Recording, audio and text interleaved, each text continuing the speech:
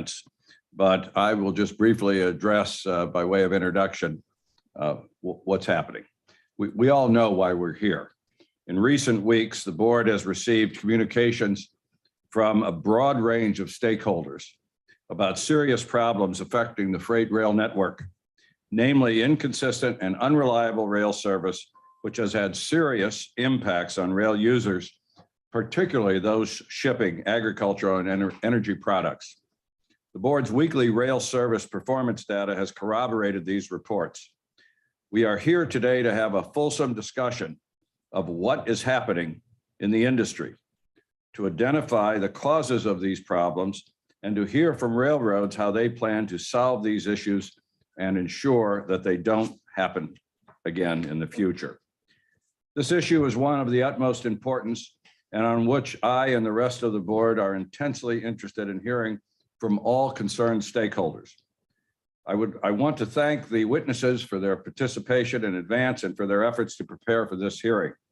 I also especially want to say a special thank you to our IT and facilities folks and all the other board staff who have worked so hard to make sure this hearing happens successfully. This is our first in-person hearing since the beginning of the pandemic, and it is our inauguration of this hearing room, which has a little bit of a right-leaning shift or left, depending on which way you're looking, but we're all here. There has not been a Secretary of Transportation address the STB in over 20 years. The fact that the Secretary is here this morning indicates the seriousness of the problems which have instigated this hearing. All in this room appreciate Secretary Buttigieg's personal involvement with this and all supply chain matters, and his commitment of both him and his department of working with us to tackle these problems. So with that, I would ask the Honorable Pete Buttigieg, Secretary of Transportation, who is our first witness, and I know he's here because I saw him come in, if he can take the first witness chair.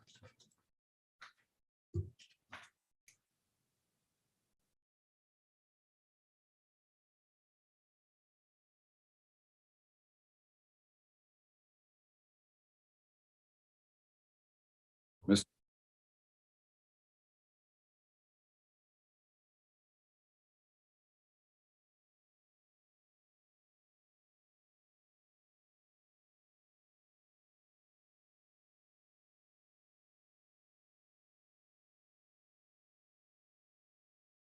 We're this way.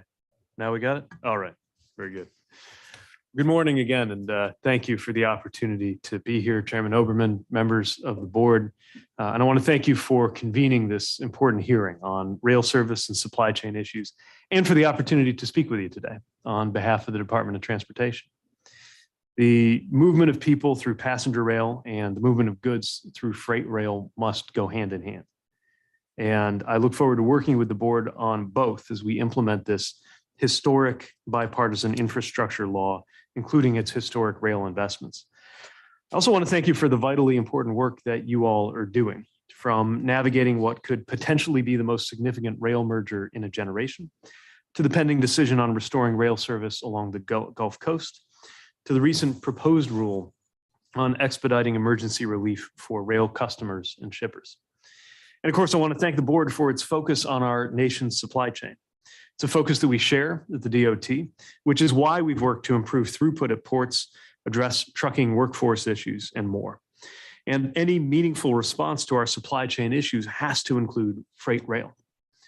Despite the unprecedented challenges of the past few years, America's rail workers have stepped up in extraordinary ways to keep our goods, commodities, and economy moving. In the face of a global pandemic and the disruptions it created throughout our supply chains, rail workers showed up every day and helped get food and life-saving medical supplies to the places and to the people that needed them most.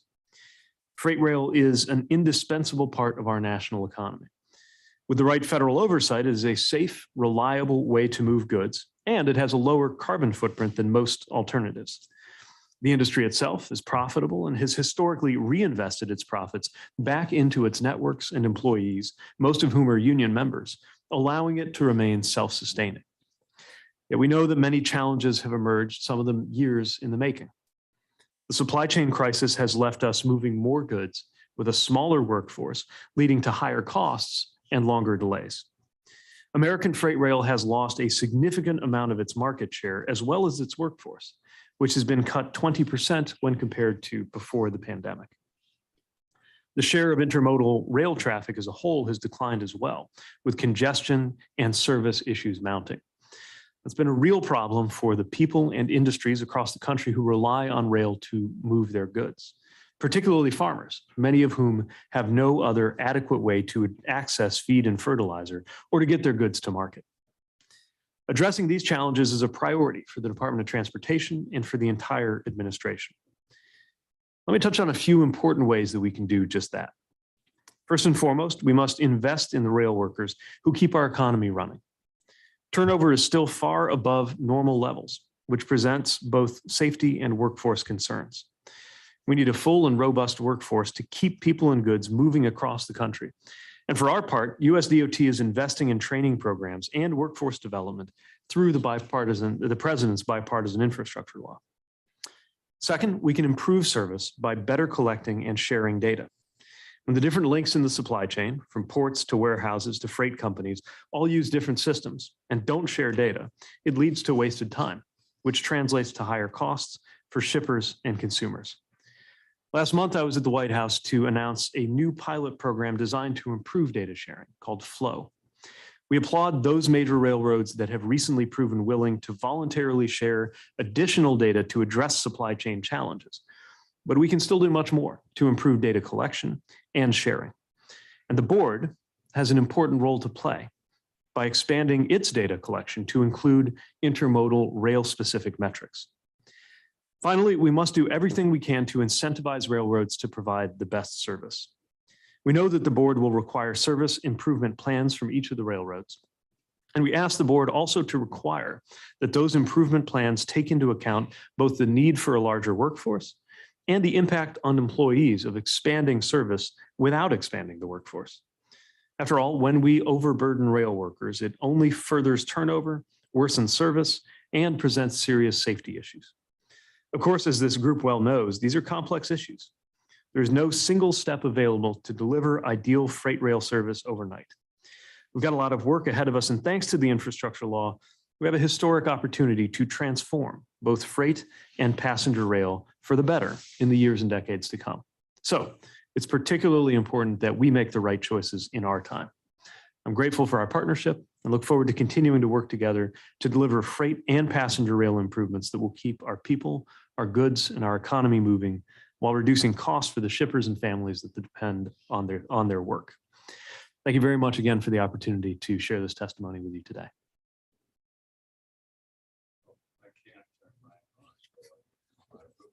Thank you, Mr. Secretary.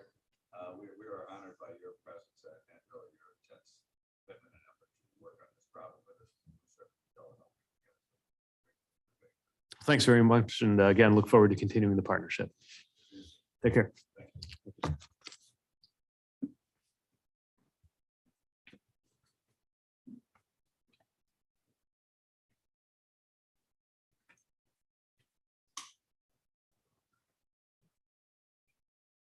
So,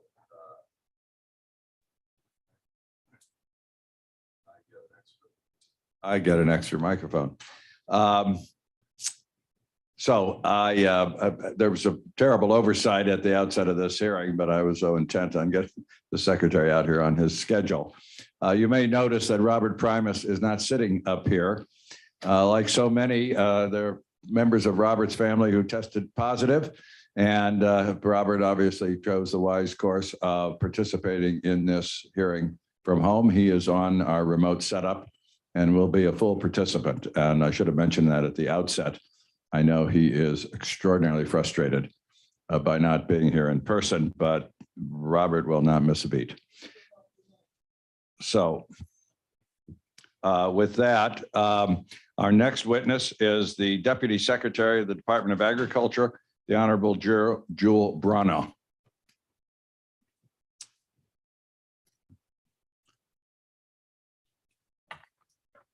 Good morning and welcome.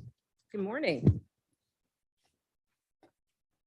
Chairman Oberman, Vice Chairman Schultz, and members of the board, the Department of Agriculture appreciates your holding this hearing and for the opportunity to provide a perspective on the challenges the agricultural sector faces with respect to rail transportation. I'm Dr. Joel Brano, Deputy Secretary of Agriculture. And at USDA, we work every day to build more, better, and fairer markets that enhance competition, support resiliency, and create economic opportunity across America's agriculture and food supply chains and in our rural communities. Unlike other industries, these producers raise and grow their products where the land and climate makes sense to do so. They are unable to move their operations closer to end markets, many of which are far away. For many, rail transportation is the only shipping method available for agriculture's long distance, high volume shipments. Because agricultural shippers operate on thin margins in hyper-competitive global markets, efficient and reliable rail service is essential. When railroads charge unreasonable rates and provide poor service, farmers struggle to make ends meet. Consumers pay higher prices at the grocery store, and the United States becomes less competitive on the global market. In recent months, rail service complaints have grown in number and urgency. USDA's Agricultural Marketing Service has been at the table providing technical expertise on the significant rail service issues faced by agricultural stakeholders for many, many years. As Deputy Secretary, I'm here today to emphasize just how serious these issues have become for our farmers and ranchers. Unfilled grain car orders are the highest on record, highlighting how poor rail service has halted the movement of grain. Agricultural shippers are paying thousands of dollars extra per car just to get service, easily representing a 50 to 100% increase in cost. Elevators are full and cannot purchase more grain from farmers, and livestock operations are unable to receive the grain they need for feed. We've even heard that some producers have been so close to being unable to feed their livestock and poultry that they were preparing to depopulate their animals. That is something a farmer should never have to do.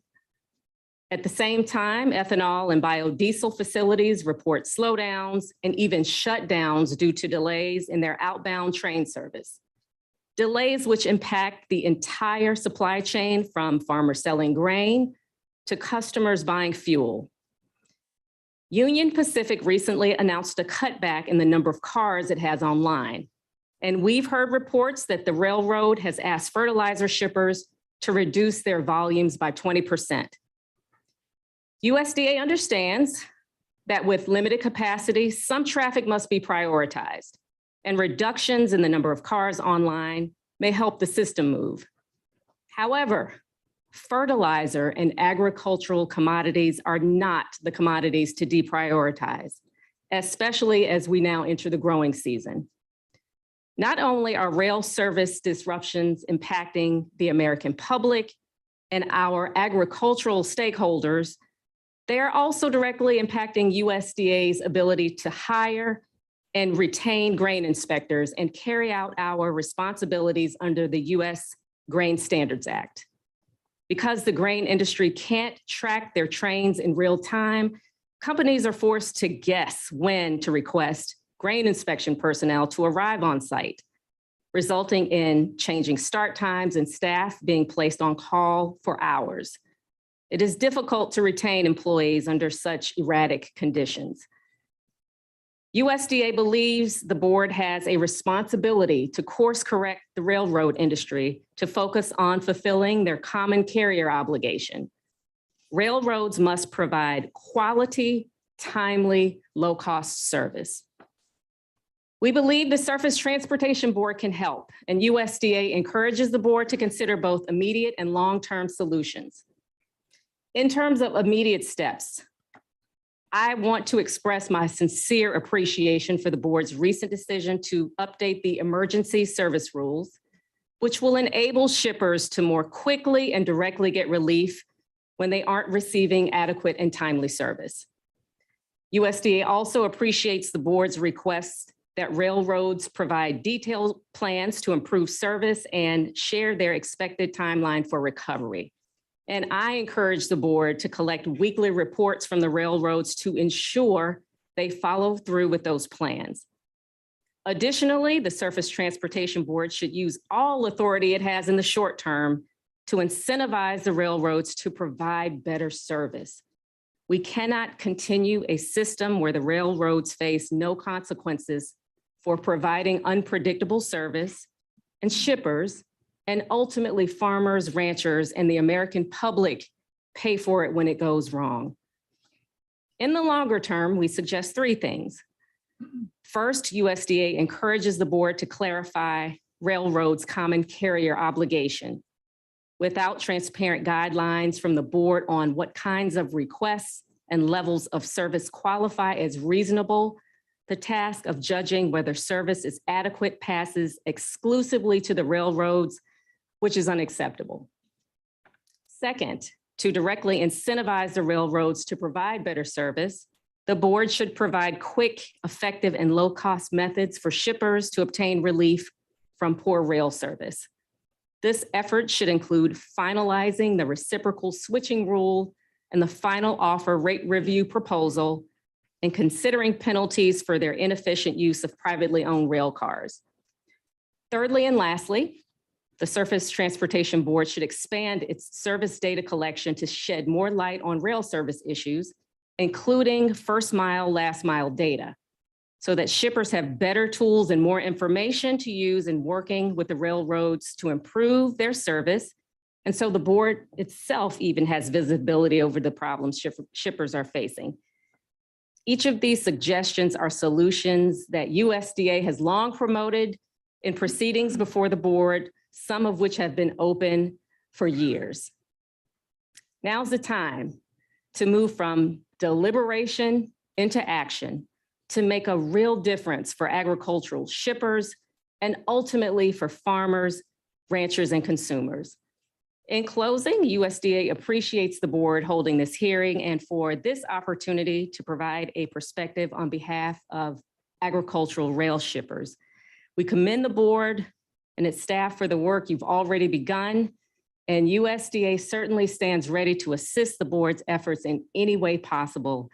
Thank you for this opportunity to provide comment today, and thank you all for all that you do.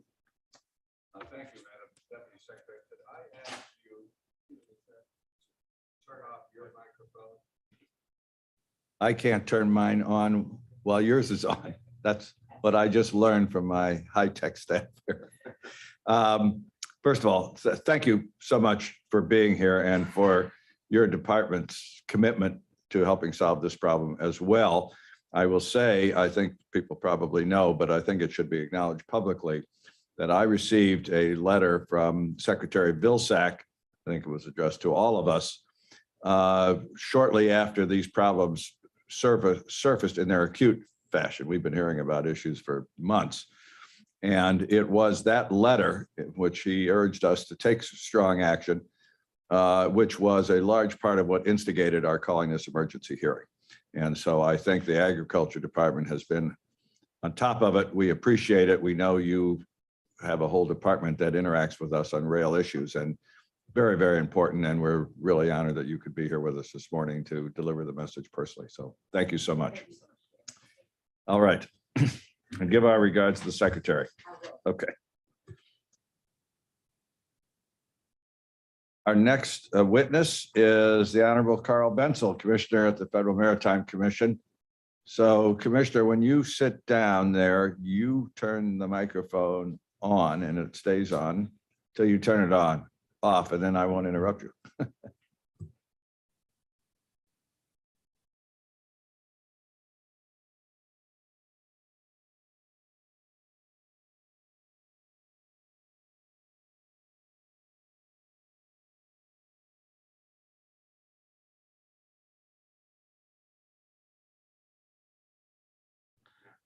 That's on. Okay. Well, thank you, Mr. Chairman. It's a pleasure to be here actually as a congressional staffer back in the 80s, working for the Senate Commerce Committee. I had opportunity to work on the ICC Termination Act and the creation of the Surface Transportation Board. So it's a pleasure to be here and see that you're doing so well. Thank you, Mr. Chairman. Chairman Oberman, board members Fuchs, Schultz, Primus, and Hedlund. While the primary purpose of the hearing is on the potential expansion of the Surface Transportations Board, the Surface Transportations Board authority over emergency service rules, and on the notice of proposed rulemaking that would modify existing emergency service rules, I will confine my comments to issues related to the shipment of intermodal cargo at U.S. ports and what this means, the rail service disruption means to overseas cargo shipments. I've raised these concerns before with Chairman Oberman, and I'm sure that the STB and my agency, the Federal Maritime Commission, will have much more to say on supply chain disruption in the future. I'm hopeful that we can work together on ways to strengthen the system of intermodal delivery. I'll get right to the point. The FMC estimates that intermodal container shipments increased in this country last year by an astounding over 21% growth through our major port gateways. Unfortunately, the railroads have not been able to keep pace or take advantage of this growth. Case in point, last year, railroads saw a reduction of 16.8% of the intermodal rail service. This, again, at a time when intermodal container volumes surged to a 21% growth. During this time, one major West Coast railroad halted rail service from the West Coast to Chicago for a week at the height of the volume surge. Another metered or reduced the scope of services. Still, the Union Pacific annual report for last year indicated that intermodal revenues had increased 3%. This is stunning. Think how much revenue was left on the table. Think how much could have been made if they'd broken even, or let alone increase market share. But even more than this issue, think of how much smoother and more efficient the supply chain could have run this past year if maritime surges had been matched by rail efficiencies. While this may seem as a condemnation of the railroad industry, it is in fact a plea. Our nation desperately needs railroad service at U.S. ports. There simply is not enough space or land in our major port areas to continue to rely mostly on trucking distribution. Since the start of the pandemic, I've visited major port and freight gateways in the United States, and the message from the maritime industry leaders is always the same. They need expanded rail service so cargo can move exponentially and efficiently. Quite frankly, there needs to be a better coordination in the movement of boxes from ports and onto rail.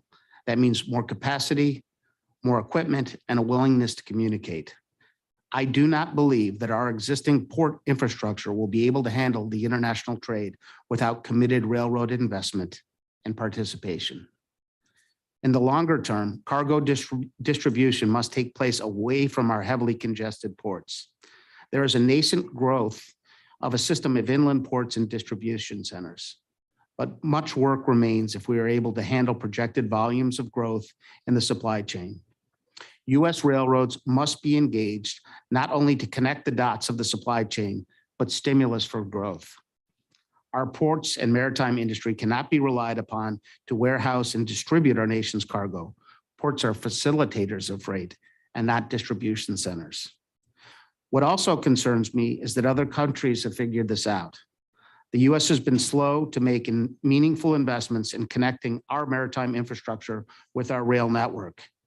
For instance, market share for U.S.-bound cargo from the West Coast in 2007 was dominated by U.S. ports and railroads serving them, with a 60.7% share, while Canadian ports had a 39.3% market share.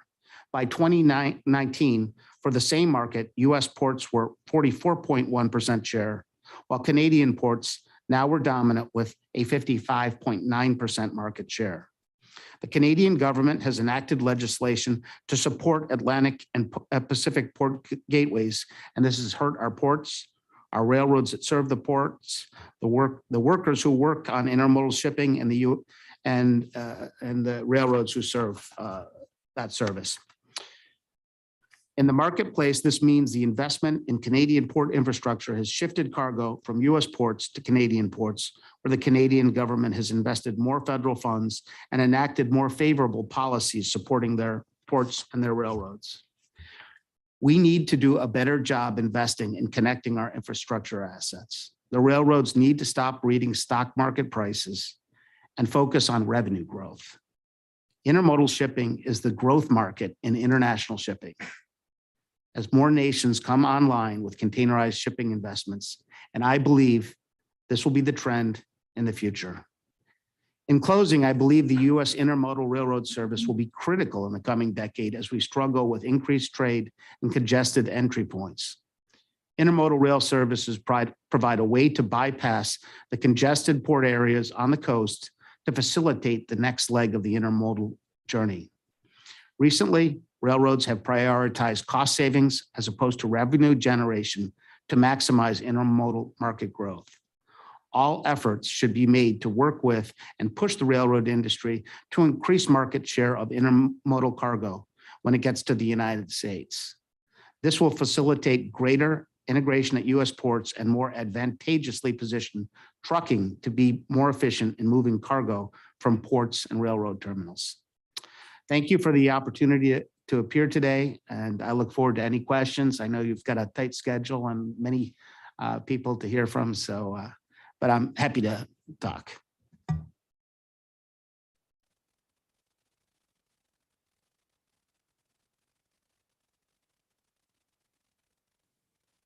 Good job of focusing our attention.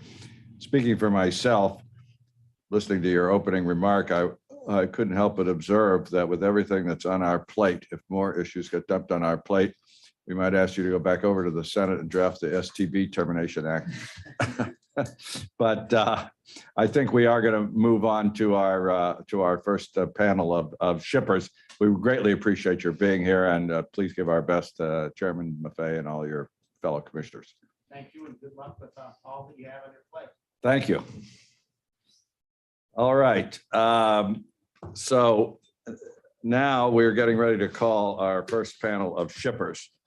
And let me say who they are. And I'm going to make a few basic ground rule remarks so we all know where we're going. But the first panel is the NGFA, Michael Seifert.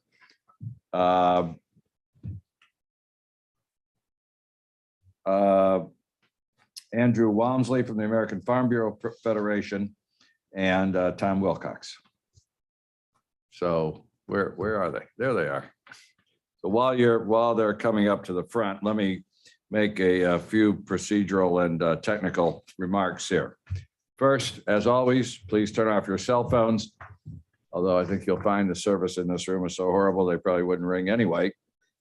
We do have a packed schedule for the next 2 days, and we want to make sure that we really hear from everyone. To allow that to happen, we're going to ask the parties to really focus on their allotted times. And in fact, as the hearings drag on, if other people have made your points, if you could condense your remarks, that will just facilitate time for interaction with the board and questions. But we don't want to cut people off artificially. We want to make sure you tell us what we need to hear from you. When you are presenting your remarks, you will see lights that will guide you regarding your allotted time. 1 minute before your time expires, a yellow light will appear. And when you see the red light, your time has expired, and we ask that you wind up. If you're using slides during your presentation, please let us know when you would like to have the slides displayed on the screen. We'll provide you with a clicker to navigate through the slides during your presentation. Now, just so everybody hears the same thing with the microphones, press the button to turn it on, and then when you finish, turn it off because the other microphones won't activate, as you can see. For the benefit of our court reporter, please speak clearly into the microphone because they're hearing remotely. The court reporter may interject if they can't hear and tell us. Please also note that only one microphone can be on at a time, even for the people at the speaker's table. So when you finish, you have to turn yours off. The board members are also going to do our best to facilitate the presentations here. We're not exactly known for being shy up here, but we've all promised to discipline ourselves to get through this hearing. So we're going to hold our questions until the end of each panel, keeping in mind that we have a lot of panels to get through. This hearing is also being streamed on YouTube, and the link is available on the board's website. A transcript of the entire hearing will be placed on the website at the close, and recording will be made available as well. As noted when we issued our decision last week about the order of speaking, today we'll hear from speakers on panels 1 through 7. Tomorrow we'll begin with panel 8 and go through the end of the speakers list. We'll take a 30-minute break each day at around 1 p.m. Eastern, depending on the flow of the testimony. We'll also try to take a few short breaks during the day as needed. There are a couple of modifications to the speakers list for today, which I just want to mention. On panel 3, in addition to, hold on for a second, Rick Patterson from Loop Capital, we will also have Brian Ossenbeck from JP Morgan, and one of the members of PERFBA, Robert McCrae, for scheduling reasons, will be moved up to speak right after the speakers from Loop Capital and JP Morgan. So that is a slight difference. We've tried our best to accommodate everyone's travel schedules, a problem you don't have when you're remote. So we're adjusting to being back here. So with that, as I said, we are not going to make any further opening statements up here, so we can proceed. And we will turn to our first panel. Mr. Seifert. Good morning. For some reason, I just overlooked the whole rest of this panel. I am sorry. So let's get everybody else up here. Sorry, I was a little distracted. The American Chemistry Council, Chris John and Jeff Sloan. Fertilizer Institute, Justin Lockheim. Cargill, Brock Lautenschlager, and Growth Energy, Chris Biley. Sorry about that, folks. I knew you knew I would get to you eventually. So that's why we have staff. Mr. Seifert, you're on. Thank you, Mr. Chairman. Good morning. As the Chairman said, my name is Mike Seifert, and I am the President and Chief Executive Officer of the National Grain and Feed Association. I'm joined by Mr. Tom Wilcox, NGFA's Outside Transportation Counsel, who will take part in the question and answer portion of this panel with me. I want to begin by commending Chairman Oberman and the board for holding this hearing to learn about the causes of the current rail service challenges and to help find solutions. The NGFA consists of more than 1,000 companies operating more than 8,000 facilities. Its membership includes grain elevators, feed ingredient manufacturers, biofuel companies, grain and oilseed processors and millers, exporters, livestock and poultry integrators, and associated firms that provide goods and services to the nation's grain, feed, and processing industry. The NGFA's wide-ranging membership is proud to partner with the railroad industry on almost 15% of total U.S. carloads, consisting annually of about 4 million carloads of grain and oilseeds and related production inputs and products. It's a partnership critical to the U.S. agricultural economy and one we value. This past November, NGFA celebrated its 125th anniversary. NGFA was founded on 5 key principles, one of which was improved and reliable rail service. The rail and grain and feed industries have changed considerably over the last 125 years, but the importance of the relationship has not. I expect this partnership to remain in place another 125 years. Therefore, solutions to the current rail service challenges should be crafted with the long term in mind. As stated in the NGFA's March 24 letter to Chairman Oberman and the board, The NGFA's preference is to seek commercial solutions between individual rail customers and the rail carriers. However, the recent rail service challenges impacting entire regions of the country have led us to the board to seek help. The Agricultural Transportation Working Group, ATWG, also sent a letter to the board on April 21, signed by 33 national level agricultural organizations representing farmers and agribusiness. The letter highlighted the current inability of several Class 1 carriers to provide reliable rail service and noted the impact this can have on both farmers and consumers. The letter goes on to say that the mismatch between the importance of reliable and cost-effective freight rail transportation to our nation's economy and the lack of effective competition between the Class 1 railroads remains of great concern to the ATWG members. When you consider the domestic and global situations today, the movement of NGFA members' commodities and products perhaps never has been more important. Almost every shipment made by an NGFA member via rail will be used for either human food, animal food, or fuel production in the domestic and international markets. The challenges NGFA members face are multi-layered. Some members have experienced double trip times, such as trips from the Midwest to the West Coast taking 20 days when they used to take 10 days. One of the primary reasons for the additional trip time is excessive dwell time at origin. We have reports of trains sitting for more than 10 days when it is customary to have the trains pulled the following day after loading. Some NGFA members last week reported dwell times double what they were in March and triple what they experienced in February. Trains Magazine reported that during the week of March 15, more than 6,500 grain cars in North Dakota and more than 1,500 in Nebraska were more than 11 days behind schedule. We are aware of origin grain elevators being restricted on their loadouts because loaded trains are occupying the rail sidings. There are instances of origin grain elevators needing to turn away grain sales from farmers because they are full. Some NGFA member companies have even put grain on the ground to keep taking deliveries from producers. Feed mills and integrated livestock and poultry operations have experienced instances in which trains have not arrived and scheduled feed deliveries have been unable to be made to producers. At export destinations, vessels wait to be loaded due to delayed train delivery. And while they wait, the grain and oilseed exporter pays demurrage charges to the shipping company, but the railroad pays no demurrage to the exporter for these delays. Grain and oilseed processors, such as flour mills, crushing, and biofuels facilities, have experienced rail challenges on the inbound and outbound. On inbound, they have been run short on raw agricultural commodities and have shut down operations. On the outbound, their sidings have become full of loaded rail cars. Due to their sidings becoming full, they've had to shut down operations due to having no place to load empty rail cars. As a result of the prolonged trip times, shippers and receivers have booked additional freight in an attempt to move enough volume to keep their operations running. This additional freight from the secondary rail freight market has come at a very high price and is not sustainable in the long run. NGFA members have reported paying in excess of $500,000 in additional charges per substitute shuttle in the secondary market. Many NGFA members have a daily risk of slowing or shutting down operations due to reduced and inconsistent rail service.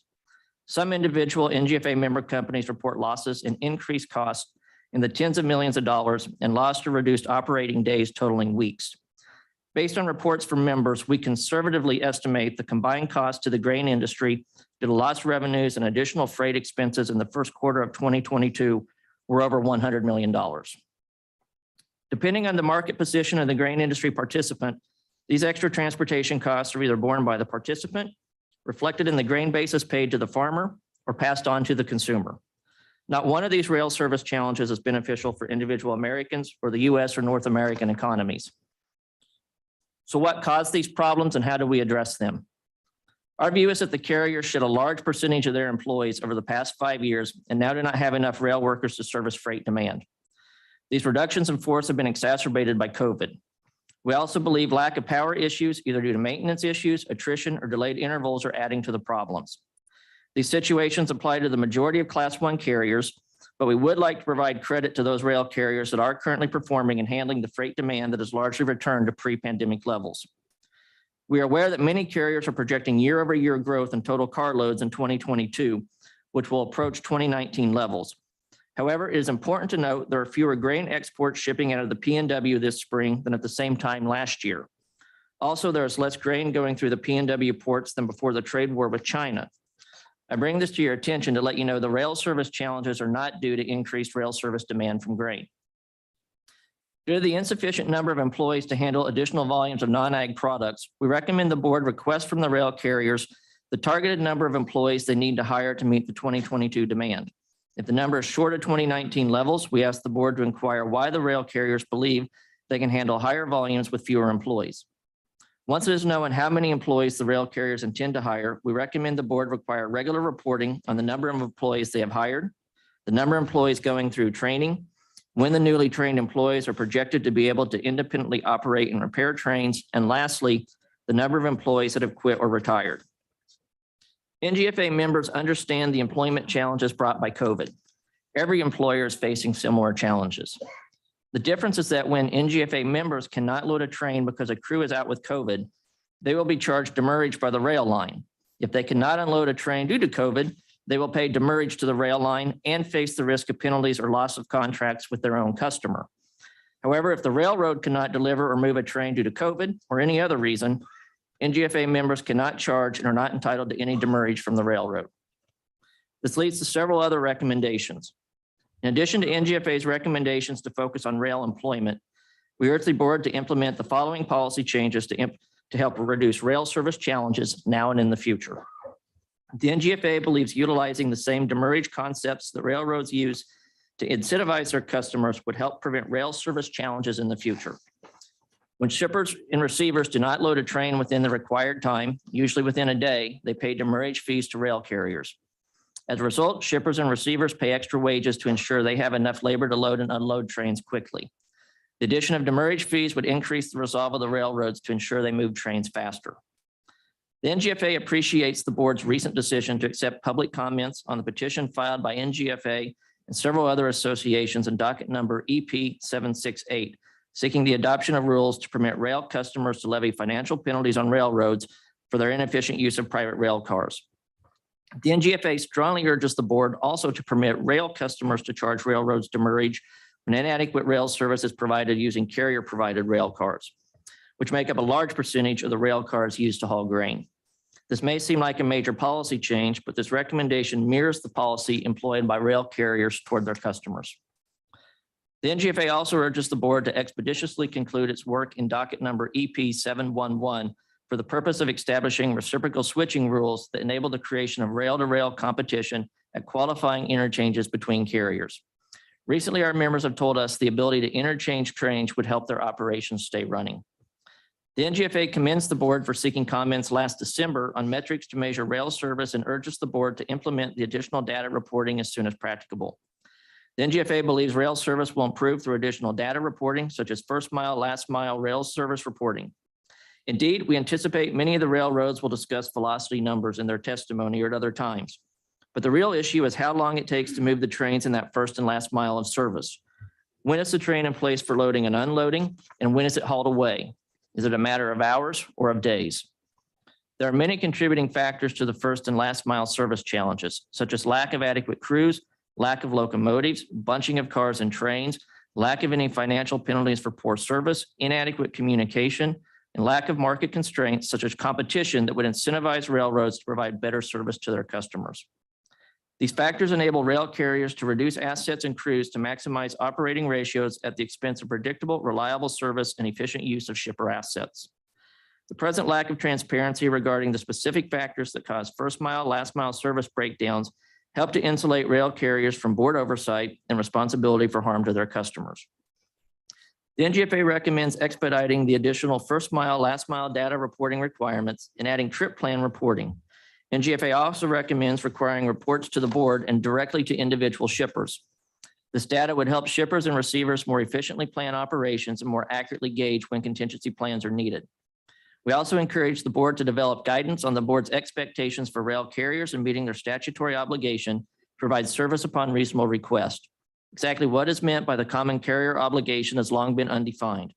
The service issues highlighted by NGFA members and others testifying today and tomorrow indicate the time has come to put real meaning in that definition.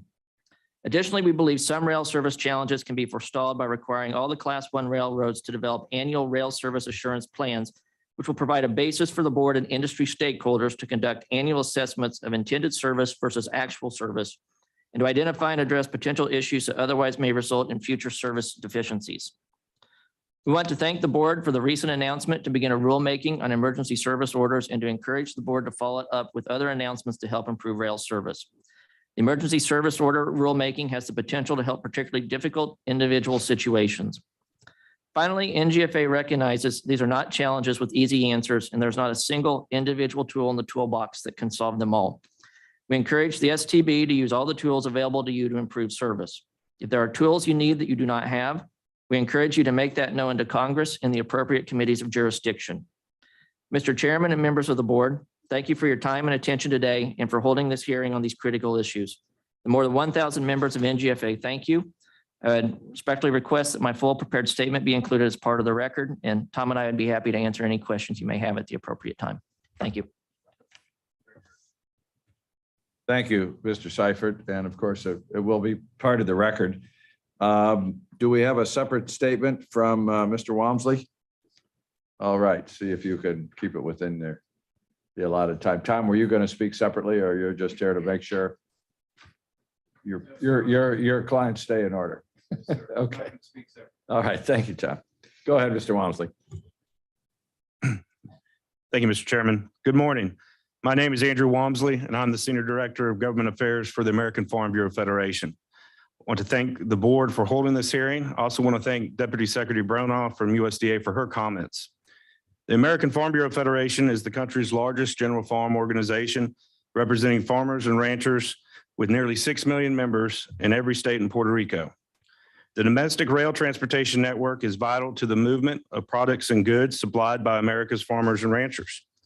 In 2019, farm products contributed nearly 7.4%, or over $6 billion of total rail revenue, with an additional 13%, or $11 billion from the transportation of food, textile mills, wood, paper, and pulp products. This hearing is a testament to the challenges currently facing the agriculture sector when it comes to rail service. This is an added obstacle to the challenges farmers, ranchers, and rural communities are currently facing in response to the pandemic, the supply chain crisis, and global geopolitical events. Looking at how frequently grain rail cars are loaded and billed as of the first quarter of 2022, there's still no obvious upward trend that would signify an abnormal increase in demand pressuring rail systems. The number of grain cars loaded and billed by Class 1 railways in the first 3 months are well within the average variation and suggest grain car movements are not unusually high or low so far in 2022. But one metric that can better reveal rail service disruptions and how fluidly grain cars are moving through the rail network is the number of unfilled grain car orders. Between the first quarter of 2021 and the first quarter of 2022, the number of these unfilled orders jumped from 93,000 to 137,000 cars, a nearly 50% increase. More than half of the orders, 1 or more days overdue, were also 11 or more days overdue, revealing the severity of disruption for some shippers. Between the first quarter of 21 and the first quarter of 2022, the number of 11 plus overdue orders jumped by 107%. When shippers are unable to receive orders from railroads, it disrupts agricultural markets throughout the supply chain. Flour and feed mills waiting on deliveries of grain that never arrived could be forced to temporarily cease operating and cut off sales to customers until deliveries return. This is extremely important when it comes to livestock operations that are reliant on feed shipped from these mills. They may be forced to ration or stop feeding until deliveries return, or find alternative feeding options that are typically very costly, stunning the production cycle and putting the health and well-being of our livestock at risk. At minimum, increases in unfilled orders would shift some shippers from the primary rail market for service contracts into the secondary rail market in an attempt to make up for delayed orders. Comparing the weighted average data point between BNSF and UP for the first quarters of 2018 to 2021 to the first quarter of 2022 shows a near 500% increase in secondary rail car grain auction bids. The premium cost shippers are willing to pay in the secondary market helps illustrate the severe magnitude of demand for grain rail contracts so far in 2022. Railways are a vital piece of the supply chain and are usually a cost-effective and reliable way to get agricultural goods to their destination. Current rail service disruptions associated with labor shortages, rail car inventory and capacity, Weather and shortfalls in other global transportation networks have contributed to a large increase in the number of unfilled orders faced by our shippers. Unfilled and delayed orders mean a disruption in the general delivery of agricultural and other goods to buyers. Shippers scrambling to find alternative methods to deliver their goods are facing steep multifold increases in the price to acquire service contracts in the secondary rail car market. Competing transportation options like trucking have their slew of service shocks and remain a far costlier, often less efficient option. Speaking of cost, farmers are paying for storage and grain elevators when they can. That cannot move product, may face additional holding fees, contributing to even higher marketing expenses. In addition, these service disruptions impact local basis for cash commodities that influence the price farmers receive. News of possible related mergers, line closures, and significant shareholder earnings also reveal concerns about the impacts of consolidation in the railway market and amplify how competitive market forces are actually being maintained and enforced. Altogether, a handicapped railway system puts the profitability of many farms, ranches, and agribusinesses at risk and contributes to the uncertainty in already unsettled commodity markets. In any case, improvements will need to be in place to prevent further disruption across the farm economy, especially before we get to harvest in the fall. It's not the first time in the last 170 years or so we typically plant a crop this time of year and rely on fertilizer and then expect to harvest in the fall. Farm Bureau recognizes that there is not a silver bullet to these challenges, but appreciates you holding this hearing today. Farmers and ranchers have the most difficult business partner there is, and that's Mother Nature. She keeps us accountable and more often than not, humble. We are looking to you, members of the STB, to help keep the railroads accountable and if necessary, humbled to account for the service challenges we're seeing. We are prepared to work with you and if necessary, Congress to address the challenges impacting freight rail. Mr. Chairman, members of the board, thank you for your time and attention to this matter. Thank you, Mr. Walmsley. Much appreciated. Mr. John, are you, is it Jan or John? John. We have a Chicago just recently deceased helmet, Jan, so I was a little confused. You're on, Mr. John from the ACC. Thank you, Mr. Chairman. I appreciate you and the members of the board holding this important hearing today on urgent rail service issues. The American Chemistry Council comprised of the leading businesses in the chemical industry. So our members provide all of the advanced materials that make our lives better and makes the world healthier, safer, more sustainable, and more productive.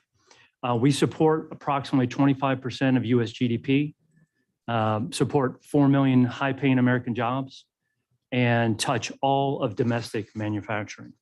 So today I have 3 key issues that I want to share with you. Number 1, I'll discuss how serious and persistent rail service failures harm our industry's manufacturing operations and magnify broader supply chain disruptions that we're facing. Number 2, I'll share a recent ACC member survey, as well as additional feedback that indicates that problems are getting worse, not better. And finally, I'll outline some actions that the board can take to help address service issues so that we can prevent rail service crises like this in the future. So chemical and plastic shippers are among the largest freight rail customers. In 2020, our industry shipped approximately 2.1 million carloads. The expansion of the chemical industry in the past decade, we've announced over $200 billion of additional investment over the past decade, 350 manufacturing projects. We will expect that those carloads to increase by at least another 200,000 between now and 2030. And in fact, data released by the AAR revealed that chemical carloads recently hit an all-time high. So this growth is not new, it's not unexpected. This is well known by both the industry and the railroads. In fact, I quote from one of the recent publications, "The strength today is a function of the billions of dollars invested in increasing chemical production capacity, particularly in the Gulf Coast region over the last decade. Clearly, chemical demand is also encouraged by an economy that is starting to strengthen," end quote. This growth is good news for our industry. It's great news for America's manufacturing base and our overall economy. And it should be good news for the railroads as well. However, ongoing rail service problems are putting the brakes on both current production and future growth. So late last year, we surveyed our members about supply chain and transportation challenges across all modes. And companies, our member companies reported delays and service challenges across all Class 1 railroads with severe problems in certain areas. At that time, 78% of rail users reported longer transit times, 60% reported missed switches, and half reported reduced service days. So at the end of March, we updated this survey. And unfortunately, the results show that the situation's getting even worse. Approximately 40% of our members have said that their circumstances are worse than they were just a few months ago. Only 8% have said that they are better. So compared with the original survey, even more companies have reported longer transit times, missed switches, and reduced service days. So for example, one member company reported transit times in the first quarter that were 15% worse than pre-pandemic levels. Another reported the degradation in Norfolk Southern's switch performance in the Louisville area, with late switches and a failure to switch all cars called in from serving yards. Another member reported that UP had cut service to a transloading facility in California in half. The same time that they did that and the fluidity of the network decreased, they increased their demurrage fees. So these are just a few examples of how delayed, inconsistent, and inadequate service means lost production for our members and their customers. And what that means is it exacerbates the supply chain challenges that we have as we sell into thousands of customers and tens of thousands of manufactured products in this country. So as one of our member companies said, we've seen multiple instances where our plants had to slow down because our inventory was too high, but our customers had to shut down due to a lack of product. And that's all because of logistics issues. Poor rail services also forced many of our member companies to shift traffic to other modes when they are able to. In fact, 3/4 of our members have shifted some cargo from rail to truck to address short-term or emergency situations. One company shipped over 150 trucks in the first quarter of 2022 to prevent customer shutdowns and because of delayed arrival of rail shipments. Now, while in a few situations, companies are structurally moving from rail to truck, generally that's not in the interest of either our members or their customers. And it shouldn't be, frankly, in the interest of the railroads either. Poor service has also forced our members to use additional rail cars to serve the same level of business. Now, this obviously increases cost and inefficiency for our members, but it further strains an already strained rail network. And this is a stark reminder, I think, of the unfulfilled promise that we've seen from precision scheduled railroading. That was supposed to help both railroads and shippers. Now, I didn't invent this comment, but I would echo what I've heard in the past, that precision scheduled railroading is doing less with less. That's the situation we find ourselves in right now. And as an example of that, most strikingly in recent weeks, UP has asked its customers, some of our largest members, to reduce their shipments and has said that they would mandate a permitting system if they didn't meet their reduction targets. This has left our members scrambling to take extraordinary measures to make sure that their facilities are running and that their customers are be able to continue to operate as well. I say this at the same time that last Thursday, UP announced, and I quote from this article, first quarter records for operating revenue, operating income, net income, and earnings per share. At the same time, it did not meet operational expectations, which is having an impact on the railroad's customers. This doesn't happen in a competitive market. It's not possible. So as we move forward, what we would like to see is several actions. And I'm going to outline those in a second, but I want to echo the points that I heard earlier. This is not a COVID-19 pandemic only type of situation. We're dealing now with years of railroad service cuts to staff, elimination of switch yards, slashing of customer resources that have gutted the rail network and gutted its resilience, and making service crises like the ones that we're facing now almost inevitable. And so, from our perspective, we're well past the point where we need to rely on railroad promises to fix the situation. So we appreciate and commend the board for proposing new emergency service regulations last week, and we urge you to complete work on other key priorities. So we've got 3 suggestions in that regard, and you've heard some of those already. So I'm just going to try to summarize them very quickly. Again, we support meaningful data on first mile, last mile service. We heard the Secretary of Transportation talk about how important data was this morning. We would echo those calls and believe that that's very important, and we ought to move forward on that as quickly as possible. Second, the STB should impose greater accountability on railroads for service failures. And the starting point for that would be adopting those rules in EP 768 to make the railroads accountable for inefficient use of private cars in much the same way that we are held accountable for inefficient use of rail-owned assets. So we think that's very important to move forward. And finally, we feel the best way for STB to head off future challenges is to promote greater rail-to-rail competition as called for under the Staggers Act.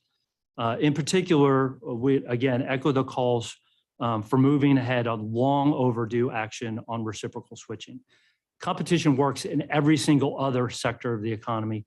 It can make the railroads more efficient and more responsive to customer needs.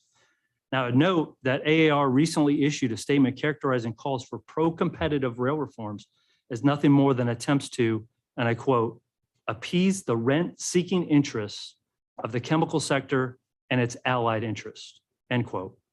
Now, it may seem strange to you that a service industry would publicly attack its very own customer base, but that's a situation we're in right now. It's par for the course. We have no other competitive options, nowhere else to go. Again, this does not happen in competitive markets. Let me close with this. In 2017, my predecessor testified before this board regarding service problems at CSX. And the concerns he highlighted 5 years ago foreshadowed the broader concerns faced by all shippers today. And I'll close my comment with a quote from his remarks. If I could leave you with one thought, it would be this. The board should not consider its job done until it has ensured an environment where rail shippers have meaningful competitive options and are never forced to accept unacceptable service. Thank you very much for your time and attention, and Jeff and I would be happy to answer your questions. Thank you. Jeff, I assume you're referring to the thought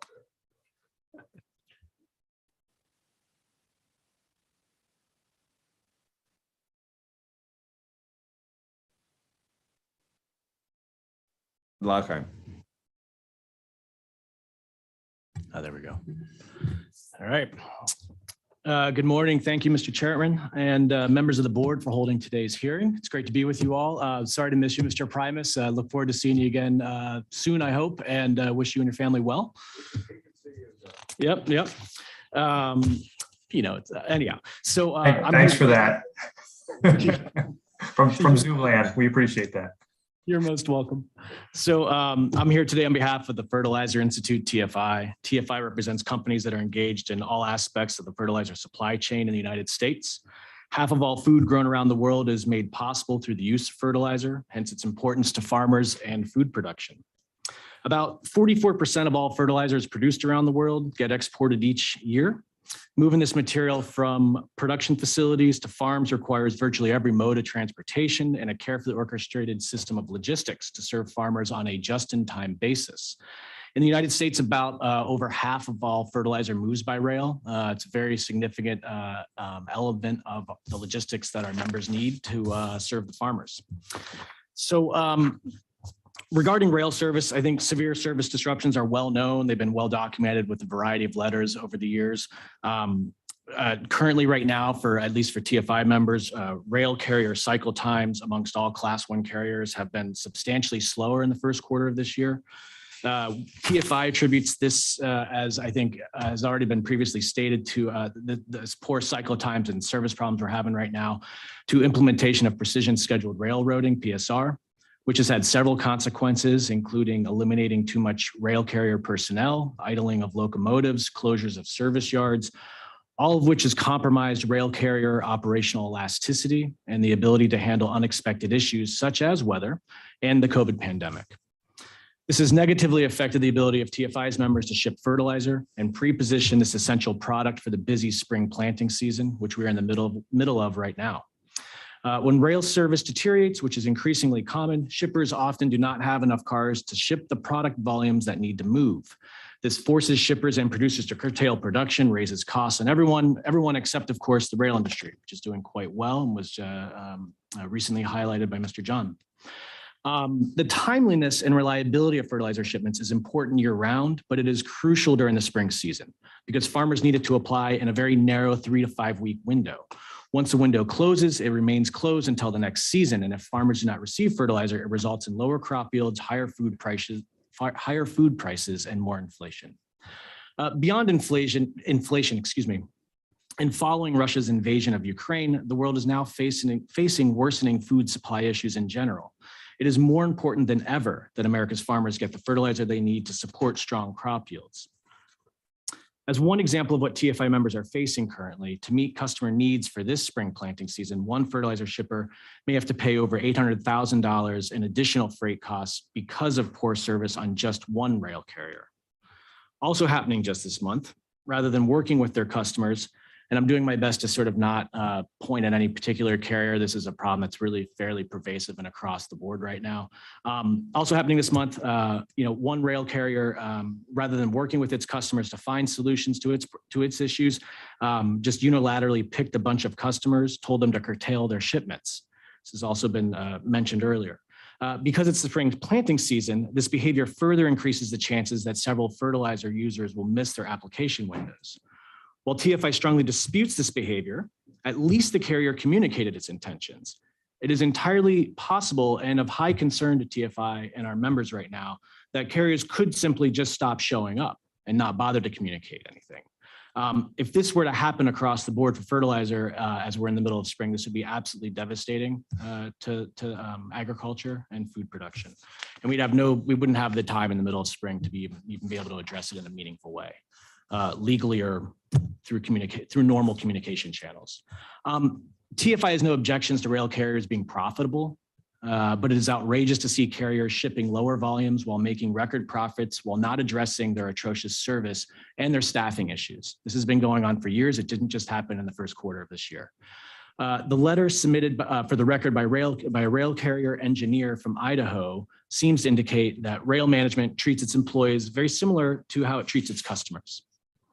I think the following structural elements are probably worth noting as we go forward. I think on rail competition and capital, I mean, the rail sector, as carriers are apt to highlight, and they should, is very capital intensive. The barriers to entry are prohibitively high, such that Class 1 carriers will never experience competition from a new entrant. Railroads enjoy substantial power to dictate rail pricing and service levels. For example, in the past 20 years, rail rates for one fertilizer product has increased over 200%. Freight car ownership. Since 1985, rail carriers have essentially encouraged and pushed shippers to take on ownership responsibilities for private freight cars used to transport commodities. About 3/4 of the entire rail fleet is now currently owned, leased, and maintained by shippers. In 1985, this was only about 1/3. The shift really has a disincentive on railroads from efficiently utilizing these shipper assets, which are the cars that transport commodities. In reference to rail competition and freight car ownership, the rail industry is simply just not customer focused because it has little structural and market-based incentives to do so. I think the following market-based incentives are needed.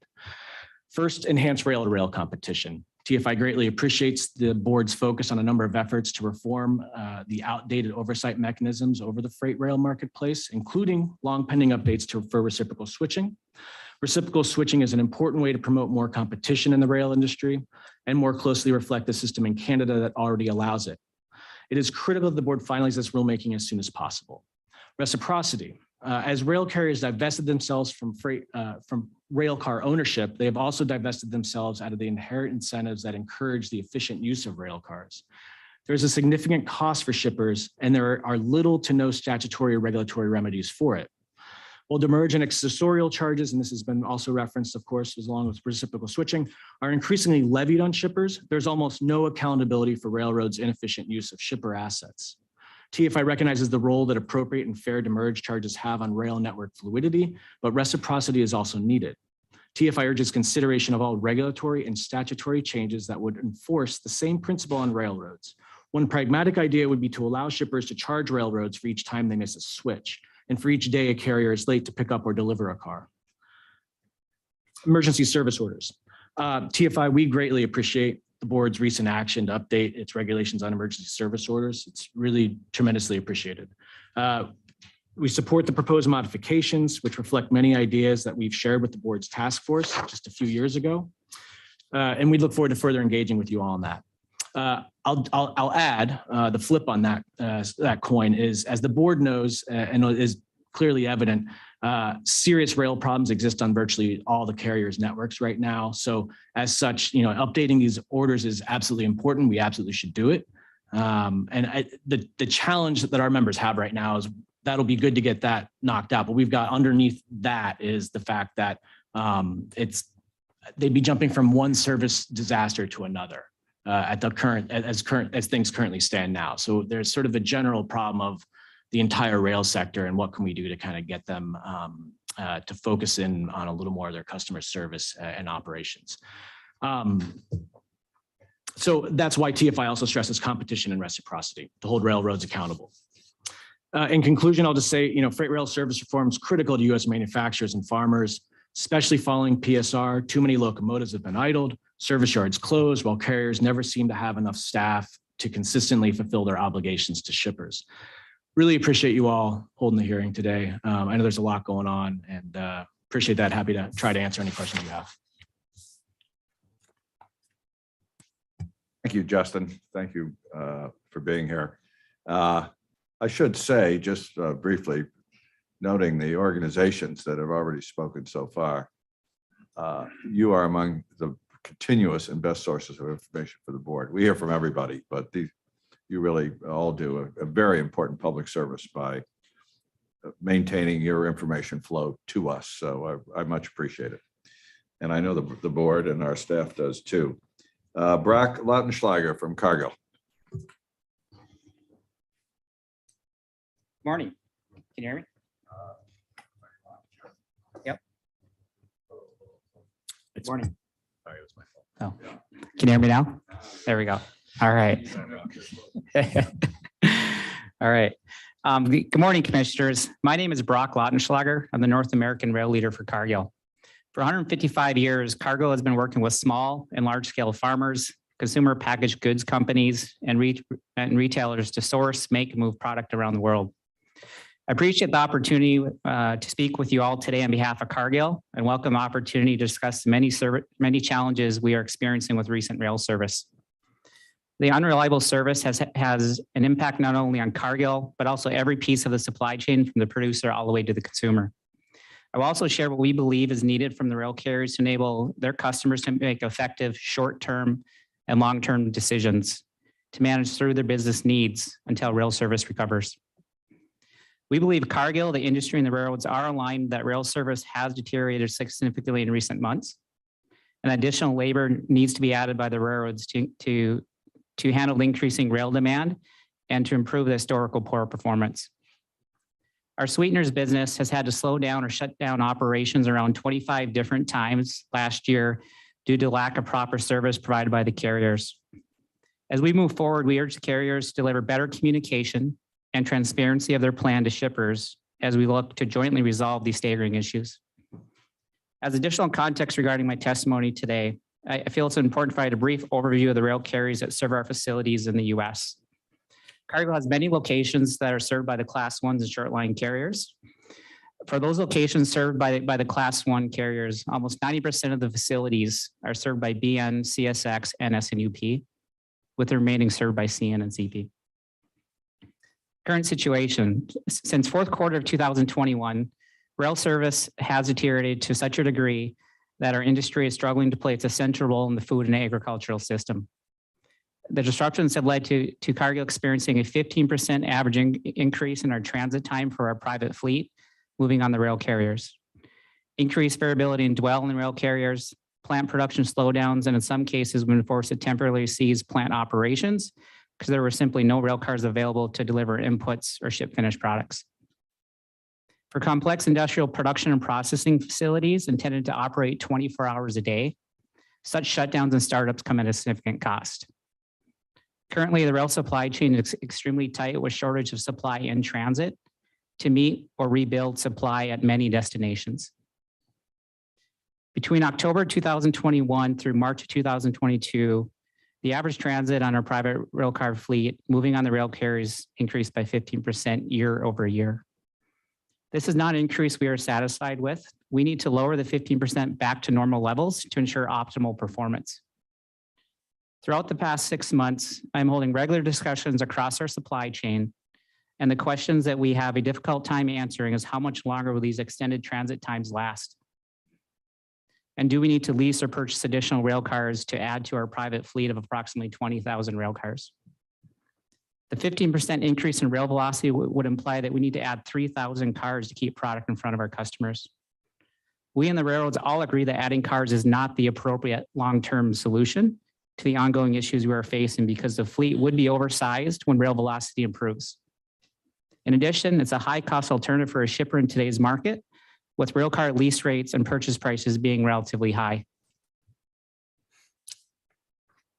A variety of factors have contributed to the decline in rail service, including, but not limited to, the unplanned events, such as derailments and track outages that rail carriers experience, locomotive power shortages, and the disruptions/slowdowns the railroads experience when operating through the winter season.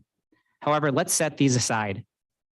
We believe the largest contributing factor for the rail service decline is the railroads currently do not have sufficient number of employees to, one, provide the surge capacity needed to recover from unplanned events in a timely manner. And two, meet increasing U.S. rail demand, which is projected to be at a 3-year high, near or above 2019 pre-COVID levels. Based on employee data, the railroads report to the Surface Transportation Board, the current Class 1 transportation train and engine employee count is approximately 6,400 employees below December 2019 levels, which is approximately 12%. So in December 2019, there were across the Class 1 system, there was 54,133 train and engine employees. As of March, there's 47,697, so down about 12%. This is not a situation where we can focus all the blame on labor challenges. Most organizations testifying today have had to adapt to labor constraints to meet the strong demands. I would ask the Class 1 carriers, what are they doing to adapt to labor shortages? The plan ahead. As we mentioned today, we believe Cargill and the railroads are aligned that the rail service has deteriorated to a strong degree in recent months, and that additional labor needs to be added by the railroads to reestablish a reliable, efficient, and effective rail supply chain. As we manage through this crisis, we believe now more than ever is a time where we need to have better visibility into the railroad's plan to address the labor shortages to meet the shipment demand. Currently, the data the railroads report to the STB show historical data. Our request to the Surface Transportation Board today is to focus on the future. Gain feedback from the rail carriers on what the root cause has been for the decline in service over the last 6 months, and what is their plan to address the root cause. It is very important that we understand the plan, the timing for when actions will occur, and how the railroad is performing to the plan as we go forward.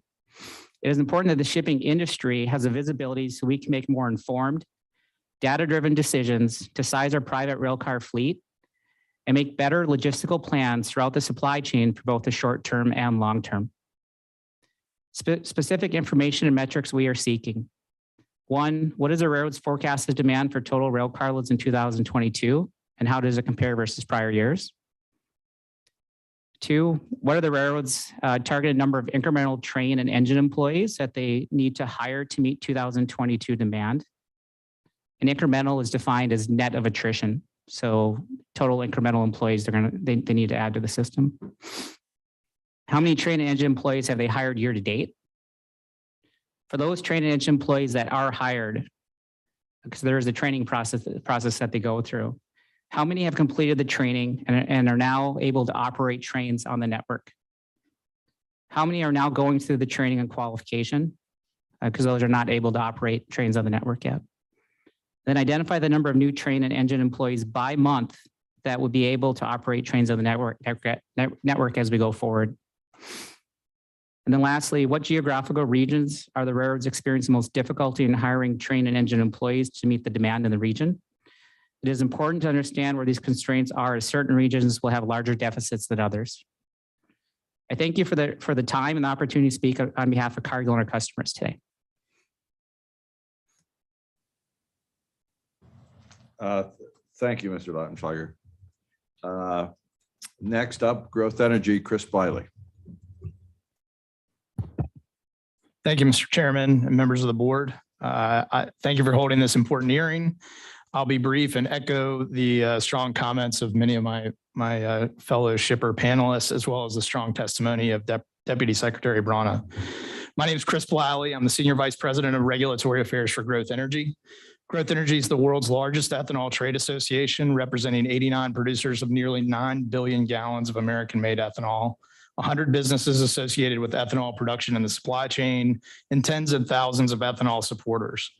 Today, ethanol makes up more than 10% of our nation's fuel supply, and with the president's recent announcement, we're poised to move quickly to provide 15% ethanol E15 throughout the country. Importantly for today's hearing, nearly 70% of all ethanol is shipped by rail, with 377,000 carloads in 2018 alone. Rail service is vital to get ethanol from our biorefineries in the Midwest to American consumers from coast to coast. It is perhaps even more important today with drivers facing high gasoline prices and ethanol continuing to trade 80 cents to $1 less per gallon than wholesale gasoline. In recent weeks, we've heard from a number of our members about the disruptions on their rail shipments and at times the subsequent impact on their ethanol production.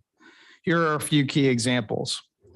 Manifest traffic has been on average 2 to 4 days slower, and in some extreme situations on certain lanes, it has been 10 to 14 days delayed. Unit train traffic has seen inconsistent pulls and severe delays on getting loaded trains off site.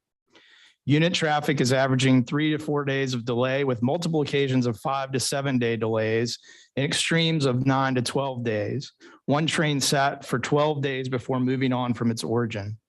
In talking to our members as recently as yesterday, these delays have only continued to get worse, not better. So what has been the result on our industry? Across the industry, biorefineries whose storage is full have had to curtail production waiting on delayed empty cars to arrive.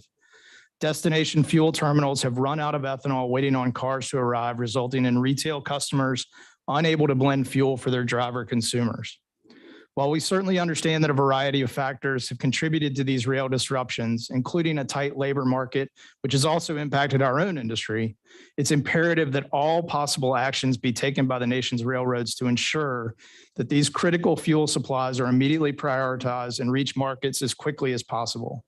We strongly support the recent actions of the board, as well as the recommendations from the aforementioned ATWG that were just submitted, including but not limited to concluding the board's work on rules for reciprocal switching that enable the creation of rail-to-rail competition between carriers, additional data such as first mile, last mile rail service reporting, as well as requiring the Class 1 railroads to develop annual rail service assurance plans.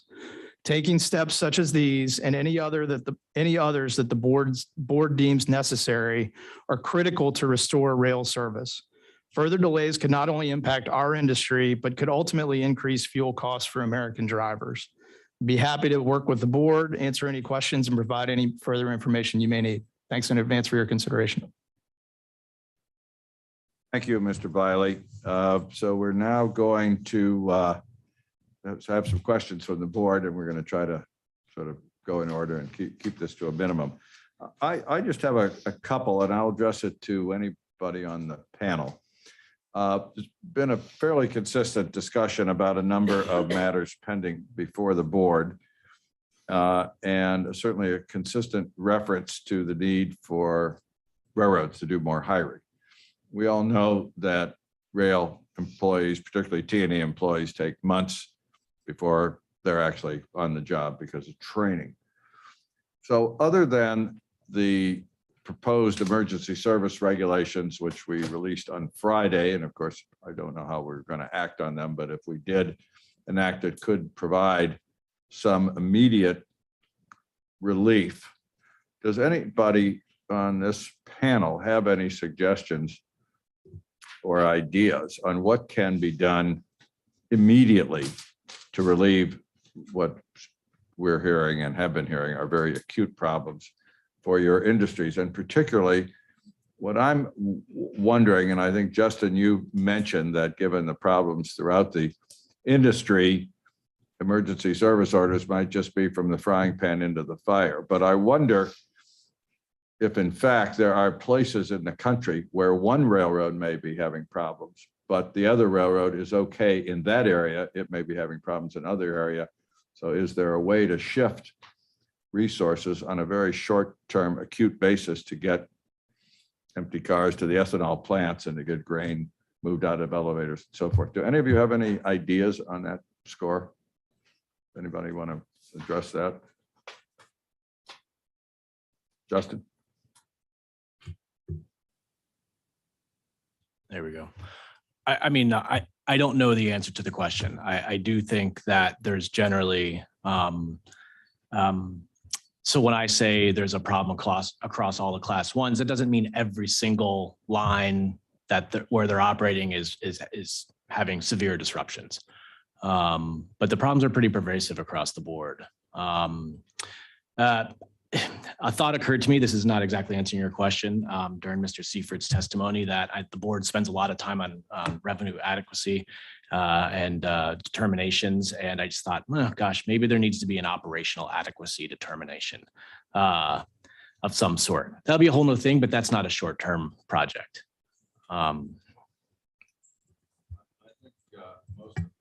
And who may be, if they're not listening to this hearing, are aware of what's happening on the supermarket shelves and at the gas stations, hope that somehow we're going to come out of this with some light at the end of a very short tunnel for at least a temporary solutions. And that's what I'd like to hear, if there are any. And maybe in our industry there aren't, but that's what I want to hear. And I can say that to everybody else, both on both the railroads and all the other stakeholders.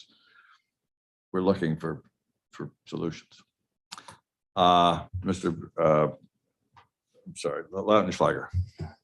Chairman, I guess, to address your question, where there are options, competitive options at a destination that has joint access or origin, I do believe the industry is shifting volumes into regions where, one carrier might be performing better than the other.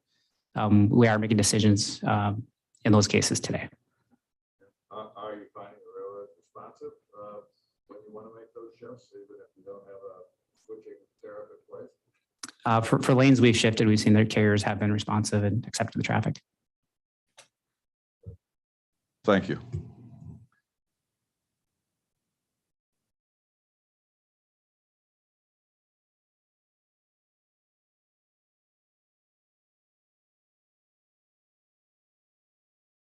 And, it's difficult to do the long term, so short term, but I think implementing the service plans and holding them to that while you work on some of these additional activities, particularly on EP 768 and demurrage issues and private rail cars. I think if we can start moving in that direction while implementing some of these specific service plans and holding them to them, I think that would be an important first step. Patrick. Follow on that.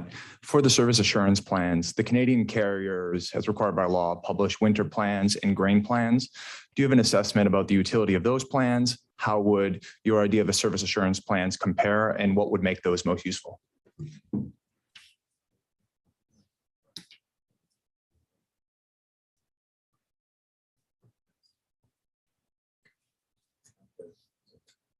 Familiar with the Canadian system, so I think a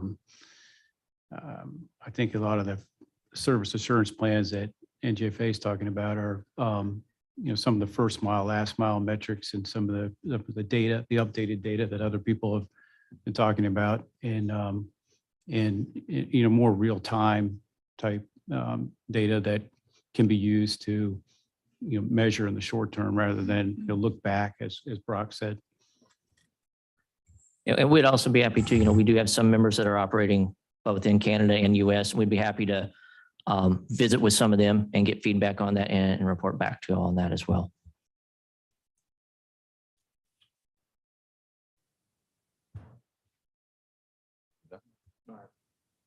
And the general thrust would be capture railroad traffic projections, take a look at locomotive and employee planning, and build in metrics to monitor over time. That would be the general design. Robert, you have some questions. I do, Marty. Thank you very much. And I can tell you guys that one is truly the loneliest number. I miss being there in person. It's unfortunate, like I said, what happened, and I want to thank those who sent emails and text their well wishes. It's a crazy time in the Primus household, but we're holding it down. So I appreciate that.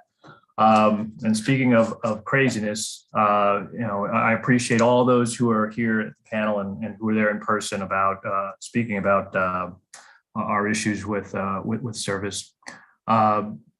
There's a number of things that were said that were important, but I'm going to touch on a couple real quick. Actually, I'm going to touch on something that wasn't spoken. Honestly, I'm going to switch. We've heard from this panel had some of the top people with the associations related to our ag and chemical folks. But the issue for me that and the issue underneath is the fact that the failure for us to actually bring any individual or company, any member from either one of your groups here to testify in person to their issues. And I think that there's something that is afoot there. There's something that the board has known. I think that the industry knows and the network knows has been around for a long time. And it's something that I want to bring to the forefront. And I think I want to, and I hope the board can start to pursue this using our investigatory powers and such about the issue of intimidation and potential retaliation. So I'm going to ask each of you, if you guys would comment, do you think that, is there a reason why your members decided not to come and testify before us today? And if so, can you allude to that reasoning?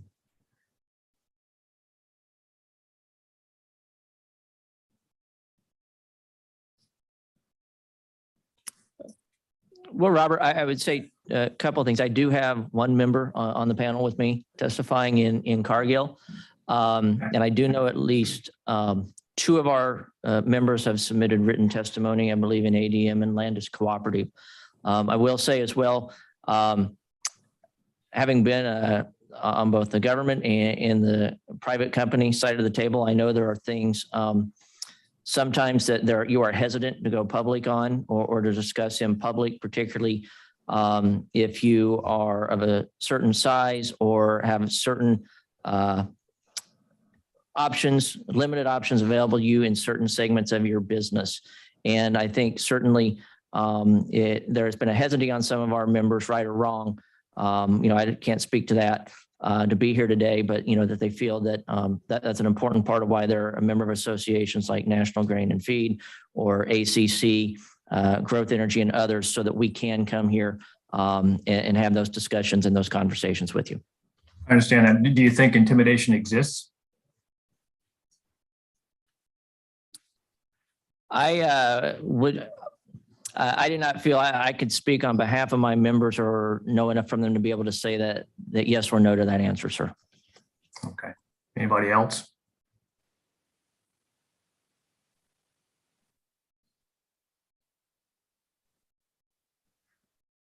Sorry, I can't hear you. Is this working? Is this working now? Okay.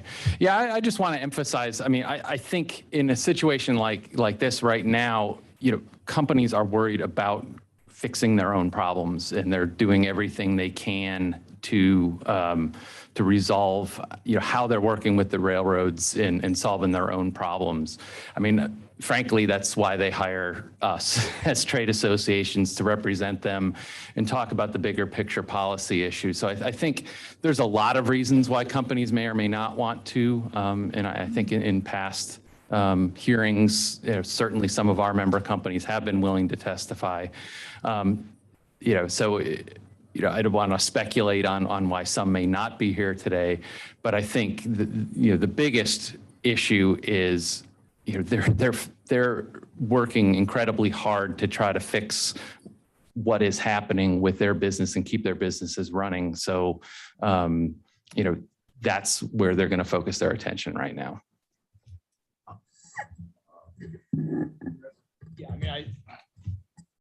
Yeah, I would just echo what these guys have already said. I mean, about the importance of an association. I can't speak to exactly why individual companies do or do not. It is situational, but I think, again, I think they, empower us to speak on their behalf. I would say Cargill is an ethanol manufacturer. We'd welcome them to Growth Energy as a member, of course. I'm glad they're here. And I know Mike noted that ADM had submitted, they're also a member, had submitted testimony as well. So, but I would agree. I think Mike said it well, and so did the ACC folks. So, again, we certainly bring this to our members' attention. We give them the opportunity, but at the end of the day, it's their call whether they're going to come and be here in person or submit testimony as well.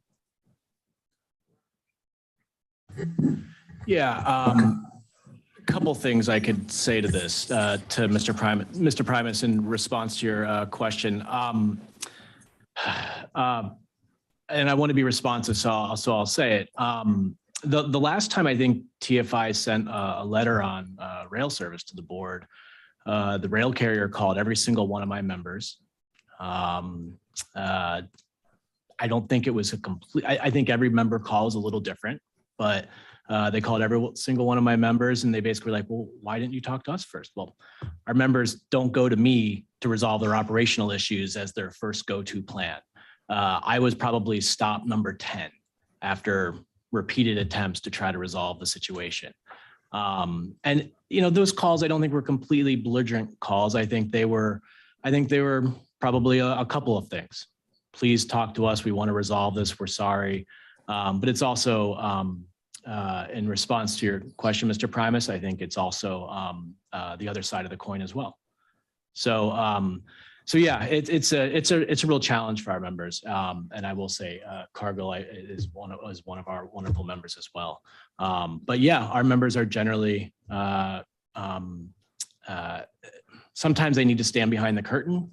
That is related to their in a non-competitive market, which you basically have a duopolistic system here in the rail industry. Our members, those relationships are really important.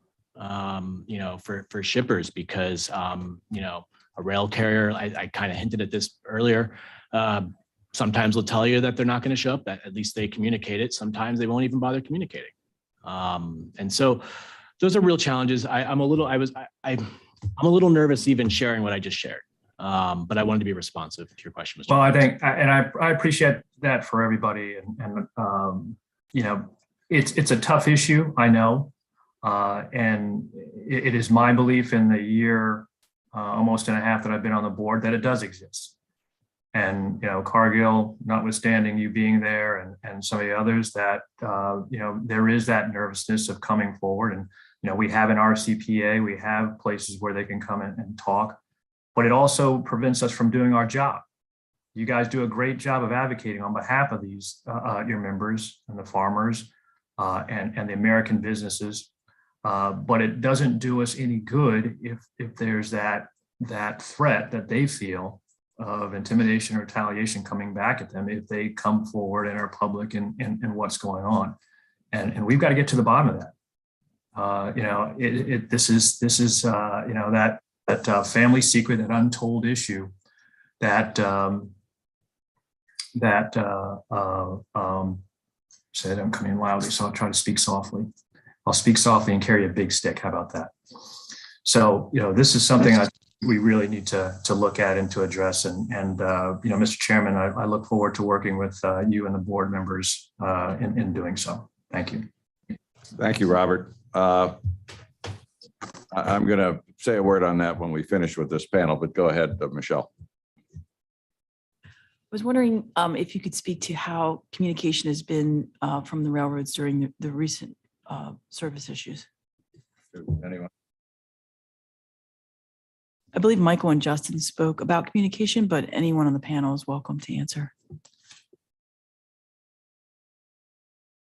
I would say our members would say it's been very, I would say it varies by members. I would say we've talked to some members who feel they've had decent communication. We've talked to others who will tell you that they have waited on hold for hours trying to get a hold of, trying to visit. And so in some instances, it's been good, but I think in many instances, it's been difficult, both in terms of addressing issues, but also I think there's some pretty good submitted testimony from the North Dakota Grain Dealers Association, which is a state affiliate of NGFA, that goes through the lack of communication, in particular on the arrival of some trains, and them pulling in a crew and having to find an inspector, which Deputy Secretary Brano mentioned earlier, and brought them in over the Easter holiday. None of them were able to travel with their families, and then the train didn't show up until Monday. And I think that's a common complaint, that level of communication we hear. I have another member who has a similar story from Thanksgiving last year. The train was coming in late. They got word it was going to come in overnight on Thanksgiving morning. They asked if they could delay servicing it with the rail line. They were told no, that they would incur charges if they did. So they found an inspector, brought in a crew over the Thanksgiving holiday, and the train was sitting there on Monday morning when they all went back to work. And so those are the things that frustrate folks to no end. And quite frankly, when a lot of our members will tell you they're in small areas, that's not a large employment population, and it's difficult to keep employees when they don't know if they're going to be home for dinner with their families, if they're going to be able to go to their kids' basketball game, if they're going to be able to go to services with their family on the weekends as well. So.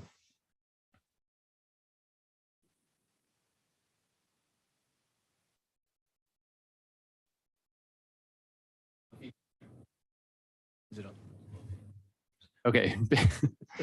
Thank you, Justin. Based on the feedback, that I have heard over recent months, I think it's pretty mixed. It's some companies and some situations, report that they do have pretty good communication. I think overall, kind of a trend has been towards having less dedicated account people that know your business and can respond to the problems effectively.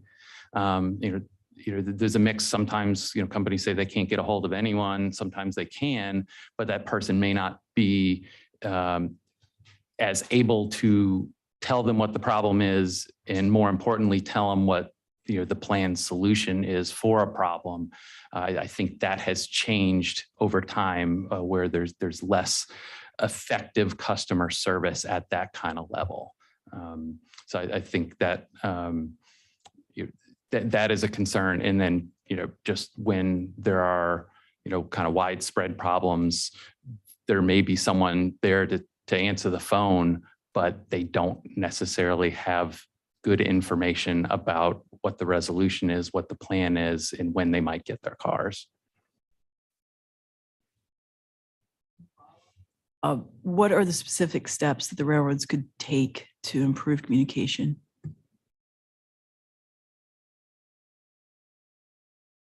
I mean, I do think it is, partly goes back to staffing, and partly goes back to, dedicated customer service resources that work with their customers, throughout the process.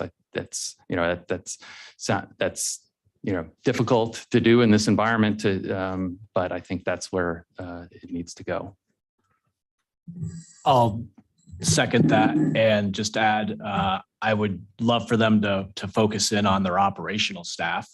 Then they maybe don't need as many folks to communicate the various service problems that are happening because there aren't enough people to pull the train.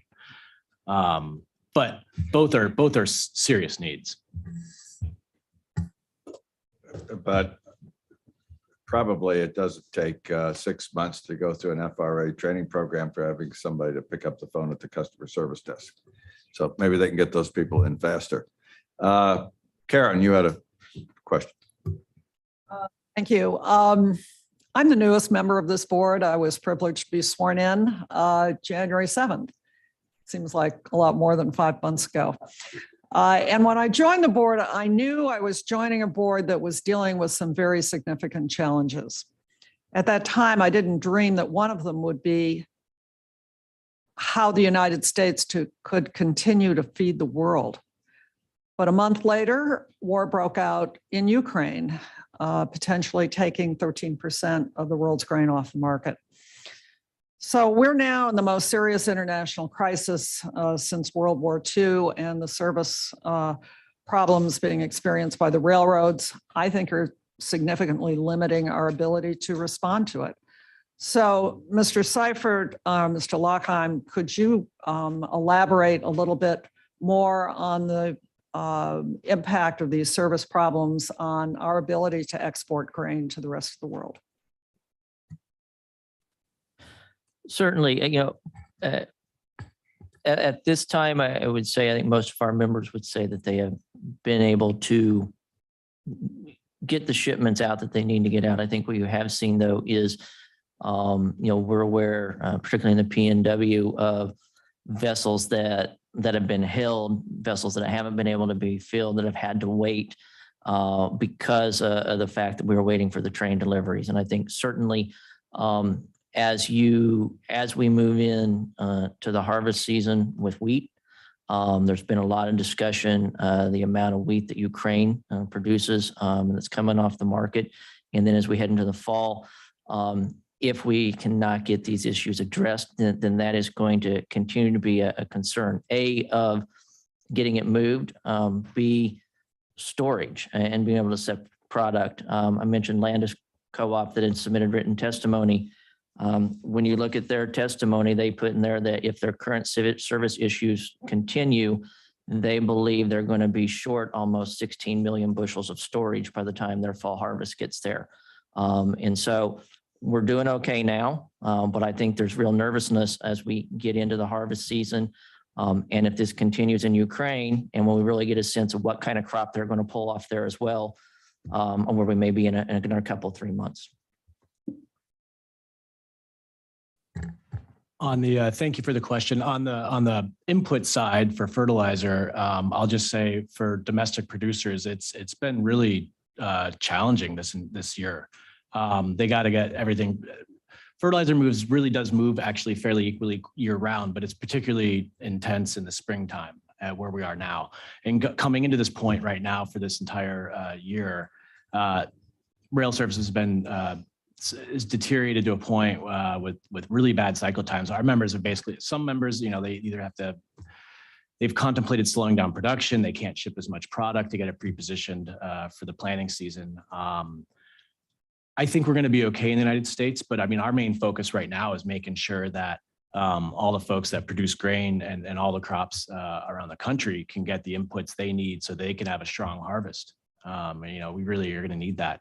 And it's been quite challenging. I think I'll spare you the whole world fertilizer market sob story, but it's been quite severe for at least the last 12 months. And it's really quite critical that for rail, that's, a lot of our domestic producers, they're absolutely essential to not just US, but world food production. And we need to make sure that there's a solid network that can, not just for the next few months, but I mean, we got a long-term problem. We didn't wind up here overnight, and we're probably not going to get out of it overnight, unfortunately. Thank you. I think one of the themes that we've heard is that you all prefer private sector solutions in the first instance. So thinking about carrier actions, I think Mr. Seifert, you paid credit to carriers that are currently performing and handling the freight demand that's returned to from pre-pandemic levels. I guess I have a two-part question. One is, what are those carriers doing or have done that is working?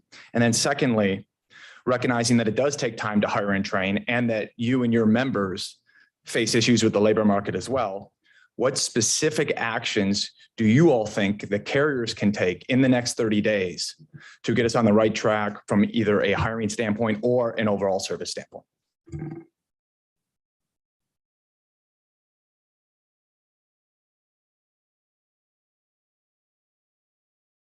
Well, Patrick, I'd say for those that we think are performing better, what we're hearing from our members right now are performing a little more solidly right now. I would say that they have done a better job of, while they've had the crew reductions, they've done a better job of keeping up on their employment numbers, having crews positioned where they need to be. I would say they've also done, our members would say, a better job of positioning and keeping equipment running. Now, I will say, we've started to hear from some of our members that even some of those that have been performing well, they're seeing some slippage.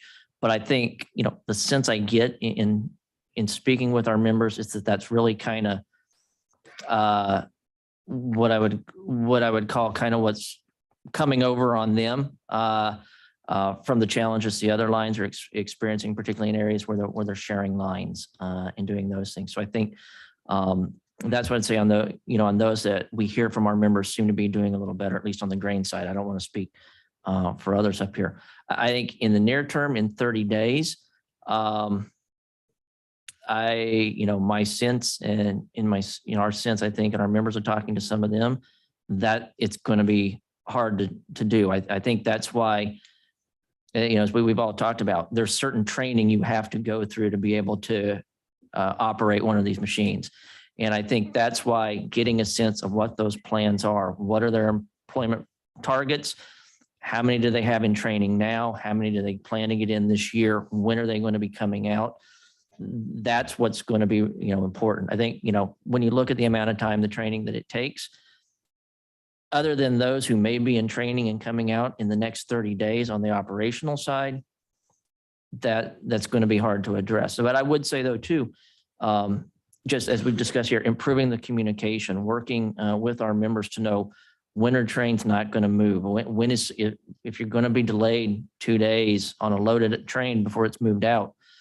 Those are types of things that just that type of communication would allow our members to be able to do some planning. It doesn't solve the problem, but if you can at least plan and start implementing some contingencies, it'll make the pinch not be as bad.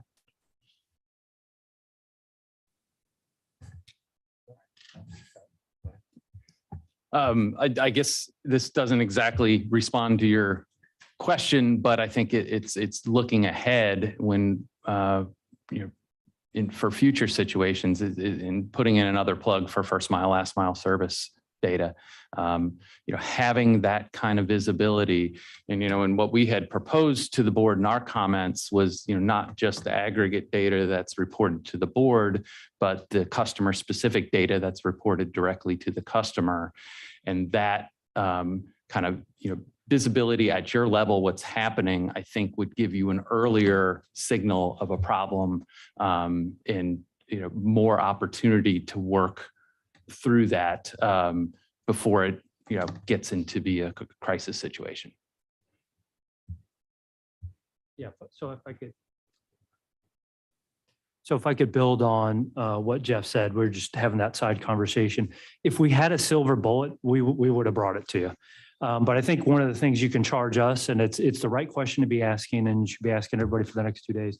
And you should charge us with going back to our members and seeing if, seeing if there's any possibilities to do anything in the next 30 days. But I think Justin's right, or Jeff is right, as well as Justin, in terms of trying to solve future crises and prevent them. And I think that's this first mile, last mile issue is really important to have that visibility going forward so we can surgically act in the future to make sure that we don't get ourselves in the current situation.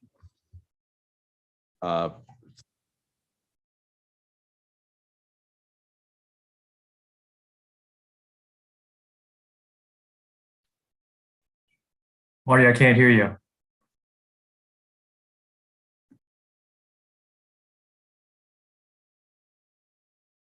It seems to me that in terms of this question, which all of us are focused on here, what do we do now?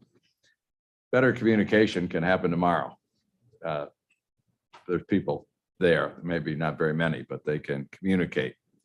First mile, last mile data, I think right now is on us. We have a lot of comments in, we're assessing them, and I think you're getting a message. We better move on that.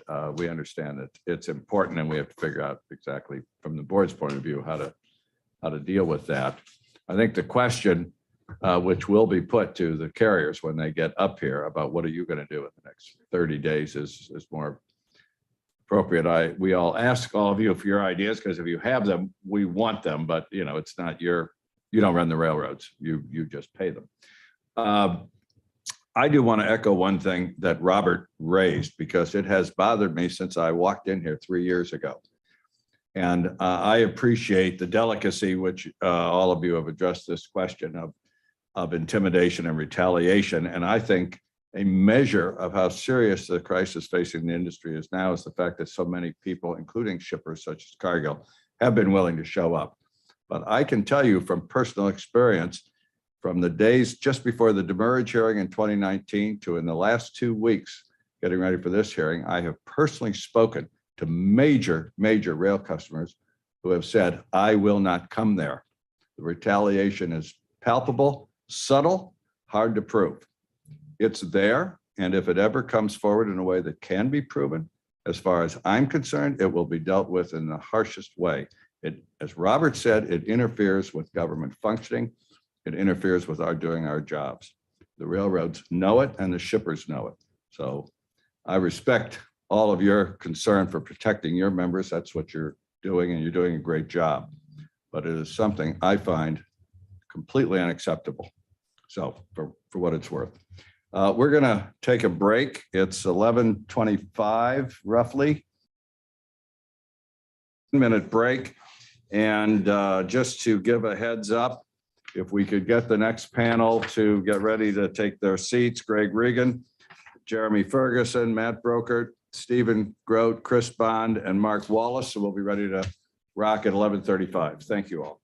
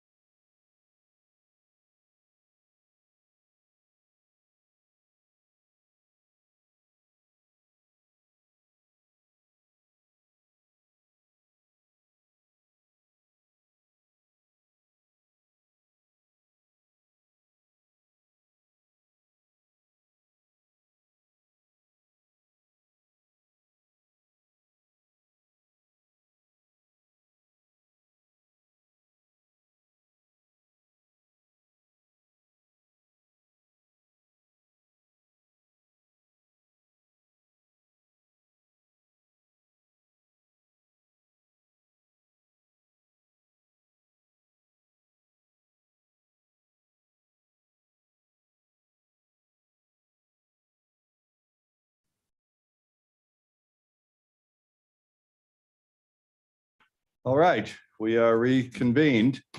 And it is our next panel. I identified the folks before the break. So Greg, you want to start? It's this, there we go. First of all, thank you all for having me to testify today and your attention to this important matter. My 5-minute testimony is a summarized version of a longer document that I asked to be submitted for the record for this hearing, if that's all right. I'm Greg Regan, the president of the Transportation Trades Department of the AFL-CIO. The workers represented by TTD affiliated unions have been sounding the alarm on the state of the freight rail industry for years. It is deeply unfortunate, but also completely predictable that we would find ourselves here today. As both railroad employees and customers sit before you to express a shared simple fact that today's freight rail network is simply not working for anyone other than railroad investors. We hope that the board embraces this opportunity to put the freight rail industry on a new path. The forces that brought us here today are not the result of the pandemic, the supply chain crunch, or the so-called Great Resignation. Rather, Class 1 carriers adopted precision scheduled railroading and shrank the workforce and equipment needed to effectively operate a railroad without care for impacts on service or customers. As Chairman Oberman pointed out, the Class 1s collectively have reduced their workforce by 29% over the last 6 years. That is about 45,000 employees cut from payroll. TTD rejects the absurd claim that the loss of 45,000 hardworking employees had no impact on the quality or availability of service. The elimination of jobs across all crafts of the freight rail network has undoubtedly contributed to operational breakdowns and service degradation, including the ability to operate, inspect, maintain, and repair every component of a railroad. Later, a number of railroads will suggest that the entirety of existing service problems can be resolved with a few more engineers and conductors. The railroads will further argue that their inability to properly staff and their train and engine departments is representative of a problem faced by all industries in a tight labor market. Yet the railroads laid off thousands of engineers and conductors over the last few years. In fact, in the 5 years prior to the pandemic, BNSF cut its train and engine workforce by 27%. NS by 24%, UP by 32%, and CSX by a whopping 43%. It is no mystery why the railroads can't provide flexibility or surge capacity right now. They eliminated those employees in the pursuit of an operating ratio and higher profits, and have now been caught with their hand in the cookie jar. There is simply no doubt that the link between service quality, including reliability and frequency, and adequate employment is clear. We've seen this as multiple railroads have flirted with total service meltdowns over the last year.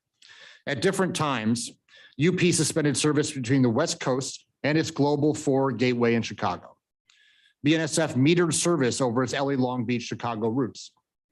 NS shut down its intermodal traffic through central Pennsylvania. Later, both UP and BNSF would modify service to LA Long Beach yet again. As several others have already said, it is galling that even after the announcement of this hearing, UP informed its customers on April 11th that it would again be metering traffic after April 18th if customers didn't voluntarily reduce their inventory. For as long as the railroads continue down their current path, these meltdowns and service degradation will continue. It is for these reasons that the board must exercise its authorities to rein in the unacceptable state of freight rail service. Current law requires railroads to provide reasonable service at reasonable rates, known as the common carrier obligation. Unfortunately, neither the statute nor the board's regulations speak to a framework by which to bring a reasonable service case. The ambiguous nature of the requirement has meant that railroads have operated with the understanding that the STB is unlikely to wield this authority. It is with this certainty that they've acted to decimate their workforce and ignore the needs of shippers, knowing that there will be zero consequences. We call on the board to finally and forcefully apply requirements of the common carrier obligation in circumstances in which service has been degraded and cannot be considered reasonable. In doing so, the board should consider factors including the impacts of reductions to the workforce or equipment and the maintenance of equipment or other infrastructure. If the board requires more authority or clarity from Congress, it should request it. And I assure you, we will work with all of our colleagues to ensure that you have the tools that you need to pursue those outcomes. Today, we look back on the catastrophic loss of thousands of good middle-class jobs in this industry. We look to the present, where rail employees across the country are being forced into impossible circumstances in dangerous conditions every single day. And we look to the future, where the long-term health and viability of the freight network is in serious doubt, as investors seek profit at all costs. It is incumbent upon the board to take aggressive and immediate action to rectify these trends in freight rail service. And the rail labor looks forward to being part of that process. Thank you. Thank you. Much appreciated. Jeremy, good to see you again. You too, Mr. Chairman. And you and your three members are all, you just go one after the other as you finish. All right. It'll be a little long-winded this morning, but I've got a lot to cover here. So Chairman Oberman, members of the board, thank you for the opportunity to testify today and for the opportunity to bring to light the devastating effects precision scheduled railroading has had on America's Class I railroad workers and their existing, former, and potential customer bases. My name is Jeremy Ferguson, and I am the president of the Smart Transportation Division, which is the largest railroad union in the United States, representing almost 40,000 railroad freight employees. Our members work in the operating crafts of certified conductor, locomotive engineer, yard master, yard foreman, switchman, utility employee, trainman, and many others. It is with absolute pride and honor that I present these remarks on their behalf, as they have been the essential workers on the front lines throughout the entirety of the pandemic and the supply chain crisis, in which their only reward has been becoming victims of the carrier's tactics under precision scheduled railroading, otherwise known as PSR. As president, my number one priority is the safety of my members, and my second priority is job security for them. Job security comes in the form of the shipper's satisfaction in our service.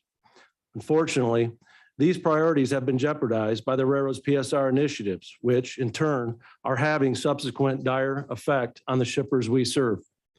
As professionals, it is painful to watch our shippers get bad service or no service at all, much higher rates, destroyed product and equipment, and in some cases, having to resort to shipping by truck whenever possible. That is why I'm here today. I want to make our voice heard that we stand with the shippers who want our professional service to keep the supply chain open and to keep this country's economy moving.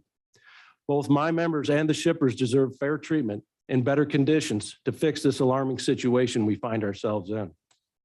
Just 6 years ago, before PSR, the railroads were operating with a robust workforce and an ample supply of locomotives and equipment. They were enjoying the fruits of the safest, most productive era in railroading history, which was born and brought by the two-person crew. The ebbs and flows of the nation's supply chain proved little challenge, as the extra boards, which are additional employee availability boards for those that may not be familiar with this term, those were adequately staffed. The locomotives were plentiful, yards were open, track space was common across all systems, and trains were sized for the territory in which they were to operate. Additionally, inspections were being performed by the craft designated to do them, and the industry goal was always take the safest course. Fast forward to today, and that has all now been sacrificed by the railroad's insatiable appetite and longing to perform for Wall Street.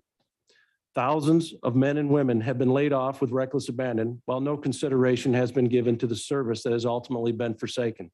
All that is known to us and our members at this point is that the railroads are dead set on achieving the lowest operating ratio attainable at any cost. Railroading, once revered as one of the most coveted blue-collar jobs in the world, is now hemorrhaging employees at unprecedented rates because of the abusive work environments PSR has created. Later, the railroads will stand here and testify to this board that they are doing everything in their power to right-size their employee headcounts.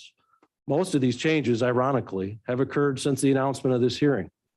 They will tell tale of incentives and bonuses to entice new workers, and they will allude to a lucrative atmosphere in which anyone would be happy to work.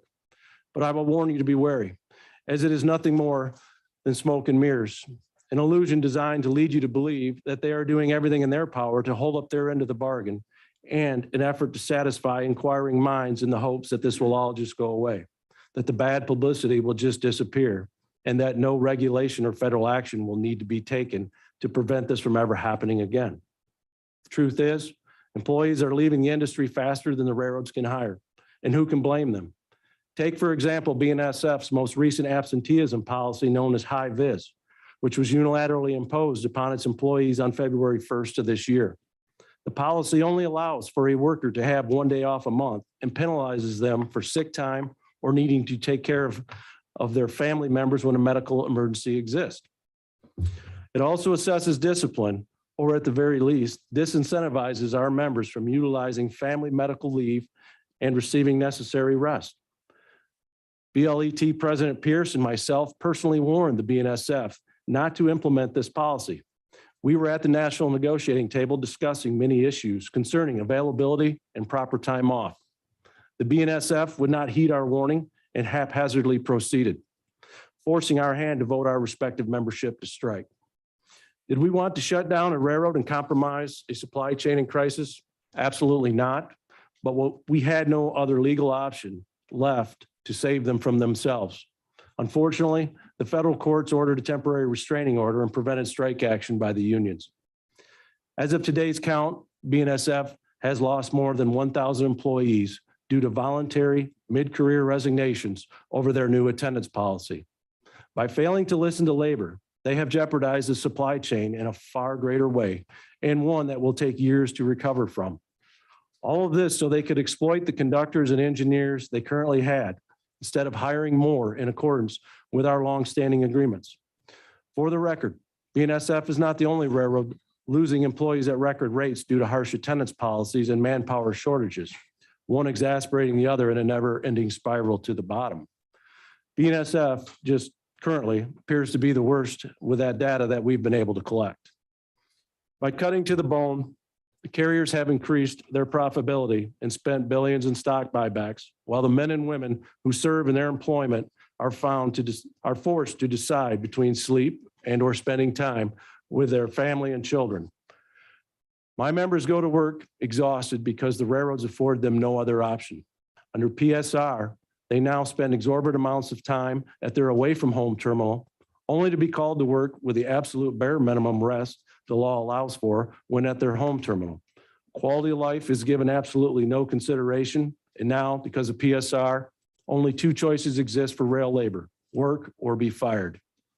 If the railroads are serious about fixing their crew shortage issues, they would be at the national negotiating table, negotiating in good faith for a quick resolution to the ongoing round. Instead, they are delaying the process at every opportunity, making ridiculous proposals for wage concessions and reductions in health and welfare benefits. All the while, companies like Walmart are making agreements to pay their truck drivers $110,000 a year with improved health and welfare benefits, just to keep their own supply chain open. Our wages as railroaders are definitely disproportionate to profits the carriers are currently enjoying, and they fail to recognize this fact. Unsurprisingly, the railroads will try to compare their circumstances to the rest of the labor market. They will want you to believe that their difficulties are the same as the other companies and that the Great Resignation is somehow applicable to their woefully deficient headcounts. They will do their best to deflect the realities that approximately 30% of rail employees were furloughed at the advent of PSR by placing blame on a pandemic that, in all honesty, had little to no effect on railroad fluidity. In fact, if anything, the pandemic provided an opportunity for their corporate greed to run rampant. To the outsider, the railroad's fixation on the bottom line was out of focus, seeming as if they were taking the necessary steps to protect their own interest. The truth is, however, that an opportunity to make further reductions presented itself, and the carriers took full advantage. At no time was an actual plan evident. COVID provided the cover for more cuts to be made, and they took it. Had the pandemic been the honest rationale, then plans and procedures to bring people back at the conclusion of it would have been established. And an adequate number of employees would have been kept in active service in anticipation of an increase in service. To this point, all Class I carriers have long-standing agreements with our union to keep employees available during periods or seasons of reduced traffic. These agreements benefit both parties and ensure a quicker, smoother return to peak service. However, the carriers refused to enact any of the provisions of these agreements and instead chose the cheapest course. As a result, the furloughs grew deeper and the separation from service grew longer. Employees that were once readily available for work were now losing their qualifications and in some instances, their certifications because of the length and depth of the railroad's cuts. Hope grew dim and people needed to work to provide for their families. The railroads did nothing about it. Now hardly anyone wants to return to the railroads from furlough. For those that are fortunate enough to still be working, the service issues are very real. There is no doubt that I represent the hardest working, most dedicated employees in the railroad industry. The men and women that belong to our union take pride in their work and the customers that they serve. They understand providing a service for the railroad's customer base is what keeps their employer in business and is what provides them with the finances and benefits they earn. Their number one priority outside of working safe is getting the right product to its proper destination as quickly as possible. Unbelievably, which is why we're all here, the railroads are preventing them from doing just that. It's not a surprise that the National Grain and Feed Association filed a complaint, and it is not a surprise that the other shippers here today have followed suit. PSR has not only restricted the number of locomotives and employees in service, but it has also limited the shipments available to the customers it services. Because the railroads are trying to do more with less, or less with less, they are dictating the terms for the cars that they will provide and the products they will carry, regardless of what the shipper's needs might be. In fact, for the precision scheduled railroading to work, it's not about the customers at all, but rather about internal metrics that meet self-serving goals, focused strictly on operating ratios, which is the only way these extremely low operating ratios can be achieved. Daily, our folks are being told to bypass customers and do everything in their power to get the train yarded instead of getting the cars to their destinations. This comes as no surprise, however, when you consider that frontline managers are no longer rewarded via company bonuses for service and productivity, but rather for saving the company money, cutting their way to profits. When faced with possible overtime for a product to be delivered or preventing the extra hourly pay, the railroads choose the latter every time. We literally have examples of cars directly passing a shipper 5 times before finally being delivered, among others, just so they can show the trains being yarded on time and meeting their own internal PSR goals. Our working members are also now tasked with operating trains so excessive in length that it is impossible for more than one train to move because the territory doesn't have passing sidings or alternate trackage for the two to meet. The solution, stop all other trains until the very long train has traversed from point A to point B. The congestion this causes is wreaking havoc on our ability to service customers, unnecessarily extending the hours the train crews are on duty and causing more trains to have to be recrewed on the line of road because the crews have met or exceeded their maximum hours of service permitted by law. The cascading effect is an inefficient railroad that masks its own recrews so as not to bring attention to their own insufficiencies when it comes to moving trains. The long trains are not the only impediment that rail workers face. Train velocities are slowing because the railroads are purposely slowing them. In an effort to save on fuel costs, which is sometimes guised as reducing emissions, the Class 1 carriers are instructing their train crews to not exceed 40 miles per hour. We have examples with us here today wherein you can see the instructions written on the train's work order. The directive is to limit the amount of horsepower or throttle used once the train achieves 40 miles per hour. In other words, once the speed recorder shows 40, the engineer is immediately to place the throttle in idle or eliminate all powered effort. Again, later in this hearing, the railroads will attempt to sell you a bill of goods and lead you to believe that all of this has been changed. I assure you it has not. Please bear in mind that changes did not occur until the announcement of this hearing, for the most part, and that the railroads have other mechanisms at their disposal that will allow them to slow a train without the manual or verbal instructions. Locomotive software, known as Trip Optimizer or Leader, is an energy management system that is notorious for slowing freight. By simply manipulating some of the algorithms or even keeping it as is for that matter, the trains will continue to be slowed. Yet again, this has an adverse effect on the supply chain. As train crews commonly exhaust their hours of service limits, additional crews are required to move the train. Overall, less crews are available for the system as a whole, and the trains do not operate as intended. Looking to the future under PSR, the horizon doesn't get any brighter. In a panic to stop this PR nightmare from happening, the railroads have finally conceded that an extraordinary workforce shortage exists, a deficiency that was created by their own greed. But a PSR railroad is not like a traditional railroad. Training is expensive, cumbersome, and time-consuming. All red flags when you're performing for Wall Street. The result, training programs that possess subpar standards and hurried educational practices. Take Norfolk Southern, for example. Within the last 6 months, NS has slashed their training program from 18 weeks to 6. The other railroads are trying to follow suit.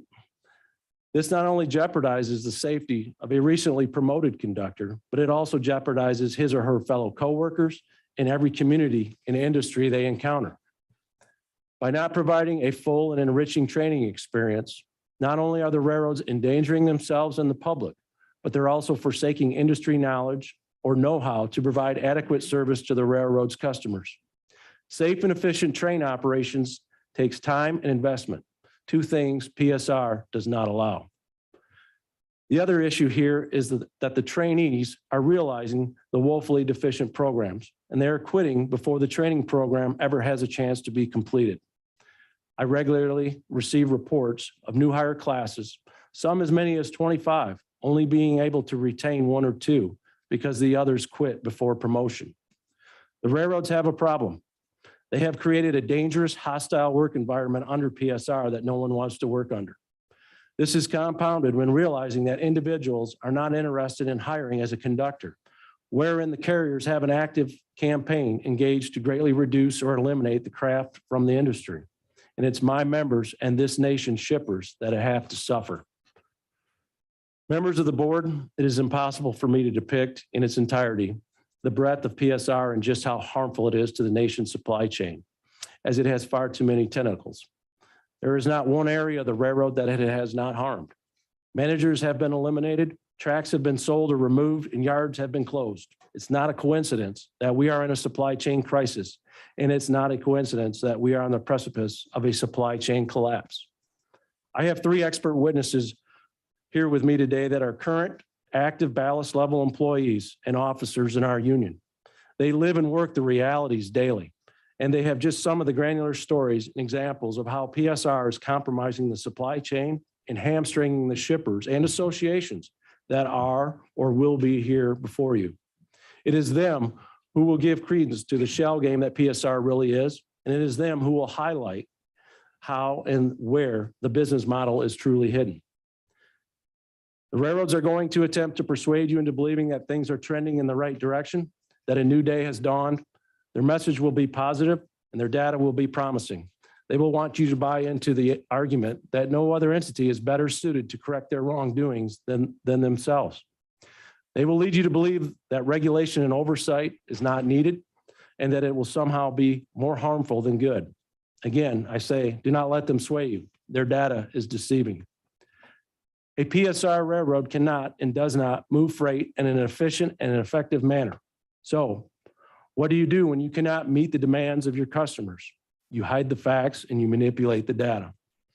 Because yards have been closed, trains sit idle on the line of road for hours, sometimes days, that data isn't reflected, at least not wholly. Why? Because they hide it.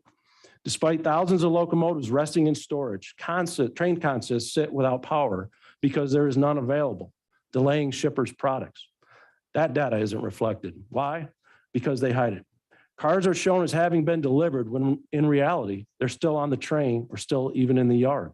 That data isn't reflected. Why? Because they hide it. As for the specifics, my 3 witnesses are going to give you some insight into how they are hiding it and just how often. Members of the board, action is warranted and regulation is necessary.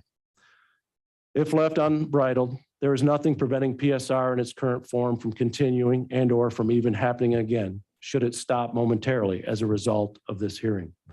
Checks and balances are desperately needed in the railroad industry, and common carrier obligations must be enforced. Carriers should not have the ability, much less freedom, to furlough employees and store locomotives disproportionate to service demand. They should not be permitted to close yards or a portion thereof without an appropriate review process, and they should not be permitted to implement or impose a policy that results in an inordinate number of resignations from any craft. I ask you to please heed the warnings of my members and the shippers that are beholden to the railroad services. If action is not taken, Wall Street and outside investors will continue to pressure the industry to make further cuts until their pockets are filled and their interest in railroading profitability ceases. The board has the authority to intervene, and its intervention is warranted. Thank you for the opportunity to testify here today, and I look forward to working with the board to help develop regulations and mandates that will resolve this and prevent these serious problems from ever threatening the integrity of our national supply chain again. Thank you.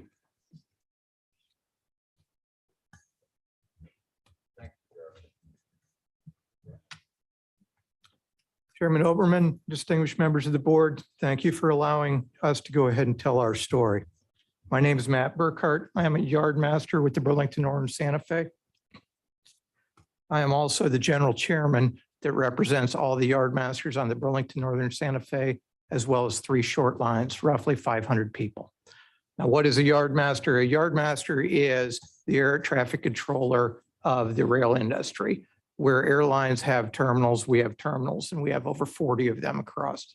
I have from Birmingham, Alabama to Seattle. We're highly specialized, and there's 1,800 of us on the planet, so I've got about 1/3 of them. That I'd like to tell a little bit about how I got here. Since I'm a 4th generation railroader. I threw my first throttle when I was 4 years old in Dallas, Texas on the old Rock Island.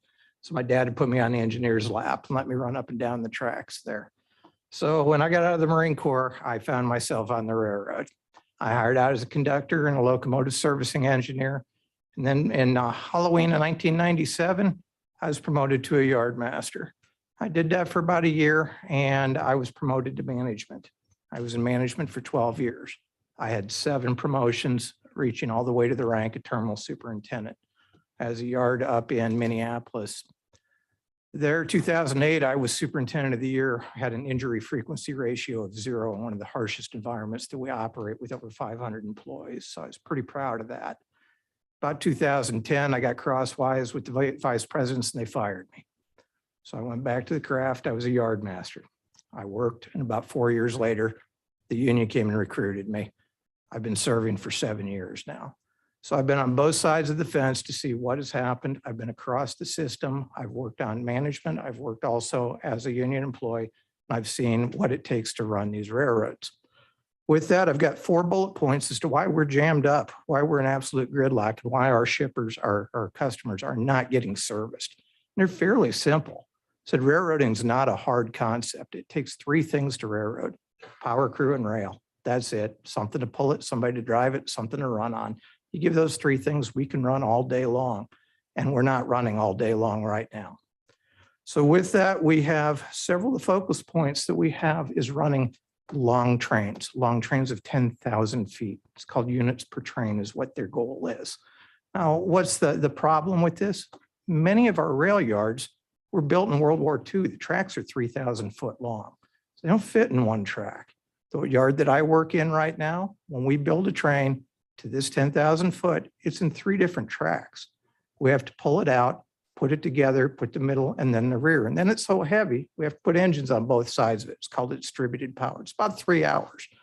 What happens in that 3 hours is the trains don't come into the yard. And so those crews will expire on what's known as hours of service.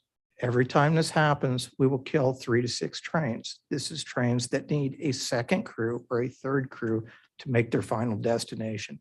This perpetuates our manpower issues. This is not a good way to railroad. I give you a worst case scenario on these trains. When we have these trains, we have a bridge that we go up over towards the mountains. Goes over the Platte River. It's about a half mile from downtown. It's real pretty. There's a walking path downside. When we stop on that bridge, because of the weight of it, we need to stop, make sure the cars are on the track. As we shove back, we've put 5 cars into the river that fly 50 feet down into the ground right next to this walking path. There's nobody walking expecting boxcars to rain out of the sky. We did it this year, we did it last year, and we'll do it again. As long as we continue to do these things, the rules of physics don't change, and it's poor railroading, not to mention dangerous. So the other happens to do with double coal trains. Anybody who's been stopped at a crossing before doesn't like to watch a train as it goes by for 10 to 15 minutes. Now we have two of them together. They'll be 270 cars long. They're 250 miles away. We inspect these rail cars, and occasionally there's something wrong with it, and one will have to be kicked out because the wheels have gotten flat or something like that. As we do this, the conductor will have to get on the ground and use that pack set radio. They were never designed to go 2.5 miles. Radios will fail. We have had problems before. We have run into the side of our own train trying to set these things out. These are many of the issues that have to do with units per train, which is the metric that the BNSF has been going for to go ahead and reduce things. I can tell you a lot of stories, but those are two extreme ones. It just does not make sense. It's perpetuating manpower issues. It's dangerous, and it's not servicing our customers. All of it's bad. Let's go to another thing. Let's go to consolidations. Consolidations of terminals. Terminals where they said, we don't really need you here. We'll move the work elsewhere. During the coal boom, we had about 500 coal sets running around. A coal train would come in, would pull into a track right up to the gas pumps. They would service it. The carman would drive along the track, make sure the cars were good. And the train would be there anywhere from 2 hours to 4 hours. In places that we inspected these, when they thought coal was going to go away, they shut down Guernsey, Wyoming, Donkey Creek, Wyoming, Edgemont, South Dakota, said, we don't need these anymore. And they moved these to sidings in different locations where the train will pull in, we'll pull the power off, and we'll run it to the nearest gas station. And they're 24 to 48 hours. What we used to do in 2 to 3 to 4 hours, we do in 48 now. That means the customers aren't getting their coal cycle time. Where it goes, it perpetuates the problem. It's just not good sense. So the other, we have Wenatchee, Wisconsin. I happen to have, or excuse me, Wenatchee, Washington. I have a rail yard there. It had yard masters. It has main line. It has Amtrak. And they decided it would be better to pull the yard masters out of there, move them over the mountain into Seattle, where it's done remotely with cameras. Are my people qualified? Yes, they're professionals, but there's nothing like having somebody on site where it is to manage these rail yards. That's why we have jobs. With this, there was a derailment with Amtrak in Montana where passengers were killed. I said, they are our most precious commodity and our most precious cargo that we have. And we have pulled people out because it would be better to do it 100 miles away. It makes no sense. The workload that's been put on my people. We train the officers. We're the warrant officers of the railroad. We bring them up. We teach them what it is to come there. And my people are not federally protected under the hours of service. We work 16 hours a day, and we can work 16 hours a day, 365 days a year. We make a lot of money. Okay, that's good. But this makes no sense with what has been shoved onto and asked of our people. My people are the craft of yes. You tell us, we'll do it. My favorite definition of a yard master is, I'm solving problems you don't know you have in ways you wouldn't understand. And that's what we do. So the last thing is that the world would like to believe that the Burlington Northern Santa Fe does not have PSR. And I'm telling you that that's just not true. It has roots all the way back to 2009. 2009, there was a group they called Bestway. Bestway came in, breaking railroad down into 6 different tenants with metrics. And it was based on reducing headcount of people, and it was based on reducing resources. I says, it has metrics to this day. It still exists. My son worked for the Union Pacific. When PSR came along, he was in the IT department. He said, Dad, he says, I can't do this. I either am out of a job or double the workload. That's what PSR meant. It makes no sense whatsoever. Things like storing of locomotives. When I was a terminal superintendent, they decided I only needed X amount of locomotives. Well, they break down. It gets cold. It's 30 below. I would talk to Archer Daniel Midland and they would say, hey, why can't you service us? And I said, as soon as I get an engine, I'll be there. And they would tell me, why don't you have engines? You're the railroad. And I didn't have a good answer. It makes no sense. We shipped them to St. Louis and turned them into razor blades. That's what we did with them. So what needs to be done? I like to look backwards. I've been around here for a long time. I've seen when we really operate well. 2004, the intermodal business units were through the roof.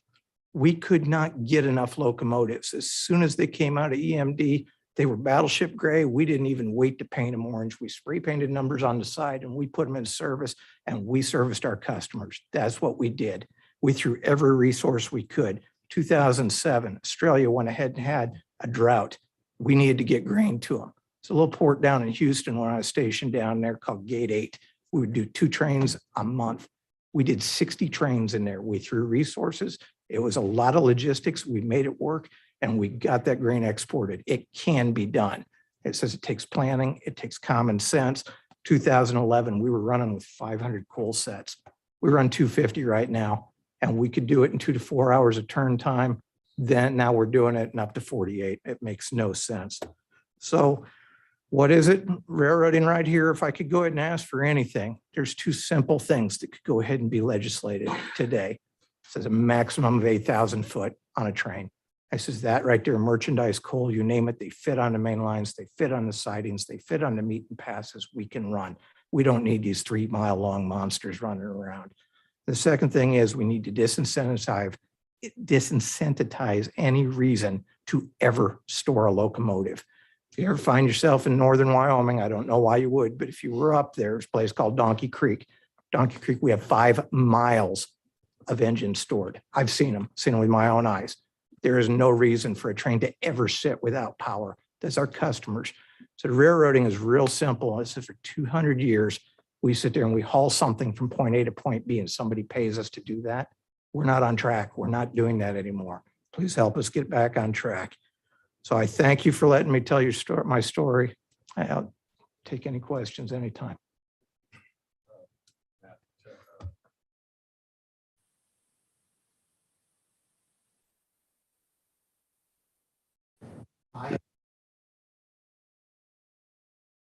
I am at 31st Street in downtown Denver, just north of the stadium.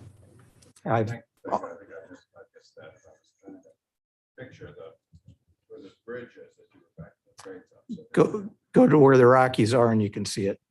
So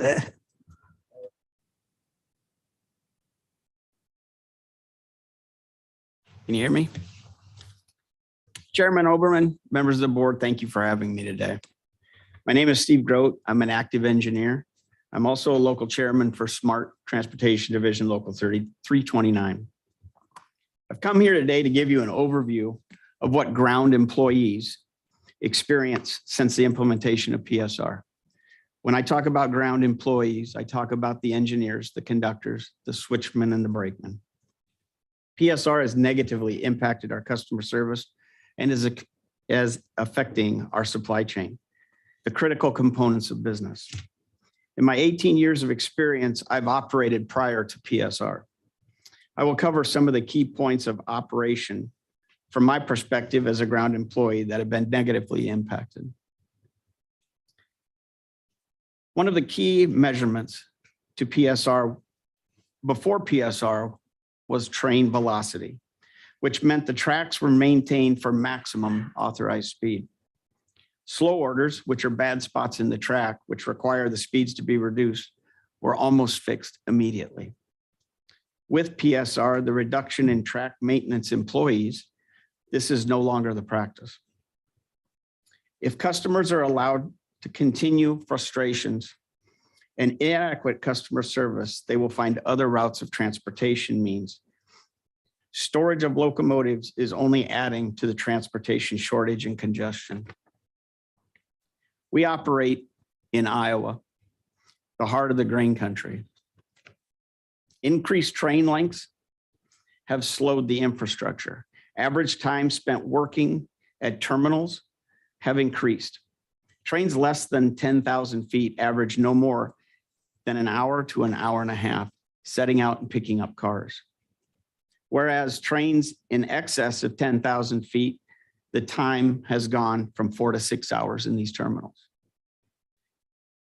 The main line that runs from Kansas City to St. Paul is a single track main line. The sidings are no longer than 8,000 feet. There is nowhere to pull over an excess of 8,000 feet train to allow another train to pass. Thus, the route has to be cleared to allow these big trains to run, causing more delays for everything else. Since the increase of train lengths, I have noticed more hardware. What I mean by hardware is broken cars, split right in half, drawbars, which is the coupler system, and knuckles, which is the part that opens and closes to uncouple and couple the cars together on the grounds of the lines. These train lengths increase the in-train forces, which stresses components that don't normally fail. The increased stress on these components is a major part of their failure. According to my state director, there has been 13 derailments in the state of Iowa in the past 5 months. In Iowa, there is very, very few places to stop these monster trains unless you block crossings, most of the time multiple crossings. In some cases, all the crossings in towns are blocked. This not only puts the safety of our crews at risk, but also the public. The increased train lengths have also extended travel times, sometimes taking multiple crews to go the same distance as it would for 2 shorter trains. For example, a train in excess of 10,000 feet might take 3 crews to travel from Clinton, Iowa to Missouri Valley, Iowa. But 2 5,000 feet trains can travel the same distance with only 1 crew. Tons per powered axle, maximizing the efficiency of a locomotive. We operate now with 1 locomotive.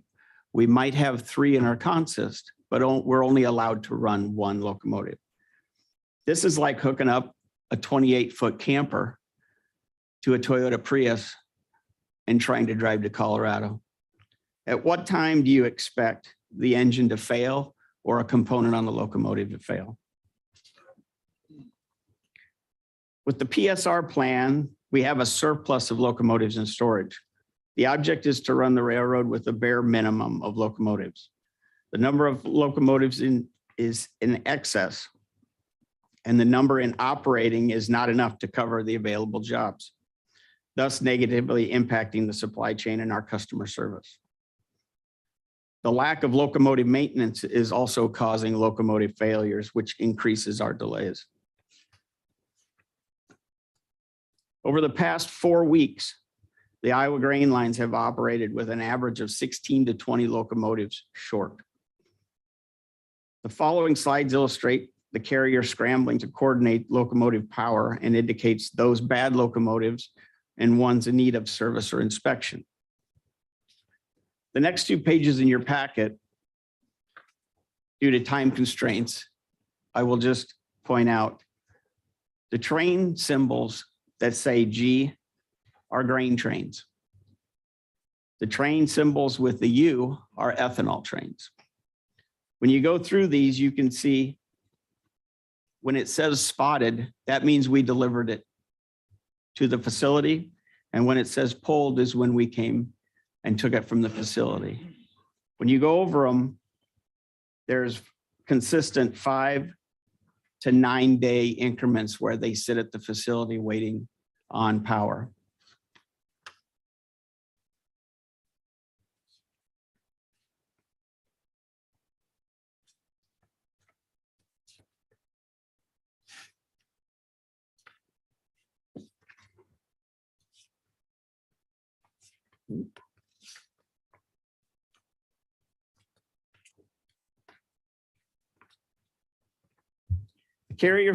The carrier fails to provide adequate and proper scheduling. Locomotives are being stored to increase carrier profits. This shortage only provides inconvenience and frustration to our customers. Employees have relayed to me the customer frustrations. Statements directed to our employees, such as, "Why are you late?" and "What is going on?" have come from the facilities. Employee morale is extremely low. Many statements such as, "I hate this place," or "I just don't care anymore," are being voiced. If you really want to know what's going on, come spend a week with me or any of the thousands of ground employees, and you will understand what our frustrations are with PSR. In closing, my opinion, we need to go back to railroading and serving our customers. This is a huge piece that has been lost to record profits. I thank you for your time. Thank you. Chris Bond, you're on next. Good morning, Chairman Oberman and members of the board. My name is Christopher Bond. I've worked for Burlington Northern Santa Fe Railway for about 25 years. I hired on August 17th, 1998 in Southern California. I promoted to a locomotive engineer in February of 2004. Shortly after that, I became a union officer and have been a local chairman ever since. I then moved to Fort Worth, Texas in 2009 when I was elected local chairman again. I want to be very clear. Yes, I'm a union officer. I do represent the employees in and around Fort Worth in safety issues, discipline matters, pay issues, and more. In addition to be a local chairman, I am an actively working railroad engineer, meaning that in addition to all my union work, I run or drive trains mostly from Fort Worth, Texas to Oklahoma City. Over the years, I've seen a lot of changes at BNSF, but over the last 5 or 6 years, it seems to be an entirely different company. The carrier has put profits over everything, over customer service, over its employees, even over safety. I could bring up so many issues today that would all impact train movement in some way, shape, or form, but I'm just going to touch on a few. I would be happy to answer any questions that you might have along the way. The railroad has its own lingo or jargon, so I'm going to do my very best to make sure I explain in detail the point I'm trying to make. So if I say a term or a phrase that doesn't make sense, please feel free to ask me and I'll explain. I'm not the best at giving speeches. In fact, I think this is my first time ever, but I welcome any questions you might have on any topics that you have heard about today. I'm going to speak about what I know in the area that I work in. It might be specific to my part of Texas, but I assure you it's very common across the system. In President Ferguson's earlier testimony, you heard about the BNSF 040/550 fuel savings plan. You heard about how us engineers have been asked to not use any throttle when we get over 40 miles per hour on most trains. For those of you that aren't familiar with the controls of a locomotive, there are throttle positions 0 through 8. So when you go over 40 miles per hour, we are forced to reduce, also known as notch down, to idle or notch 0. This is seen on Exhibit A. I'll show you guys this here. This one here. You'll see in the red box, when running a heavy train with a 0-40 restriction, your average speed actually drops well below 40 miles an hour when you notch down. This is because the engines take time to load. Now by load, I mean rev back up or produce tractive effort. So if you happen to hit 40 miles an hour before you climb a hill and notch down, you lose your momentum and you might climb that hill at 12 to 15 miles an hour, depending on train size and grade of the hill. In addition, if you look at Exhibit B, this here in the red box, once again, you'll see a 0-40. Also, there is a throttle limit 6. This means you can't use throttle over 40 miles an hour, but you also can't climb a hill at track speed or use the throttle over notch 6. Now going back to Exhibit A, when you look at this Exhibit A, I would like to point out the date of April 14th, 2022. Then at the top of the train symbol, the VFTM PEA 108A. In the black header box, there's a date. This is important because if you would now refer to Exhibit 1, it's this one here. If you now refer to Exhibit 1 with the train symbol of the HNYF OKC 115A, it has a date of 4/15/2022 in that red box. You will see that the train profile states exempt from throttle limiting. When the BNSF first adopted the 0-40 policy, I asked management, why would we want to slow down our network like that? And I was told there had been studies that show that it made no impact on our network. But that makes me ask, if it made no impact on our network, then why when facing a Surface Transportation Board hearing, did they cancel all the 040/550 and notch limits on April 15th? And that's what you see on this dated one with the circle on top on Exhibit 1. I won't go through every exhibit, but I brought several examples. Exhibits with alphabetic letters, Exhibit A through J, are examples of 040 and notch limit trains. Exhibits with numbers Exhibit 1 through 5 are all examples of trains that were after April 15th, 2022, and have no restrictions and show a schedule HPT of 4.0. Just one more piece of knowledge here. HPT stands for horsepower per ton. This means the higher the HPT number is, the more power your train has, and the faster it can run or climb hills. To close on the throttle portion of my testimony, I have included the rule from our air brake and train handling book that is marked Exhibit 6 and 6B. You will see this rule referred to in the train list on the train list that are after April 15th, the ones that were marked Exhibits 1 through 5, when it states exempt from 550 throttle limiting under air brake and train handling 106.7. So those throttles, these are this right here, Exhibit 6, it shows the rules that they're exempt from under 106.7. So that's the conclusion of my throttle limiting and power limiting portion here. So now for crew issues. The BNSF has stated that we are having issues with not having enough manpower. This was not really an issue until they adopted the new high-vis attendance policy. This was not negotiated with our unions. This new policy has employees resigning in record numbers, and I have several employees that are currently facing discipline and possible dismissal or possible termination right now. Most of these employees have never had any problems under the old policy. The old policy basically gave most of the employees what we referred to as 5 and 2. That's 5 weekdays off and 2 weekend days off a month. Now with the new policy, most employees can only take off 1 day a month. If you're tired or sick or a family member is sick, it doesn't matter. You have to go to work or fear losing your job. We are even to the point that BNSF won't allow an employee to take off the day to get his hearing and vision certification completed. I know we're not here to talk about attendance policies like high vis, because frankly, we could probably have an entire hearing about this completely ridiculous policy on its own. But the fact is that that and a few other things like lack of a contract and no raises in years are driving longtime employees to quit. I have had 6 members in my local leave the railroad in the last couple of months, and a few were kind enough to write the board members here today a letter explaining why they left. If you could please refer to the letter from Mr. James Grimmels, please take the time to read this letter and understand that there are many others that express the same feelings.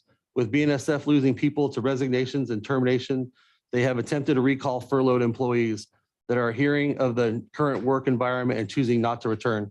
The new conductor trainees that are hiring on are quitting almost right away. The classes of new hire conductors are starting with 9+ people and ending up with 1 or 2 left after others quit. I'm about out of time. I appreciate you guys taking the time to hear the truth about what's going on with your nation's railroads. Thank you and have a great afternoon.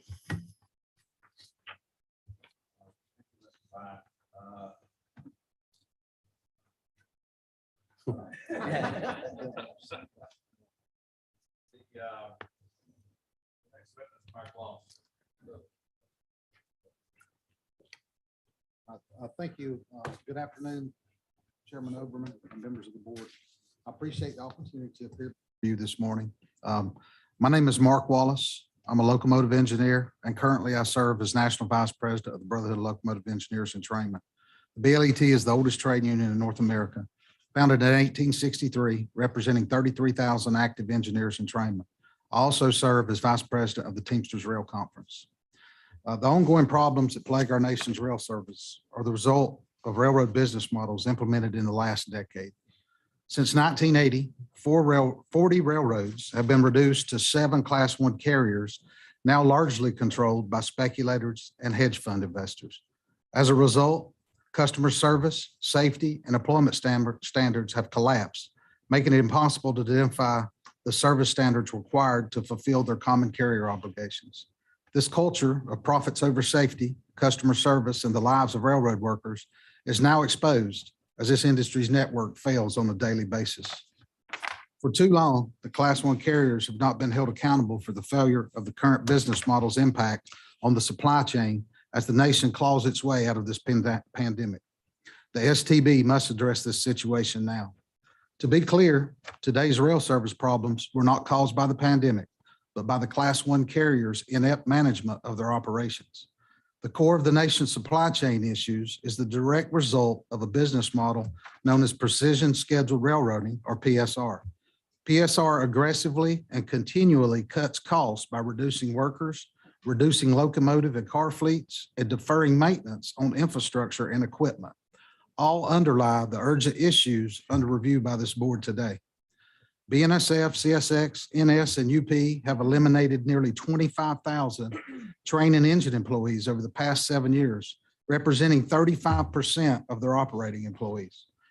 They blame current operational failures on crew availability, but they failed to take the sole responsibility for creating the shortage long before COVID ever hit.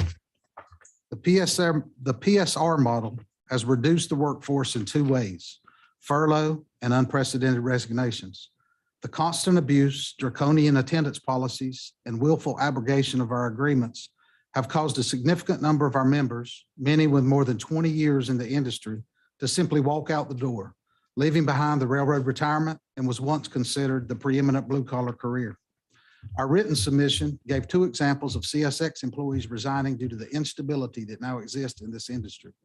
We received many more letters that did not make the deadline from UP, NS, and BNSF employees, which represents only a portion of the hundreds of employees that could not take the environment under PSR and are now part of an event named the Great Resignation. The carriers will undoubtedly lay out a grand hiring model in their presentations. What they will leave out is the difficulty they now have in hiring new employees. You can't attract new employees with the instability created by the PSR model, nor can you attract new employees when the carriers are making an all-out assault to eliminate the positions that those employees are being hired for.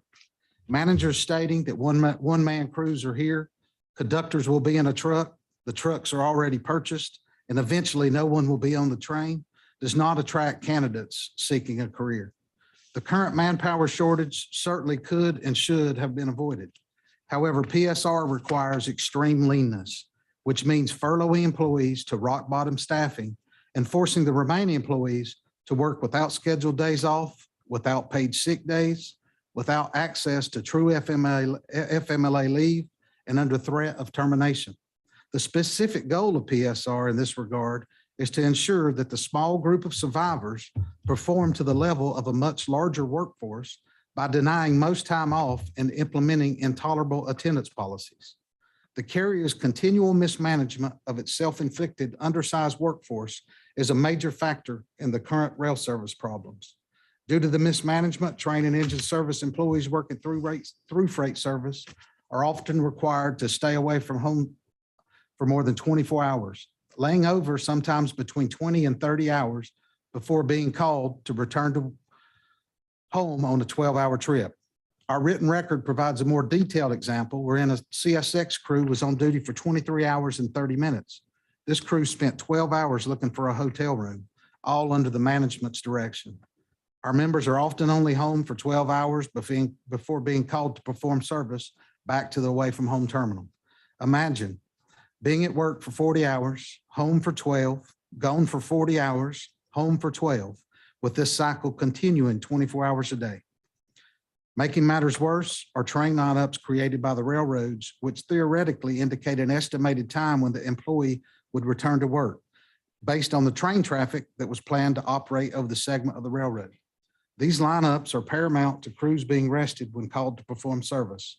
The example in our written comments provided from a UP safety hotline report illustrate the frustration all employees feel because these lineups are not accurate or precise. There is a common misconception that the term precision schedule railroading means that operating employees have schedules. This is just not true. Pools and extra boards are required to be available 24 hours a day, 7 days per week for a 1.5 hour to 2 hour notice for work. These pools and extra boards are understaffed on all railroads. They refuse to add engineers because they don't have conductors, the result of which is fewer employees working more than their agreement language allows. UP has multiple disputes because they refuse to add engineers to these extra boards and pools.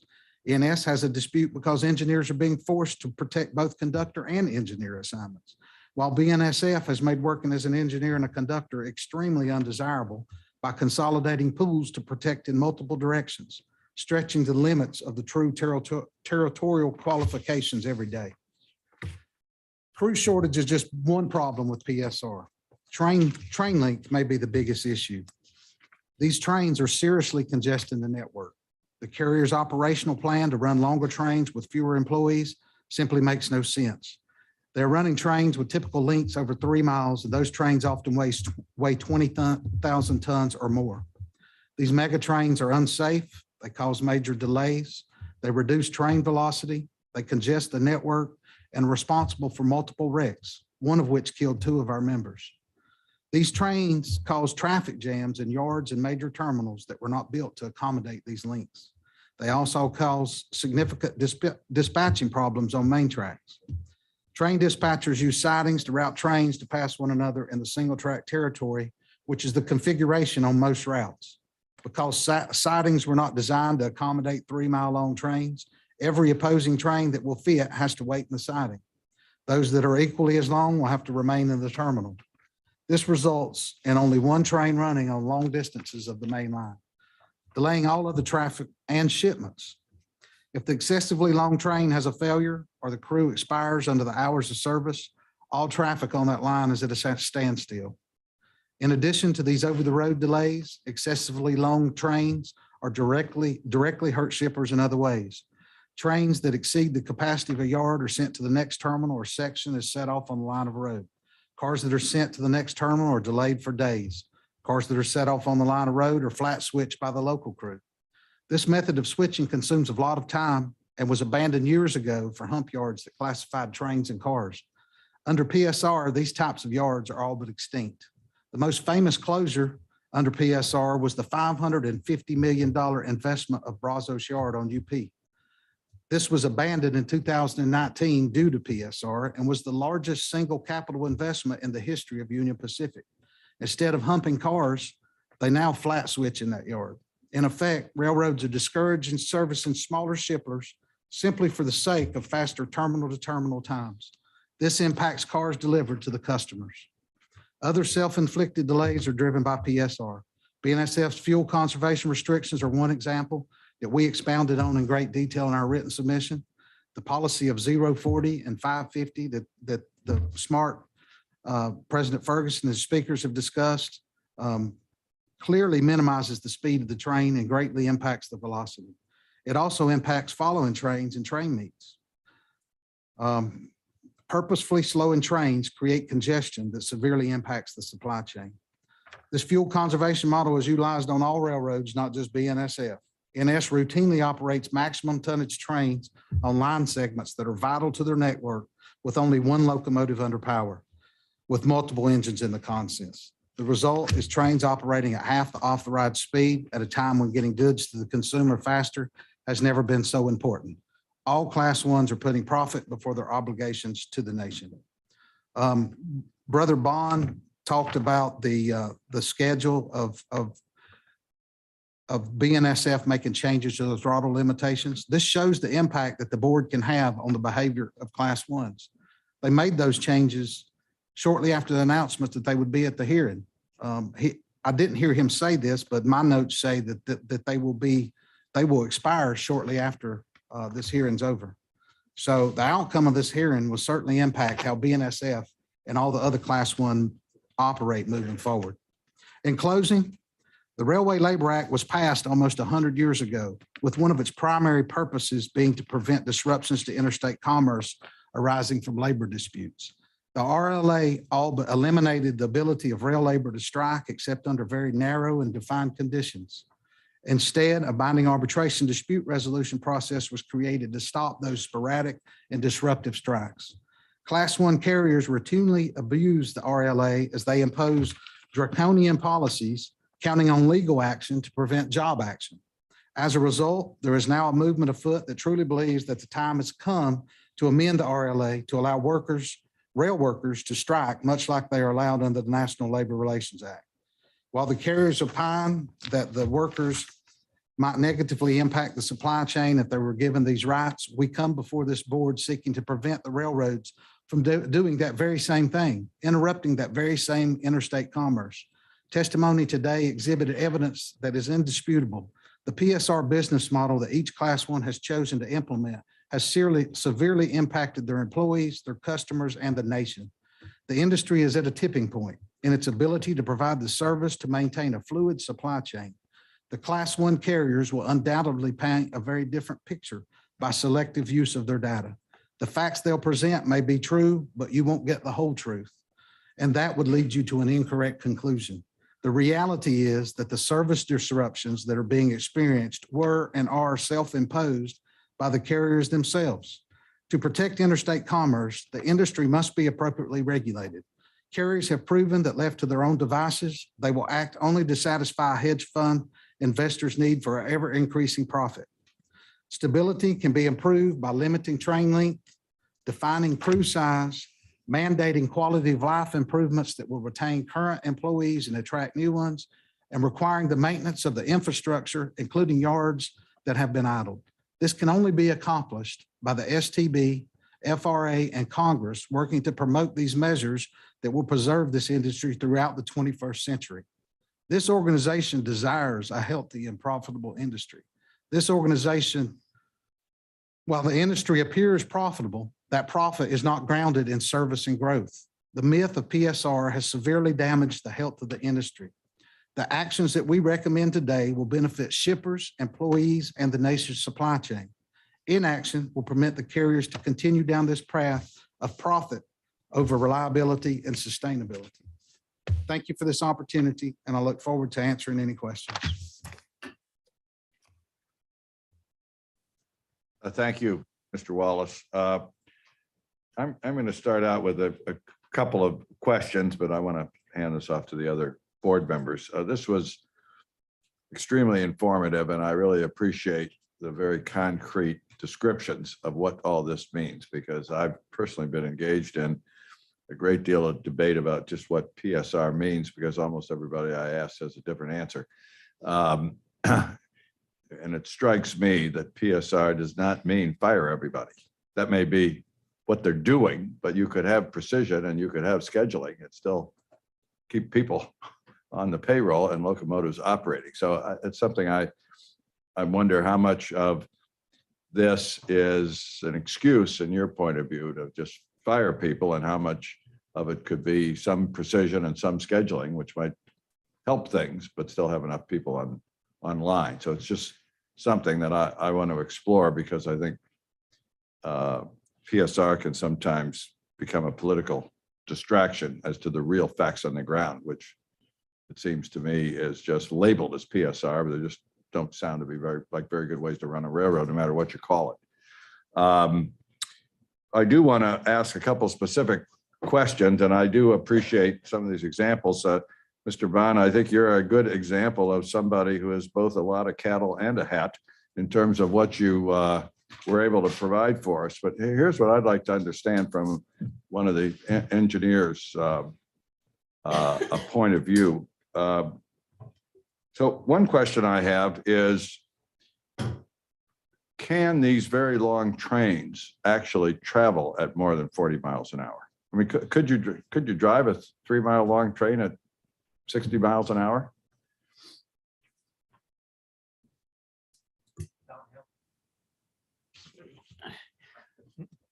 The longest train I've operated was 16,998 feet long. And no, I could not maintain track speed for that train. Last Friday, I brought a coal train, a double coal train home from Missouri Valley to Clinton, Iowa. It was 298 cars. It was 42,000 tons. And the most track speed I could get was 2 times in the state of Iowa, and it was both downhill. I could maintain about between 30 and 35. I had 6 locomotives. I had 2 on the head end, I had 3 in the middle, and I had 1 on the rear. And were they all turned on? They were all on. There's no way I could have moved that train without all of them on. So is it a question of just so much power you could have, or is it also just going around curves or stopping or whatever you have to do with the train? If you split that train and run 2 locomotives on the head end and 1 on the rear, which is a standard 145 car train, you can operate at track speed. Which typically is what? For a coal train, we run them at 50 mile an hour. So let me ask either any of you on the panel. I know it's on. There you go. If you did not have these 40 mile an hour limits, and I gather the 40 mile an hour limit applies to any train. Is that the way these orders work? The majority of the trains, some of the, what we call hot trains, they're UPS trains, stuff like that, mail. Those ones usually don't have a throttle limit on them at all. But yeah. So if you didn't have to have this, what I gather you call an artificial limit of 40 miles an hour tomorrow, what would that do to eliminate some of this congestion, just increasing the speed or the velocity by itself? Could you kind of enlighten us? And maybe the yard master has something to say about how all this interacts. So maybe you could enlighten us on that. Depending on which territory you are on, sir, whether you're on the Transcon, which is the old Santa Fe, is primarily double track from Los Angeles to Chicago. If you got rid of the throttle restrictions, you can speed up your network. If you were to be restricting it at 40, think of that as somebody that's in front of you in the interstate that is slowing things down, and there's no way to pass them to get to it. So if you could run the train at maximum track speed and authorized train speed, then yes, you could speed up the network, getting it from point A to point B. That is one of the issues that does exist. But with that, does that also, we're going to have this system improved one day. Maybe we'll get one of your, yeah, no, but then the camera doesn't work, they tell me. But it's not, our IT people are doing a fabulous job. I think we should get some of your electrician members to come over here one day and straighten this out for us. So what about in the eastern half of the country where the runs are, not these long straight lines necessarily? And what I'm trying to absorb here to understand, how this relates to service problems is that even if you have a long train running faster, and there's some limit, that's why I asked as to how fast a long train can actually move, would you still have the problems of slowdowns? Because if the trains are longer than the sidings, no matter how fast they're running, they're still blocking the rest of the train. So would you have to, and I'm looking for the moment about immediate improvements in the system to get beyond this crisis, and we all know there's longer term ones, in order to try to ease the congestion we're hearing about in these orders of we can't take all the fertilizer that's being shipped and so forth. Would you have to both remove the throttle limits and shorten the trains, or would just removing the throttle limits by itself improve the situation? Do any of you have any insight on that? So I'm a locomotive engineer up in Norfolk Southern, so I ran East Coast, and you would have to do both. You would have to eliminate the throttle restrictions, and for East Coast railroads like CS and NS, they're limiting the amount of engines that you can actually put online to help assist in pulling the traffic. So one example was that between Savannah and Macon, they run one engine online on the head end when they have 3 available. which allows them to only run half the track speed between Savannah and Macon, Georgia. That means if the speed's 60, they run 30. So that means it's double the time getting from point A to point B. And if the train is in excess of 8,500 feet, there's no sidings in between those 2 points to meet. Therefore, that puts other trains on the law. I think the biggest thing right here and this was mentioned, I think, by Jeremy earlier, is the railroads sort of set their own metrics of what they're tracking. And so they're not tracking train velocity anymore. They redefine what they were tracking with PSR. So now their big thing is that they're going to track car velocity and fuel conservation. Well, they don't really care if the train velocity is down, because that's not a metric that they offer for review by their investors. They're meeting their fuel conservation metrics by conserving fuel. This is a fuel conservation, and it's an intentional slowdown of trains to burn less fuel, and the length of trains is to use less employees. From your point of view, because I know we've heard already, and we're going to hear from the railroads about how long it takes to train new classes, even others. Lowering the amount of training time, it still takes a long time to get somebody off the street into running a locomotive or being a conductor. In terms of immediate improvements to some of these problems, particularly in the ag area, planting season, fuel issues we've been hearing about, the ethanol plants, it sounds like there are changes that could be made almost overnight in terms of velocity, train length, and using all the power that's available. Those three things in combination, and are all of you saying that this would ease the congestion we're hearing about today?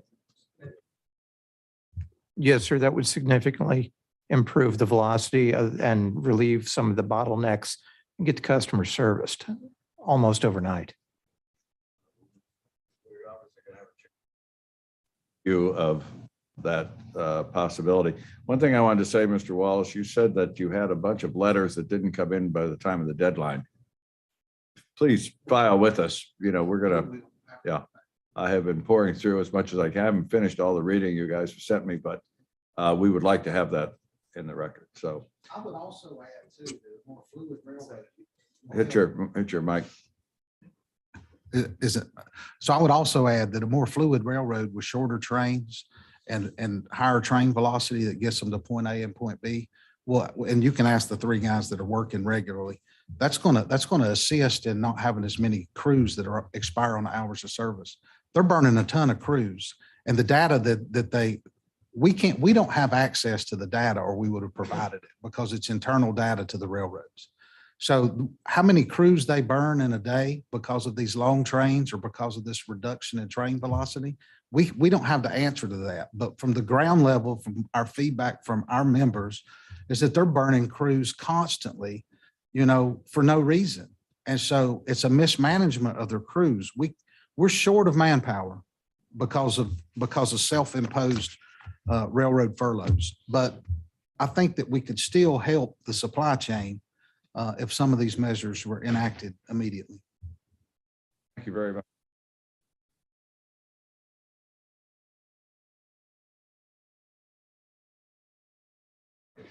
Thank you, Mr. Chairman. And you covered operations. I want to turn to recruitment and retention. I want to start by recognizing the work of rail workers, particularly throughout the pandemic. Perseverance, sacrifice, toughness, deeply appreciated, and has been essential to this country. So thank you all very much. And of course, we've been talking about aggregate numbers, and those aggregate numbers bear a direct relationship, as you all have been describing, to specific policies.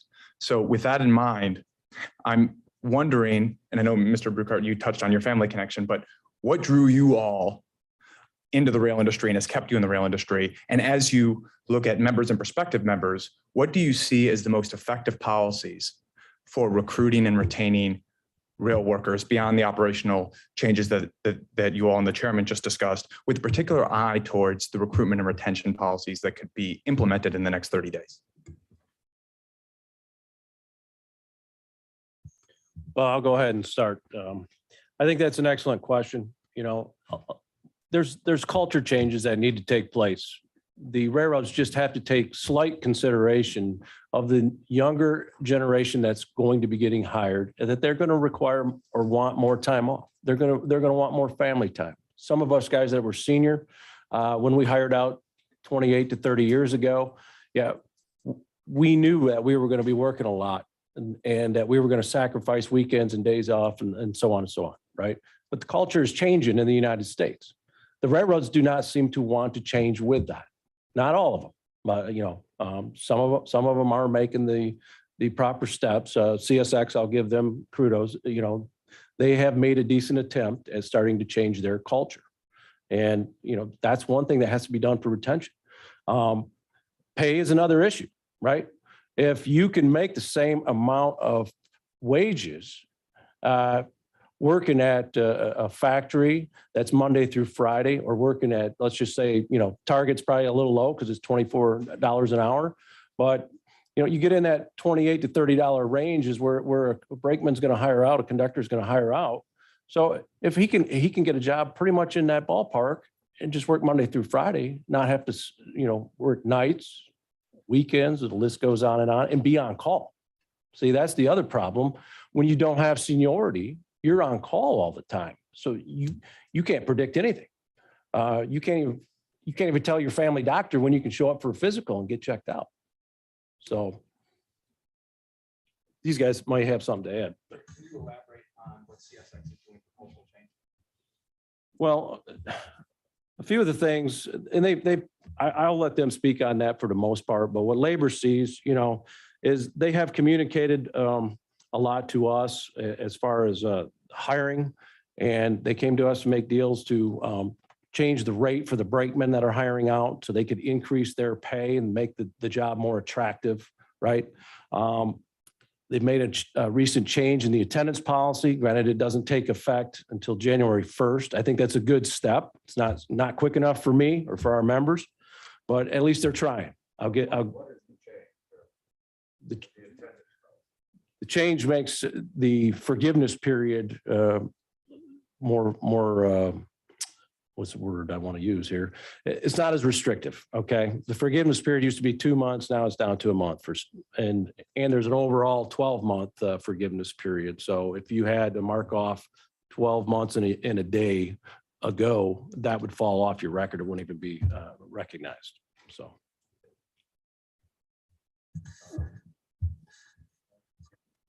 I think Robert Primus has some questions. Robert? Thank you. And my thanks to everyone on the panel for being here. I just a couple questions about the way forward, and actually where we are right now. The chairman mentioned that there had been some reductions in training time to get folks out in the field. Do you feel that that's a good thing? First one, the question, and number two, could each of you sort of talk about safety issues and the concerns that you have with getting these folks trained up as quickly as we are, and also having a relatively inexperienced group starting to come online? What you're doing with from a safety perspective? Okay, well, I'll take that question also. Safety, like I said in my presentation, is my number one priority, and shortening the training period is not in our best interest. This equipment is too dangerous. Since I took office, we were on a clip of 1 fatality and 1 career-ending amputation every month. We did that for 14 consecutive months. I couldn't take it any longer. I've raised a lot of cane with the FRA and anybody that would listen, but I don't think we can go back and try to shorten training agendas just to put them in jeopardy. It is too precious. Life is too precious for me. So I would not advise that. Now, are there things we can do that would say they are trained in a amount of time on certain territory, on certain other aspects that would help expedite the freight? Yes. But as far as when you went like Norfolk Southern from 18 weeks down to 6, they cut out a lot of the basics that keep people alive. And we can't do that kind of stuff. And that's in my opinion. I'm sure they're going to counter that, but everything we could see from what was reported to us from our frontline union officers, they cut out way too much. And we advised them that that was not safe. And they had 2 amputations shortly thereafter. We got word of it and advised that we took exception to their program.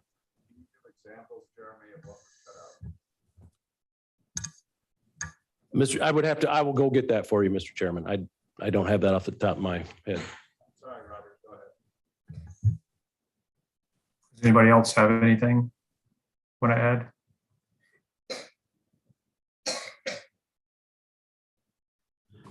Well, I think it'd be a huge mistake because just like you guys listening to us here today, when you come to the railroad, we have a different language we speak. It's just like speaking French. I don't know how to speak French, but I know how to speak railroad. And so for a person cutting that many weeks out of training, I think you're setting up a dangerous position. Sort of staying on that side of the table, Mr. Vaughn, you had talked about, notch limiting, throttle limiting. How difficult would that be for new engineers coming on and performing that? I know you talked about going up and down. Both of you talked about traversing, hills and with longer, heavier trains. How difficult would that be? Well, hold on, find it. First of all, it takes a while to get the feel of running a train. The locomotive program we have, it takes 6 months to make an engineer, and you're learning. You learn everything about the trains. You're learning territories. You're learning how to control in-train forces.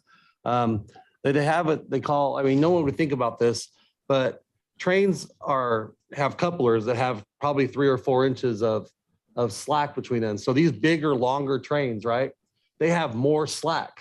So what happens is that if you have a train that's 10,000 feet, that train's going to have a lot more slack. And what can happen in train forces wise, and they talked about draft and buff and that earlier, those trains you can actually get rear-ended by your own train, if that makes sense. So you can be going over a hill and the rear end of the train can come over and it can pop stuff off the rail. It can do all those kind of things. So as a new locomotive engineer, you're learning how to control those. Well, with these throttle notch limits that we were talking about, sometimes you don't ever really want to be going down a hill and then notch off to go up the other hill, because what happens is the rear end of the train's coming down fast. Head into your train is the heaviest portion of your train, so it wants to slow down, and the rear end, bam, hits you, right? Well, they make you notch off.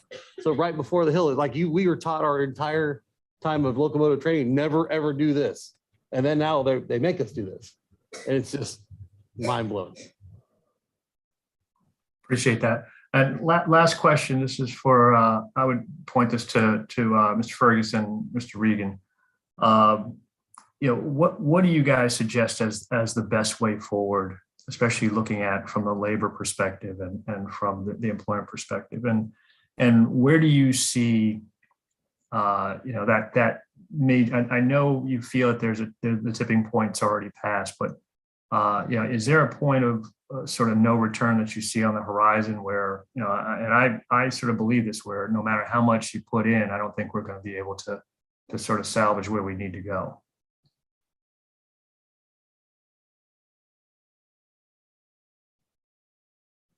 Thank you for that question. To be honest, I think we've outlined here, some of my colleagues here have outlined some of the immediate steps that can be made to try to address some of the current problems that we're seeing. But I think what we are going to need is a long-term sustained growth of the workforce to try to meet the future needs of the country. One of the things that frankly has been most shocking to me in the course of the pandemic is there was a huge spotlight on the supply chain issues throughout the country. We all saw the problems that happened with the trucking industry, for example. And if we're looking at the long-term sustained growth of the railroad industry in a way to enhance its capability and enhance its ability to serve this country, you would have thought that was an opportunity from a business perspective to try to actually grow the workforce, grow our service capabilities, grow our capacity when it comes to the number of trains we run, the ability, the places we can go, the crews operated work to be able to operate it. And instead we saw a continued insistence on having leaner operations, both from personnel and from equipment. So I think that right there shows that the entire mindset is geared towards the short-term returns, the short-term gratification, not the long-term sustained growth. So I think there has to be a broader reimagining of what a sustained growth model looks like for the railroad, because that's frankly the way they operated for decades leading up until recently.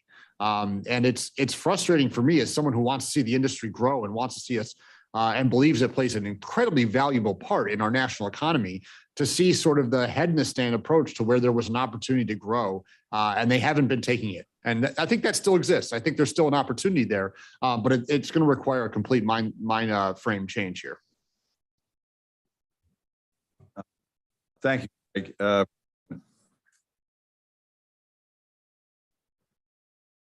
Before I switch? I think so. He disappeared. That's a subtle message. Karen. Sorry, slow learner. I know that the railroad labor pool today includes a lot more women and minorities than it did in the past, although it's not reflected here because you guys are so senior. You're kind of our father's railroad. But what have the railroad's practices done to the ability of the railroads to attract women and minorities? We'll say one thing the BNSF has done right is tried to attract the right type of people for the job. And they're a very large employer of military veterans that are used to the atypical lifestyle that's come in with that. I've had certain crews where I've had entire shifts of females, which have just been phenomenal railroaders. I mean, they were great to work with, and they still are. So they've recruited various people from the right industry to come into us. Where they have failed, though, when my cousin came back from Iraq, I got him a job. He's a conductor. He went through all the training. He went ahead and took 2 trips and was furloughed. There was no job security. And he says, I'm not going to do this for the rest of my life. There's no need for it. So if they can find the right group of people to draw from, wherever that is, then they've hired. And we've had some very strong classes of people. Go ahead. You know, touching on that, and we're talking about the retention of the employees we have. I actually currently have an investigation for a single mother who, under the old policy of before high vis, she was fine. She never had any problems at all. Well, she is a single mother with, I guess you'd say, a standard custody situation. And now she's basically on her last leg before getting fired for high vis. And so we're talking about, I mean, she's a single mom. She has nobody else to watch her kid, you know, with us. We tried to get her into yard jobs with a regular schedule. She doesn't have the seniority. She's a great conductor. I mean, an outstanding conductor that works between Fort Worth and Oklahoma City. And we are fighting for her job right now to keep her. And so, you know, when we talk about the employee retention and hiring new people, this is a concern. It's a different lifestyle. And she was fine under the old policy and worked there for 16 years. And under this new one, she's on her last leg before she's terminated. So when we talk about, you know, women in the workforce and everything like that, that's definitely an issue. I just had one other area I wanted to follow up on. 2 related things that were said. Jeremy, you had referenced a number of changes that you said the railroads have made just in anticipation of this hearing. And Chris pointed out one, this 4/15/22 lifting of the 40-mile-an-hour throttle limit. So Chris, you said you thought that would disappear soon. Is that in this piece of paper, or is there something that tells us it's going to disappear? And then I wanted Jeremy to ask you to tell us what other changes have they recently made besides this one, if you know of any. But I think I'm the one that it disappeared. Well, it come off Chris's railroad, and he's probably got the same information that my general chairman provided me. So, I mean, what we have is we have an email that's part of our written submission to where it actually identifies that it's going to expire after 15 days. So This lifting of the 40 mile an hour. yes. Yeah, there's an email associated from, I believe, Duke Remington is the carrier officer's name. Sounds to me like the whole thing.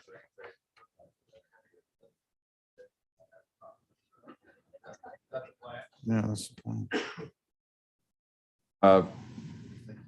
Are there other things that the railroads have recently done that you can point to, or? No, sir. All in reflection of that. Seeing the throttle type changes and, trying to expedite in a hurry. So.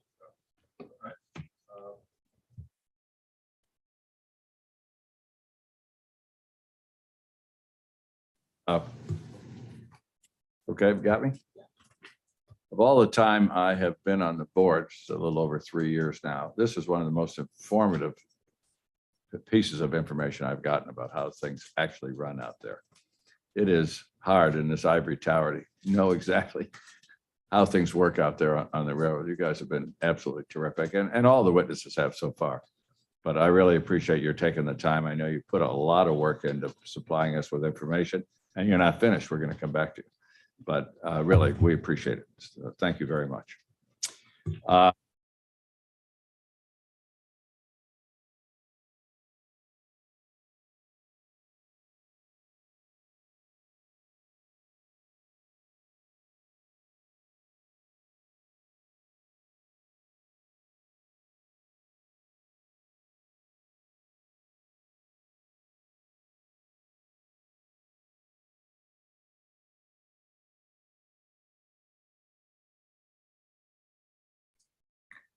Marty, I can't hear you. I'm sorry, I let the thing go. We are going to recess until 1:45 for lunch, and when we come back, we will start with Rick Patterson and Brian Osebeck. Thank you all.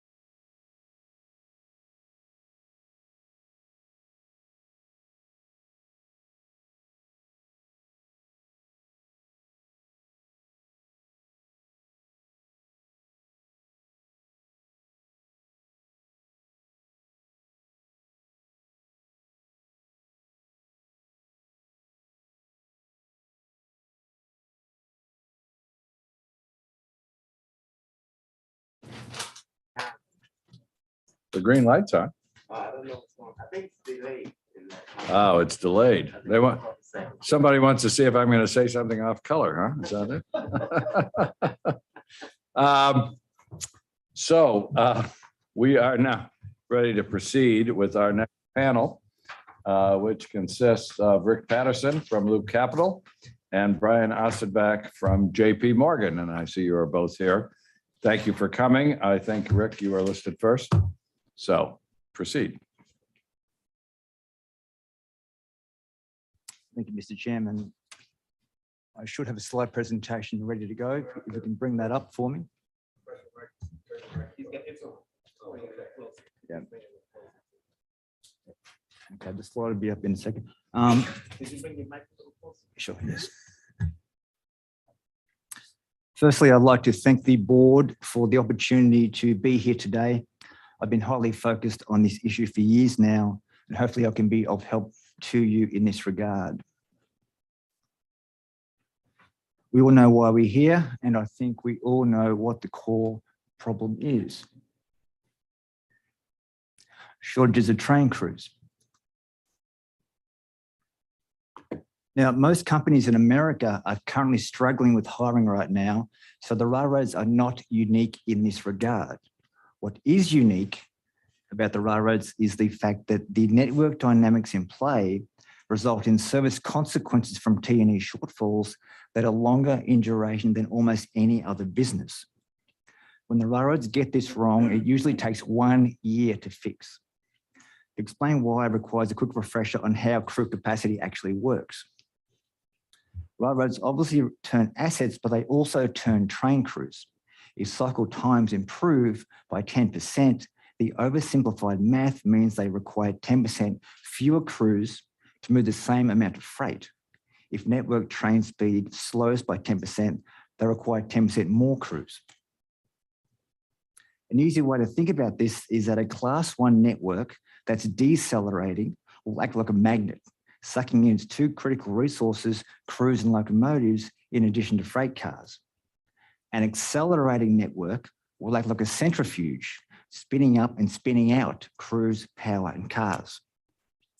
The situation you therefore need to avoid at all costs is a slowdown that depletes either crews or power, triggering an unrecoverable meltdown.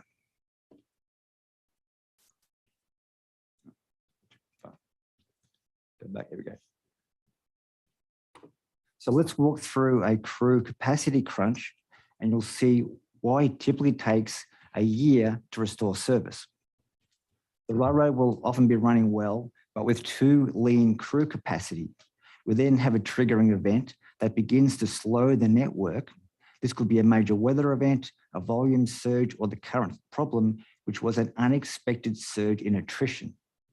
As the system slows, it compresses crew capacity, and management has to react quickly by deploying all crews, maximizing overtime, recalling furloughs, and trying to bring in crews from other districts.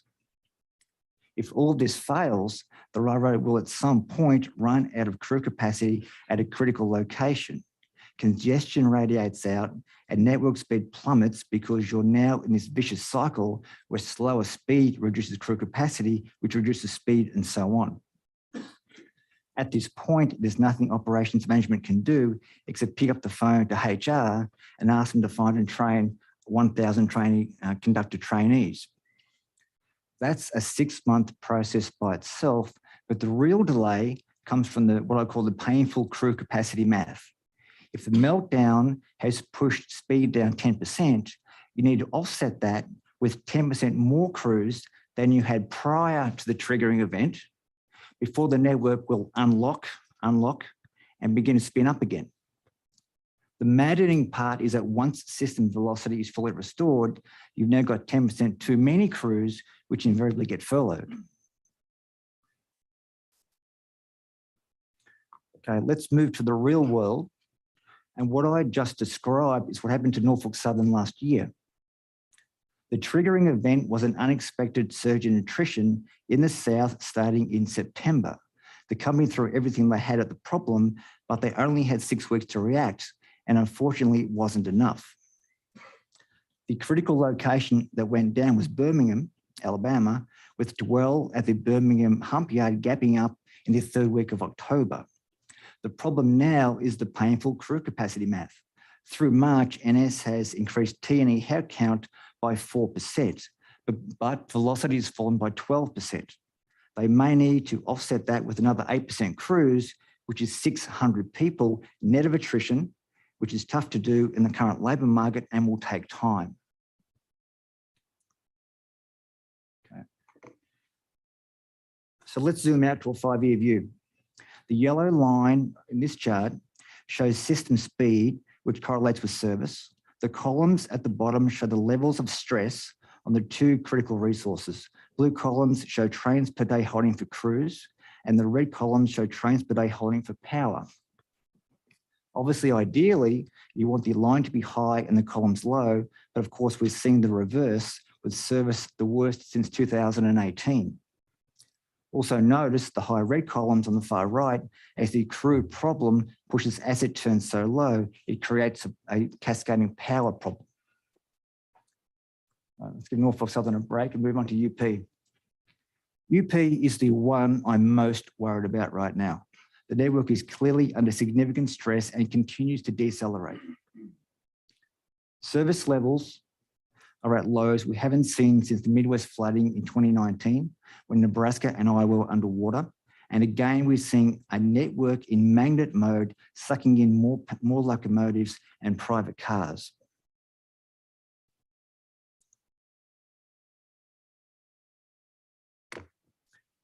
BNSF looks slightly better, but asset turns are also at lows we haven't seen since 2019.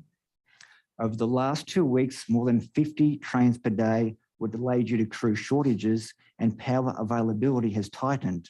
Like UP, BN's network looks heavy with a gravity that is still trying to pull asset turns lower.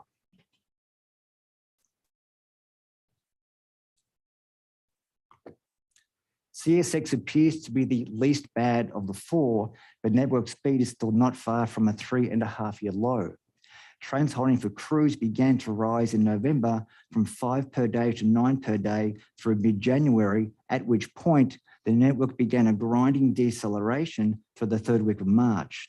The good news is that unlike its US peers, CSX is not reporting any trains holding for power, so a crew problem has not cascaded into a power problem.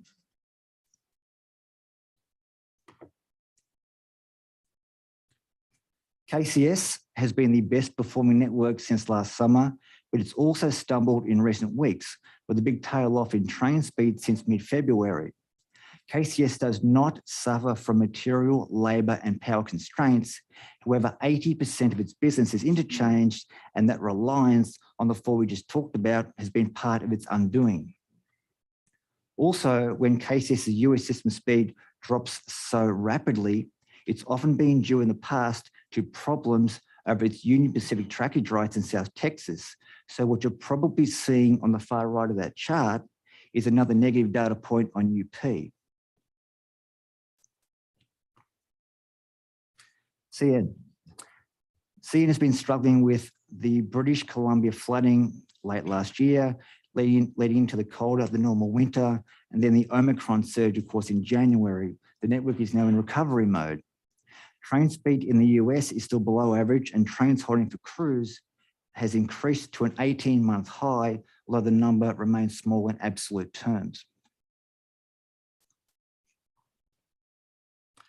CP has been dealing with the same headwinds as CN, plus a 3-day labour strike in Canada in March. CP's US network has weathered these events as well as can be expected.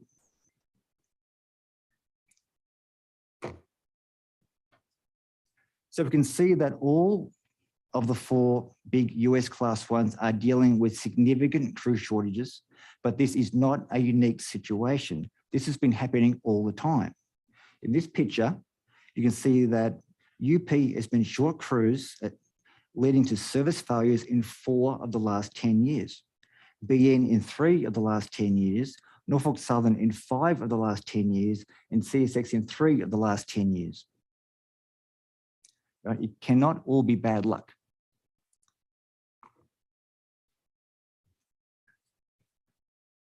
When you add in other issues like power problems and CSX's tough PSR transition, you end up with this chart. It shows asset turns by quarter since 2015, and basically every red square is a significant service failure. This is the minefield that shippers have to try to navigate.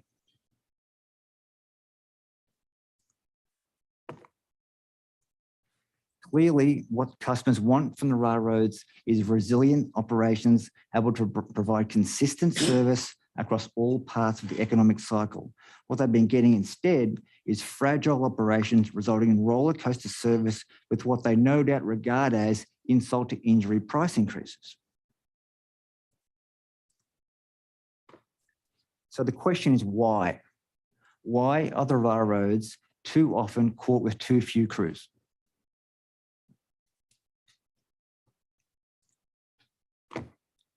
One reason may simply be human nature and overconfidence when things are going well. This is a bit of a satirical take on how CEOs think, but the point is that when the network is running well, they're more likely to assume it will stay that way, and they trim train crews rather than worry about padding crew buffers. Number two, maybe it's just too difficult. Because conductors take 6 months to find, hire, and train, the railroads need to forecast business levels 6 months in advance, which is basically impossible to any degree of consistent accuracy. Under forecasting volumes results in too few crews when you get there. Add in black swan events like the 2014 polar vortex, and maybe it's a futile undertaking and nothing can be done to overcome the industry's core structural fragility, in which case we can all go home. Now, my view is that there will always be the exceptional event that you just can't do anything about, but this should be closer to once every 10 years rather than every 3 or 4, which is the run rate we're on now. At the very least, the railroad should be able to add sufficient resiliency that a single weather event or the loss of a single key piece of infrastructure is insufficient to trigger an unrecoverable slowdown.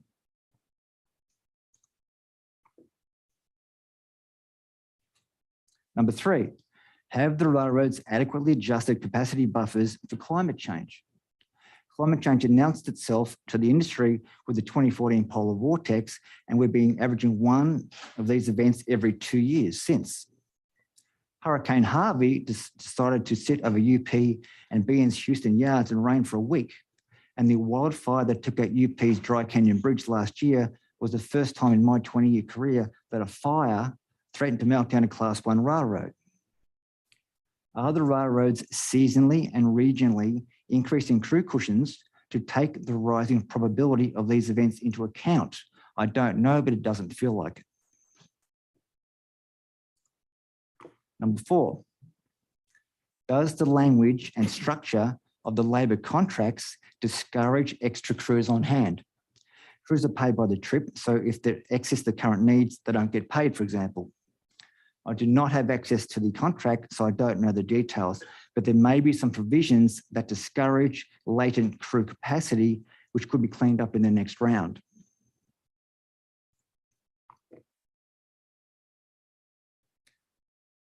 Number 5, are furloughs too easy?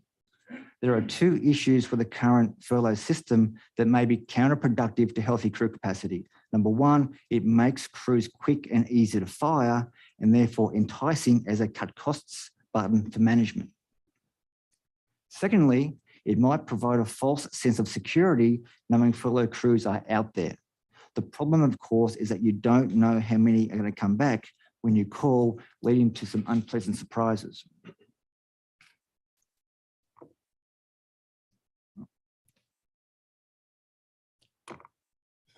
This one's very topical, obviously.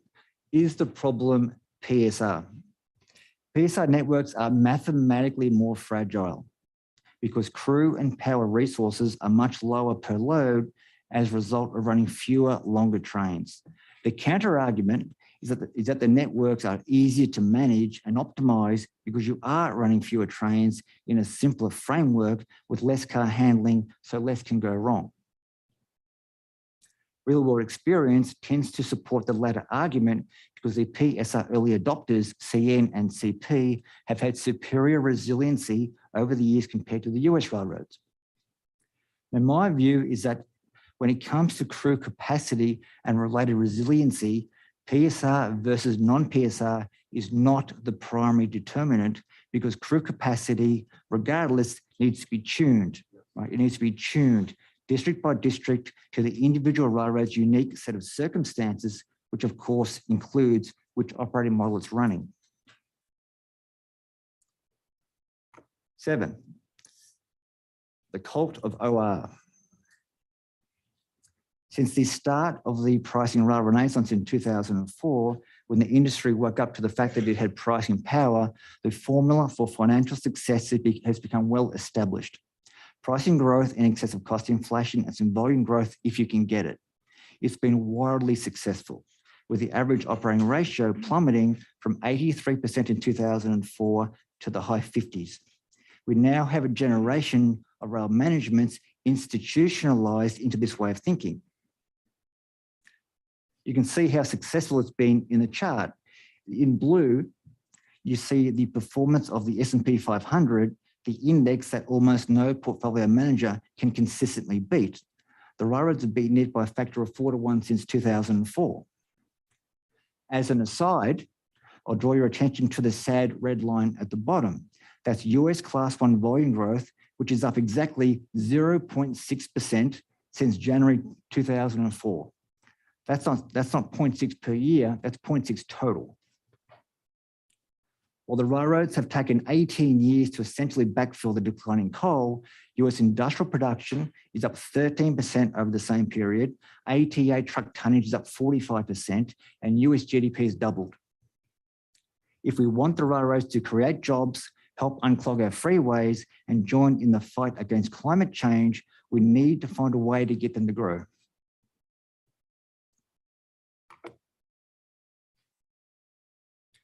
Coming back to the cult of OR, it's also become the norm that when an investor asks a rail CEO or CFO where the operating ratio is going over the next 12 months, the only acceptable answer is lower. Additionally, in the background is the constant threat of shareholder activism if any of the railroad's operating ratios become outliers on the high side. The industry now has a track record of activists consistently making money going back to the TCI run at CSX in 2008. More recently, TCI cited CN's high outlier operating ratio during its battle with that railroad last year.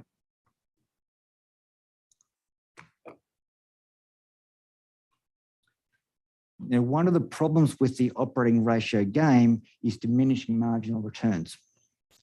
When operating ratios were in the 80s, every 1% improvement was a big deal because it added more than 7% to bottom line profit. As the operating ratio now compresses from an increasingly smaller base, the math changes, and every 1% improvement now adds just 3% to net income. Rail managements are well aware of this, hence the desire among some to try to pivot to more of a growth strategy, which requires customer confidence, which requires service consistency, which they don't have.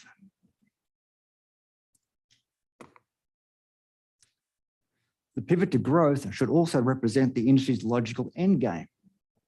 Assuming final approval of CPKCS, we've now reached what is probably the end in terms of industry structure. Pricing power has been in place since 2004, and all the networks have been PSR'd apart from BN. All these initiatives significantly increase shareholder value. What's left to do with potentially similar benefits? There's only one thing, which is to take back market share lost to trucks.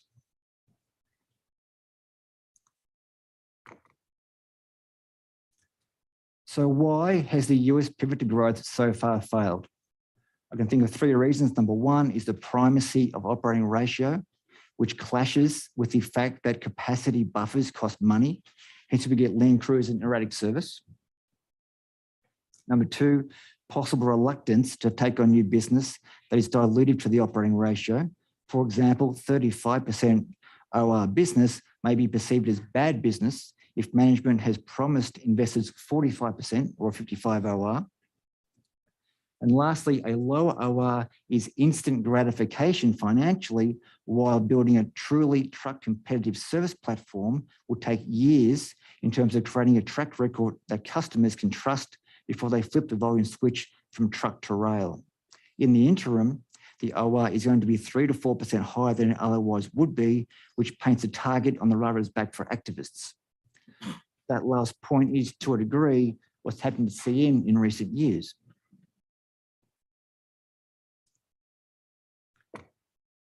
Regulatory options. There's always a do nothing option, but if nothing comes out of this hearing, we're effectively hoping that one of two things will happen. Number one, that the railroads have now learned their lesson during the current crisis and will add the necessary padding to crews going forward. Number two, that over time, the operating ratio diminishing returns argument wins out, but this is uncertain and wouldn't happen quickly if it did. If nothing changes, there will come a day in the not too distant future when a railroad with poor service and a 49.9 OR walks into a customer's office and extracts an above inflation price increase. That feels wrong to me and will no doubt feel wrong to the customer. I would ask the STB to start thinking about how they feel about this as well.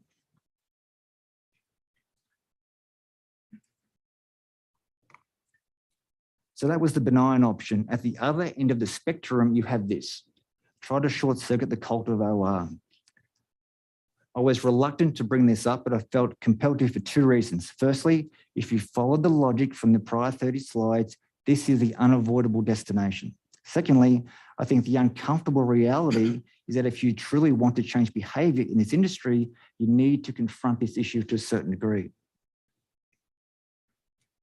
I want to be clear, this is not a recommendation, but rather an example of what it would take to shift the industry's North Star away from operating ratio and onto something that would actually benefit shippers. It might be achieved by presenting a real or perceived regulatory consequence for falling below a stated operating ratio red line for those railroads unable to demonstrate a track record of service consistency. It breaks the investor pressure points on management, so when Wall Street asks for ever lower operating ratios, management gets to say no and keep their jobs. You're essentially giving them the political cover they need to invest in resiliency and try to pivot to growth. Such a thing, of course, would also come with the risk of unintended consequences. Sometimes the cats just refuse to be herded. In summary, there's probably no elegant solution to structurally fix rail service, but we are all tired of going down this road and something needs to change. I hope this presentation is at least food for thought in this regard, and thank you for allowing me to participate in this important hearing.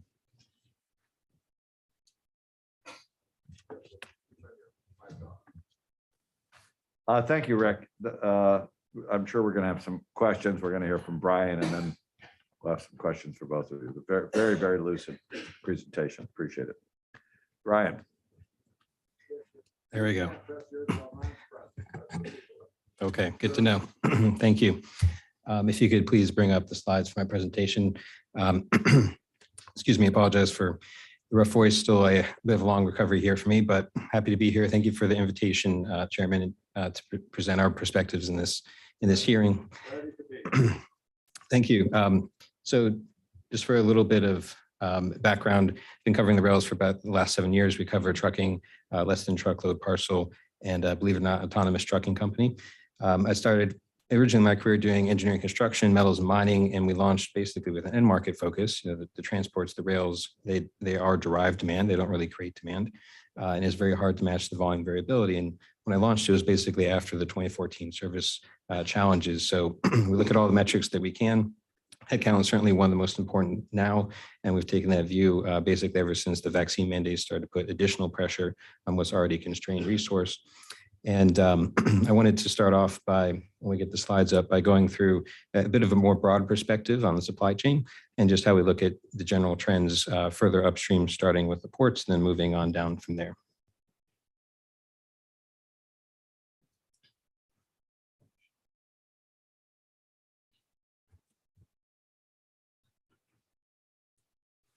Hopefully they can load those shortly.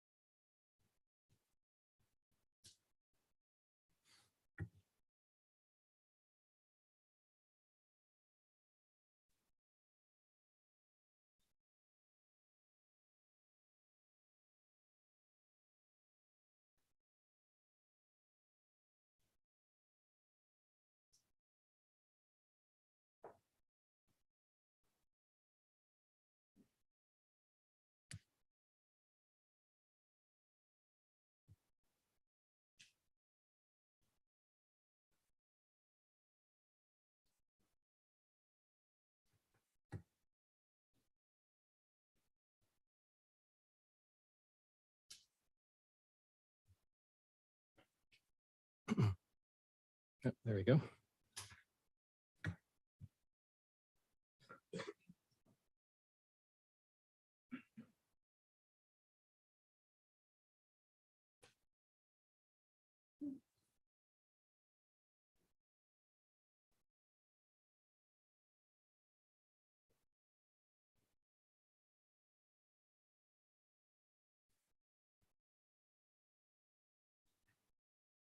Okay, great.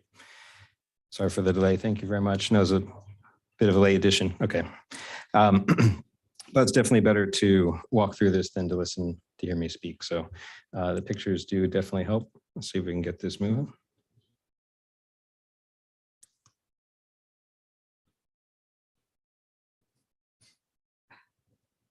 Maybe you can just, someone can navigate to the second slide.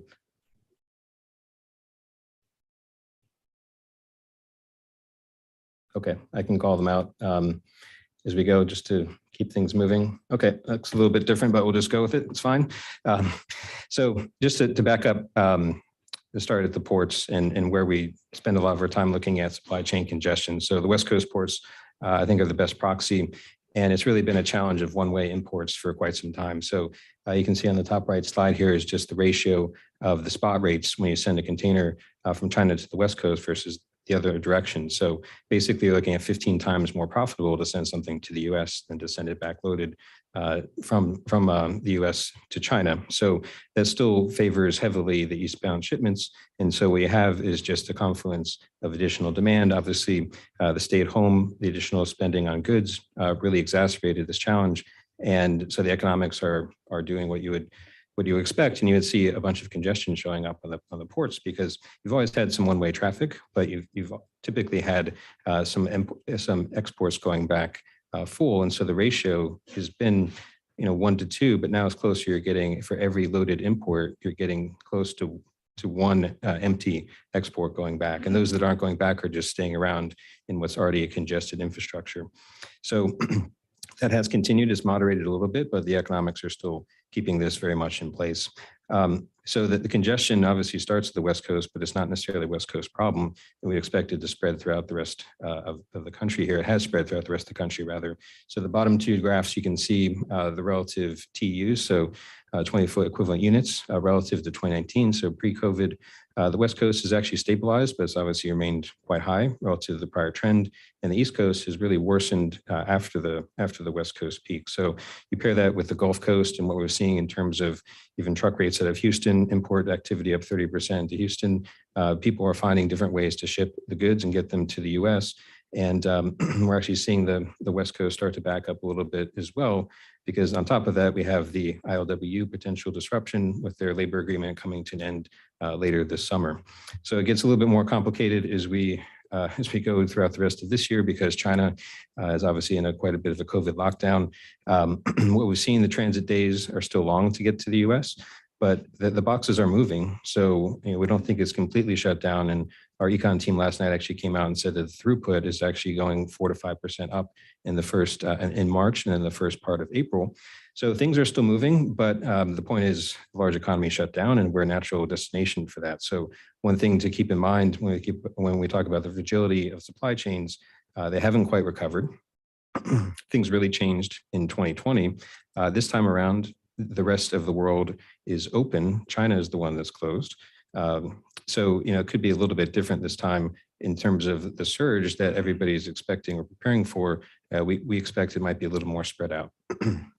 Certainly something to keep in mind. If I can't navigate this myself, if you don't mind, there we go. So go to the next one. Stepping from the ports into the terminals, this is where the railroads start to play more of a factor. What we see here is really that the West Coast made a good amount of progress when they basically threatened fees $100 per day that escalated additional $100 per day if you were late dwelling past a certain amount of time. So that really cleaned out some of the congestion. What we've seen here in these two charts, though, that you can make out on the bottom left is really the rail serve containers. So yellow is more delays. We saw the challenge in sort of late 2020 and early 21. The containers served by rail were staying around for quite some time. That made some progress essentially when the Western rails shut down and reset some of the networks. The trucks in the top right made a bit more progress. Slowed down a little bit in the latter part of last year, but actually started to pick up the pace. And what we're seeing now is the dwell times are starting to inch back up. So part of this is seasonal, part of it's natural, but based on the data we're looking at, we're seeing the rails start to fall a bit behind. So we're seeing fluidity coming out of the LA port and also Long Beach starting to slip from the rail perspective. So this is something that we are watching. And when you hear about the commentary in the trade press, we have seen fewer loads going into the IPI going into the interior, and this could be part of the reason why is they're not moving fast enough off of the terminals. But we would also say that the economics we talked about earlier with the westbound eastbound spread is just much more profitable to drop the container and get it back. So that is actually adding extra stress onto the system. If we go to the next slide, and we look at inbound, the intermodal inbound on the interior rather, very challenging last year. So there's multiple instances of gate and terminal closures. They started in late 2020. The surge, again, was nothing that most people in the industry had predicted, and it was very hard to react. We have seen volumes that were elevated through the first half of last year. Weather challenges didn't help. And one of the metrics that we look at here is just how many loads that are being sent to a certain region are being rejected. Basically, we can't take them, we don't want to take them, or we're going to try to find another way to move them. So as you can see in these lines, the blue dotted lines for some of these major hubs actually got quite a bit worse in 2021 that coincided with some of the rail service shutdowns. This is another way to kind of monitor what's going on when we get to the interior, away from the ports, into the major destinations from where they might be sending the traffic. So this is relatively new for us. Obviously, we'd like to capture every single data point we can that's helpful. But I guess the point here is that they are more fluid, but volumes are down. So again, the spread between the import-export containers that we saw earlier is really limiting some of these interior shipments, we think. So they are fluid, but on down volume, that's something to definitely consider. And one of the things we've been watching for some time now, since the beginning of the year, is just the excess inventory, or the potential to have excess inventory with all the restocking that was done last year. Then you have consumer spend start to change to more services. You have more inflation, other challenges, less stimulus. And what we've seen is basically inventories go from being, we need to restock the first half of the year, to differing degrees of we might have enough at this point. So I think that's also playing some factor into this as well. So if the interior is not the challenge, then what is the problem? One of them we think is just the equipment, which, to be honest, chassis weren't really something that a lot of investors paid attention to until it was a problem. But we kind of view this as the glue between the upstream and the downstream, the physical link, as it were, between the ports and to a certain extent also in the inland side, but we look at mostly the ports because that's the data that's available to us. And so this is another early indicator of some of the congestion that at least has started on the West Coast and moved interior in 2021. What we see here is basically chassis are in high demand. They're almost at max utilization. They're dwelling longer than they have been before in the terminals themselves and also on the streets. And one of the things that you see on the next slide is the downstream congestion. So what we hear a lot about is downstream is the bottleneck, the warehouse, the shippers, the ports. We can't get enough people. We can't turn things fast enough, and that's where everything gets backed up. So what we've seen is the chassis and the street turns are the best metric to sort of monitor that. And the different charts here are basically just to show that, yes, things have gotten a little bit easier to turn. We would think that the demand side actually being less of a need to do all that restocking would actually help some of these metrics improve because you don't just have to move it as fast. The fuel spike that's happened more recently has changed some shipper behavior. So they're trying to improve their trailer utilization. They're sending fewer trucks, and that would just help the fluidity improve downstream as they can sort of catch up as they're not dealing with this perpetual surge of volume coming into the into the system. So we are expecting a little bit more improvement from that perspective. And so just to sum up this whole view on the global supply chain, obviously we think is very interconnected. There's signs of congestion that are pretty much everywhere triggered by COVID, if you want to point to one specific thing in our view. Still going on with the lockdowns in China. We are seeing some green shoots of stability, and we think that when the consumer demand shifts to more services, inventory is a little bit more caught up. That should help reset some of the balance that we've seen coming into the US. But in terms of what we're concerned about, it really is the rails and the West Coast ports, and then trying to see if there is any relief on the chassis side as well. So switching to the second part and maybe just giving a little bit perspective, our perspective on why we care about service metrics on the rail side. It is the key engine, one of the key engines for earnings growth. If there's no fluidity, volume suffer, efficiency suffers, and that affects earnings outlook and equity values, of course. Anytime there's STB inquiries, more disclosures, hearings, and potential regulations, it obviously affects potentially the valuation. And while there is an offset to some of the earnings that the railroads get from demurrage and other storage fees, we typically view that as non-core and not sustainable, and try to value those differently and sort of look through them. The truckload conversion opportunity is really what the industry has been and should be focused on in the future, but it really won't work with inconsistent rail service. And the two graphs that we have here from a report we put out a couple of years ago, basically trying to quantify how much potential rail revenue there was in the rest of the freight market. And when we look at the numbers, they're quite large. It doesn't even have to be the 800 billion. We don't think it's anywhere close to the 800 billion market that's completely addressable. But putting some parameters around it, we get to 45 billion, which is still a very large number for the industry. It will require, in our view, investment, partnership, and consistent rail service. ESG, volatile truck rate cycles, higher final mile costs on the parcel side, all those things favor this opportunity, but it has been an opportunity for the most part because we haven't seen material growth from that perspective. In terms of how we look at the rest of the rail service in particular, we have a lot to look at, but we try to keep an eye on certain aspects of it, the speed and the dwell. Those are where we start. The terminals, in terms of how we try to see if there's a seasonal aspect to something that's popping up. And then we try to focus on how the rails operate, which they increasingly say is in the PSR world is on asset utilization and resource availability, which has obviously been a pretty big component of the last couple of quarters. So some of the telltale signs that we look at is obviously slow down velocity, increasing in dwell.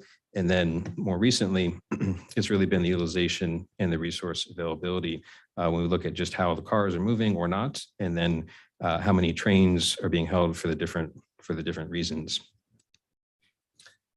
We don't ignore Chicago, but it hasn't been as much in the news of late, but we do keep a close eye on it because we feel like if there's still a canary in the coal mine, which we have a good amount of data via the STB, this is the one that we keep an eye on. So right now, I guess the two takeaways from this slide is that it never seemed to recover when we look at the transit time in 2020.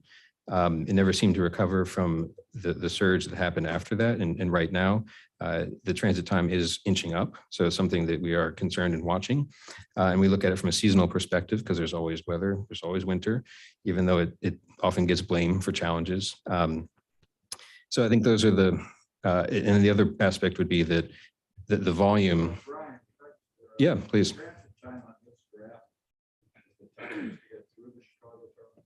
Correct. And we no, thank you. We show on a 7-day average just to kind of move things out a little bit so we don't have to pick apart every single graph as it comes out and update it every week. But I guess the point here is it's on lower volume, which is a theme from a couple earlier slides. Lower volume, worse service is not really what we look for and want to see in these metrics. Looking at the dwell times, something that we try to pick out the ones we might want to focus on, where there's again a concern, this building, not something that's just a little more episodic. So in the top right is obviously the car miles per day for Union Pacific. That's something that I think encapsulates the network overall very well. Unfortunately, not all the rails provide that. But when we look at the terminals, what we try to see is how is it performing right now? How's it performing this time last year from a dwell perspective? And then how is it performing on the last 3 months? Because what we've seen is that when you get those things moving in the wrong direction, it's worse year over year, and it's worsening on a monthly perspective. Then that's usually a sign to dig in and find maybe an answer or two.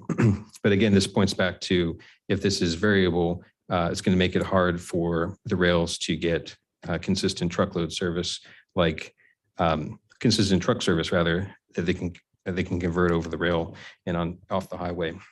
When you look at the intermodal car fluidity, this is, I think, increasingly important. And just to give you a sense of what we look at here, it's basically how many loaded cars and empty cars are moving or idled rather for more than 48 hours.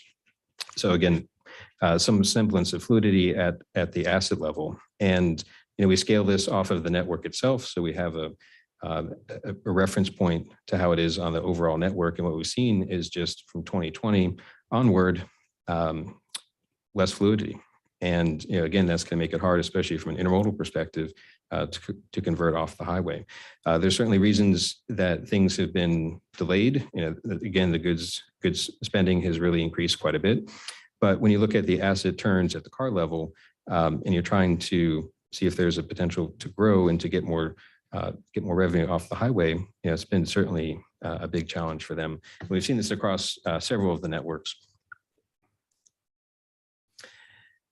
Trains held, I think, is one of the more important metrics at this point in time with the weekly updates that we get. And they have been a pretty good leading indicator of resets and shortages. So we see here the UP, the BNSF, and the Norfolk. We look at them a different perspective on the UP. We look at the intermodal side, which is actually getting almost as bad as it was back in May when they had a reset of the network. You can have weather events, derailments, and other things that factor into this. So again, the trend line is what we're more interested in. But they have been pretty good in terms of leading indicators for broader service challenges. Again, we break it apart into power, crew, and other. And we can certainly see, at least in the BN and somewhat in the Norfolk side, that crew is becoming an increasingly cited challenge for getting freight to move. And in case of the BN, it's looking based on this perspective, they're having almost the highest number of trains held per week on record. So certainly something that we're mindful of.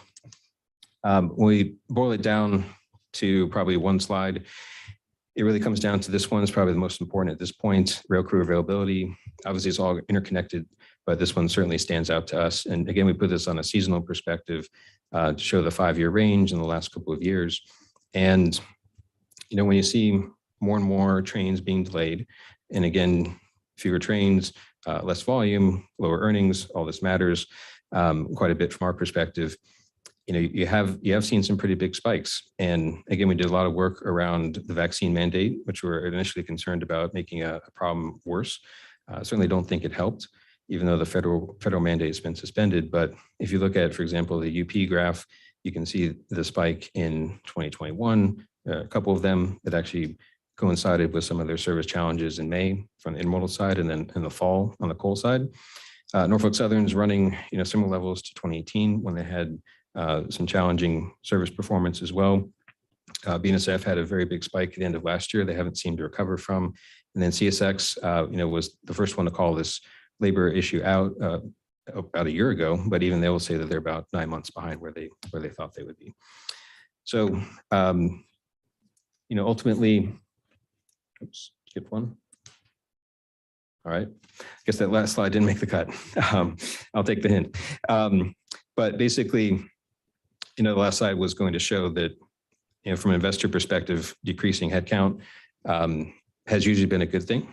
And, it's the productivity, it's the benchmarking, it's all those things, that you look at from a company, especially ones that you can benchmark against each other pretty well, like a railroad. But T&E and the headcount is a long lead time item. We heard that throughout the proceedings today. So getting the right amount of people in the right place at the right time is always, in my opinion, been challenging. Just look at coal this year. No one really expected it to be a growth engine. No one expected it to be $7 natural gas. So that network's been pared down over time because of the secular headwinds there. And all of a sudden to try to turn around and deal with that, we can imagine is a pretty big challenge. So we've been saying the rails need to hire since the third quarter of last year. And, they do have an easier time managing down. The question is, how can they manage up? How can they grow? And, if they are going to convert more trucks off the highway, how do they do that consistently? How do they have the service that customers will give them that volume and keep that with them throughout the cycle? So thank you very much for your time. Hopefully that was helpful. Appreciate it.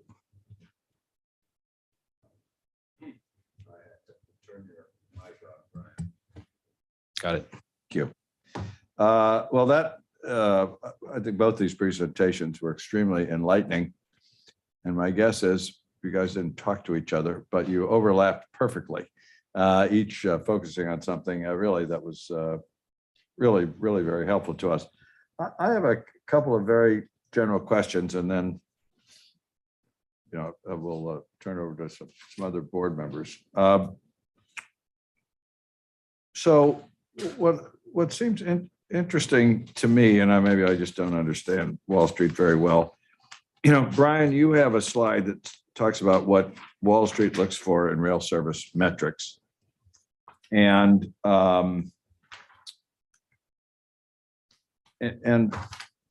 Rick talks about the page up here.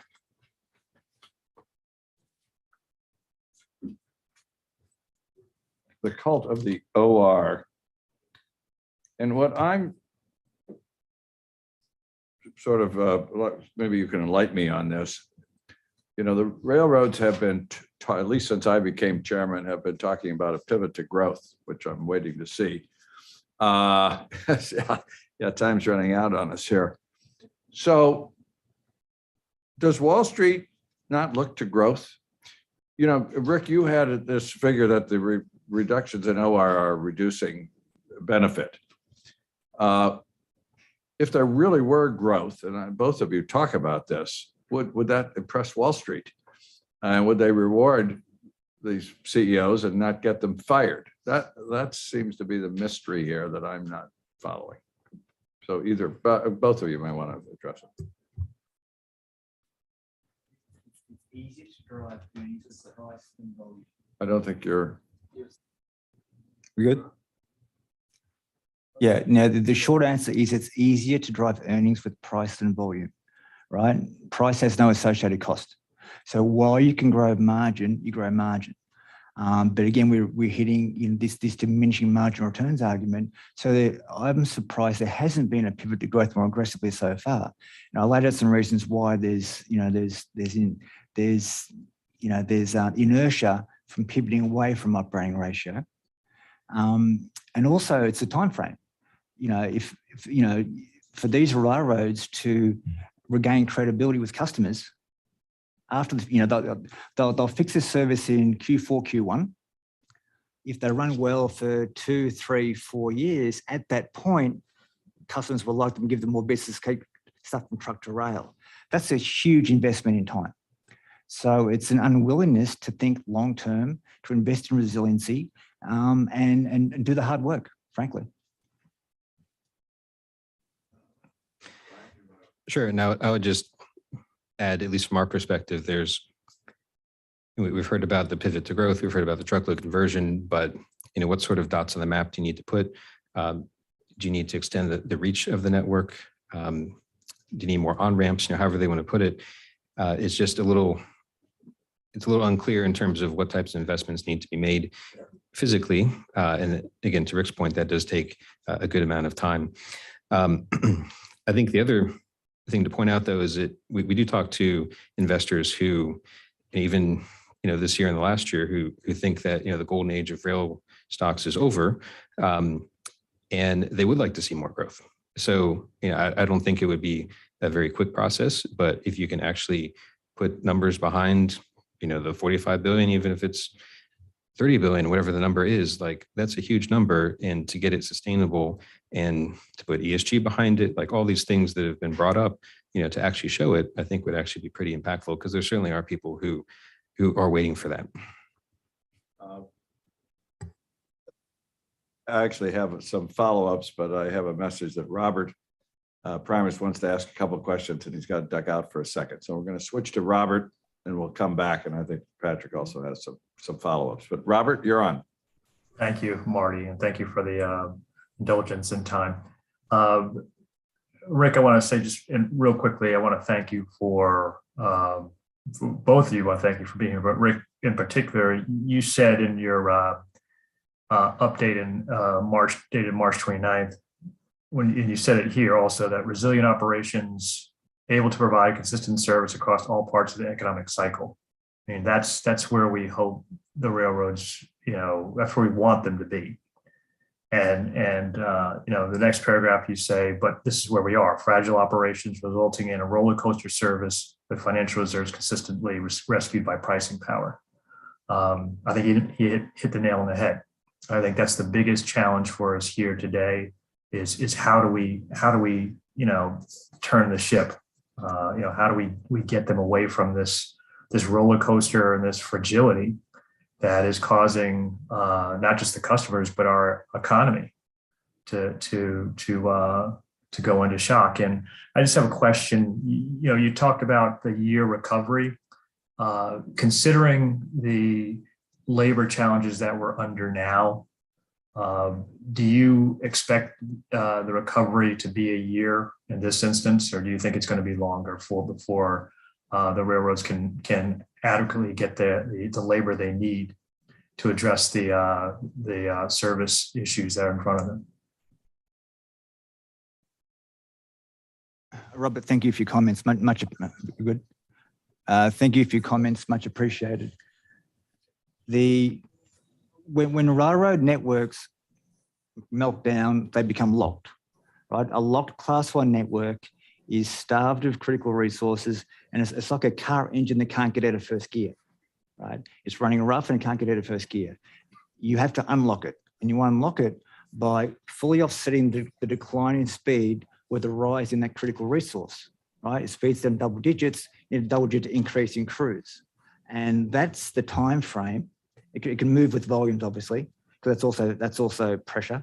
But so it's a race to hire, and no one knows the answer, right? The rails will give their best guesses, but no one knows the answer. My best guess, the eastern two guys, sort of fell away faster than the west. So those should lead the recovery as well. So you've probably got an unlocking event in late Q3, best guess, for CSX and NS, and an unlocking event in Q4 for the Western guys. And then you've got a 3-month spin up to get back to normal. And that's why I said, late 2022, early 2023. Is that the best case scenario, you think? Yep. And so given the thought of what Brian just said about the imports coming in and China starting to reopen, as well as what's going on in Ukraine and the fact that there may be a greater demand on our agricultural products overseas, are we potentially walking into, and Brian, you can address this too, are we walking into a perfect storm in those Q3 and 4 of this year?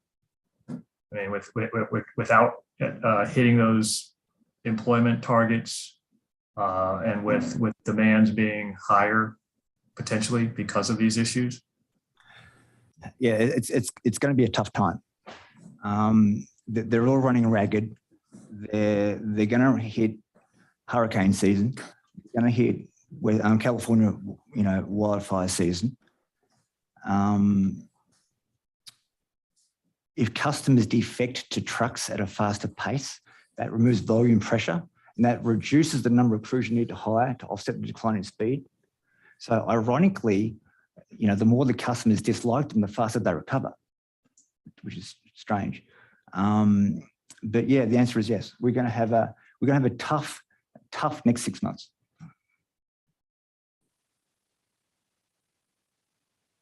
The truck market, at least from a spot perspective, had weakened quite significantly here in the last, call it month or so. So there will be a little bit more fungibility going back to that system if there is a need, but things like commodities, the hard assets, the grains, those sorts of things obviously won't be moving in that stage. We are a little more optimistic than I think most people with the China reopening, that it won't just come in a deluge, and we see that in the data that's already starting to trickle out. But I think we'll be watching that crew availability very closely. Thank you. Thank you, Marty. Patrick had a couple of questions, and then I'm going to come back. Do you have some questions? Thank you all. And you all both presented service and other data with great clarity. And I'm wondering, what metrics do you not have that you would find useful? And would those metrics help you better evaluate railroads and improve capital allocation? Thank you, Patrick. The railroads report a ridiculous amount of data as it is. So they do a good job, frankly. Well, they're made to do a good job. So, you can read the tea leaves fairly well as it is. First mile, last mile, as has been discussed, certainly. And we swapped emails on this a while ago. The number of daily train starts, right? We know how many trains were held for crews, but on what base? What percent is it, right? Being able to get a percentage idea of trains holding and other metrics will be useful. So average daily train starts.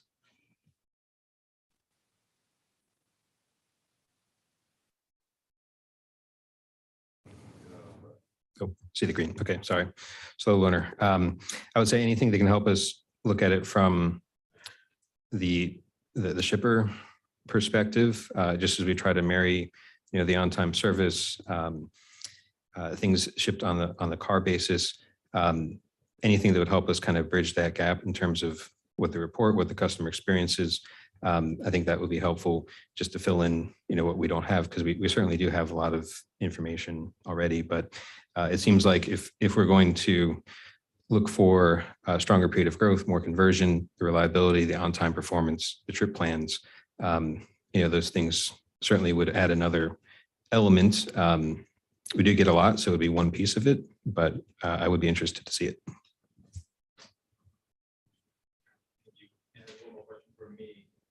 CSX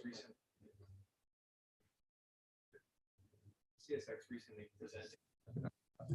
My light screen. Oh, there. CSX recently presented to the board a change in their long-term incentive program. And I think they shifted from operating ratio and return on assets to operating income growth rate and cash earnings growth, and maybe not the volume growth that you all were talking about, but a type of growth. Is this the type of change that is evaluated favorably? And if so, why? Yes, that's a positive change. Anything that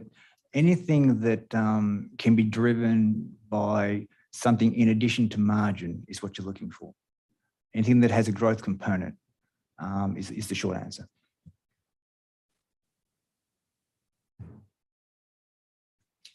Yeah, I would agree in terms of, just from other companies we cover as well, if there's metrics that they're incentivized, it's only natural to expect behaviors to follow those. And so we've seen some interesting things over the years, but I think going down that route would help broaden broaden the discussion. It wouldn't just be focused on OR because we didn't talk about it yet, but OR can be impacted by the price of fuel. Like OR is improved during the financial crisis. Well, that really wasn't OR improving. It was just fuel collapsing. And there's mix in even pension accounting reform, which happened in 2017. All of a sudden, the Canadian rails were much less efficient because there was 300 to 400 basis points of pension income that went out and moved somewhere else on the income statement. So anything to make it more holistic, I think in general for any company, railroad or others, would certainly be well received. Yeah. To follow up on a couple of things we were talking about. So on this question about growth takes time. So I gave a talk at Rail Trends last November, and I was ranting about OR as I'm wont to do. And my friend Tony Hatch got up and said, Mr. Chairman, not everybody on Wall Street is a short-term investor. They're long-term investors too.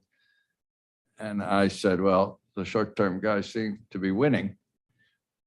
So when you talk about what's in your report about pivoting to growth, are there, in your view, long-term investors on Wall Street who are responding to the kind of analyses you're making, who might usefully be putting their own input into the management and boards of directors to stop worshiping at the cult of OR? Or, how does that happen, I guess, is the question. There's not many investors that have a 3 or 4 year time frame. They can't. They need returns 12 months, 24 months. They're not going to sit around and wait for a railroad to repair service for a year and then build customer credibility for 2 or 3 after that. That's too long, because they can sell rail A and buy something else, right? So it's and I think that's been part of the inertia, frankly. Yeah, and I found even the longer term investors do have to be very mindful of the short term volatility, which of course has been quite high recently. But I think it does take time. You can look at the comments from someone like CSX who bought a trucking company, Quality Carriers. I think that's been well received so far. So you get more transloads, you get better service, and I think people will gravitate to that because just like the improvement of the OR, the downward trend of the OR is something you could get behind and believe in for whatever the reasons were at the time. If there's an improvement in growth that's going up and to the right for conversion, for service, for the flywheel that could potentially happen in that, then I think that could be very interesting and from a long-term perspective as well. So I don't mean to put you on the spot. Maybe I am putting you on the spot, but you are 2 of the guys who investors look to. And, your reports are remarkably on point, it seems to me, based on what we're seeing and what we've heard from shippers and labor this morning about employment levels and so forth. But you seem to be not moving all the other Wall Street observers.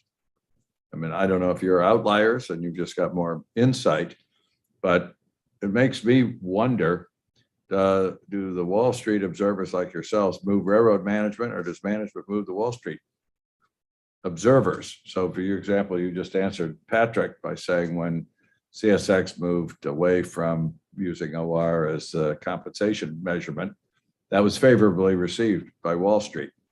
So I'm a little confused as to how it works, because everything we've been told is that Wall Street's driving this call of OR, not management. And I have had railroad executives, current ones, say very privately, we don't like being pushed around by Wall Street. We'd rather run the railroad the way we want to run it, but we don't have a choice. Not a lot of them confided in me, but 1 or 2 have. So how does it work? In terms of who's moving who here in terms of the operations? At the end of the day, they're publicly owned companies, and the owners, I'd say, you know, have a lot of have most influence. So you've got shareholders that are looking for 12-month returns. You've got some CEOs that will probably say privately, you know, I don't want to be known for bad service. I want to grow. I want to grow this business and have a platform that we can be proud of. That can be incompatible because it takes time and you need to run an operating ratio 3 or 4 or 5% higher than you are now to make that investment, and then wait. And you're vulnerable when you're waiting, and you'll be taking arrows from your owners, frankly. But that's how I see it.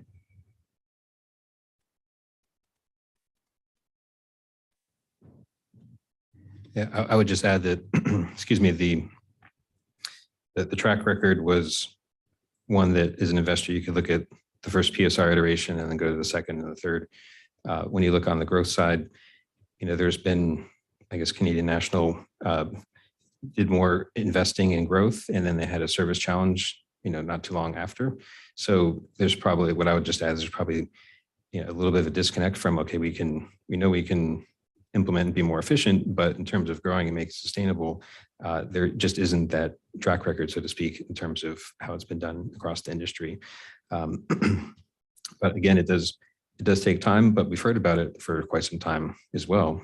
So I think, you know, that is going to be an interesting dynamic as we go throughout the next couple of years. Two more. I realize, Rick, you said this. The light's on? No? Okay. It's about a 2-second delay. Oh, it's that, I forgot. Trying to keep it clean here.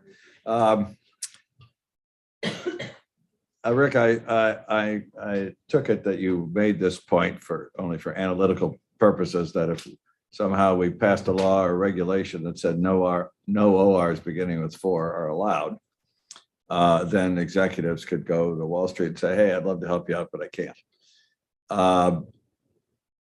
I'm not ruling anything out, but I don't think that's in the cards in the near future.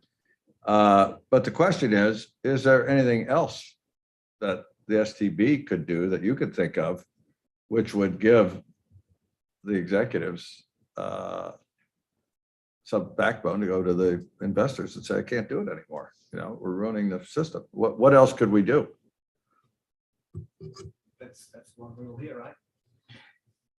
What I got here is The last resort. It's the last resort when all else fails. And we're not there yet. But it also tackles the core issue. So what's the elegant solution? I don't know, is the honest answer. The idea I heard earlier that maybe we see some sort of financial penalty when they turn private cars slower. That sounds good to me, because then they can still chase OR by turning the cars fast. That's a good idea. So I'd reinforce that one. But after that, there's no no-brainer. The other question, and you both impressed me with your understanding of railroad operations, but if I'm going a step too far for you, feel free to tell me. Your analyses of what happens with crew shortages and how that creates congestion and so forth. Was there anything you heard from the folks from labor about increasing velocity, putting more power, and shortening trains that they suggest would improve the congestion problem quickly without, while we're waiting to hire up more people, which takes months? Was there anything you heard in what they said that struck you as improving the metrics that you both reported on? Yeah, that was an interesting point from the prior panel, because I think there are enough locomotives, and even the earnings calls last week, it's been cited as a crew challenge. UP, I believe, has publicly said they're going to put more locomotives into place, and so maybe that'll be the first case we can see that potentially happening. But I don't think everything should be on the table at this point, it seems, given where service levels are and some of the comments we've heard from shippers. But I think without knowing exactly where that's going to be put into place, it's hard to say categorically, I would hope, but I would also think it probably wouldn't hurt at this point. Anything local and tactical could have value. But you got to be careful because, you know, you're changing the operating plan, which creates domino effects. And it's got to work everywhere in a synchronized fashion. So you don't just, you know, you could just mandate it or whatever and then see what happens. But it's something the railroads will need to plan for several weeks, if not months, to try and do it properly. It's also you know, again, it has merit, but it's a small solution to a much bigger problem. Right? It's a band-aid in the short term. We seem to be bleeding, so a Band-Aid might not be a bad idea for the moment until we can get the stitches in.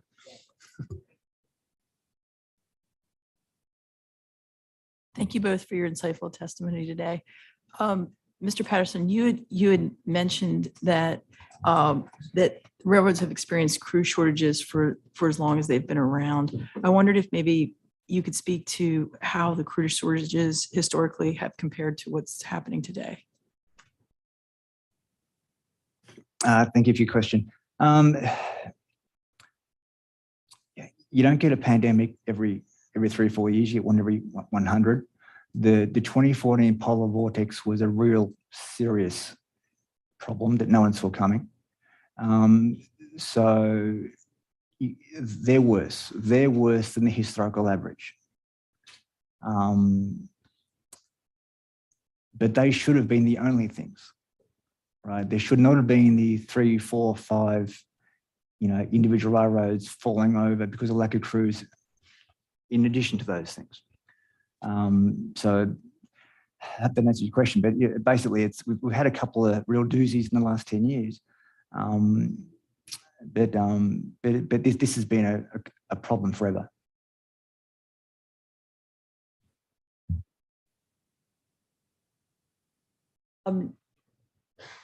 If you're going to indulge me in an overgeneralization, regulatory activism is something that is not usually welcome on Wall Street, or at least not by the Wall Street Journal. But in the situation that we are facing today, would a little regulation to help, as you put it, unlock the railroads possibly be greeted with some forgiveness by Wall Street? No. Under no circumstances, no. No. I think I've come off I think I've come off a couple of Christmas card lists myself today, so we're in the same boat.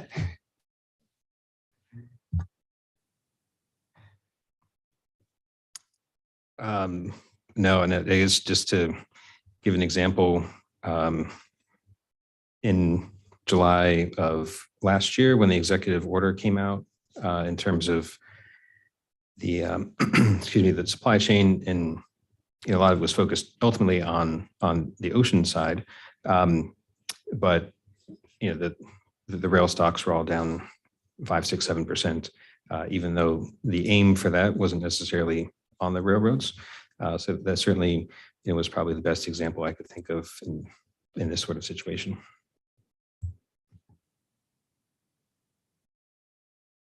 I think that's it. Let me say again, we hear from a lot of stakeholders. We don't usually get to hear from your point of view. And I, for one, I think all of us have really found it exceptionally helpful and enlightening. And we'll probably be back to you. And I appreciate you taking the time to put these presentations together. Thank you much. All right. We're running a little bit behind where we were all hoping to be, but we're going to move ahead expeditiously. Robert McRae is going to be. Robert, where are? Oh, there you are. You were hiding behind. Herman was shielding you. We're going to hear from Robert, and then we're going to go to NS, and then we're going to take a break. Robert?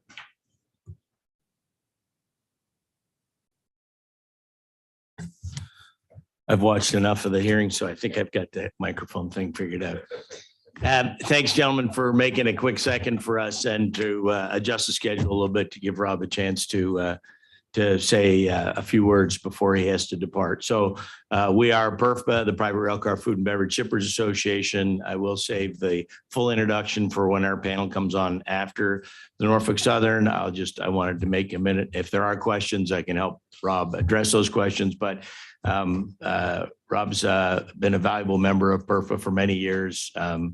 He was brave enough and his company supportive enough to let him come here today and speak openly about some of the situations. It's very important that he be heard. And so with a little affair, here's our Vice Chairman, Rob McCray. Thank you. Is the delay over now? All right, here we go. All right. Chairman Oberman, members of the board, thank you for holding today's hearing on urgent issues in freight service and for the opportunity to speak as a shipper and as a member of the Private Railcar Food and Beverage Association, or PERFBA.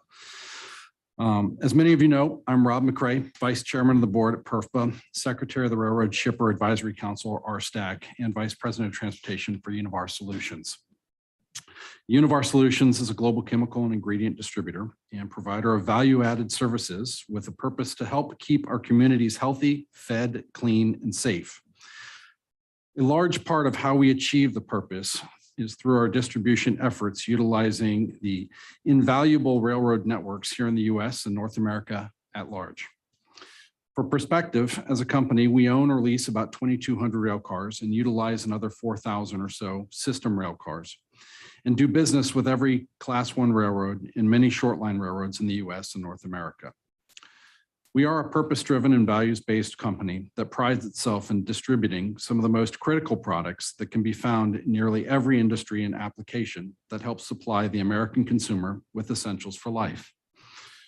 Importantly, some of our most strategic products are directly used by many US municipalities in conjunction with water treatment and other important areas that help make the broader backbone of our society. We take pride in knowing that the products we distribute every day are critical to society, and also knowing that in some cases, 100% of the product is distributed via rail cars. As freight railroads account for just 0.5% of total US greenhouse gas emissions, according to EPA data, and just 1.9% of transportation-related greenhouse gas emissions.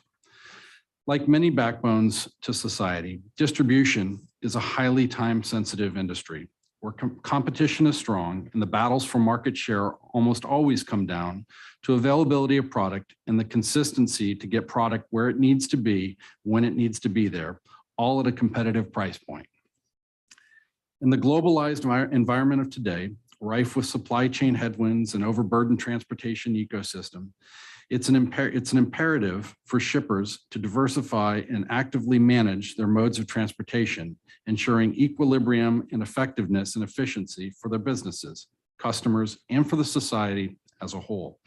This isn't about padding pockets, but it is about doing what's best from an environment, social, and governance, or ESG, perspective. That's why companies like Univar Solutions have a responsibility to be good stewards to the environment and the communities we serve. We take this responsibility seriously, and as such, we advocate towards the environmental benefits of shipping via rail, which are well established and understood by shippers and railroads alike. As our business and sales volume continues to grow at Univar Solutions, we've made significant and tangible long-term investments in additional rail cars and capital improvements at our facilities to facilitate the large, long-term volume growth on the railroads.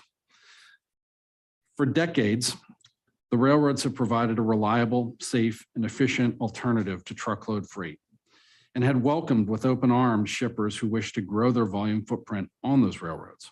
However, since the adoption of precision scheduled railroading, or PSR, the shipping community has seen a noticeable shift from providing strategic, reliable, and effective service across all the major railroads to an overly aggressive focus on profits above all else.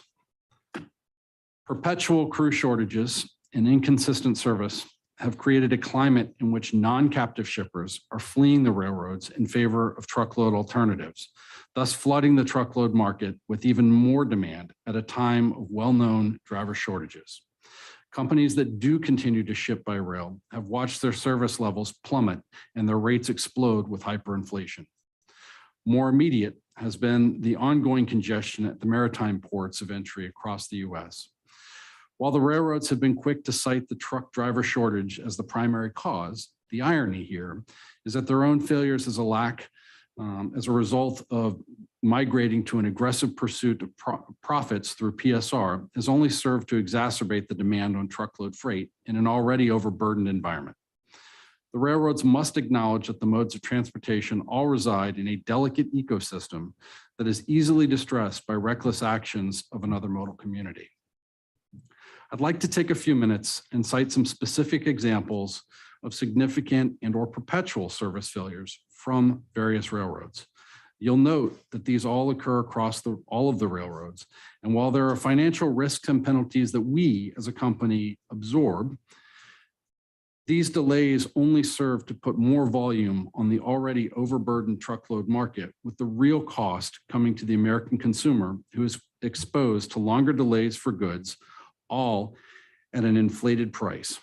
This stretches beyond the everyday conveniences and reaches the full spectrum of products that help keep our society healthy, fed, clean, and safe.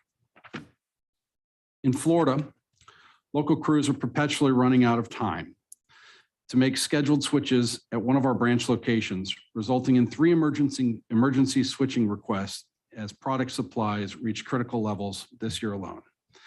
In the Carolinas and Virginia region, chronic issues with on-time service and placing critical loads on site at 2 of our customer locations have resulted in near plant shutdowns.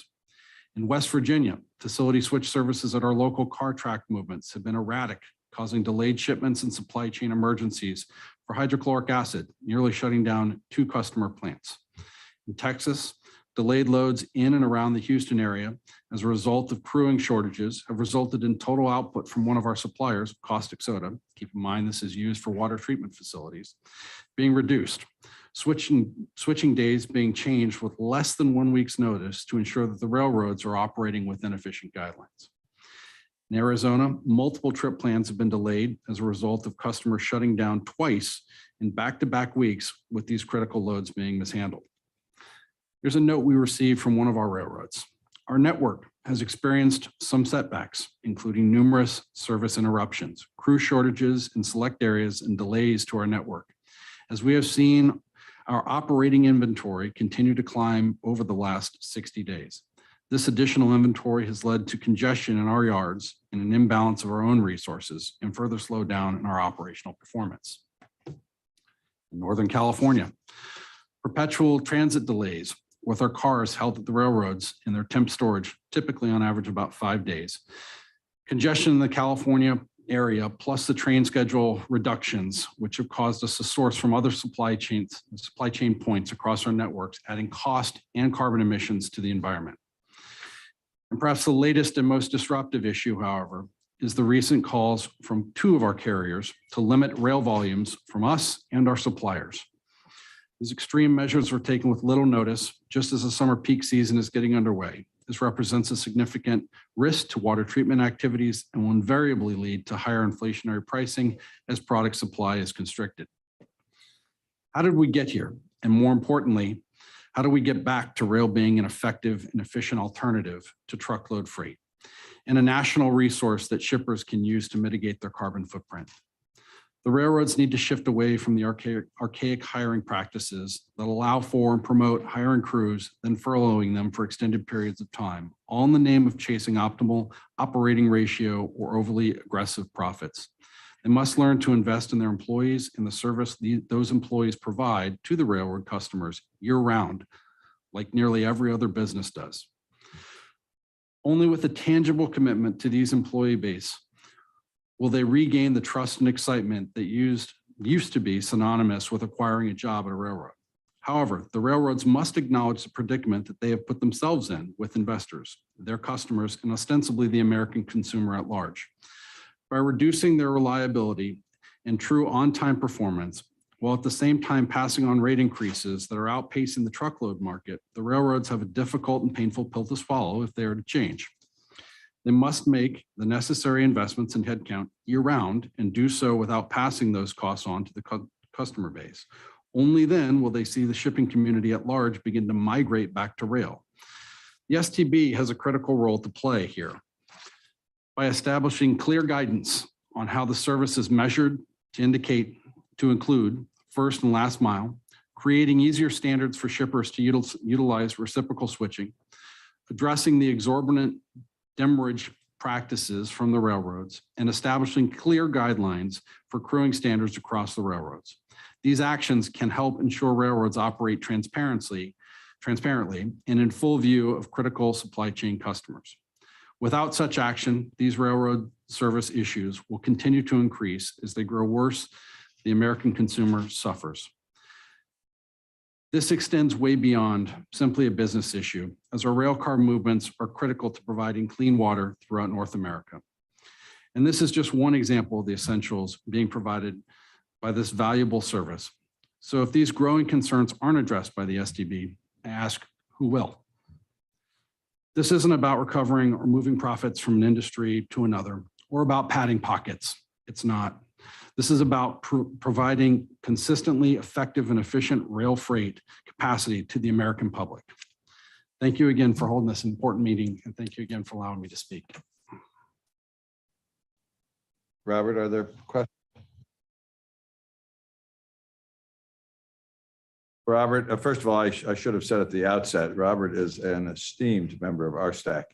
And so we get his insights other than at these hearings, and maybe that's why we don't have any immediate questions for you. Actually, I see Robert Primus. Robert, do you have some questions? I just have one and just an observation. Robert, I was going to say that, Marty, I was going to say that as well, that I've always appreciated Robert's input and his contributions on our stack. And I just observed that, honestly, he's always been forthright and very transparent, and to have you here today is important, and it must be really important to Univar, to have you sort of say what you had to say. And I just want to thank you for that, but I also want to ask you, you've heard other witnesses talk about how it's going to be another 6 months or at least a little bit longer to recover. What does that mean to your organization? Thank you for those comments. The quick answer is that the truckload market, as you've heard, is beginning to soften. So the reality is we may have a unique opportunity in front of us. But the other reality that we're confronted with is that this is the peak season. And as municipalities and American citizens look to clean their pools, right, all the products that we source and service beyond, the chemicals that you never hear of, really begin to be constricted in the supply and distribution across the U.S. to the various different customers that supply the American consumer. So those delays invariably lead to inflated costs as people compete for the demand of that product. So 6 months, to answer your question, is a long ways away, and poses some risk. But the other side to it is that the truckload market and our supply chain, is robust enough to handle it. And I think when I look at this board and I tackle this topic, and hopefully it's come across, is that we would prefer to ship via rail. We are certainly, as a supply chain, capable of mitigating and not doing it, but we feel a compelling commitment to the environment and to the American public to do so in the most efficient and effective manner possible, in the most environmentally friendly way possible, and that is to ship via rail. Rail is absolutely our preferred choice, and the railroads at large are great institutions. I think very, very openly on the record that it's been an aggressive pursuit of profit over purpose. Thank you. Any other questions for Robert? Robert, thank you much. Get to the airport. We appreciate your coming by. All right, we are going to move directly to Norfolk Southern. I'm gonna, Michelle, take over. Run to the bathroom.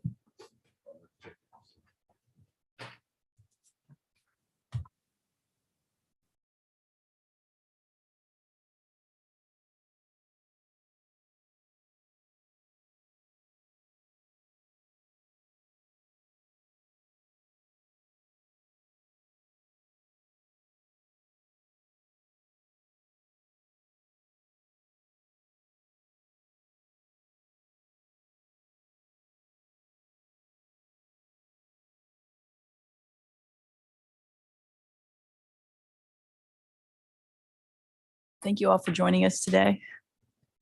Our chairman is on a brief intermission, but he should be right back, but he said to go ahead without him. Thank you. Members of the board, thank you for the Sir, is that going to work? Members of the board, thank you for the opportunity to appear before you today and testify on behalf of Norfolk Southern Railway Company. My name is Annie Adams, and I serve as Executive Vice President and Chief Transformation Officer at Norfolk Southern. My responsibilities include oversight of the company's human resources, as well as technology, communications, and sustainability functions. Joining me today are Ed Elkins, Executive Vice President and Chief Marketing Officer, and Cindy Sanborn, Executive Vice President and Chief Operating Officer. At Norfolk Southern, we understand the essential role we play in supporting our customers' businesses and the national economy. We're in business to provide an efficient, reliable transportation service, and we recognize that our current service levels do not meet our customers or our own expectations. We are highly motivated to restore the level of service our customers expect and handle higher volumes. Recovering our service is our highest priority, and we assure you that we are taking action to achieve this as quickly as possible. Cindy will discuss our service challenges and the initiatives our operations team is focused on to deliver service improvements to our customers. Essential to our success is having the right number of train and engine employees at the right location at the right time to meet the demand. As we noted in our letter to you of June 18th, 2021, we made headcount reductions at the onset of the COVID-19 pandemic when customer demand for rail transportation was significantly reduced and there was considerable uncertainty about the future. As business levels increased, we recalled our furloughed employees. All of them have either been recalled or offered an opportunity to transfer to locations of need. And we also started hiring. As you know, the pandemic altered the labor market in profound and unexpected ways, not only in the transportation industry, but in all sectors of the economy. According to the Bureau of Labor Statistics, the country experienced the largest mass exodus of employees on record, with over 47 million workers voluntarily quitting their jobs in 2021, a phenomenon that's come to be known as the Great Resignation. At the same time, there was intense competition for workers, with the Bureau of Labor Statistics reporting nearly 11 million job openings posted on the last day of each month in the fourth quarter of 2021, far outpacing the 6 to 7 million unemployed people looking for work. At Norfolk Southern, we did not experience a mass exodus system-wide. In fact, the overall turnover rate for qualified train and engine employees has remained relatively steady over the past 3 years. However, we did experience significantly higher turnover in key locations. That turnover, compounded by the challenge of hiring big numbers quickly in an extremely tight labor market, has led to meaningful workforce shortfalls on critical portions of our network. As we noted in our letter to you of December 10th, 2021, the shortfalls were primarily concentrated in Birmingham, Alabama, and our CNOTP corridor between Cincinnati, Ohio, and Chattanooga, Tennessee, and along a portion of our southern tier line between Buffalo and Binghamton, New York. As a result of these workforce shortfalls, we faced yard congestion in Birmingham and Chattanooga, and slower train flows over both the CNOTP and the southern tier. Unfortunately, the stress we experienced in those areas created collateral impacts in other parts of our network, which further strained our resources. Anticipated turnover is an important factor in our workforce planning. I'd like to take a few minutes to explain how a cross-functional team uses customer inputs and predictive analytics to plan our workforce needs, recognizing that even a streamlined process for recruiting and training new conductors takes several months. One of the most important inputs in our modeling comes from our customers. As you'll hear from Ed, We are in constant communication with our customers to better understand not only their current business requirements, but also their future needs. We use customer feedback to develop and revise our forecasting, which in turn informs our workforce and asset planning process. With timely and accurate information from our customers, we can better anticipate workforce needs ahead of increases in business demand. A cross-functional team that includes representatives of our human resources, labor relations, network planning and operations, transportation, marketing, and financial planning and analysis departments make data-driven decisions about where we need to add employees to meet future demand. Forecasting needs for this population is particularly challenging since train and engine employees can't easily be deployed to different locations. There's a tendency to think of this as one big group of employees, but this workforce is really a collection of 95 distinct groups of assignments within certain geographic boundaries, which limits our flexibility in how we deploy our employees. We call those groups hire groups, and we have to forecast our needs by hire group. In addition to business demand, we factor in workforce productivity and turnover to project hiring needs for each hire group.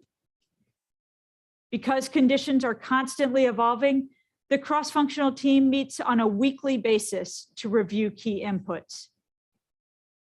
The process of forecasting and hiring forecasting our hiring needs is complex. We leverage data-driven science, but we also have to react to real-time events. Importantly, team members representing each department are decision makers, empowered to quickly take action. They determine priority hiring locations, implement financial incentives such as retention bonuses or availability bonuses, and can activate short-term resources such as Go teams and temporary transfers. Go teams are a group of employees who can be deployed quickly to serve short-term assignments in areas where the railroad is congested or where we face crew shortages. Temporary transfers incentivize employees to serve such an area for months at a time. In order to onboard as many new conductors as possible, as quickly as possible, we added significant resources to our talent acquisition, health services, and technical training teams to handle much higher volumes of job applicants and conductor trainees. We've streamlined the hiring and onboarding process, trimming weeks from when we identify candidates to when they start training. Contrary to what you heard this morning, it takes trainees about 3.5 months to complete the rigorous training program, demonstrating that they're able to safely perform the work and qualify as conductors. We've been starting new classes of conductors every week this year and expect to continue at that rate for the foreseeable future. In order to handle that volume, we're training on 2 shifts at our technical training center in McDonough, Georgia. To support those efforts, we employed 35 additional full-time and contract trainers and are leveraging former conductors and engineers who are currently in other roles in the company. We've had over 20 of those employees volunteer to spend 2 weeks as adjunct instructors who can support the full-time staff, for example, by coaching trainees on tasks such as properly mounting and dismounting equipment, throwing switches, lacing air hoses, and changing knuckles. Currently, we have over 850 employees in conductor training. In fact, we've hired more conductor trainees in the first quarter of this year than we did in all of last year, and we're continuing to hire. Late last year and early this year, most of our hiring was concentrated in about a dozen or so locations with significant needs that were critical due to their impact on the performance of the overall network. They included places like Birmingham, Alabama, Chattanooga, Tennessee, Louisville, Kentucky, Binghamton, New York, and others in the corridors I mentioned earlier. After making significant progress at those locations, we've shifted our focus to other hotspots and continue to prioritize based on changing needs. For example, Fort Wayne, Indiana, and Bellevue, Ohio are among our highest priority hiring locations right now. Having described some of the decisive actions we've taken to onboard and train large numbers of conductor trainees, I want to talk more about how we're responding to evolving labor market conditions. The Bureau of Labor Statistics data suggests that there's close to a 2-to-1 ratio of jobs to job seekers. With an abundance of job openings, start bonuses are now prevalent and particularly attractive to candidates. Consequently, we combined an increase in conductor trainee pay with bonuses paid at key milestones early in their tenure. Successful completion of exams, successful completion of training, and 9 months after training is completed. We also launched an employee referral bonus program, since referrals tend to produce candidates that are more successful and maintain employment longer.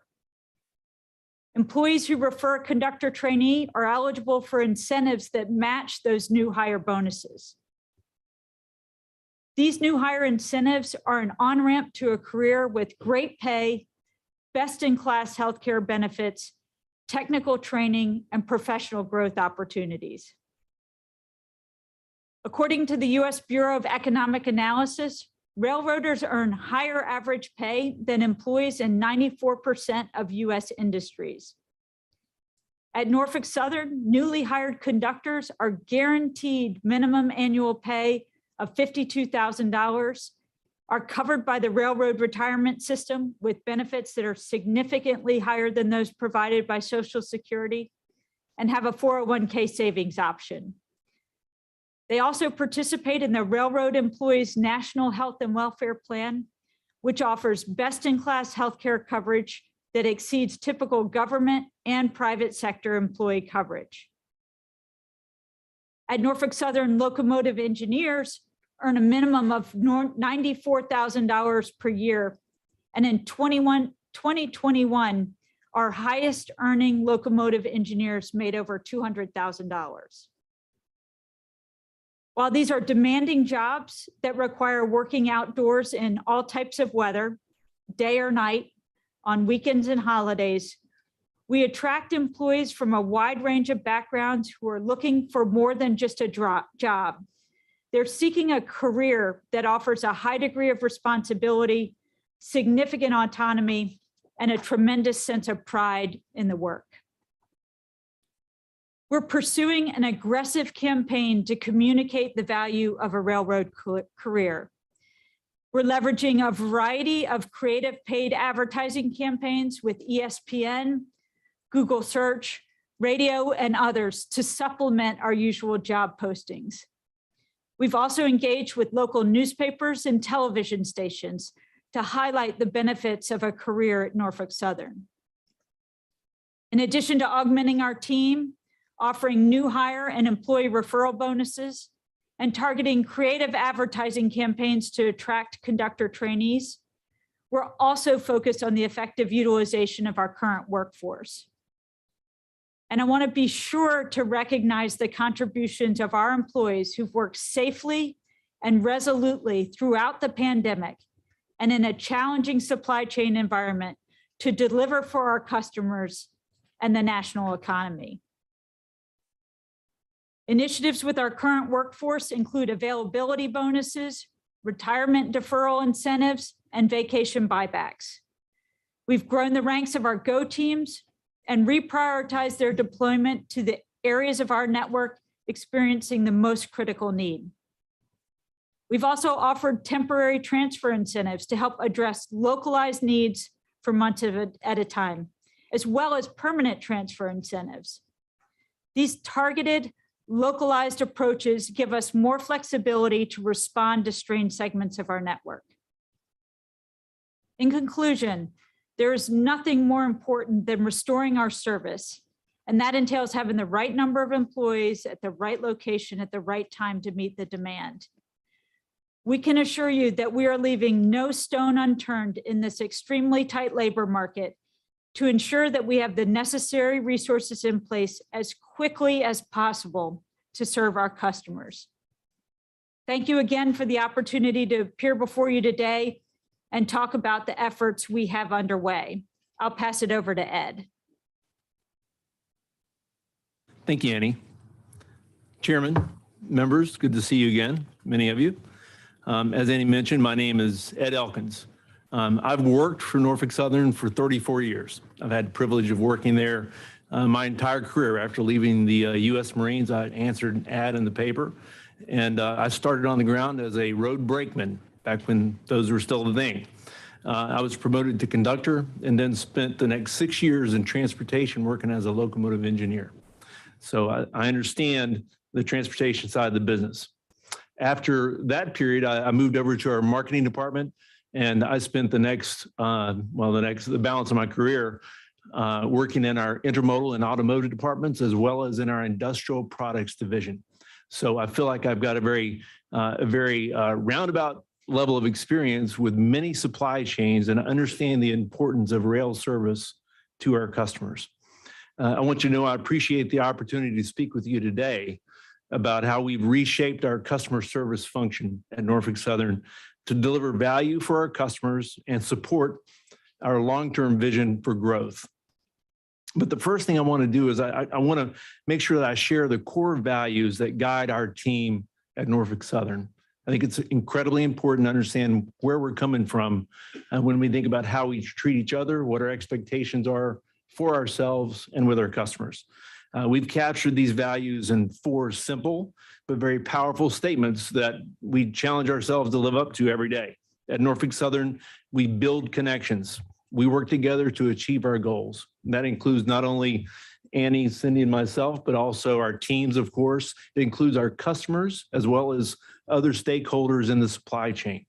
It's very important. Secondly, we always aspire to find a better way. We try to be agile, challenging the status quo and finding innovative solutions to the problems that our customers face and that the supply chain in general faces. Thirdly, we do what's right. We do what we say. We do what we say we're going to do, and then we communicate openly and honestly. We believe it's the only way to do business. And lastly, we aspire to get it done. We serve our customers. We emphasize our commitment to deliver the highest quality service that we can to our customers, no matter what the obstacles are that we have to overcome. The second thing I want to reiterate here is we have a strategy to grow. And I understand that that may fall flat in light of our current service challenges and many of the testimony you've heard here today, but we stand by this strategy. Our opportunity is defined and driven by the service-sensitive, consumer-oriented markets that really are defined by that $800 billion truck and logistics market that you heard about. To execute this strategy, we know we need to do 2 things. First, we must have a good service product for our customers. That's defined by how well we move a shipment from point A to point B, and does it arrive when it's supposed to? Secondly, we need a good customer service experience. How well we provide logistical support to proactively solve our customers' problems across the supply chain. That includes problems that we're engaged in and perhaps problems that manifest themselves elsewhere. But our responsibility is to our customers. As some of you may recall, when we shared our customer experience journey with you last year, our customers' needs continue to evolve. That's especially true in this post-pandemic environment that we find ourselves now. We have to continue to evolve with them. We made several strategic changes to our approach in customer service, and these changes were made as a result of feedback from our customers, first of all. First, we redesigned our organizational structure to be more customer-centric with the creation of our customer operations group. And that was a little over 2 years ago. We positioned this group within the marketing division to allow our customer service function to be closer to the customer. Secondly, we created a field sales marketing team, which is deployed across our entire network.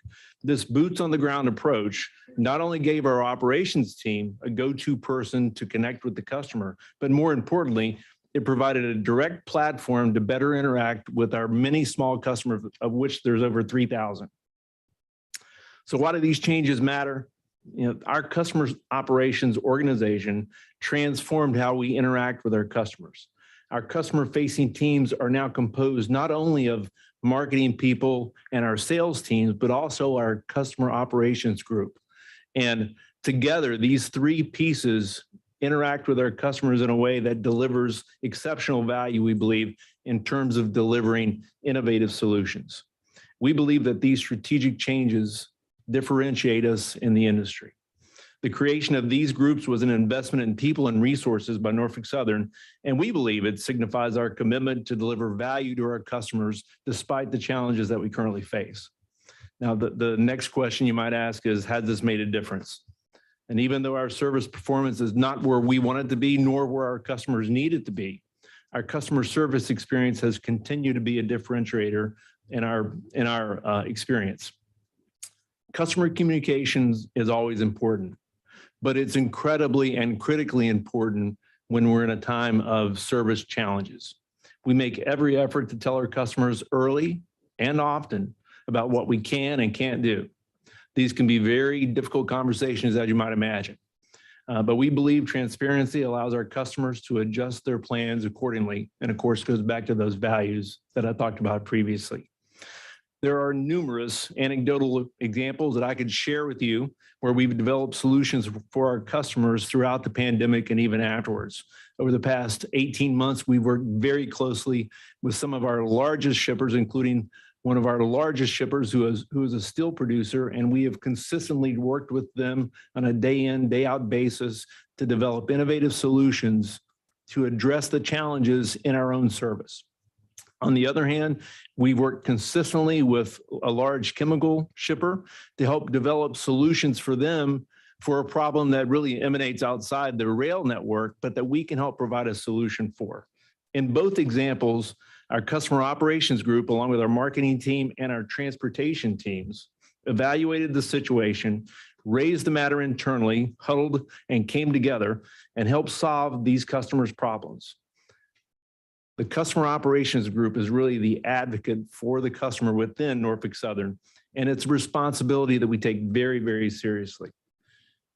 I want you to know that we understand that delivering consistent and reliable service that's supported by superior customer service experience, we believe is essential for sustainable long-term growth, which I think you've already heard about.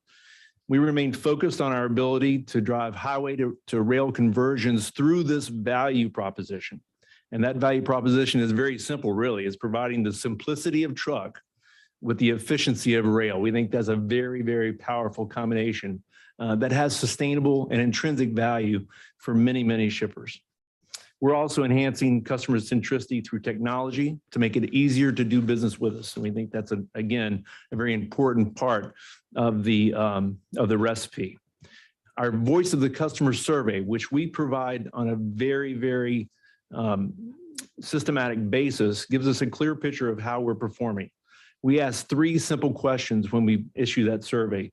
Did we resolve your customer service issue? And everyone's probably had some experience with some version of this type of survey when you've engaged with the company. If we didn't, then the survey ends and the customer is advised that they're going to receive a call from us as soon as possible. If we did resolve it, how easy was it for them to get the issue resolved? And then lastly, did the customer service representative meet your expectations? With those three very, very simple questions, we think we are painting a fairly substantial picture of what our customers' experience is. And in 2020, since we started, we've conducted over 3,000 of these surveys with our customers. And a majority of our customers, actually almost 90%, say that we have resolved their situation. And please understand, resolution might mean that they don't like the answer, but we gave them one. It was the best answer we could come up with. And we would love for that to be 100% of the time when our customer service representatives meet our customers' expectations. That's not the case, but it is very close, 93% of the time based on our recent survey. We understand that our service product is challenged, and I'm not trying to make a lot of that nor step away from it. But we believe that the customer experience can be a differentiator even in times of significant service stress. So in summary, our goal is to be customer-centric and service-focused in every single thing that we do. This is driven by a large group of talented employees who are leading the way with their dedication in a very dynamic landscape. Our mission is very simple: grow our business profitably by offering the most customer-centric and valued logistics solutions, period. Delivering reliable and predictable service, helping our customers achieve their sustainability goals, and making it easier for our customers to ship by rail will ensure that we and our partners throughout the supply chain are able to succeed going forward. We know we have work to do. We're eager to continue to engage with our customers and other stakeholders to deliver the value that they need. I have to be honest, I have to address one issue which I heard on an earlier panel. I believe it was Member Primus who brought up the issue of fear of retribution. And I appreciate him bringing up that very important issue. I will only speak for Norfolk Southern when I say this. You reflect back on the 4 values that I talked about at the beginning here. There is zero tolerance inside Norfolk Southern for anything that looks, smells, walks, talks, or acts like retribution. Let me be even more clear.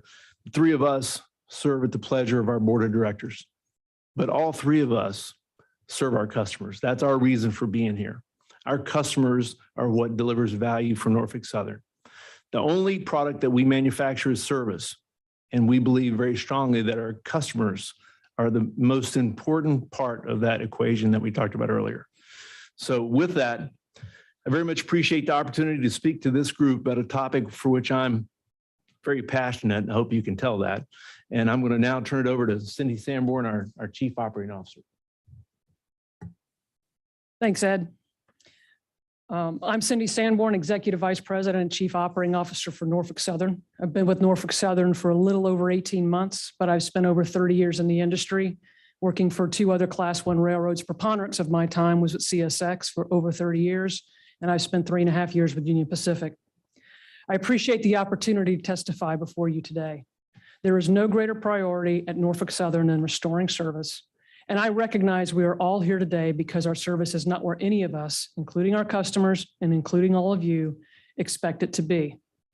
I've had the opportunity to meet with each of you over the last few months to talk about our service, and you've asked me the same questions I would be asking if I were in your shoes. Where are we today? How do we get here? And what are we doing to get out of it? I will address each of these in turn over the next few minutes. First, where are we? In short, we are not currently delivering the type of service product that our customers expect from Norfolk Southern and that we expect from ourselves. We also know that while we work diligently every day to provide service to our customers, we are not currently able to reliably execute our service plan with the resources at hand. In these times of network stress, we are faced with the need to allocate those resources where they can provide the most benefit to the overall rail network. I recognize that that's not a satisfying response for all of our customers and that some customers may seek individualized remedies for their service challenges. That's certainly their right. I will caution that in a network environment like the railroad, optimization of certain pieces of the network can result in sub-optimizing the whole. Second, how did we get here? Annie has spoken to that from her perspective and the challenges we have faced in this tight labor market, and I certainly echo her thoughts. In my over 30 years of experience in the U.S. rail network, I've never seen the sort of market shock that we are experiencing today as a result of the pandemic-related worldwide supply chain disruptions, changes in consumer spending and market flows, and a historically challenged labor market. I do believe that our service pressures today, which are not unique, are at bottom caused by the tightness in the labor market, and Annie has done a great job explaining what we are doing to alleviate those pressures. I want to address what some stakeholder groups are saying about their suggestion that PSR is to blame for today's service challenges. To varying degrees, they are urging you to turn back the clock and return to operating models of the past, operating models that are more resource intensive and less efficient. I think that would be a grave mistake. Our competitors in the trucking industry aren't moving backward. They're not even standing still. They wake up every day thinking of new ways to leverage technology to implement operational innovations that will improve the customer experience and improve efficiency. And railroads must also think this way. If the railroad industry, which as you know, is the most environmentally sustainable mode of surface transportation and doesn't move freight over taxpayer-funded highways, is to stay in the game with truck, we can't return to the old ways of doing things. Our greatest advantage over truck our ability to run a whole lot of freight very efficiently will begin to erode, and over time, you will see less freight on the railroad and more on the already overstressed highways. Far from being out of step with the interest of our customers and the public interest, I strongly believe that a simplified, efficient railroad operation promotes network fluidity and a reliable service product that is good for everyone, our customers and the public alike. It is important to remember that NS was delivering on the promises of PSR. As Norfolk Southern prepared to implement its top 21 operating plan, which was in place by mid-2019, we took a no surprises approach to PSR. We took our time, we communicated extensively with our employees and customers, and ultimately had success in rolling out that program with very little service disruption. In fact, Norfolk Southern posted our best service metrics ever following the rollout of Top 21 in 2019. A short 8 months following the launch of Top 21, we all entered a global pandemic that has reshaped the freight and labor markets in many ways. Since that time, we have worked to further optimize our operations, ramp up our hiring efforts, and invest in technologies to help us be more resilient. The goal of these efforts is to create a platform for growth for our customers through a safe and efficient operation. I'll be the first to admit that we aren't delivering that today. And I know it's tempting at a time when our service is under pressure to say there must be something wrong with our operating model. But at times like these, when the pressure is greatest, we must be very careful not to misdiagnose the problem. And based on my 30 years of experience working in this industry, I don't believe we are facing a problem with an operating model. We are facing an execution problem for all of the reasons Annie and I have talked about. We must devote our energies to putting the resources in place to solve that problem, not return to a way of doing things whose time has passed. Now, I'm not saying any of this to excuse our service issues. Our customers aren't interested in excuses, and you aren't either. They want our service to get better, and I know you do too. But no one wants it more than us. At the end of the day, we are in a business to provide one thing, transportation service, just as you heard Ed talk about. The sooner we fix it, the sooner we can take advantage of the opportunities presented to us by the current macroeconomic environment, increasing consumer demand, construction activity, and sustainability trends, and move more freight for our customers. That is something where I think everyone in this room is aligned. We are absolutely committed to the success of our recovery plan and to getting our service right. With that, I will now address the third question. What are we doing to get out of the current service challenges? Each employee at Norfolk Southern is laser focused on improving service for our customers. I can say with great certainty that we are all working every day to make the changes necessary to keep traffic flowing. As Annie outlined in her testimony, hiring and training conductors is the #1 priority and the key ingredient for NS's service recovery. We are hiring at historic rates to address attrition in critical areas, with new classes of conductor trainees starting every week. Currently, we have over 850 employees in conductor training. As those conductors trainees complete their training and are deployed to the field, they will have a direct positive impact on service. We have seen the impact that new employees can have on our system. One thing I do want to call attention to, and we heard it in the panel with labor, is the amount of extreme dedication, resilience, and pride that our employees have that have been working through the pandemic and times that we're going through now where we're short of employees with tremendous amount of intensity and dedication. And that comes from both T&E to our engineering department employees, signal maintainers, car inspectors, electricians, and across the board. And we would not have a business without them. In addition to hiring and customer outreach efforts that Annie and Ed have discussed, on the operating side, we have a specific focus initiatives for improving service in 2022, enhancing terminal performance, minimizing car dwell, and improving cycle times on bulk trains. Traffic fluidity at rail terminals supports broader service improvement and productivity across the network. NS has seen early successes at some of our terminals as a result of close coordination between departments and prioritizing resources. Our focus on improving fluidity at these terminals has a ripple effect and produces a direct benefit to the network as a whole. Our second priority when it comes to service recovery is minimizing car dwell. I think we can all agree that nobody benefits when cars dwell on the railroad. We have seen modest improvement in idle cars since fourth quarter 2021, and we're using technology and analytical tools to help us unlock further improvements in this regard. This is another area where we're leaving no stone unturned to deploy our increasing workforce where the most good can be done. On the bulk side, our unit train side of the business, we are focusing on lowering cycle time, which drives efficiency for both NS and our customers. Norfolk Southern believes that by prioritizing these initiatives together with leveraging our strong pipeline of conductor trainees, we are positioned to deliver service improvements to our customers. We believe that this can and will be successful. The approach Norfolk Southern is taking today will ultimately result in service recovery for the network as a whole, which ultimately benefits all of our customers.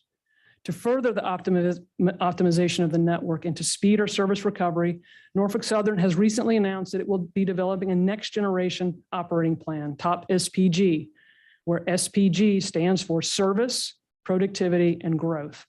TOP SPG will incorporate our intermodal service into our operating plan to make our entire operation simpler and more executable. As we did with TOP 21, we are taking a deliberate customer-centric approach, and we are taking our time to make sure we communicate with our customers, with our employees, and others. That's our no surprises approach to rail operations, which is the same formula that we utilized in 2019 with great success. We have work to do, but we have a talented, experienced team dedicated to getting the job done, and I have no doubt that we will deliver on our commitments. Thank you for your time, and we'll be glad to take questions.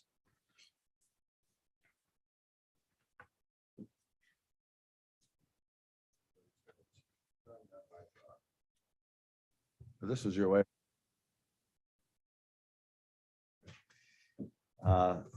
Good afternoon. Thank you for coming. As you might imagine, I have some questions, and I know the rest of the board has some questions too. So I'm going to ask a few and then circle around it and come back.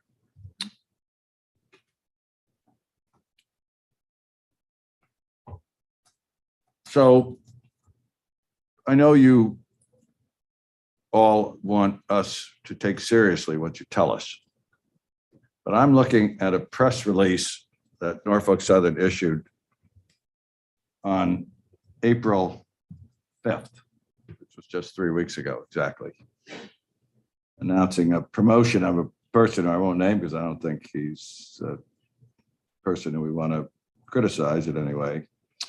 And in your press release, you referred to the flawless execution of our PSR plan. Do any of you want to sit here and tell us that your PSR plan has had a flawless execution, given the numbers that we've been looking at for the last year? I mean, how am I supposed to take that, really? Anyone? I'll be glad to answer that, Chairman Overman. I think the reference that I made in my prepared remarks to 2019 implementation of TOP 21, where we saw a tremendous improvement in fluidity as well as velocity across the network coming out of 2018 is what we're referring to. And the gentleman that was referenced in the press release had a very strong part of making that happen for Norfolk Southern. Our performance was very, very strong when you look back in time. And the pandemic and, as we rolled into 2020 and into 2021, is really the performance that you're thinking of. And I think of them as being two completely separate things. Well, Ed, Cindy, and it's my view exactly that although we're really here to talk about what do we do now, we've got problems. I think it's almost impossible without examining how we got here. In my view of how we got here is a little bit different from what the three of you said. I'm looking at your employment numbers, and I'm specifically looking at your T&E employees. In February of 2019, according to our data, you had 11,556 T&E employees. That was just before your flawless execution of PSR. By March of 2020, which is just before the pandemic hit, you had dropped 3,126 people, or a 27% reduction.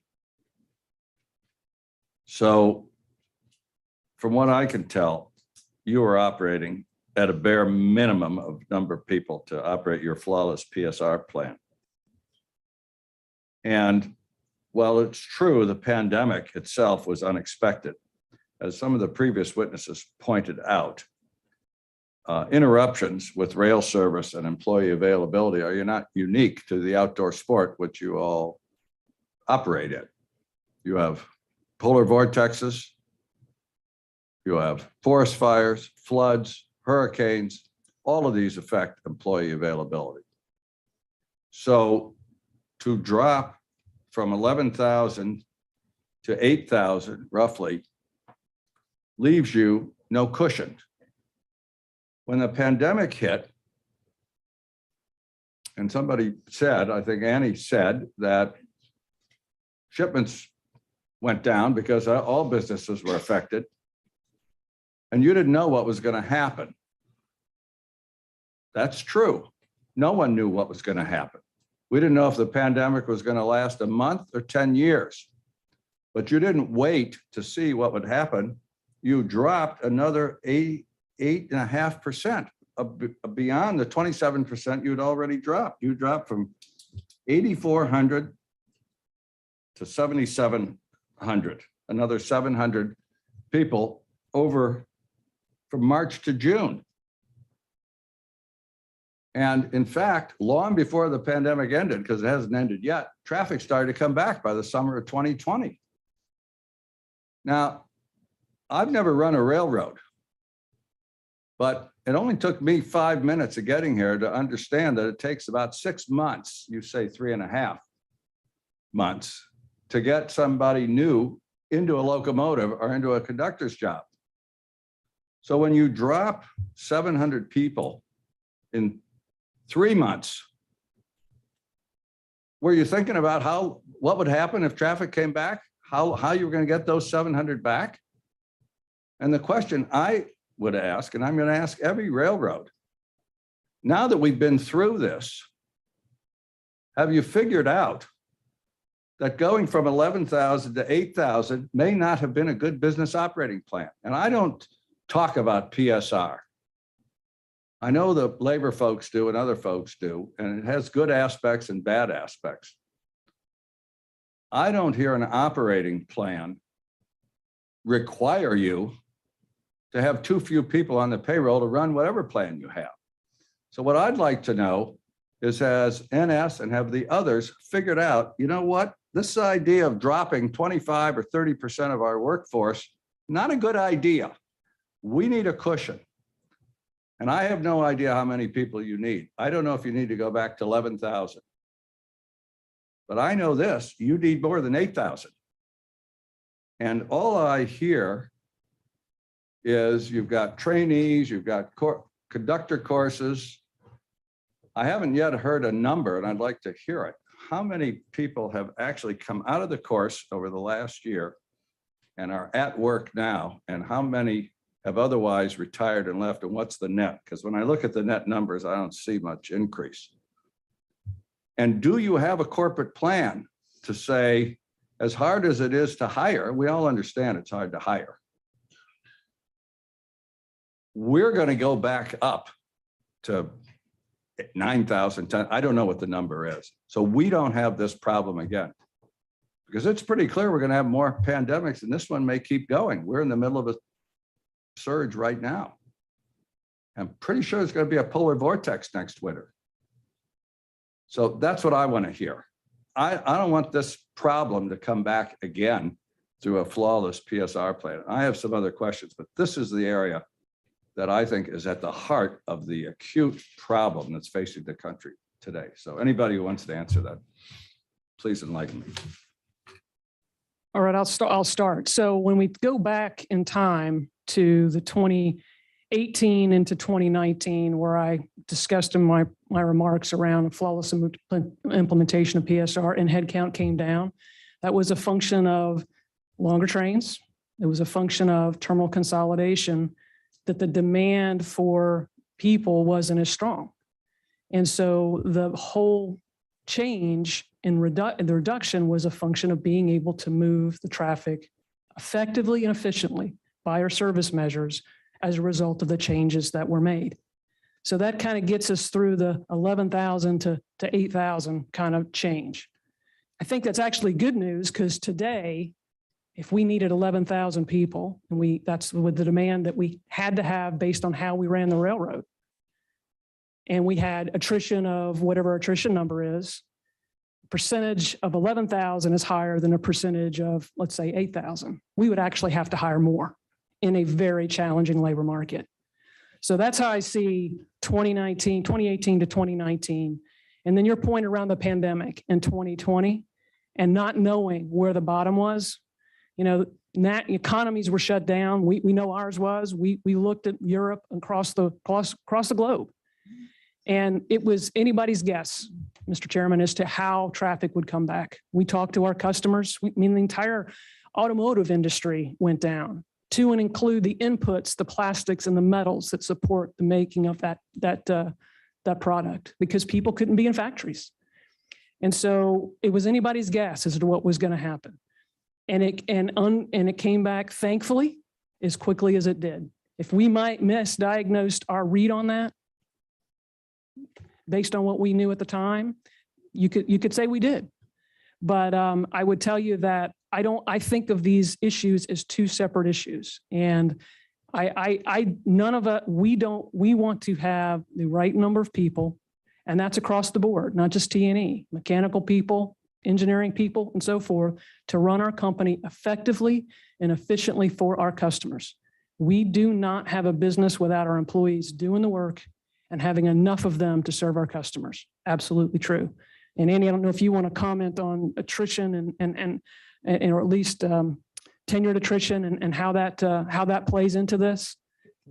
Please go ahead. Sorry.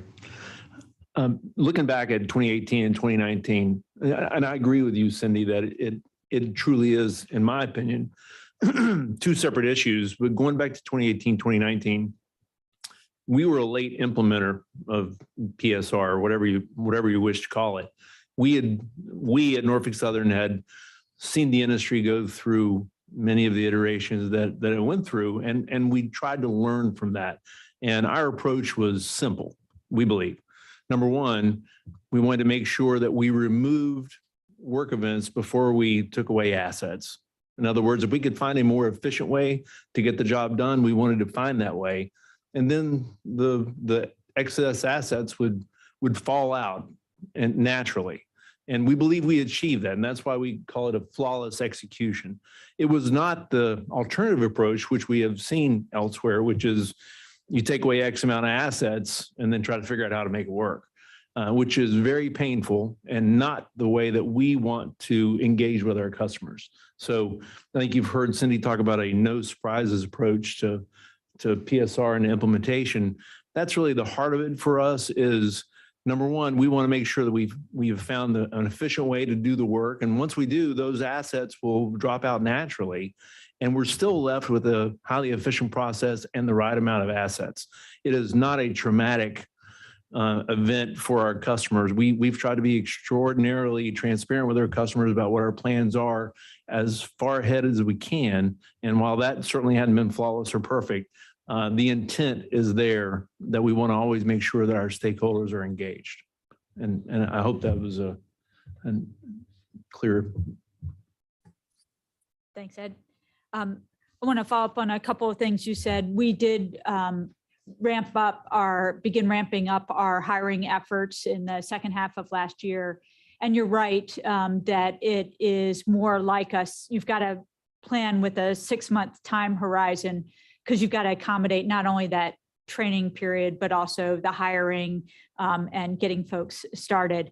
We have put a lot of effort into streamlining the administrative parts of getting someone on board so that happens as quickly as possible. But the real challenge here is in the extremely tight labor market, it was simply taking us longer to fill positions than it had in the past, which again, not unique to us. If you look, August 2021 started a period of 7 consecutive months where the Bureau of Labor Statistics would tell you that the fill rate, people were filling only 60% of the jobs. So that was the market we found ourselves in.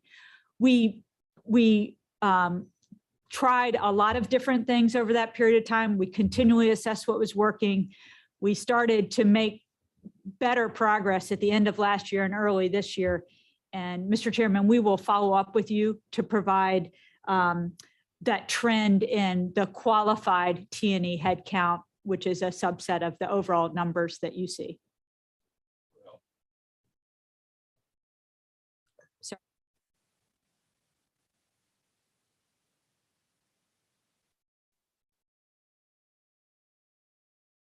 other areas to talk about. I think the key question may be, Ed, when you said to figure out how to run it and then get rid of the excess capacity. I think the question is, what's the excess? Does the excess mean everything, including the cushion? You know, I've been using a football analogy since last summer when I said you wouldn't send a team out on the field without a backup quarterback. I was looking at your numbers and I was refining my thoughts.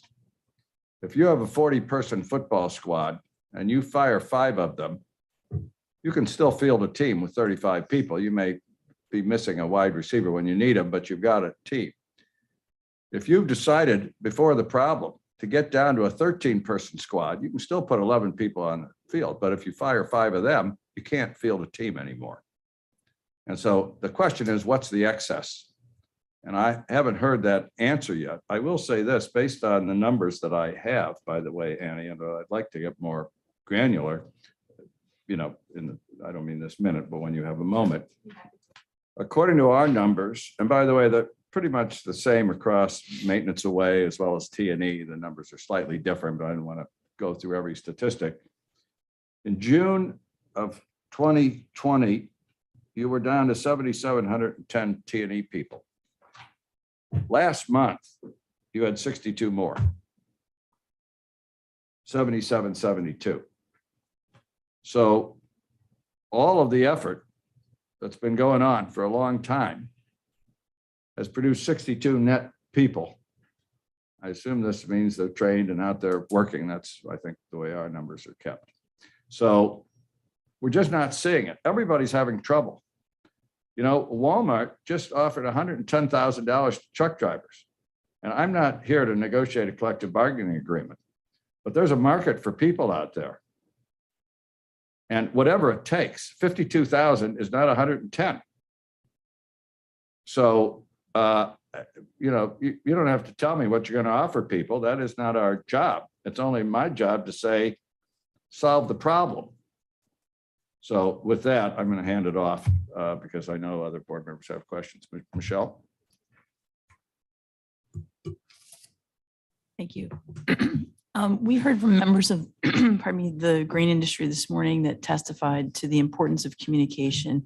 And what they said is while communication won't eliminate their challenges, it does allow them to put in an effective contingency plan. And so I just wondered if you could speak to, you know, what are your current methods of communication and how can your customers track their shipments? I'm glad to answer that question. And thank you for the question.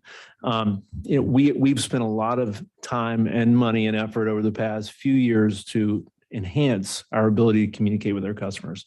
Most of our customers want it in the form of data.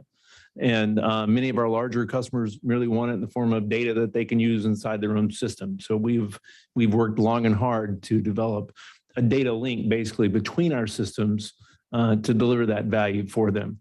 Many of our smaller customers often want a platform, so to speak, that they can work from. For us, that's called Access NS. And it is a comprehensive platform where not only can they plan their shipments and track their shipments, but they can order cars. There's many functional areas inside the system that makes it very valuable for those customers who may not have either the money, the wherewithal, or the time to invest in those systems themselves. You know, the heart of those data systems, though, is data quality. And we've also spent a tremendous amount of time and energy over the past few months and years ensuring that the data that we're providing for our customers is not only timely, but also very accurate.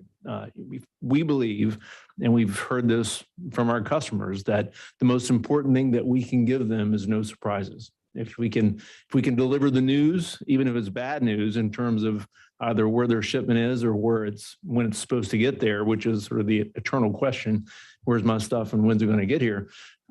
If we can give them an answer that they can count on, they can plan around that and plan contingencies and continue to keep their businesses running.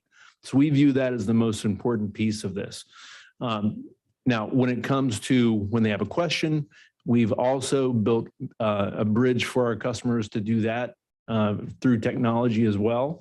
But we also are staffed with our customer operations group so that, we get a lot of phone calls, particularly when service is poor right now, a lot of phone calls, a lot of emails. And oftentimes those customers, want to know the next question, which is, I know where it is and when it's going to get here. Is there anything else we can do about that? And that's where we engage with our customers to really dig into those challenges. And I'll be very frank with you. Many times the challenges are supply chain challenges that go beyond just Norfolk Southern.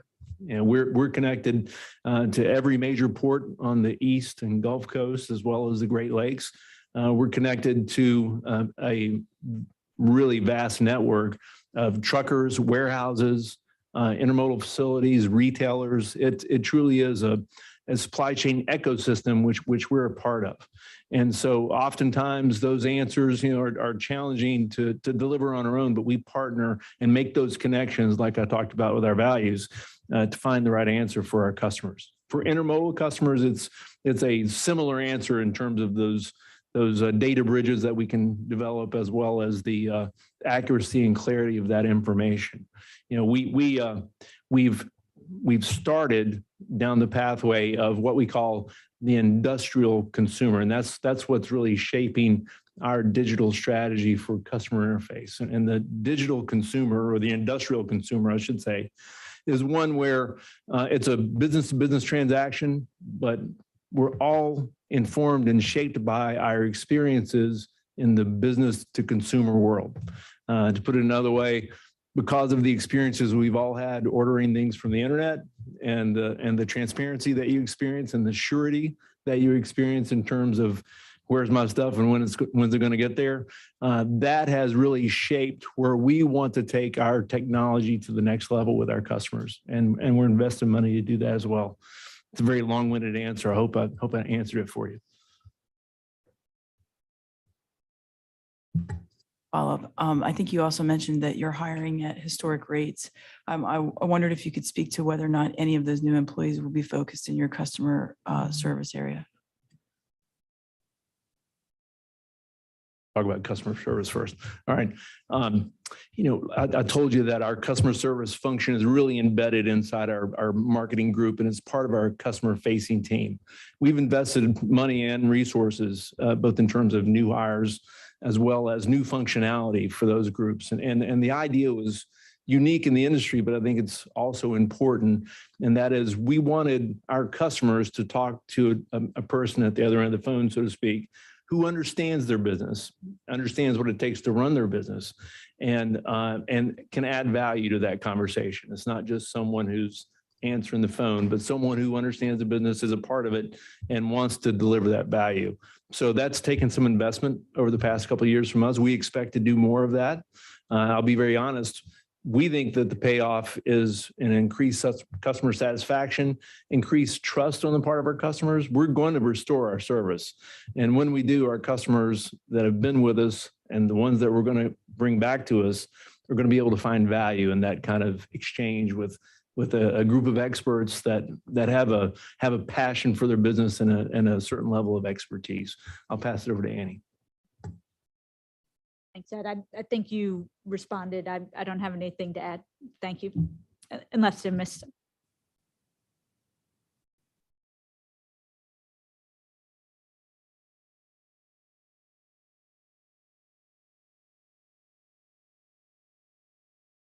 First of all, I want to express our appreciation for Norfolk Southern sending 3 of its 4 executive vice presidents to inform us here today. I think that says something about how seriously you take the issues that we are trying to address. And thank you again for that. And I also want to thank you for being very frank about your current situation and the problems that you have and not trying to gloss that over. So that too, I appreciate.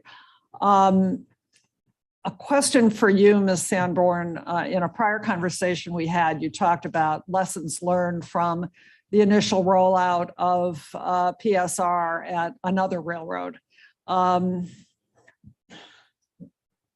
that informed you in how you went about rolling out PSR at NS. We've now been through a couple of really bumpy years. What lessons have you learned from the last 2 years, 3 years that you've been at NS that will inform how you're going to go forward to meet the likely uncertainties of the future? I think the main concept is communication, whether it's internally with all of our employees or with our customers whenever we make changes. Sometimes that lead time isn't as long as we'd like it. And especially in times like this, where we're really trying, I kind of think of this present time as very different than normal, which is, we're trying to do the very best we can with the resources we have, which may mean that we have shorter communication timelines than we typically would like. But I would think that's the main thing. I think the other thing is I cannot underemphasize in that communication, talking about the benefits of unlocking capacity by being able to utilize technology of distributed power to run longer trains and be able to reduce headlights on the network in a way that allows the headlights that are on the network to be more effective and efficient to be able to meet our customers' needs. So I see that as a difficult story to tell because people are generally feeling as though PSR doesn't have any benefits, and it has many, many. And that is and I think of PSR as pretty simple railroad. And you and I had that conversation. But I think the challenges that we are in now and some of the challenges that have occurred before in implementation create a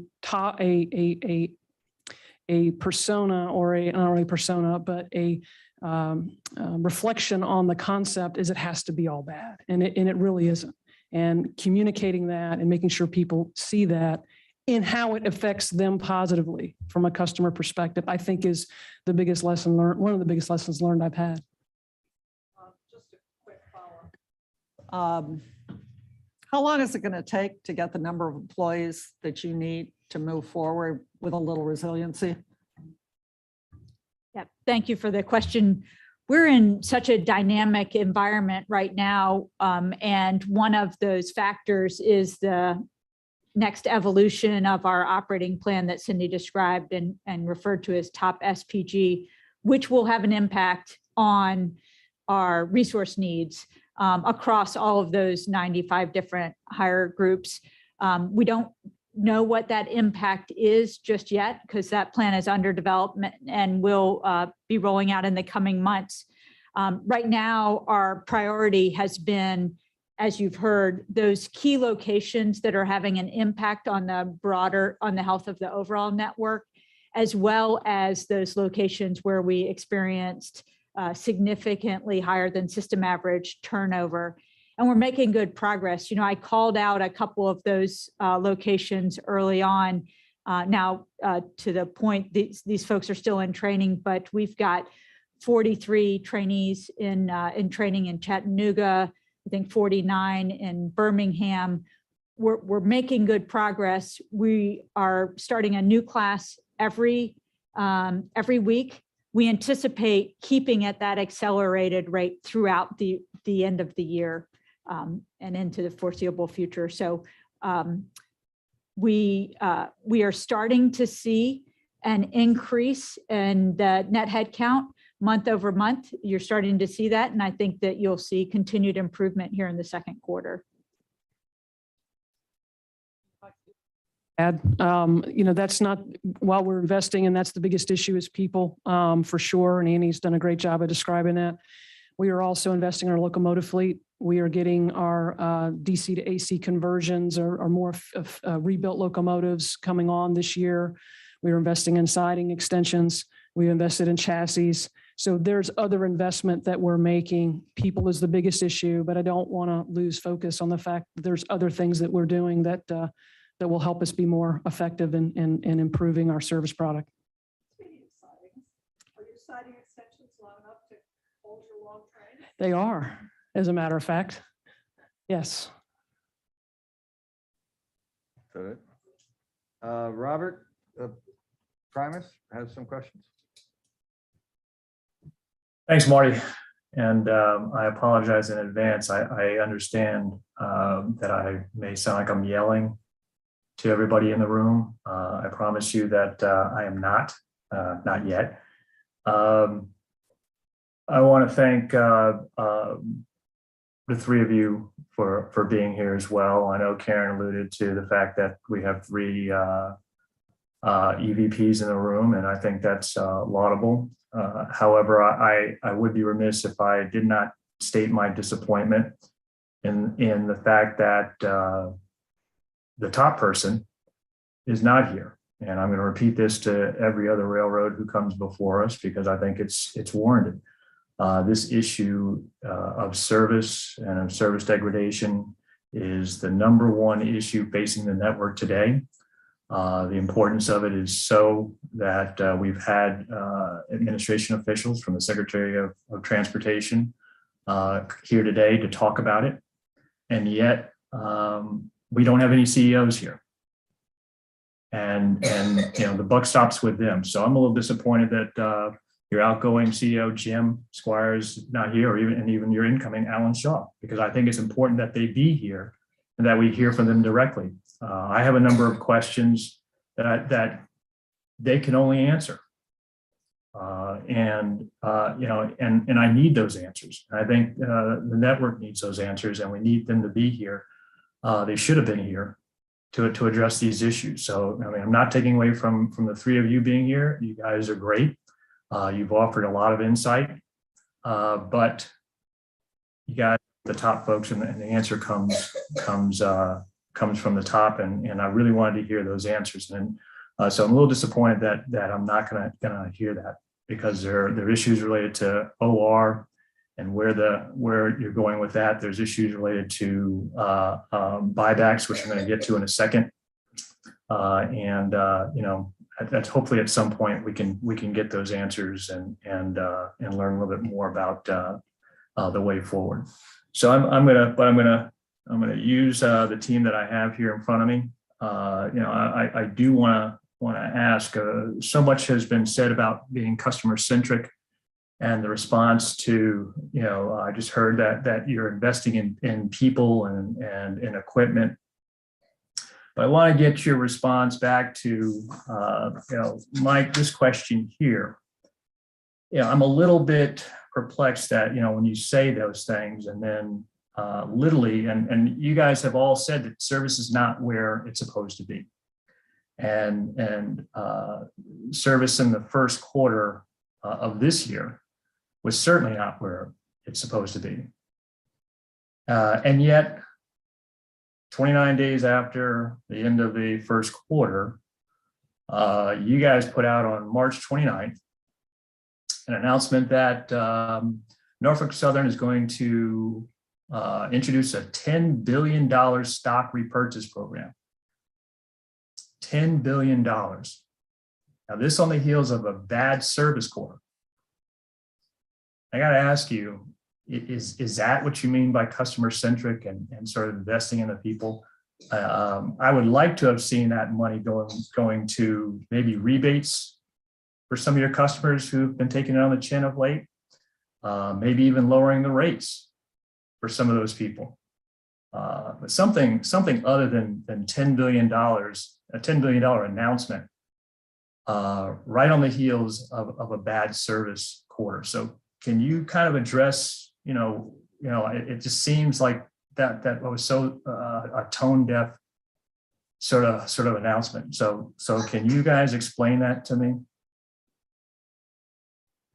Well, thank you for the question, Member Primus. Allocation of capital in our industry is frankly starts with investing in the business. And by that, I mean investing in track and infrastructure. We're a very capital intensive network or business, as well as technology and any number of opportunities to earn a return on that capital.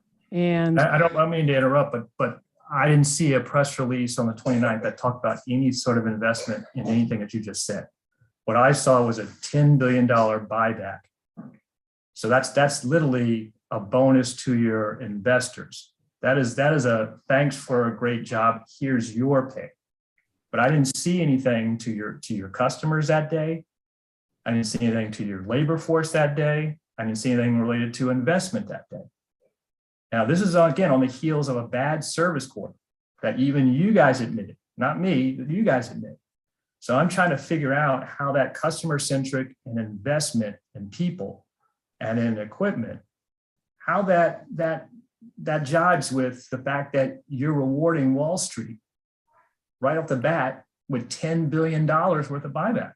And there's no incentive for them to even invest back in the company. That's just a buyback. You're buying back their stock. Yeah, I was kind of taking a long way to get to your answer. So if you'll indulge me just a little bit, the investment that's okay. I may be too long-winded. You can score me after. But essentially the dollars that we generate that we invest in ourselves come first. So the locomotives that I described, the chassis that I described, we will invest in that first, in ourselves first. After that, we will pay a dividend. We also feel, our investors are interested in that as well. And then if there's anything left, it goes to share buybacks because our customers own the company and we have to be competitive in service. We have to be competitive in efficiencies and we have to be competitive in capital markets. And within all that, in order to deliver that, we have to obviously have our workforce in the right place to be able to do those things. But they're not mutually exclusive. They work together. And that is the reason that we initiated a stock buyback. Okay, well, I appreciate that long answer and you're not long-winded, but I have to say that it still doesn't answer that question in terms of you still got a whole bunch of customers who are on the hook out there. And who are feeling it, that those service degradations every day. I mean, you've heard from witnesses earlier saying that they're losing money, they're shutting down production, and yet and still you're saying that you're giving money back to your customers. Well, some of those customers aren't your investors, they're not your shareholders, and so I do want to follow up with one of the questions and about the. When we were talking in 7-Eleven, how, during that same time, we're turning around and you're imposing a 24.5% rate increase on some of these folks. I think that $10 billion could be going back to rate rebates for what we're doing. And so we've got to start to figure out how we, get back to that customer centric, because it doesn't sound like you guys are customer centric in that respect. I mean, I heard from a lot of your customers when asking about that $10 billion stock buyback, they didn't get any of that. But they're taking it on the chin right now for what's going on, for those service issues that we're experiencing right now. So, I think that's something that again, if Jim or Alan were here, I would ask them directly, because they have a direct say in how that happens, and the board does as well. We got to. But I want to move on because I don't want to keep that stick with that. I do want to ask a little bit about and Cindy, I'm going to stay with you for a second about operating ratio, because in that same statement that Marty had alluded to about the flawless execution, the one thing you did mention in terms of that was implementing precision scheduled railroading and achieve continuous improvement in our operating ratio. And to me, that raises sort of a red flag for me too, because I've heard all along that it's not about the operating ratio, it's about growth. It's about the people. It's about, fixing, what's broken.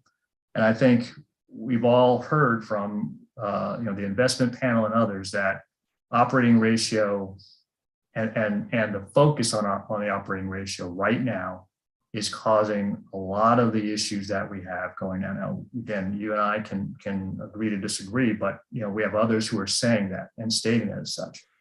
And so I'm kind of trying to figure out again where the focus lies. Is it how much you're saying improvement in OR, but where's the target? Where do we start refocusing on that growth? Because I don't think you can grow if you're focusing on the OR. So how do you balance that? Where do you pivot and start focusing on growth? So let me start with telling you at the moment we are focused on service recovery. That is 100% our focus and has been as we started to see ourselves slide late last year. And you've heard from both Annie and Ed about really that focus. And if Alan were here, I would tell you he is the person that is ringing that bell within our company as much or more than any of us. So that is our focus. But I will tell you. I guess I'm sorry, and I've been interrupting you. Forgive me. I'm so sorry. But that's the reason why I asked, is because in your quote it didn't say anything about service. It said operating ratio. So let me. Again, I'm trying to figure out. So which is it? Is it operating ratio or is it service? So I'm telling you at this moment, that is what we're focused on. Absolutely. But I will tell you as time moves on and we have to have a broader scope and time as to where we'll be in a year or 2, 3, or 4. We have to be competitive in the transportation marketplace. Now that includes in service in order to grow and bring business to us. That also is efficiency. In my statement as well, you will hear you heard me talk about trucks and the technology of, I didn't get into details, but the technology, autonomous trucks, platooning, battery operated trucks. We have to continue to find ways to be more effective and efficient. And we have technology to help us as well on our locomotives. The locomotives that I mentioned that we're purchasing are much more fuel efficient and much more technologically advanced than the locomotives that we're starting with for that rebuild program. But when I say focus on OR, on the efficiency side of that equation, that's the reason. That's why it's important. We can't wait until those things are on the highway for us to be reacting. And that's the purpose of what I'm describing. And then I appreciate that. I definitely want to follow up with you on that. I know. Okay, I'm sorry. Do you have something? I'm sorry, Member Primus. I felt compelled to add something there. The operating ratio is exactly that. It's a ratio with operating revenue and cost. And I think operating ratio in many instances gets conflated with cost reduction. But there's a different way to inflect the operating ratio, and that's to put more top line revenue on the railroad, more operating revenue. We're intensely focused on that. We want you to know that. Alan Shaw is intensely focused on that. And when we look at our capital allocation, whether it's for track, for ballast, for new terminals, for new chassis, for technology, as we talked about earlier, to address our customers' needs, that's part of that capital allocation equation. The other part is, how do we ensure that investors believe that they have made a good investment in our company? And so that's a part of that. In terms of being customer-centric, and I feel very passionately about this, I believe that we are customer-centric. And when I say that, what I mean is we strive every day to understand what value we can deliver to our customers. And then we invest to ensure that we can deliver that value over time. It's a long-term view of how we're going to help our customers succeed in the marketplace. They want us to be efficient. No one wants to do business with a partner who is inefficient. That generally means they're a high-cost partner. For Norfolk Southern, we believe that we need to be efficient, but we also need to be a growth company. And that's where we're investing our time and our money, is to understand how we deliver value for our customers, our long-term customers, and for customers that we aspire to do business with, like those that are moving on the highway today.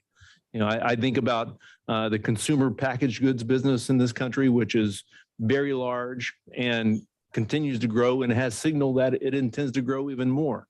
Many of those producers in the consumer packaged goods business have made commitments to the Paris Accords when it comes to CO2 emissions or greenhouse gas emissions. You know, some studies have indicated that as much as 80% of the greenhouse gas emissions from the consumer packaged goods business doesn't come from the manufacture of it or the retail of it. It's the transportation of that business. And so that means there's a compelling case that we can deliver value to that segment of the global business as they serve the U.S. economy.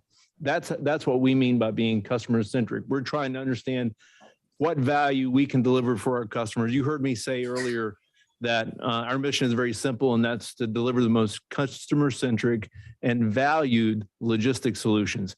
And valued doesn't mean valued by me or by Annie or by Cindy. It means valued by our customers. Are they willing to pay us for that value? And I just want to make sure that we add that on the record, that's what we mean by customer-centric. I truly appreciate your question and understand your sensitivity to many of those issues. I appreciate that. And I know my time is short. I know I give Patrick a chance, but I do want to circle back and staying on that customer centric and either you, Ed, or really Cindy, we spoke about, as I said, during the 7-Eleven hearing, there was a witness who came forward, Sandra Dearden, and talked about a train that she had and a shipment of propane going from West Virginia down to Mississippi. And she had talked about how in January, your folks came to her and said that they were going to raise her rates by 24.5%. And you said that you would, Cindy, that you would get back and we'd follow up on it. But I want to follow up on that. I've talked to Sandra since then, and that 24.5% is still there. And Ed, to me, that sounds like Norfolk Southern is trying to demarket her and her business. And I don't know. One, I want to figure out, how you guys again justify that 24.5% at a time when your service doesn't merit that. And two, you're again being customer centric. I don't see how a 24.5% increase. And she has said that business, if they can't absorb it, there's a plant in Mississippi that's going to shut down because of it. So we're going to shut down an American company and lay off American workers because there's a capacity issue and you guys don't want to deal with it. That's a serious issue. So again, if you guys can kind of talk about that and see, I want to see, what sort of resolution. Some of you said you looked into it. I want to figure out, what you found out when you looked into it and how come it doesn't seem to be getting any better. Yeah, Member Primus, I did look into it, and I think it would be best to talk about particular rate increases in a private setting. I'd be happy to do that. But I will tell you that from a standpoint of demarketing or congestion or whatever you want to talk about, there is no desire or interest in reducing volume moving from Birmingham south down towards Mississippi. There's no, other than the current challenges we're dealing with people, there is no aspiration, desire, or interest to reduce anything moving on that gateway.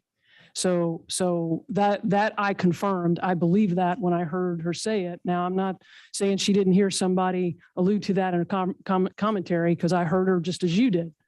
But I followed up on that piece, and that's what I believed before, and I confirmed that that's true, and be happy to follow up with you on the other point. Thank you. Cindy, just on that one point real quickly, the point that Ms. Dearden made, aside from the rate increase, was that she said that her NS salespeople came to see her and said, we don't have enough capacity on this line. That's why we're raising the rates, in effect saying we have to get rid of some of our shippers. I'm concerned because that's what this hearing is not about. I'd like to know what happened to Ms. Dearden. I'm just as interested, and I think it's the rest of the board. The question is capacity on that line. Is that still the problem? It's not a capacity issue, Chairman Overman. It truly is. To the extent that we have congestion there, it is driven by availability of resources, which we are solving, meaning people. You heard Annie talk about that as one of the key areas where we had a lot of attrition. And she also talked about the fact that we have 46 people in the pipeline. There's not a capacity problem from Birmingham towards New Orleans. I understand. I completely understand. And that's why I think that some of the conversation we should probably take offline, but I can tell you from an operating side, there's not a capacity issue there. Mr. Elkins, I get your point about OR is not just about reducing costs, it's about increasing revenue. Well, the railroads have two ways of increasing revenue. One is by growing their customer base, and the other is by increasing rates on their captive customers. And we're going to be watching what you do with respect to both of those. So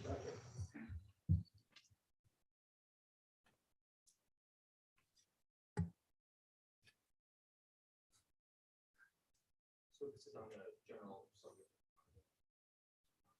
Cindy, you had said that the service Is not what you expect and not what you expect of NS. What is the service that you expect in the most specific terms you can provide, say, in terms of metrics, or is there a particular time period you have in mind in terms of how those metrics looked that you'd like NS to return to? Second part is, even in those periods, it may not provide the board enough to judge whether or not NS is a resilient railroad.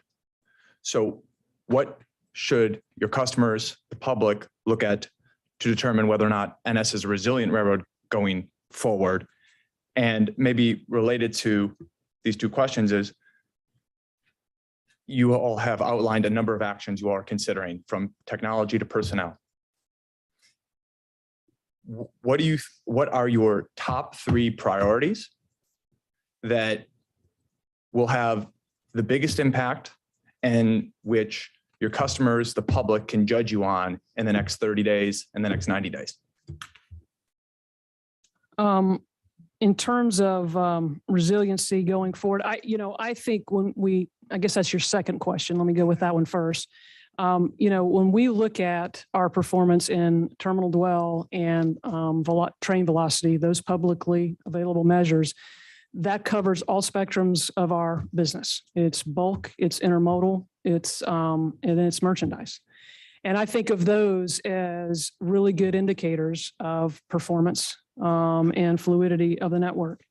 From a standpoint of what we need to return to, I think that one's a little harder because our business mix changes. If we are very higher, continuing to grow in intermodal, we'll end up with a faster overall goal than if, let's say, somehow we had more coal. So it's really how we're doing versus the business mix that we have around train velocity and in where we want to be. And it's kind of a moving target. It's kind of built from below moving up. Top 3 priorities. Go ahead. Resiliency to me is consistency in those measures, and you don't see dips, and you see it prolonged over a long period of time at a fairly high level versus where we are. That's how I would look at it. We have a number of internal measurements to look at that help us understand how to build to those. So that's general. We'll break it down into pieces and parts, like, how long does it take to get through terminals? How long is it on this line of road segment, and have accountability associated with that within our operating organization. So I think that's the best way to look at an overall network of any kind, and ours in particular. That's how I'd look at it. Next 30 days, top 3 priorities. If I could say hiring, I would. I think that is the best area, the best way to think about what's most important to us. But I also have to caveat by saying we're not going to get in such a hurry that we don't make sure our employees are safe as they come out and are properly trained to be able to do the work that we need them to do. So that is our focus area now. I think, the other things that we will work on as we onboard new locomotives and make sure we get full utilization of those in our bulk network and implementing our top SPG, where we're going to evolve from top 21 and to including our intermodal network. I think that will be very beneficial to us from a standpoint of balance of our network. That's one of the most imbalanced networks we have. And it'll help us be much, and our plan is for that to be much more of an executable service product that will actually enhance outlet frequency and blocking density. So we've got some initiatives going on there that we'll want to make sure we get in place. And those, as we implement or before we implement, we'll have both our customers and our employees will be very knowledgeable of what it is we're trying to do. So just as we did in Top 21 in 2019. And Ed, if you want to add anything, please do. I didn't know if you were angling to add something.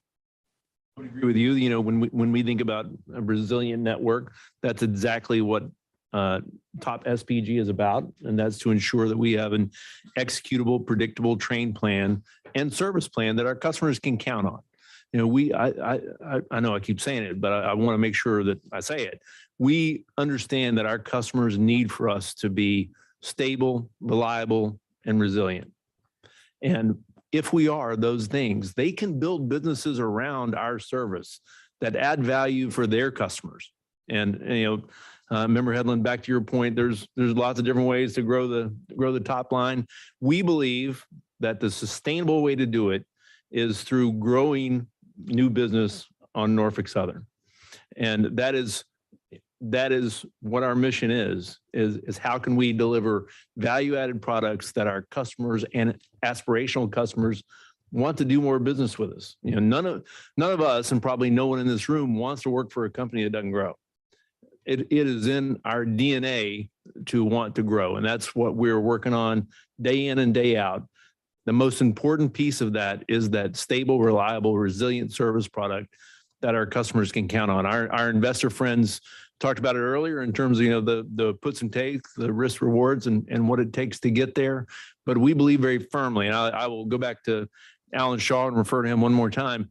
He believes very firmly that the investments required to deliver a stable, reliable, and resilient service product are payoffs that will be generational for us. This is how we deliver value to our shareholders in the future going forward, is to be efficient, absolutely, but to be able to grow. To be clear, on the hiring be your top 3 priorities. You all do not have specific targets, 30 days, 90 days out. And the reason why I ask is, I think that customers are looking for signs that things are changing. And it, as the board is engaged in service monitoring, as you all have outlined, the people that you have then obviously create better benefits on the service side. And so it's helpful for us and for customers from a monitoring, from a planning standpoint, if there are specific targets in mind, appreciating the fact that that's network wide and that there are local issues that you could be shifting people and not seeing that aggregate, but still have a better labor situation. But I just wanted to offer you all the opportunity, if there's something you wanted to offer up in terms of specific targets by which the public, your customers, can judge your progress. Member Fuchs, and you want to start and I'll finish up. We recognize the need to provide some visibility into that qualified T&E headcount trend and assurances that will continue to build, and we'll do that.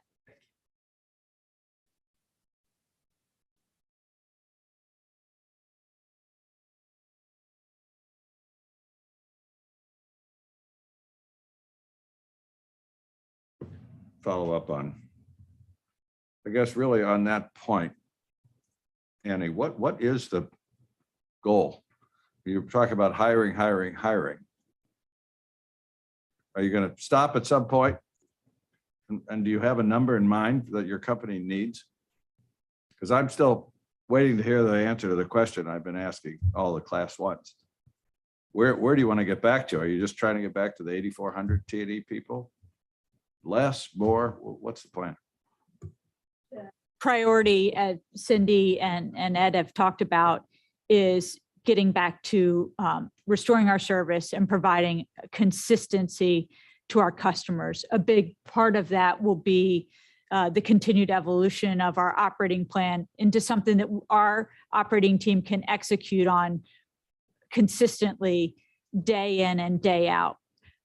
We are working really closely with Cindy's team as they're developing that to understand what the implications of that are in each of those 95 specific higher locations.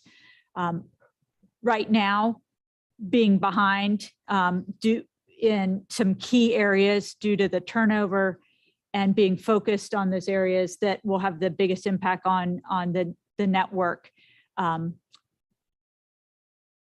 We haven't set a target such as to get back to a pre-pandemic level. We're trying to match our target to our operating plan needs.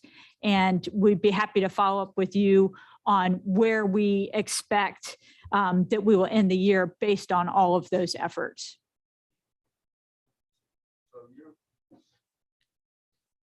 Oops. Don't have a number that you expect to be at on April 26th of 2023. You have no such number inside your planning operation for T&E or any of the other categories? We're operating in a dynamic environment, and we're trying to match our hiring to our operational needs, taking into account also what's going on in the labor market, understanding the time it takes to hire, the turnover the trends in turnover in our organization. And I'm not prepared to share a number for April of 2023. Well, I'm sort of nonplussed about how a large company of any kind doesn't have a projection for what their payroll is going to be over the next 30, 60, 90, 180 days. I just am mystified by that, but maybe you could enlighten me. I don't have an MBA. Again, we'd be happy to follow up with you to share where we expect to be throughout the year. Other areas. We've talked a lot about velocity and dwell, and those numbers are not great. But I haven't heard yet, or if I heard you said it, I missed it. How has your metric of trip plan compliance evolved from the advent of what you call PSR 2019? Because that's, I don't have any shippers calling me up and saying, I'm unhappy with some railroad's dwell time. Their question, Ed, is where's my stuff? And when am I going to get it? I don't care if it's sat in a yard for an extra day. I was due here Tuesday and now it's Friday. So what is your trip plan compliance metric over time, going back 3 years?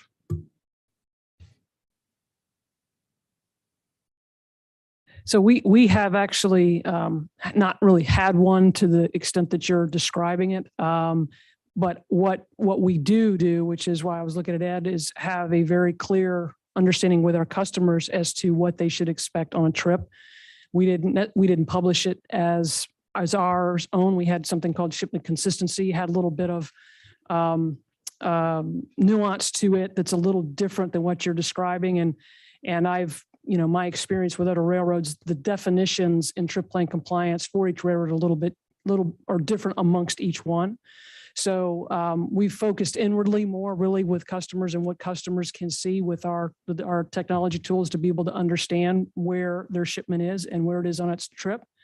And where there's concerns or delays, that's where customer service engages with the customer. and provides them with updates, which is what Ed's talked about. So Ed, let me let you go from there. I think probably the metric you're thinking about is on-time delivery for most of our customers.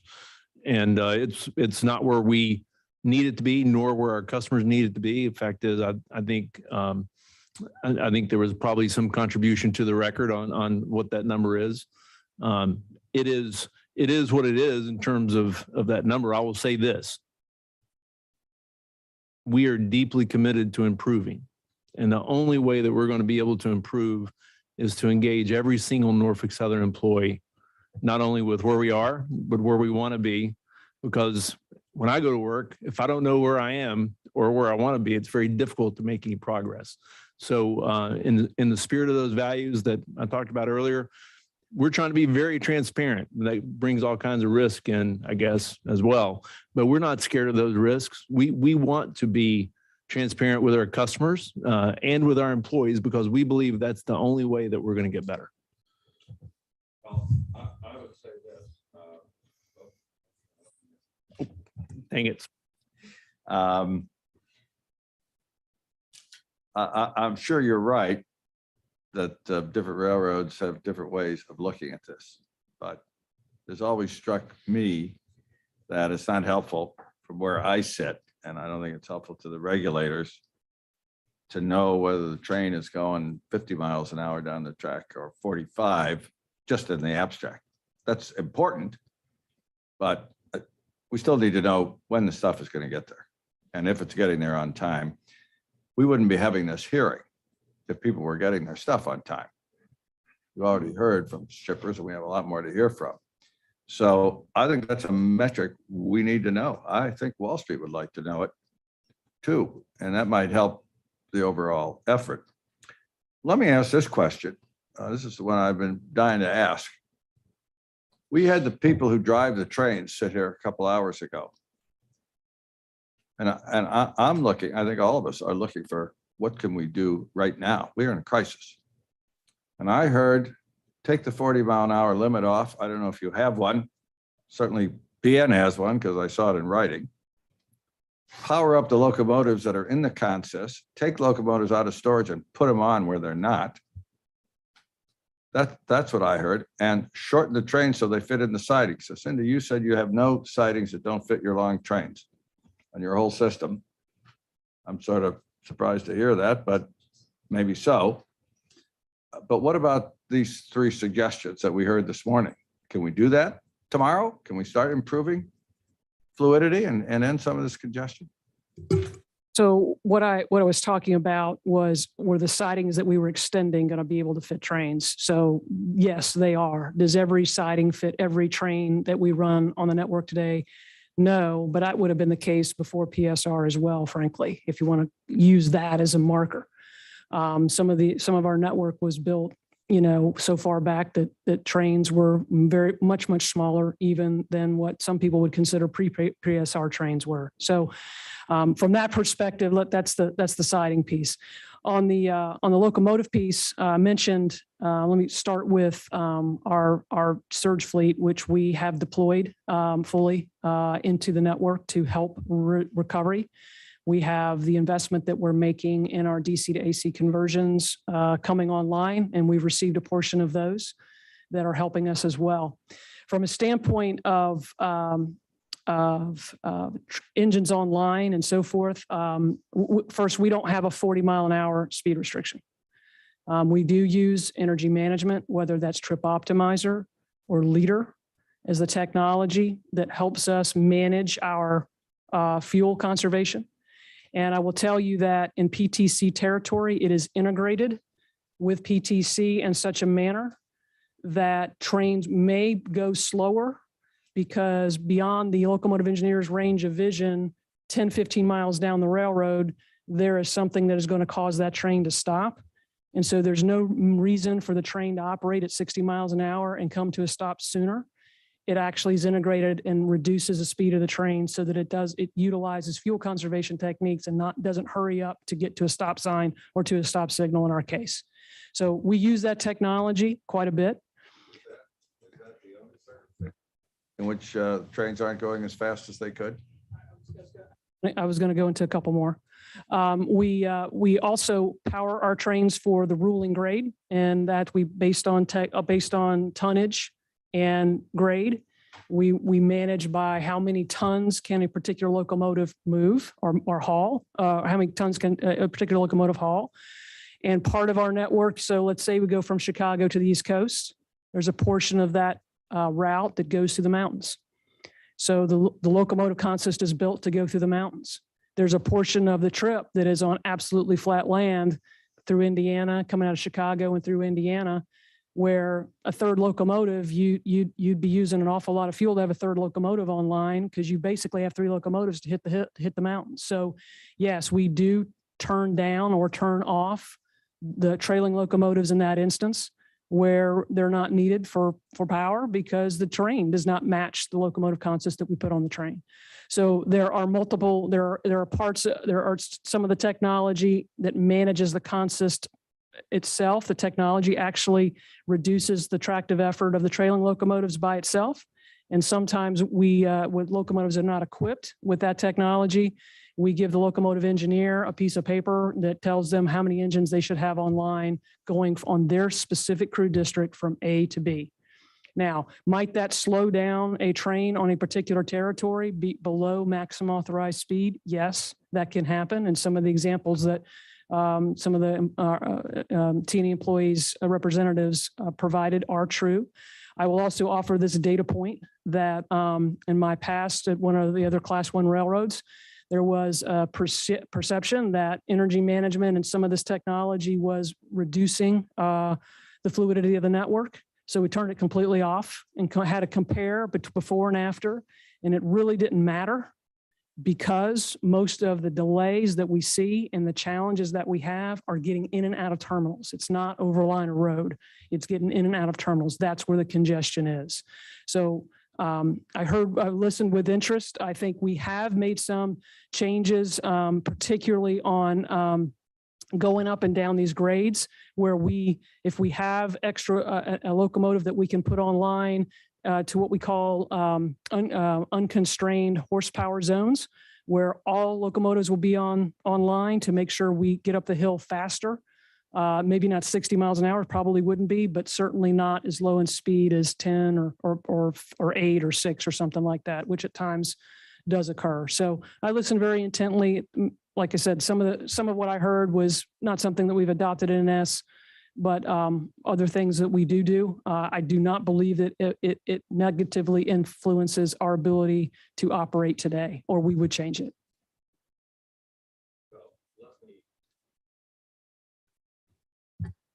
Let me just say this. There are problems that we're hearing about acutely. And the people who want to move coal out of West Virginia really can't wait 6 months for all these new trainees to get online. And the fertilizer can't wait. And all the other shippers that we have heard from and are going to hear from. And I think it behooves the Class 1s on a short-term basis to re-explore every possible way to move this congestion. And I'm sure you've got T&E people at NS who are just as insightful and able as the BN ones we heard from this morning. And I'm sure if you can't find them, Jeremy would be happy to put you in touch with them. And I think you ought to sit down with them and figure this out. Because what I heard this morning was that these people who run the trains think they can do better if they're allowed to. And I'd pay attention to them. Now, you may end up disagreeing, but now is not the time for Trip Optimizer. Now is the time to eliminate this congestion and get our economy back to where it should be faster than it's going now. The people who are paying more for a loaf of bread are not interested in Trip Optimizer. They want the grain to the flour mill. The people who are paying more at the gas pump want the ethanol over to where it's mixed with gasoline. And we heard at RETAC last week, and we heard again today, ethanol plants are shutting down because you can't get empties. And I don't know if that's on your line, but it's certainly throughout the network. So I think you got to have some short-term, may not be consistent with your overall corporate plan, but we have a problem in this country. And And we're having this hearing because we don't want to wait 6 or 8 months to see those employee numbers gradually go up if we don't have to. So, I think you should take that to heart. I'm glad, Cindy, you were listening. I assumed you would be. But to me, that sounds like there's something that could be improved. There's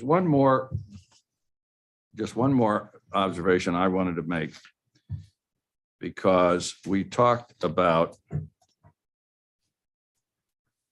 and it's not really our area, but it's been raised in terms of PSR, concerns about safety and training and so forth. And the only safety statistic that I've been provided for by our folks is train accident per million of train miles. And NS has gone from 2.29 in 2010 to 3.54 in 2021. That's a 54% increase in train accidents per million miles. And virtually all of that increase started in 2019, which is when PSR started. So I don't know if the two are related, but the numbers don't look good on the safety side from when you implemented PSR. That's all I have.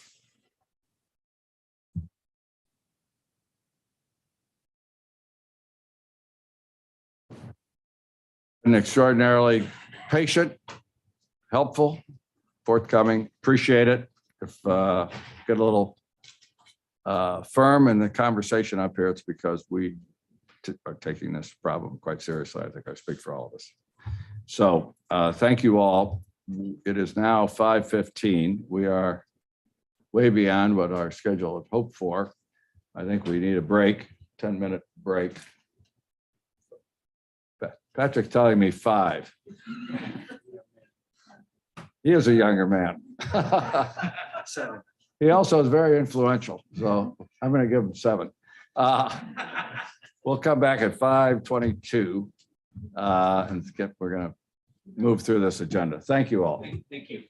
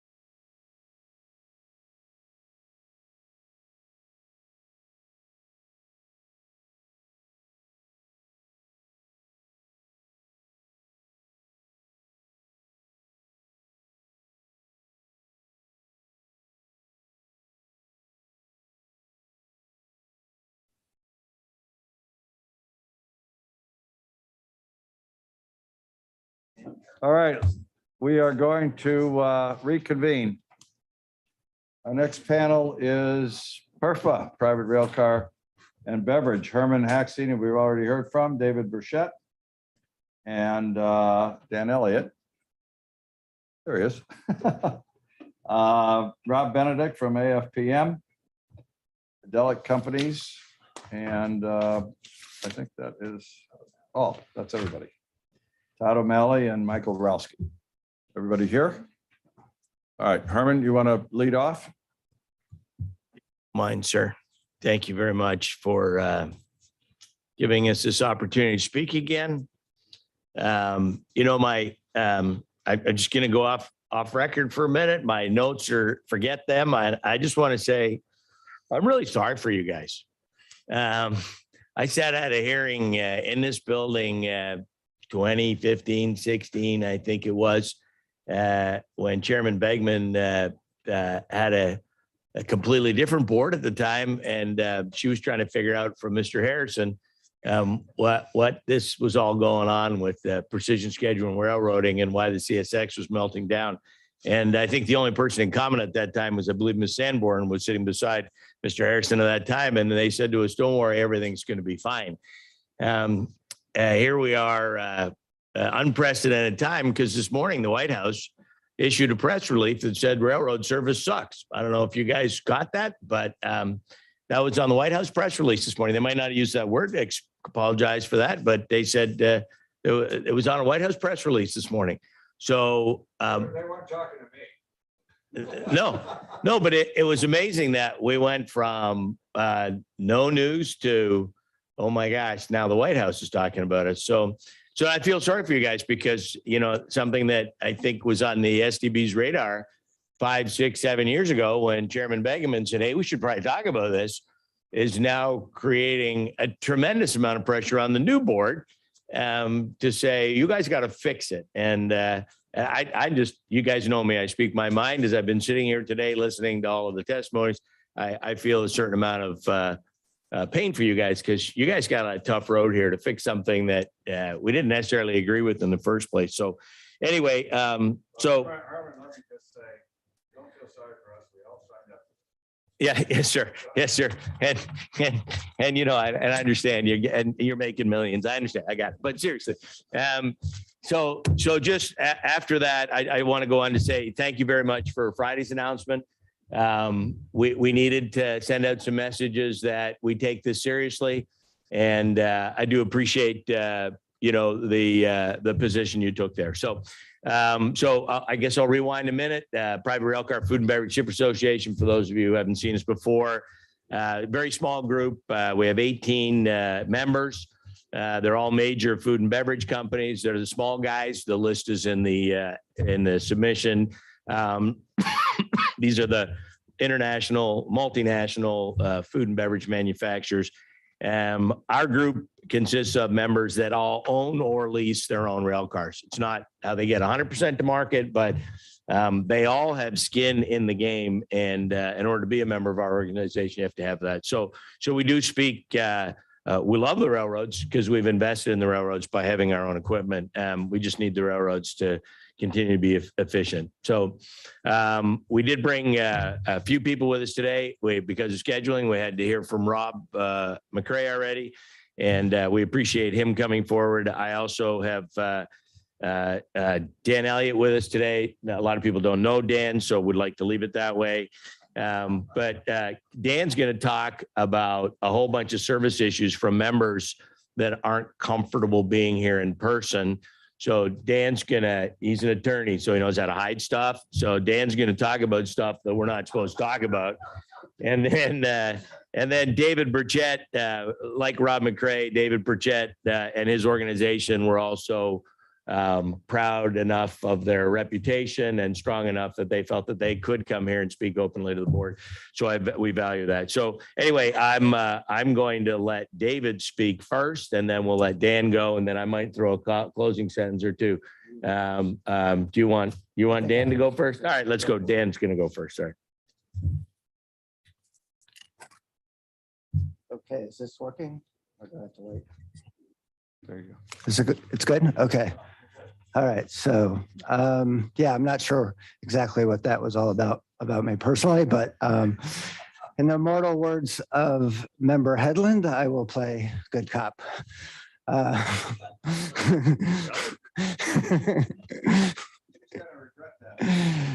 I'm sure she will. Later in the week, I'm sure. May it please the board. The first time I testified here was at the UP CNW merger hearing in 1994, when I was actually working for Smart TD at the time. Things have certainly changed significantly since that time. When I came to the board in 2009, the railroad's message was loud and clear to me. Please allow us to properly invest in our infrastructure to make sure we can continue to provide this crucial service to our customers. By the time I left the board in 2017, railroads were beginning to emphasize how great PSR is and how much they had been able to cut costs as a result of it. At the time, one of the great rail CEOs of our time, in my estimation, warned that this path could eventually catch the attention of the industry's regulators. And I believe that prediction has clearly come to fruition. Today, we are here looking at rail service problems that have run rampant across our country, slowing our economy and the supply of goods to US consumers. The pandemic was obviously something beyond all of our control. However, the railroads made a difficult situation much worse through what can only be blamed on themselves, which are the massive job cuts that occurred under the guise of PSR prior to the pandemic. These cuts left the industry completely unprepared for the uptick in demand as the US economy returned to normal. Moreover, the railroads have been incredibly slow to react to this problem, and their job numbers continue to leave them understaffed to provide adequate service. I recently testified in the reciprocal switching hearing about numerous service problems that PERFA members had been having with their railroads. I specifically mentioned 2 PERFA members who had suffered plant shutdowns and loss of revenue due to missed switches and no service from their Eastern Class 1 carriers. Another PERFA member that is not here today is constantly subjected to missed switches by its Class 1 railroad, including 9 since September 2021 at one location, 22 at another location during the same time, and 8 at another location in 2022. The results have been plant shutdowns, loss of business and revenue, rescheduling of production, and waste of manpower. Another location has not received service on 25 occasions and partial service on 12 occasions since the start of 2021, having the same impacts there, including a plant shutdown. Another location has had 20 missed switches since September 2021, which ironically led to a threatened embargo by the railroad. Another rail carrier that serves the same company at a different location has had numerous switch and interchange failures in the past 9 months that have resulted in plant shutdowns and customers running out of product. In other words, plant shutdowns have become commonplace for this company because of poor rail service from these 2 Class 1 carriers in the western half of the United States. Plant shutdowns as a result of inadequate rail service have become a fairly common occurrence recently. I do not recall this occurring during the service crisis in 2013 and 2014. It seemed that the railroads then could generally provide service in time to keep this from happening when their customers warned of this possibility. However, now that is not the case, as these examples demonstrate, which is extremely troubling for rail shippers and makes one extremely concerned about the state of the rail industry. I urge you to use your investigatory powers that Congress gave you after the 2013-2014 rail service crisis. They were put in place for situations exactly like this. And if you find that fines are warranted, that is another tool to foster improvement. I also commend the board for its recent NPRM regarding service emergencies. I believe that can be a useful tool for shippers in the future, as would new rules on reciprocal switching and first mile, last mile data. The US freight rail system is truly a special asset for our economy. I just hope we don't go too far down this path of cutting employees and other expenses before the impact on PERFA members is too much to bear. And now I'll turn it over to David Burchett, one of our PERFA members who will tell you about his situation. Thanks, Dan. Good evening. Thank you, Chairman Oberman and the rest of the board for looking at the current rail issues and allowing me time to give some examples of how it's impacting Molson Coors. My name is David Burchett, and I'm here representing Molson Coors. My team's responsible for North American procurement across all modes, including truckload, rail, ocean, warehousing, parcel, and heavy air. We utilize rail in 3 different areas of our business: for inbound transportation of raw materials to manufacturing plants in Golden, Colorado, where we make cans and bottles used to package our finished products; for inbound shipments of raw materials into our breweries; and finally, for finished beer shipments from our breweries out to our DCs and distributors. All 3 areas have been impacted. I've negotiated a number of contracts with the railroads, and one thing that has stayed constant is that they will not have any kind of service guarantee. All other modes either have some type of service tied to their contracts or the ability to switch to a competitor if service levels decline. While magnified by the influx of additional volume and challenges hiring resources that many of us have experienced this year, service from railroads has been degrading for several years. We, the customers, take on that burden, whether it be with the additional resources to manage through those issues, increase inventory to buffer for the delays, and increase costs to lease or buy additional equipment, which the railroads have pushed to the customer to decrease their own capital costs. All this while the railroads continue to eliminate rolls and brag to Wall Street about improved margins and operating ratios. Here are some examples where the rail service issues have negatively impacted Molson Coors in 2022.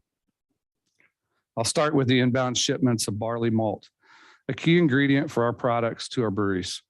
Molson Coors leases a fleet of 400 hopper cars for these shipments, and each of our 5 Eastern breweries in the U.S. requires between 15 and 23 cars a week to produce our products. For the first quarter of this year and into April, we have seen an additional 5 to 10 days of transit, depending on the week and brewery, which has had a huge financial impact in many ways. First, we've had to increase moving inventory to cover for the increased transit. With the additional transit across those 5 breweries, we are holding almost $35 million in additional rolling inventory. This year at our Elkton, Virginia brewery, we've had to request an additional switch 3 times from the NS just to keep our brewery running. Did they bring that in at no cost? Nope. They charged us $2,500 each time, even though it was a rail service issue that caused the need. We've asked for those charges to be waived, and we're waiting on a response. We've also needed to ship malt in by truck to prevent the brewery from shutting down at an additional cost of $155,000. The supplier servicing our Albany, Georgia brewery could not get the needed rail cars, and our Golden malting plant had to send 20 emergency rail shipments to prevent shutdown and an additional $20,000 just this month. The NS told us the issue was their Memphis terminal, and they suggested that we go through a different switching point until they could get the issues fixed, which might come at an increased cost to Molson Coors. I just found out last night that we're now having to truck malt into our Albany brewery to keep the brewery from shutting down this week at a cost of $225,000. If you talk to our ops folks about their experience with the railroads during this time, I don't think you'd hear the word transparency. I think you'd hear frustration, lack of accountability, and then all the time that they've spent, sending emails, making phone calls, and then also scheduling these loads to keep our breweries running. On top of all this, we're very concerned that we will not have enough cars to keep our breweries supplied with malt during the important summer months when we see the highest consumption of our products. And finding available cars at this point for a short-term lease is impossible. On our outbound finished product, we have seen similar issues. I will say, though, it's not all doom and gloom, as we've been working closely with our rail partner out of the brewery in Golden, Colorado, and have seen improvements in service over the last couple of months. With that said, though, for every rail shipment we cannot ship because transit's longer and the cars do not get back to our brewery timely, we are forced to move those shipments over the road. I'm sure everyone is aware of the current driver shortage that we have in the U.S. right now, and pushing more freight over the road is not helping this dire situation. Based on those transit delays, the additional cost for truckload shipments is running at about $100,000 premium per month, and we're not even into our busy season yet. Finally, I'd like to talk about what these service issues have done to our demurrage bills. I mentioned earlier that we have a bottle manufacturing plant in Golden, Colorado. Typically, we get about 850,000 in demurrage charges in a year, and then we have to evaluate and potentially refute those to the railroads. This year, we're on pace to receive 2 million in demurrage bills, yet we have not changed any of our ordering processes. Our largest DC in the West received 175,000 of demurrage in 2021, and they are on pace to hit 500,000 this year. Again, no change in how we're shipping. I'm sure our breweries are also seeing increased demurrage on our inbound shipments as well. I apologize for not having those details, but I pulled together as much data as possible for the hearing today. These demurrage charges are all brought on by the bunching of cars and inconsistent delivery and transit delays by the railroad. It's hard for me to get status updates from the rail customer service teams, but I never miss a demurrage bill. I think we heard 45,000 people have been let go from the railroads over the last 6 years. I don't think any of those came from the demurrage department. Considering the success of our demurrage hearing 2 years ago, we all understood that if there were service issues that caused demurrage, the railroads would not even issue invoices for demurrage. Yet this year, our locations are receiving 2 to 3 times normal levels of additional demurrage bills, and those charges are happening all because of rail service issues. I would ask that the board strongly consider requiring the railroads to reimburse shippers for all demurrage for 2022 and embargo the railroads from charging demurrage until they can show sustained service levels. All of the numbers that I've shared today are things that are quantifiable. The people that spend time evaluating the validity of demurrage charges at our company are the same people that make sure we have enough materials to keep our breweries running and to ensure our finished products are getting out to our customers. It's hard to quantify the extra hours that we are spending across all of our operations due to these delays. Adding people to take on this additional work is a challenge for any company. And if it comes down to spending time researching demurrage bills or making sure that we have what is needed to get our product to market, our people spend their time on the latter. I'm not sure I have an answer for how to fix these issues, but I have a few ideas. First, I think first mile and last mile reporting is needed. I think to have accurate service information is a start to really understand how the railroads are performing. Second, payment to private car owners. If we have to pay for demurrage and the railroads are pushing more private cars to shippers, why shouldn't they have to pay when they have excessive time holding our cars? And then finally, reciprocal switching. The railroads like to throw out things like we're competitive with the trucking industry. Well, of course they are. The trucking industry has a higher cost basis to start off with. We need the railroads to be competitive with each other. That will drive better service and lower cost. And I think reciprocal switching will at least start that process. Thank you for your time. So in our last 2 minutes for the panel, my trying to summarize.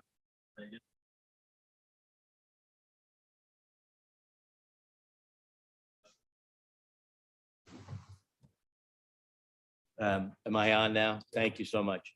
So in my last 2 minutes to try to summarize this, there's a concern that we wanted to come today and talk about all the service issues, but I think the board is painfully aware of the service issues.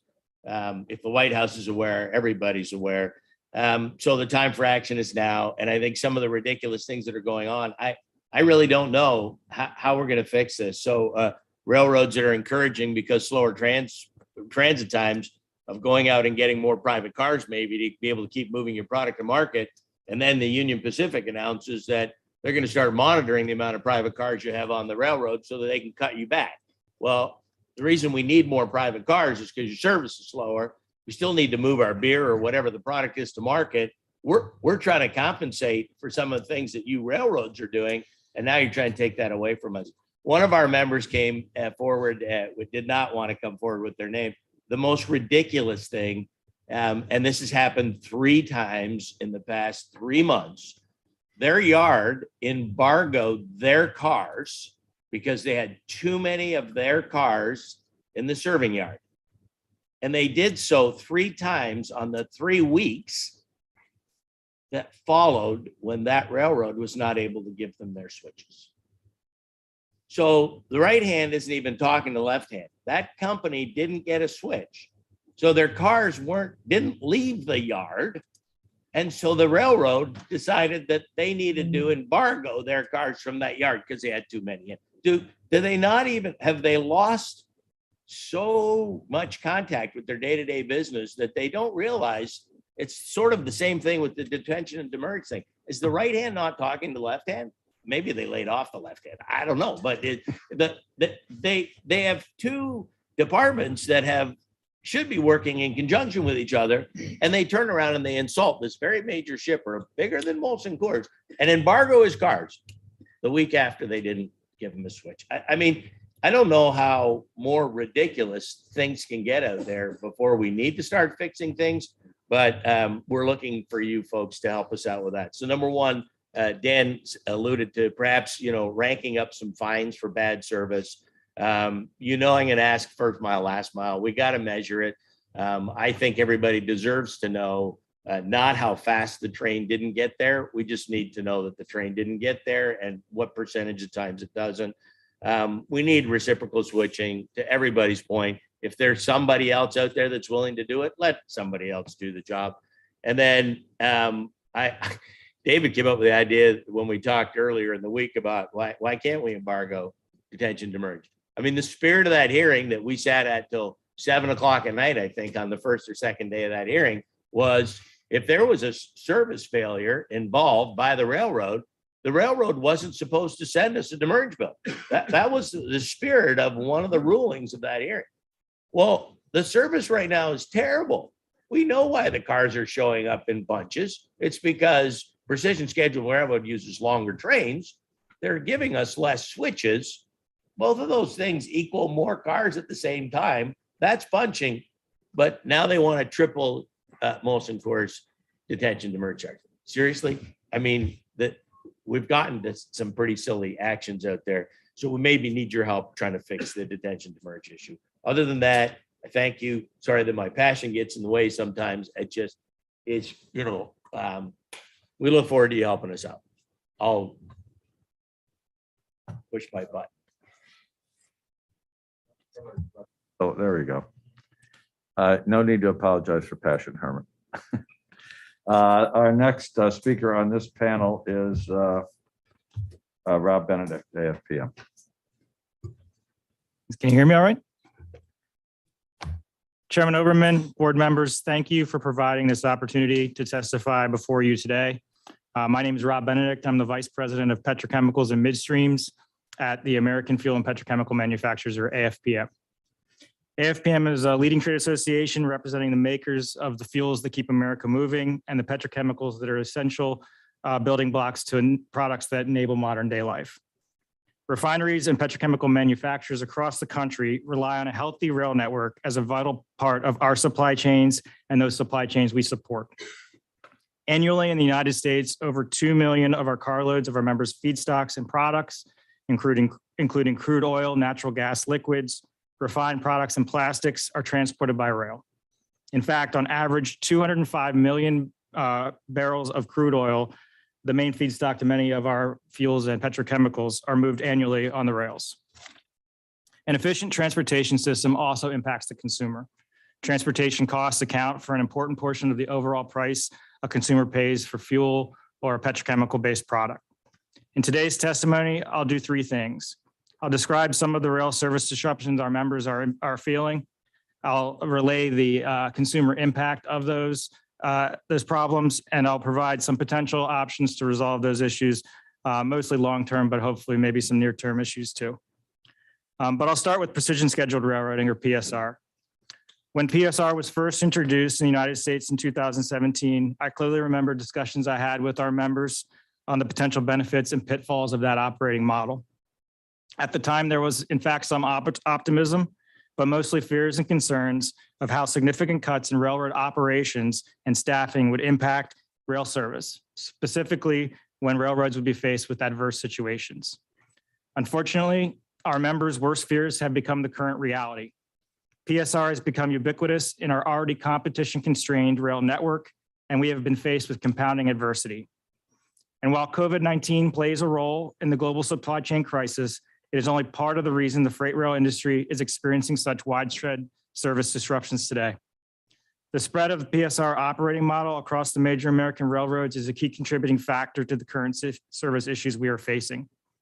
As you've heard today, PSR has driven operating ratios to levels once thought impossible. And to achieve these sub 60% operating ratios, Class 1s have slashed their workforce, shuttered facilities, shelved equipment, and reduced service. And it comes as no surprise that this has benefited Wall Street investors, but harmed rail shippers and, more importantly, consumers. All of these service changes have been dictated to rail customers with very short notice and sometimes just days and little to no negotiation. AFPM members have experienced increased rates, reduction in service, sometimes cut in half service days, the closure of hump yards, storage facilities, maintenance facilities that are vital to our operations, an increase in missed switches, as you just heard, and many other detrimental service issues. Our members have gone as far as making critical capital investment decisions, such as where to place a facility, based on where they could secure competitive rail service. Poor service has also forced some of our members to buy or lease additional rail cars just to support the same business levels they've been accustomed to over the past couple of years. Just days after the announcement, AFPM members received communications from some of the Class 1 railroads detailing their efforts to restore service and address service issues. And while Class 1 railroads are now acknowledging these service disruptions, they're pointing to increased traffic on the network as the main reason for these issues. And while short-term demand has increased, it's not as if we're experiencing unprecedented car loads that the rail network hasn't handled in the past. Rather, Class 1 railroads' PSR-induced cost cutting has left the railroads unable to handle the normal pre-pandemic car loads. The most troubling aspect of the recent communications from some of the Class 1 railroads to their customers is their demand that rail shippers reduce the number of private rail cars on the rail network or face embargoes.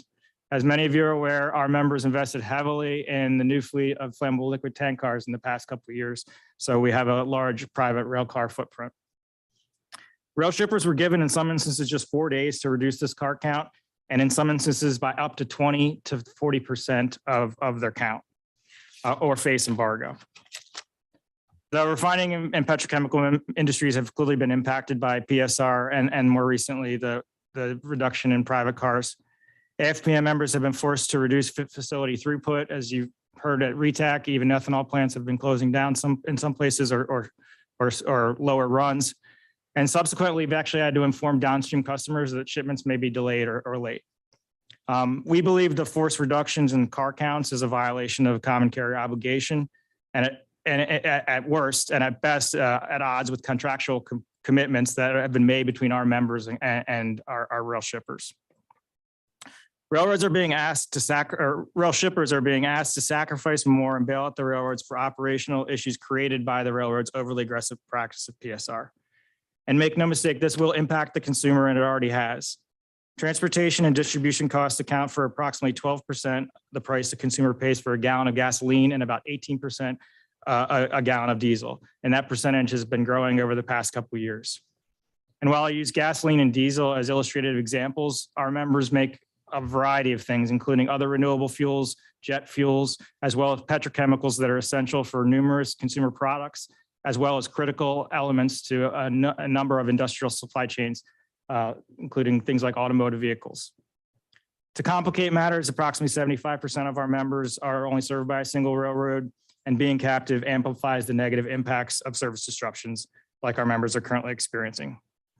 And I understand this is not an airing of grievances, but rather a search for solutions. So allow me to provide some suggestions that AFPM members have. Most importantly, and kind of most immediate, asking rail shippers to further reduce their car footprint of private cars is not feasible and will negatively impact the price of consumer goods. Such a tactic would be a short-term Band-Aid, as once embargoes were lifted, shippers would return to normal car levels on the rail network because truck capacity is limited and there are not many other viable transportation options. This will do nothing to address the root cause of the issue, the drastic cuts to railroad staffing and reductions in overhead and equipment.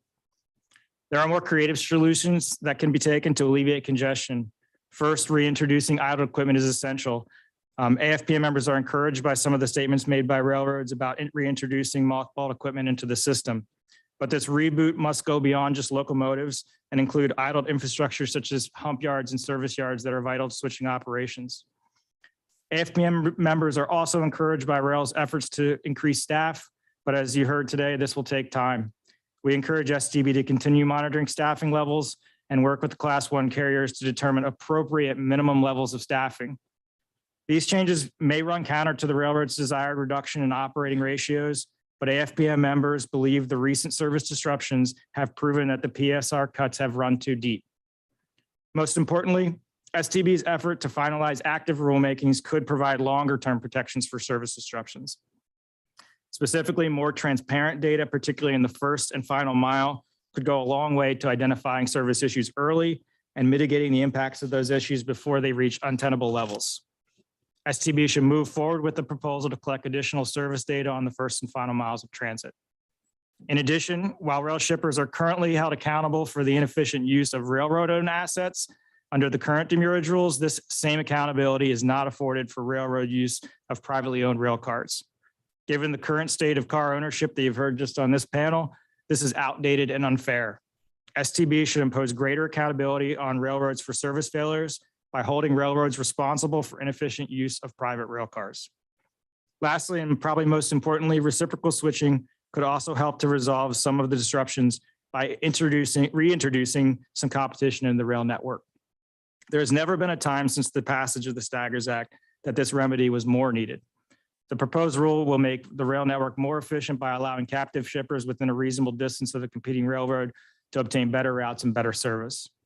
With well thought out reciprocal switching provisions in place, railroads will be faced with a simple decision: provide better service to rail shippers or risk losing business to a competitor. AFPM strongly urges STB to finalize reciprocal switching proposal is currently considering. And in closing, AFPM believes in free market solutions, but the free market does not work when there's no competition or even the realistic threat of competition. Consolidation in the rail industry has created a system of regional duopolies, and the railroad's understandable desire to maximize profits has come into conflict with their common carrier obligations. The Staggers Act was not intended to make railroads attractive investment targets to Wall Street.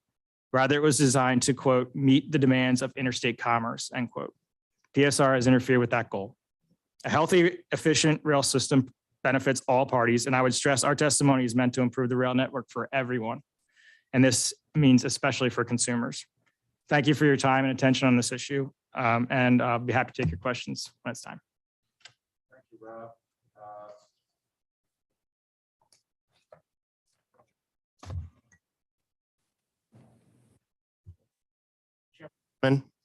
And members, thank you for the opportunity to testify before you today at the Surface Transportation Board. My name is Todd O'Malley, and I am Delic Company's Chief Operating Officer. I'm directly responsible for all logistics at our companies. I greatly appreciate your efforts to improve freight rail service in our country during this especially challenging time of supply chain issues, high fuel prices, and inflation. Given the late hour and the fact that a number of my fellow panelists today have covered in depth issues that are near and dear to our heart, I'll keep my comments at a high level this evening. Delic is an American downstream energy company with assets in refining, logistics, asphalt, convenience stores, and renewables. Our refineries and retail stores are concentrated in the South and Southwest United States. The reach of our operations, however, extends throughout the country through our network of logistics hubs and refined product marketing businesses, and continues to expand with our growing operations. Therefore, we have a special understanding of how important transportation service is to our customers and ultimately the American consumer. Our 4 inland refineries serve the local markets where they operate, as well as various regional markets, including Mexico, through our logistics network.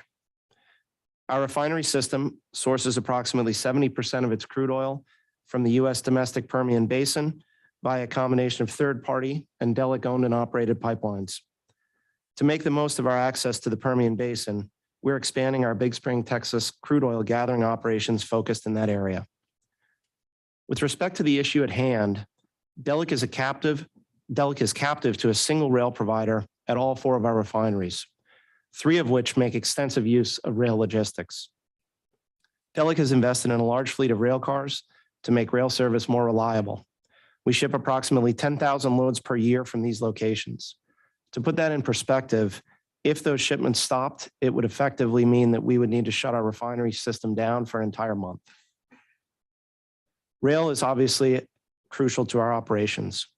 We move aviation fuel, gasoline, diesel fuel, asphalt and roofing products, as well as liquid petroleum gases by rail from our facilities. Delek has delivered its products by rail to every state in the United States, except for Hawaii, Vermont, and New Hampshire. Despite our investment in rail and the need for this service, the railroads have threatened to curtail the amount we can ship. We will make up for the missing rail service by adjusting our product slate, reducing run rates potentially, and increasing our reliance on over-the-road trucking. But the real challenge for Delek is that the rail service issues are threatening not just our existing business, but stifling our potential growth. Having been approached by customers seeking to supply additional gasoline and diesel in areas of need, we believe we could triple our use of rail to deliver gasoline and diesel and other products if the railroads could successfully supply a rateable service. Obviously, the rail industry is experiencing monumental service issues at the present time, or we would not be all sitting here in this room today. However, the oil industry is also in the midst of unprecedented times. You do not have to look far to see these challenges. One just needs to fill up one's gas tank to notice the recent increase in gasoline and diesel prices domestically. One cause is the recent Russian invasion of the Ukraine. Another cause of high gasoline and diesel prices is the rebounding demand of the American economy as it recovers from the pandemic. People are traveling again, going back to work and school, and there has been a surge in trucks moving goods across the country. The Biden administration has attempted to improve this situation by making releases from the Strategic Petroleum Reserve. It has also moved to resume on a limited basis the issuance of new oil and gas leases on federal lands. While well-intentioned, these acts have been demonstrably insufficient to stem the tide of higher gasoline and diesel prices to the American consumer. There are many other steps the administration could take to immediately lower gas prices and diesel prices, such as issuing small refinery exemptions to the renewable fuel standard. The last thing the oil industry and the United States needs at this time is another hurdle while attempting to improve the situation and resolve higher prices. The railroad service crisis that is occurring now is creating an extremely high hurdle by causing less gasoline and diesel to move from our and other facilities to demand centers throughout the U.S. market due to the curtailment of rail service. I urge the board to take action. I thank you for holding this hearing and shedding some light on difficult but critical problem. I also commend the board for its recent notice of proposed rulemaking for revisions to regulations for expedited relief for service emergencies. Thank you for the opportunity to testify before you today, and Delek stands by ready to assist the board in any way that we can to help solve this critical problem.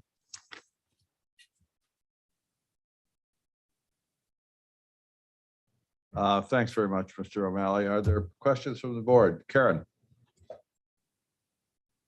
Mr. Burchett, thank you for being here today. You should know I've had a house in Eagle County, Colorado for 30 years.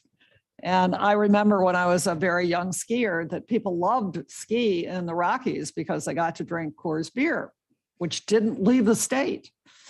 And I think what I'm hearing you say is that if you don't get your barley, we may be back there.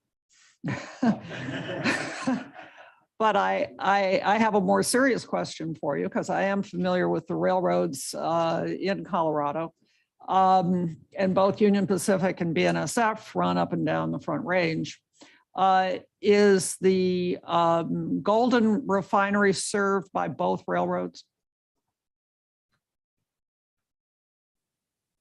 Yeah, we're captive to the BN at the Golden Brewery and the whole Golden Valley, which has both the can plant, the bottling plant, and the brewery. But yeah, it's captive to the BN.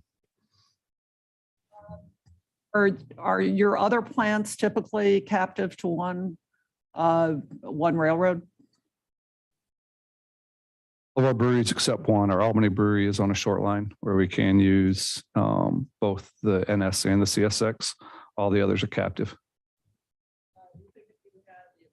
To access UP and Golden, for example, that would result in better service? Yes, in a couple of ways. There are certain lanes that the UP actually has shorter transit. So anytime we can, again, shorten that transit and turn those cars more often, that's better for us.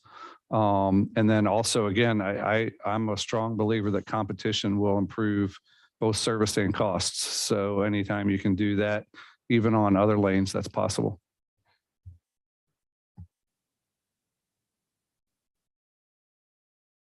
I think Robert Primus had a question. Thanks, Marty. This one's from Mr. O'Malley.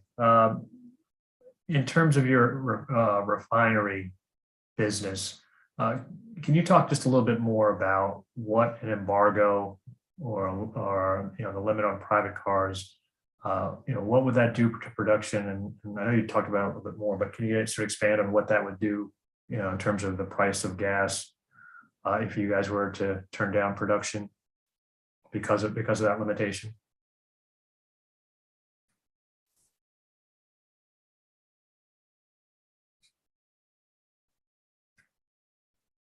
Good. Okay. Sorry, Member Primus. No, I'm sorry about that. Thank you for the question. I'm a little technologically challenged here. Evidently, I can't see a green light, but the reality of it is we are in a period right now of obviously incredibly stressful times in the clean product pricing environment. The U.S. refining industry is effectively running at or near capacity on a daily basis in order to meet the demand domestically, in particular, as well as I'm sure some of the board members are aware, international markets, especially out of the U.S. Gulf Coast. So any interruption in service effectively results immediately in a reduction of runs. That then negatively impacts the amount of supply that hits the market.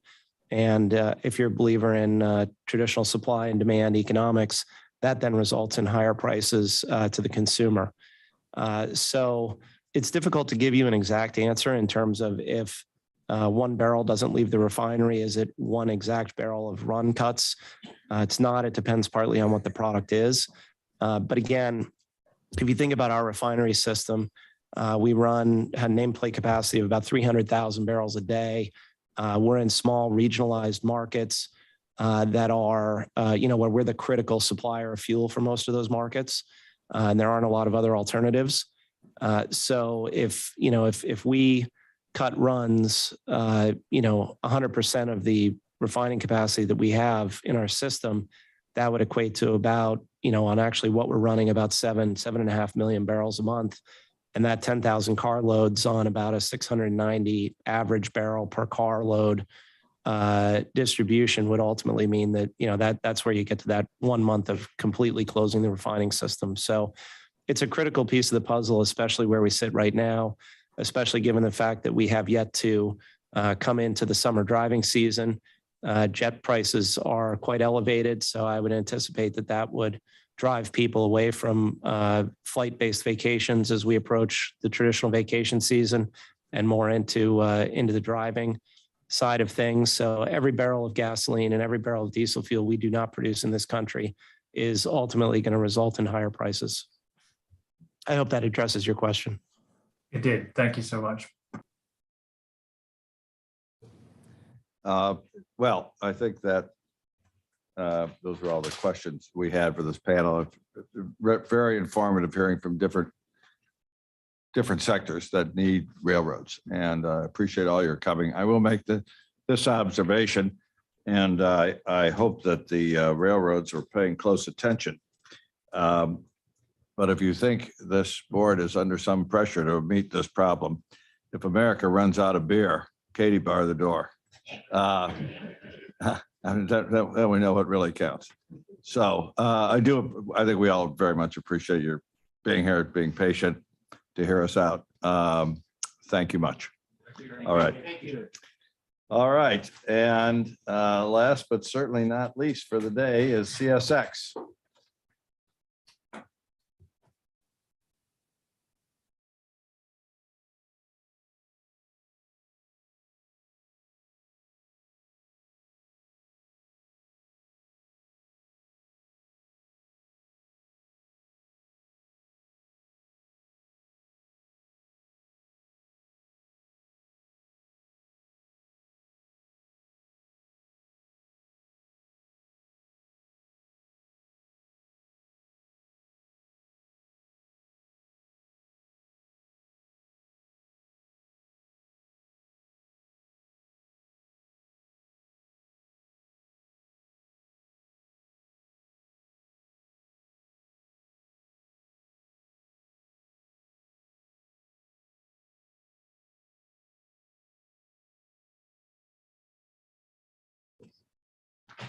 All right, so I think we are, what?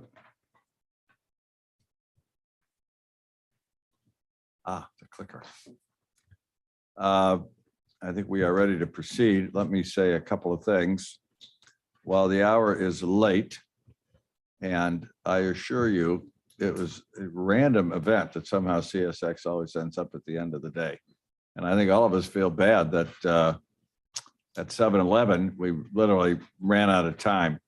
Although I thought CSX would appreciate the fact that they ran out of time before I could ask any questions. So I'm not sure why they were disheartened. But at any event, we're not going to run out of time. We're going to take as long as we need to hear what you have to say and field the board's questions. I would say, and I think it's important to mention, that while we have the distinguished panel of people who signed up, that Jim Foote is here. And I think that's important. And I'm glad you're here, Jim. And Nathan Goldman's here, not to dismiss the legal team. And of course, our constant friend, John Patelli. So, and I know you're all sitting there in the back row, but don't be surprised if some board member has questions for you. But I think we all appreciate. Is Jim going to speak? Well, you know what, Robert? I'm going to wait till they finish their presentation, and then I'm going to let you ask him that question. But I think it is important, Jim, that you are here, and I am glad that you are, and I appreciate it.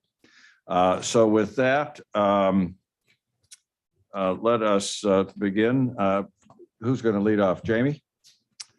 Jamie, it's all right. It's all yours. We did, you know, I've had slides from, you submitted these to us in advance, did you not? Yes, I have them.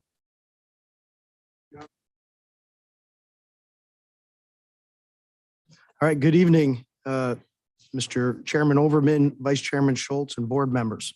Thank you for this opportunity to allow us to provide information about CSX's actions we are taking to address rail crew staffing challenges and improve service. My name is Jamie Boychuk, Executive Vice President of Operations. I've been employed in the rail industry for nearly 25 years. I'm a fourth generation railroader. Without question, the past 2 years have presented an extraordinary set of circumstances that no one in the transportation industry or any other industrial industry had previously experienced. The global pandemic and resulting supply chain issues and labor challenges have impacted virtually every sector of the U.S. industrial economy. In my portion of CSX's testimony before you today, I will review our current service performance and provide some context on our service levels over the past several years. I will also provide an overview of how CSX has been addressing the tight labor market that has impacted all industries. Most importantly, I want to assure you that CSX is pursuing every reasonable option to increase train and engine employee hiring and retention, which has been a major priority for us. In a few minutes, I'll turn our presentation over to Deanna Sorfleet, our company's Executive Vice President and Chief Administration Officer, who will highlight specific actions we are taking. CSX acknowledges that hiring challenges have slowed the restoration of service to pre-pandemic levels, but we are optimistic that we're turning a corner. Supply chain congestion has begun to ease, and our hiring initiatives are helping increase T&E headcount. These trends are producing positive results. It's important to understand that the success we are having in filling our hiring pipeline will take some time to be reflected in our performance metrics. Currently, our car dwell and velocity are not where we want them to be or where they were pre-pandemic. We are confident that we have the right team and the right plan to get us there. On slide 2, if you look at our service performance over the 3-year period from 2014 through to 2016, our dwell averaged 25.8 hours and system-wide velocity averaged 19.4 miles per hour. In short, we were slow, underperforming, and something needed to change. Then in early 2017, we began our operational transformation. After some initial growing pains, the new model began to take hold and our service metrics improved dramatically. At the peak of our execution in the last quarter of 2019 and the first quarter of 2020, just before the pandemic shutdown, our dwell was averaging 16.9 hours, a 34% improvement over where we were before we implemented our operating model. On top of that, system velocity had reached 26.3 miles per hour, a 36% improvement. We were providing our customers with better service than we had in the history of our railroad. At the end of the first quarter of 2020, we had just over 7,100 T&E employees, compared to over 9,000 in 2016. Clearly, our performance wasn't driven by how many resources we had, but rather how effectively we leveraged those resources. Also during the pandemic in 2021, our dwell and velocity averaged between 14 and 16% better than they were at the end of 2016. We have been committed to transparency with our customers. We have responded quickly when service issues have arisen, and we have collaborated with our customers to find solutions. Still, our rail network continues to have challenges. In addition, the U.S. rail system is interconnected, and congestion elsewhere on the national network can impact service levels. I assure you, we are working with labor organizations and other partner railroads to improve service levels. We are committed to operating the most efficient national network possible and optimizing service for all rail customers. As our network continues to rebalance after supply and demand swings of the past 2 years, and as the crew situation normalizes, we have every reason to expect that CSX's service will be restored to pre-pandemic levels and continue to show progress. On slide 3, our T&E headcount is now over 7,000, including more than 500 employees in training status. We expect to keep our training classes full to make sure our pipeline remains healthy using the extensive measures that Deanna will cover shortly. These are positive developments, but keep in mind that balancing the workforce is as important as overall headcount. While portions of our network have adequate crew coverage and are performing well, some continue to experience crew-related service issues. Where these occur, we are partnering with customers and labor unions to find solutions. And with respect to your time, I would like to share a few examples with you. In the first example, one of our aggregate customers expressed concerns about inconsistency in our service. We support multiple facilities for this customer, making communication and execution critical to ensure that the needs at each facility are met. We initiated weekly calls with the customer, and we took comprehensive action. This included partnering with our labor union to allow us to assign dedicated crews to complete first and last mile service. We also deployed additional crew members to support increased days of service.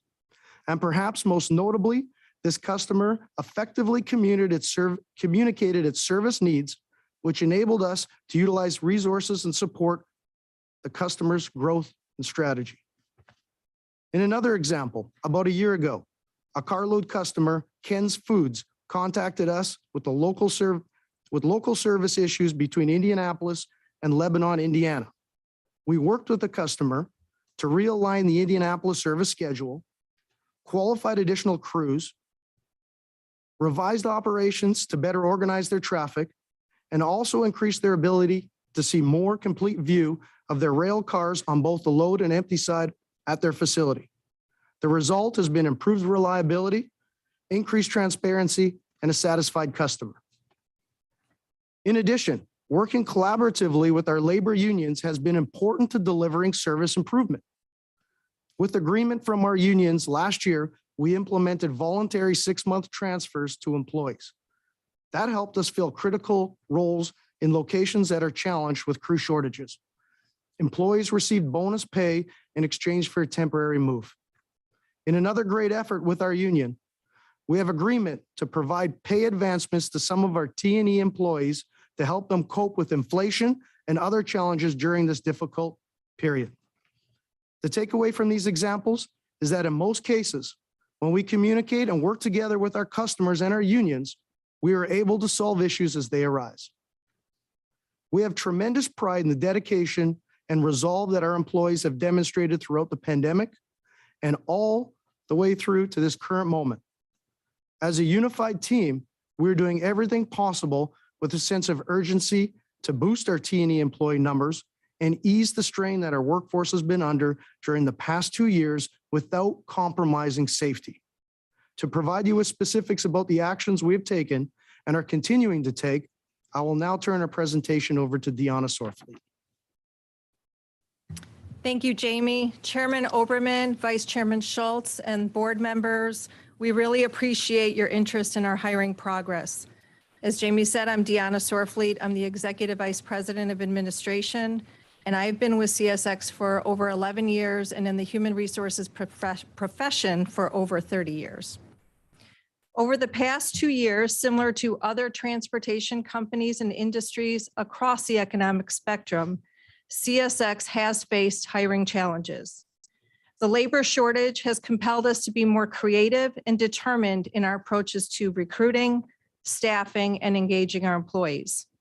I hope that my testimony today will demonstrate our commitment to improving the current state of our workforce and meeting our customers' needs. As you have already heard from Jamie, we entered 2020 with approximately 7,200 train and engine employees who are operating a great railroad and providing levels of service we had not seen before. When the pandemic shut down the economy in March of that year, no one could guess how long the downturn would last. At CSX, our first action was to try to avoid furloughs, keep our employees safely working, and be ready when traffic rebounded. In partnership with the Smart TD, we launched a furlough mitigation agreement that allowed all conductors who are subject to reductions to remain active for 1 week a month. Every T&E employee who wanted to remain active with CSX had the opportunity to do so. In addition to securing employment, the program gave our employees access to full health and welfare benefits and RRB unemployment benefits to supplement their CSX pay and ensure greater security for them and their families as everyone dealt with the fears and uncertainties of COVID. These measures were helpful, but as the pandemic wore on through the summer of 2020, 2 things happened that created significant operational challenges. First, economic activity and demand for freight transportation rebounded faster than expected. Then, as we attempted to bring back workers who had elected to be furloughed, we discovered that many employees were reluctant to return. You may recall that vaccines had not yet been deployed. People were socially distancing, wearing masks, and thousands domestically and across the globe were ill or dying. As we learned to adjust to the impacts of the pandemic in our daily lives, we also saw people learn to live with less and use the support of government subsidies to lessen the impact on individual hardships. And those essential workers who did come to work, like our proud railroaders, they were doing everything in their power to keep our country moving. As we called back employees who had chosen to voluntarily furlough, we increased our hiring momentum. By August, our active T&E headcount, excluding our trainees, was back above 6,600 T&E employees and climbing. But as we all know, the pandemic wasn't finished. COVID case numbers began increasing in our workforce. And at the same time, we were facing a very tight labor market. Adding to the challenge was the need to recruit, hire, and train new employees while maintaining social distancing, something we've never experienced. Our train crews were understandably concerned about issues like having 3 or 4 people in the cab of a locomotive for training. We had to develop new methods and practices. Despite dramatic increases in hiring, our active T&E employee headcount stagnated at about 6,500 employees through the first half of 2021. This was a result of attrition among existing employees, a higher dropout rate among new recruits, and increasing COVID cases throughout our workforce. As you all know, railroading is not easy. The work is demanding, the hours are long, and the weather conditions are also challenging. To overcome all of these hurdles, we needed to dramatically expand the size of the pipeline and implement new measures in recruiting, staffing, and engaging our workforce. It was clear that in this new environment, we had to access a broader pool of talent to fill our conductor positions. We started by reevaluating the requirements for the role, making certain that we weren't filtering out potential hires. We encouraged our current employees to recruit qualified people that they believed would be excellent employees by offering referral bonuses. We also expanded our presence across several types of media, sharing stories about working at the railroad and the rewarding positions available with our company. CSX also worked with Smart TD to provide a 40% increase in pay for trainees so that we could more effectively compete with other industries that were offering comparable pay for indoor fixed schedule jobs. We also shared with candidates the financial value of the bonuses available to them. Candidates began to take notice, and our training class size doubled between the third quarter and fourth quarter last year. To retain those candidates, we enhanced the applicant experience. We created an engaging video about the day in the life of a railroader and implemented video interviewing and the opportunity for candidates to engage in virtual conversations with the leader. These measures supported social distancing while promoting the candidate's ability to make well-informed decisions about working for CSX. From sourcing candidates to qualifying employees to safely work in the field, we re-examined and when necessary, reinvented every step in the process of qualifying a safe CSX conductor. The training center now has expanded class sizes that accommodate 40 or more trainees per class. And since trainees are generally away from home, we've reduced the burden of expense reimbursement by providing them gift cards that they could use. And until recently, we required new hires to be vaccinated, wear masks, and socially distance. It's important to keep in mind that it does take time to fully qualify new conductors to safely move freight. The hiring we accomplished in the first half of this year will begin to positively impact our service product in the second half of this year. Indeed, it takes time, but we will get there. In fact, based on our current trajectory, we believe we'll get back to pre-pandemic T&E numbers sometime in the third quarter. And thereafter, we will continue to hire to stay ahead of attrition and meet the needs of our business growth. We also know it's important to remain transparent with customers about our staffing so that they can make informed decisions about their supply chain and timelines and proactively address issues. In addition to promoting open communication and idea sharing in all customer interactions, we're exploring and piloting new ways of improving the transparency of our hiring progress with our customers. As Jamie pointed out, it's not enough to just have overall numbers. We need people in the right places. Our employees have done a tremendous job in these challenging times, and we have continued to incentivize their commitment through several voluntary programs, including offering a cash reward for getting vaccinated while making certain not to cause others to leave due to the pressures of a vaccine mandate.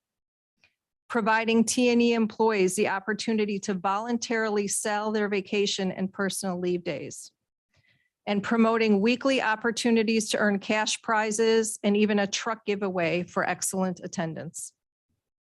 It was also mentioned that we implemented voluntary temporary transfers to challenged locations. I want to underscore that the T&E employees who transfer to fill these critical roles receive both bonuses for qualifying on the new territory and again at the end of the 6-month transfer. They also receive lodging or stipends to offset their temporary housing expenses.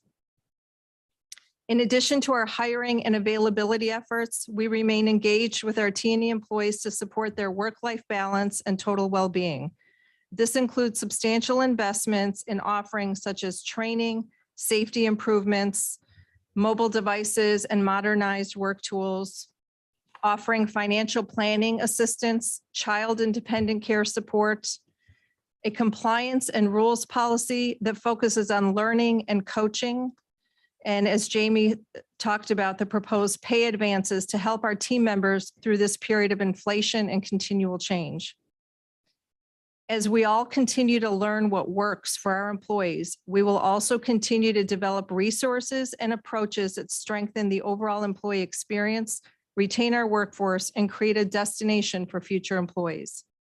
In closing, I would like to say that all CSX employees, not just our train crews, have persevered through this period of historic challenges with exceptional professionalism and commitment to our customers.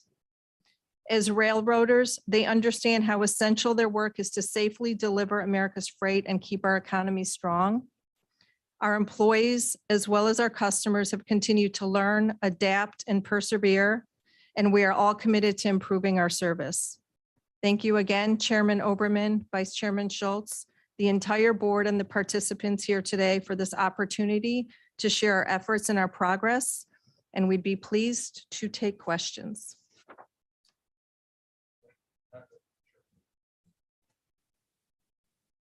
Sure. Thank you for being here. Some witnesses have pointed out some positive changes at CSX, including to culture and incentives. And I see that there is a transparent T&E crew target in your presentation, which is appreciated. I'm wondering if, particularly Mr. Boychuk, you could address what CSX has learned from the evolving service challenge, and what are the 3 most important steps that you think CSX is going to take in the next 30, 90 days to build a stronger organization?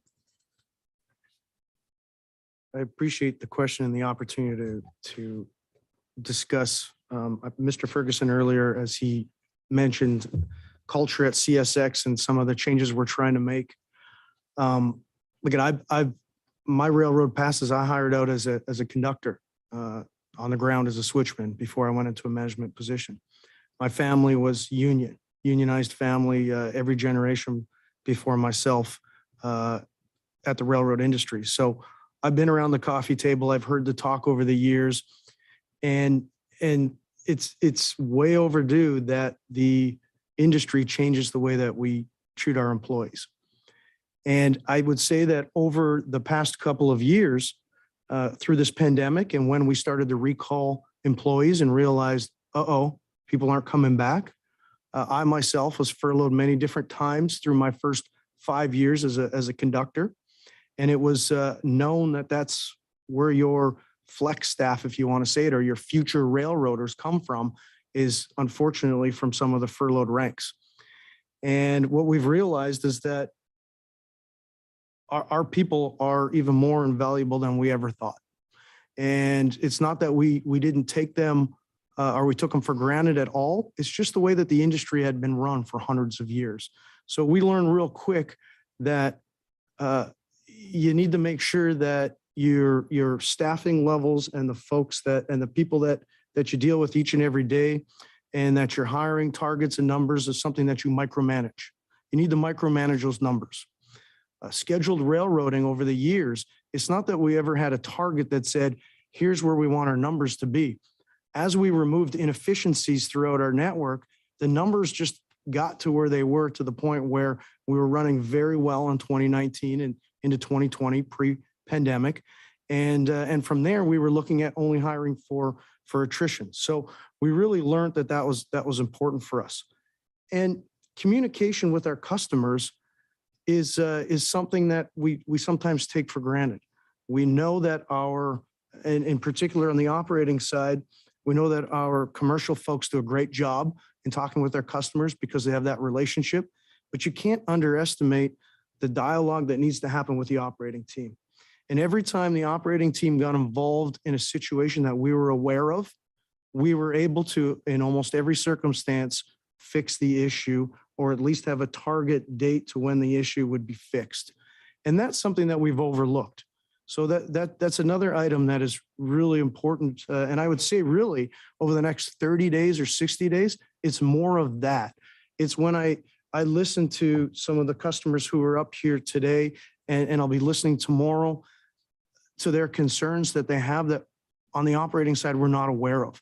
It's a very large organization, and I understand that there are items that may be brought up to different leagues and groups, and they're very important to have that representation, but also that step of understanding what's wrong out there is really, really important for us to continue to communicate on that end. So those are a couple of very important points that will stick with us as we continue to move forward. And that first mile, last mile piece, how we, every railroad looks at it differently. Every railroad measures it differently. For us, it's customer service is the view of how we look at it through the data. That more than anything, if you've heard and us listening to our customers today, it's not necessarily the transit times, and we can do a lot better on our transit times, but it's when we can't fill assignments.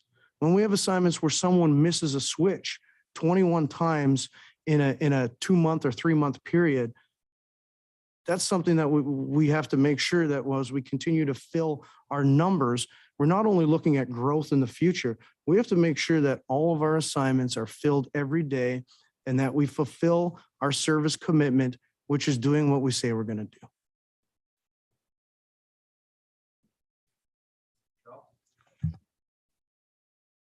You summarized a lot of of the programs and incentives that you've put in place to both retain employees and to incentivize new employees, and I commend you on that. But I wondered if you could speak to how the tight labor market has impacted customer service and what efforts you might be taking to address that.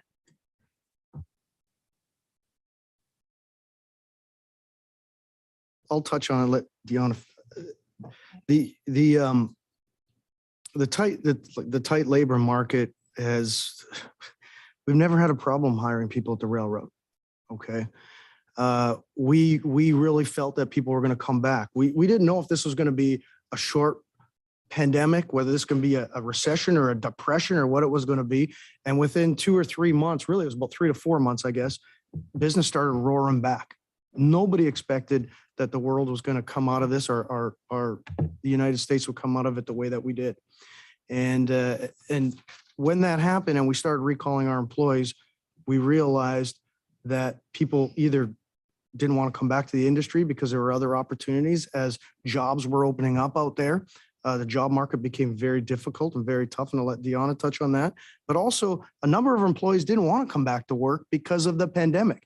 They were afraid. They didn't want to leave their homes. They didn't want to go out and be in a cab of a locomotive with somebody else that, you don't work with the same person every time. You're working with different people. What are they bringing into the environment when they're out there switching boxcars and or moving freight? So those were definitely pieces that we saw with our employees not returning. Now with the tight labor market, I'll let Deanna touch on that. I was just going to add an example. So when we make hiring offers, we find that about 50% of the people that we make an offer to actually show up. Now, part of that has to do, I'd probably say about a third is medical related. They can't pass the medical screening or a background check. But another third, they just don't even show up to the training center. They will get multiple offers from different industries and they will choose to go somewhere else. So I think that sort of shows the competition that is out there. And we had not ever experienced that before. When we would hire before, if we had a class, everyone showed up. So that's just one example of how tight this labor market is right now.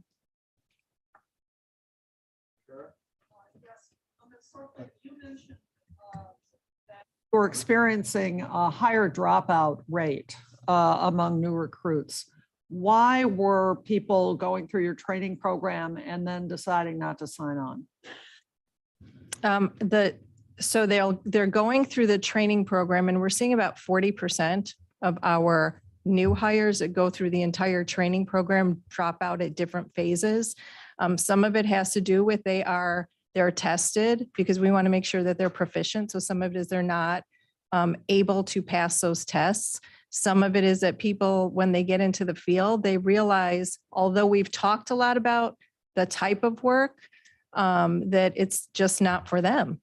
So that's sort of and going back to the tight labor market, there are still options out there. There was a story of one person who went through the training, went to OJT, he was in the field and he got a higher offer back from a warehousing company that he worked for. So he said, it's inside work. I'm going to go back to that. So that's just another example of what we're seeing.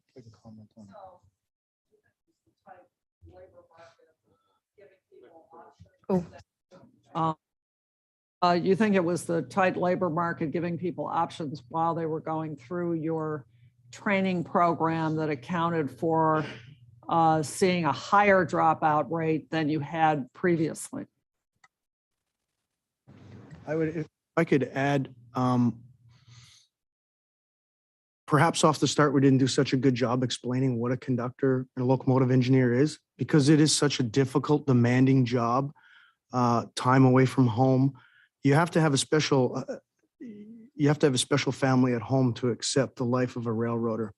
And when people get out there and realize, and we put videos together, as Deanna mentioned, of the day in the life of, and I would encourage anyone to look at that online.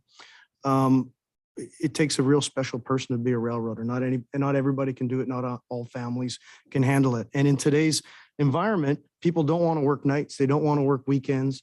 They want to have they have options to work, shifts that are all daylight. And we can't provide all of that because of seniority and the needs of our customers. So as the world has changed and as people are looking for different work environments, we're doing the best we can in working with our union groups in trying to create a different railroader, trying to create a different schedule that isn't on call all the time, that is someone that knows when they're coming and going. And we won't give up on that. And we'll continue to work with our union folks to try to find the schedule that fits the person out there in the market.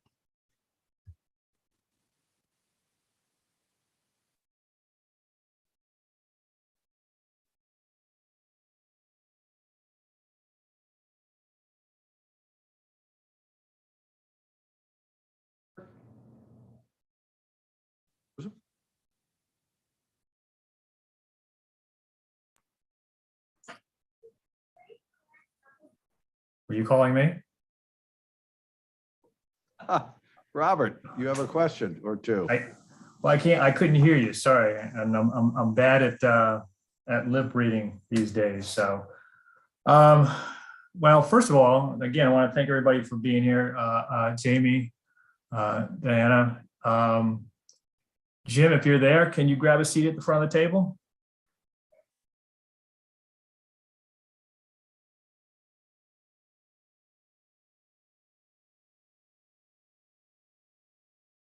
I can't see him, so someone's gonna have to let me know if he's sitting there or not.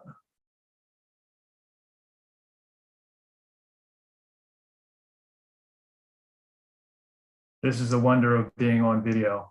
This is why I hate it. There he is. I haven't received proper training, but I'll do my best. That's right. I am Neither have I. Neither have I. Hey, I appreciate you coming. I think it's important that you're here. I wished we would have heard from like a statement from you. Maybe you can give something now, because I said it to NS and I'll say it to you and I'll say it to everybody else tomorrow. The buck stops with you. It's important that you're here. It's important that your customers hear from you, not just your customers, but us also on the way forward. Like I said, Jamie and Deanna did a great job, but you're the one that pulls the levers. And I really want to hear sort of where you think that we're going with your commitment to restoring service and to the customers, because it's important for us to understand that. I mean, I got some other questions for you, but I want to start there. Sure. We have struggled. We have underperformed as we have worked our way through the last 2 years of going into and out of, or I don't even know if we're out of the pandemic yet. Our case counts are up now about 25% over the last 2 weeks.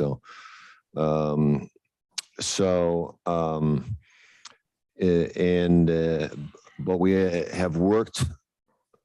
we have worked like dogs.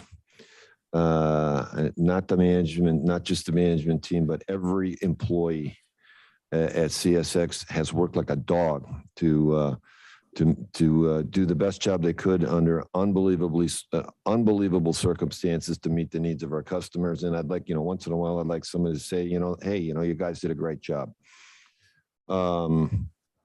And we are finally making the turn, and we are coming out of this.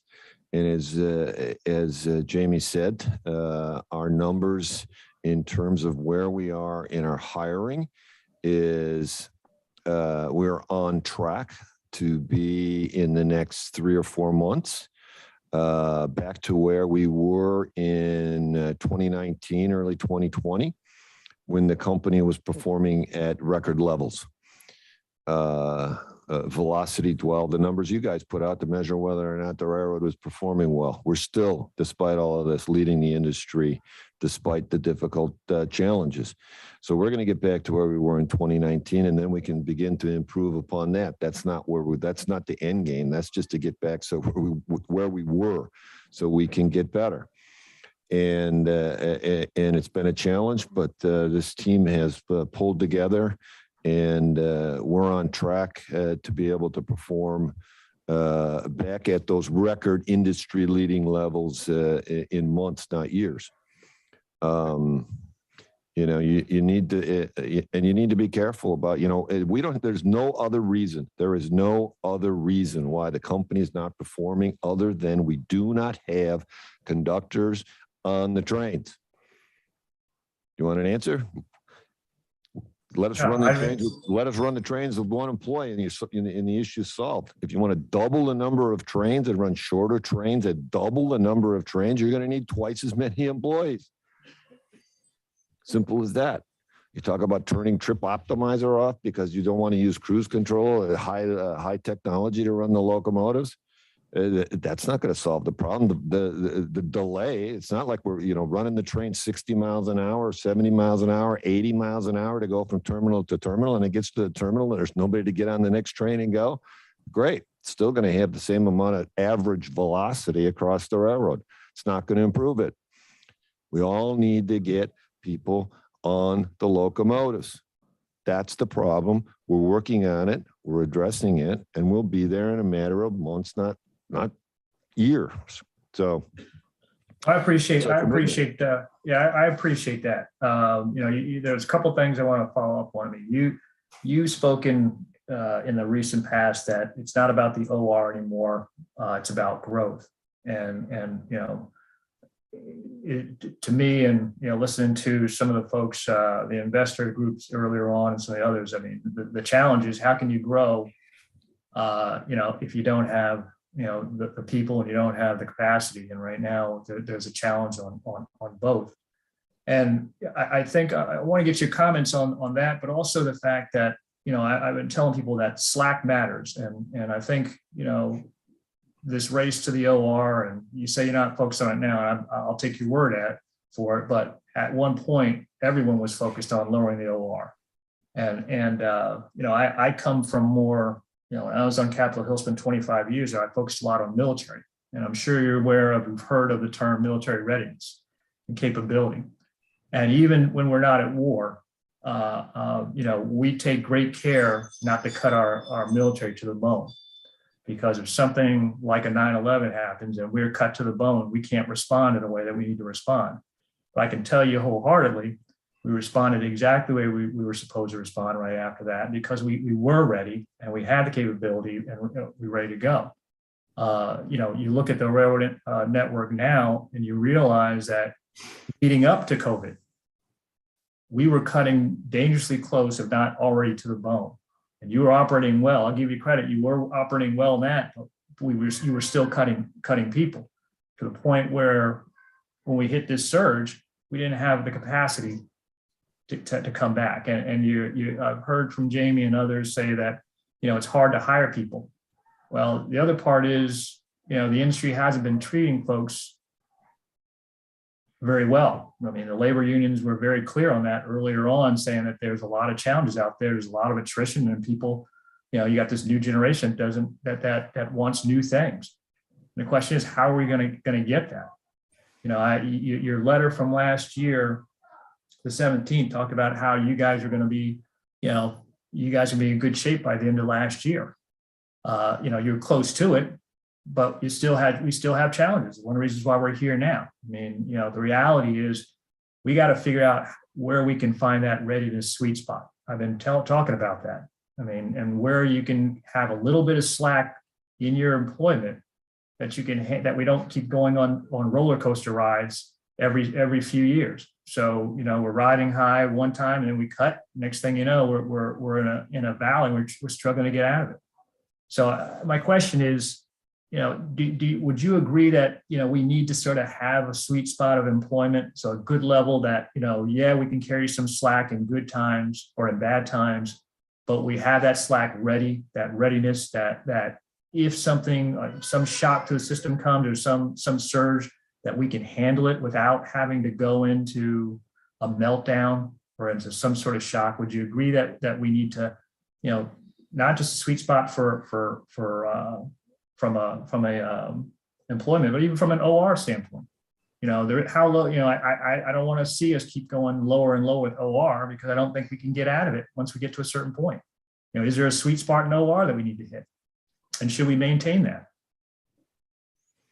I do not believe that it's appropriate to institutionalize or mandate artificial metrics on how an industry should be operated. I started in this business 50 years ago when the railroad industry had been artificially and institutionally mandated on what they were supposed to do and how much they could charge and how they do, who they served, when they served. I'm not talking about necessarily artificial. Jim, I'm not talking about artificial. I'm not talking about artificial. I'm just saying there's got to be a sweet spot. We don't operate to an operating ratio. That's not, we don't say, oh, we're going to have an operating ratio and this is what it's going to be. We set a budget, we set a 3-year strategic plan based upon what our revenue opportunities are and what the realistic costs are for us to be able to deliver based upon the market demand for rail service, the market demand for pricing, like any other industry or business would do. And your costs are what your costs are. It's not artificial. And then you have to generate cash from that in order to spend $2 billion plus to put back in the railroad. So just so you can start next year where you ended this year by putting rails, ties, and ballast in. None of this is artificial. Well, I hate to cut you up, Jim, but your ORs, when you start talking to your investors, you somehow, this is where we're going in OR. Our operating ratio is going up. I mean, hey, it's public information. You can look it up. Our operating ratio is going up. We made strategic investments in a railroad and a trucking company, and our operating ratio went up. It's public information. It is public information. I'm asking you, it's not artificial. But before you got to that point, you were going down. It was how low can you go? And you were telling investors. It was going down because we were improving the way the company operated. We were changing the methodologies, the way the company operated, and the railroad was operating with a higher level of efficiency. When you take out all the inefficient, unnecessary touches in the way we do business, guess what happens? You take out costs and you improve the service of the railroad. That's why our trip plan compliance, our reliability, our on-time performance were all at record levels while the operating ratio the problem is when you get punched in the face like you did in COVID, you should be resilient enough to be able to respond to it, and you didn't. And now you're figured out. So obviously you didn't make enough of a calculation to put yourself. Right. You're absolutely right. And I've suggested this to you before, even though last time you said when I brought up the pandemic, that was a red herring. We have contingency plans in everything we do. We plan for hurricanes. We plan for floods. We plan for how to run the railroad in the winter. 20 degrees in Erie, Pennsylvania. On the same day, it's 90 degrees in the southern Florida. We plan for that. We have contingency plans. We have extra boards. We have equipment parked all over the railroad, generators, trucks, equipment to cut trees down, to go in and keep the railroad operating. You're absolutely right. Did we have a pandemic plan on how to run the railroad without people? No. But you didn't also have a recovery plan either. Yeah. Well, I just articulated it to you. Simple as that. I just so told you. So my question is once again,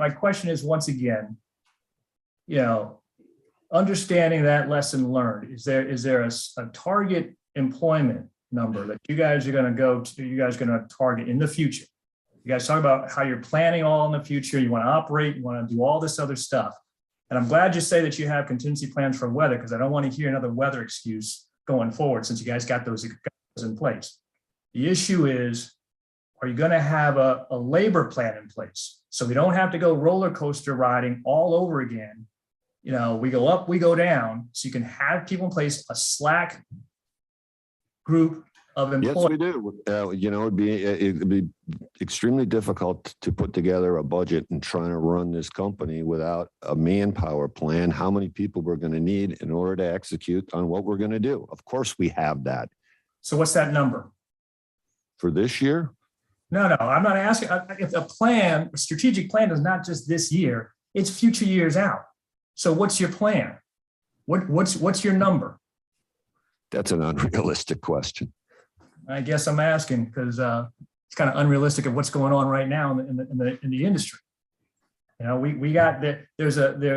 You tell your customers that you need to have a plan in place to help so we can plan in the future. But you don't have a plan in place. So when you fall down, Come on, we have to do this again. But this is the third time I've gone through this kind of conversation over and over and over again. Well, because we haven't. I came here out of courtesy. I came here because it's important. I came here because the customers were going to talk. I sat in a room all day because I wasn't allowed in here. My team's given a good presentation, and I'm going through the same over and over and over questions that no matter what, you don't want the answer. I do want an answer because we get the same over and over from customers saying that they're not getting the answers. So I've got to ask them over and over again until we get some answers, the right answers anyway. Yeah, I can give you a projected headcount number. Do I know right now that it's 19,786 employees or 20,211? I don't know that. I'm sorry. I can tell you what our growth projection is for next year, and I'll tell you what our headcount is going to be, what we're going to need. Is that what you want? That's exactly what I want. I mean, Perfect. I'll give it to you tomorrow. I mean, as the head of the company, you should know, especially want to get out of this problem. We should know what's going on. That's why I asked you to sit down at the table. Honestly, you should have sat at the table in the first place. I wasn't invited. You were invited. Your letter didn't invite the CEOs. So look at your letter. Mr. Chairman, last time I checked, it said, chief executives. I don't think so. Look it up. Well, like I said, it's your company. It's your company. It's your customers who are hurting right now. Well, you should know you're on the board. I am. Go look it up. And I'll give you the headcount numbers for the next 3 years tomorrow. Thank you, Mr. Chairman. Thank you, Robert. It said senior executives. That's what it said. I think he's a senior executive too. I agree. It was up to the railroads to figure out which senior executives to bring. So it wasn't a question of who was invited or not invited, but you're here, and I think it's a good thing. So I do have a few questions that I want to follow up on some of the things that were said and a few questions that haven't been asked yet. Deanna, I wanted to get back to what you said about the CSX's program when the pandemic hit, roughly March of 2020. Could you, I didn't quite get the details. You said that every T&E employee who wanted a position was allowed to stay, or could you just elaborate, be specific on what you actually did? There it goes. Yes, it was a voluntary furlough mitigation program. So if you were impacted, an employee could voluntarily elect to furlough if they wanted to, because as you remember, there were people who were very concerned about COVID and didn't want to be at work. So they could voluntarily take that time off. Are you saying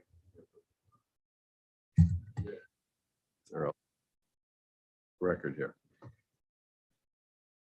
So are you saying that if 100% of your T&E people wanted to stay on the payroll full time in March of 2020, they could have? they wouldn't work the entire time. So there was a program where they would get paid for a week and then they could collect benefits. So yes, we made it available. I'm still confused. Okay. So, employee.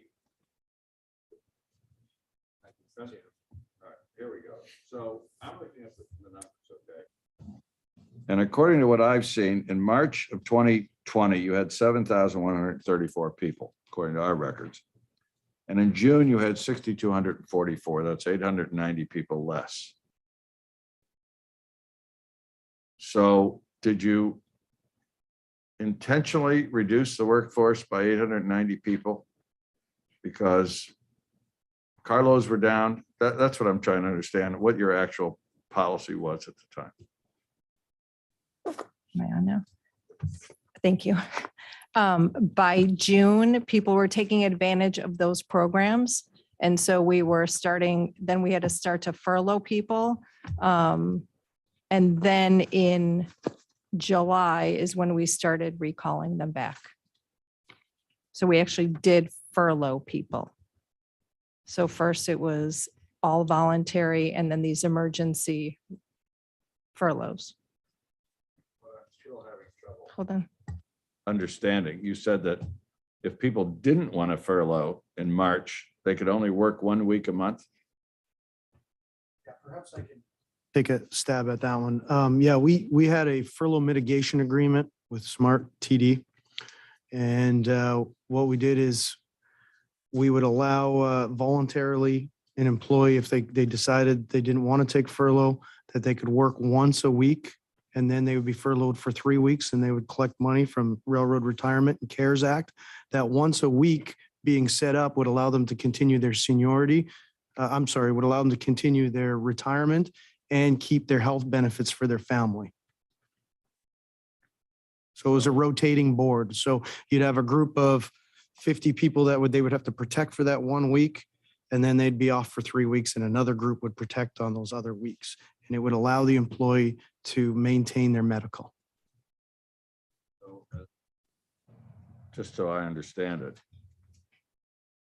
these employees in effect could keep their benefits, but they'd only get 25% of their wages. Is that the way to understand it? Sex, yes, but they would collect the rest off the Railroad Retirement and CARES Act. So they would still receive basically a full paycheck. Do the benefits equal the full paycheck? It was very close. I don't know the exact numbers, but it wasn't too far off because of the CARES Act, which touched up the numbers and allowed the employees to collect more while they're on furlough. So the 890 reduction were all people who chose not to take advantage of this program? That number rotated those folks. So if it happened to have been a period when they were on furlough at that point in time, I believe the number was right around 40% stayed on that furlough mitigation board and about 60% decided to take full furlough. And are you saying the 60% who did took it because they didn't want to be in contact with other workers, so they didn't want to work? Is that what you're saying? That's correct. Yes. They still, the key is we offered the benefits so the employees would continue to get benefits for themselves and their family. If they decided to go onto full furlough, they would get it for a shorter period of time. But we had an agreement, like I said, with Smart TD to keep those folks active. They would have to work once a week, every month, to keep themselves active and to keep their retirement going for those months. And the money at that point in time, there was a certain percentage that decided to take it and a certain percentage that decided not to.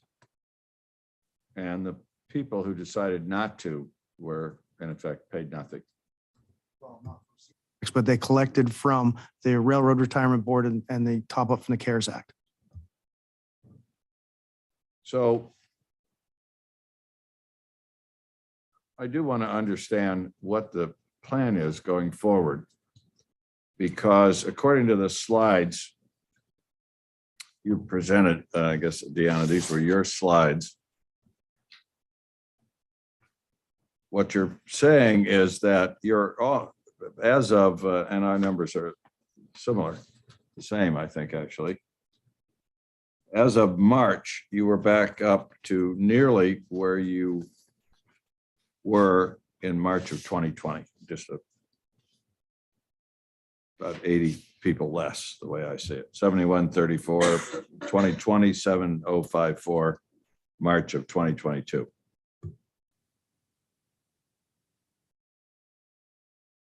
There.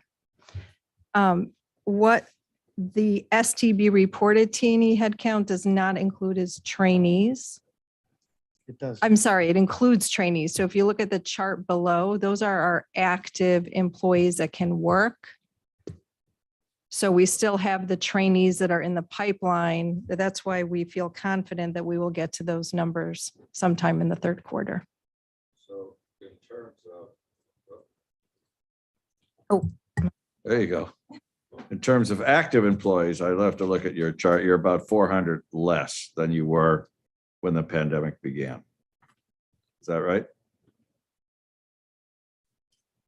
6,600 versus 7,000.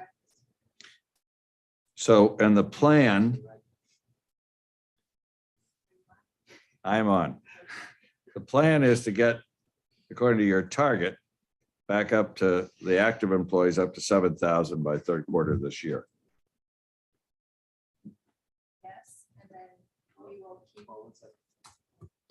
yes, and we will keep hiring to make sure that we are adding in for attrition, any additional training needs we have for engineers, as well as business growth.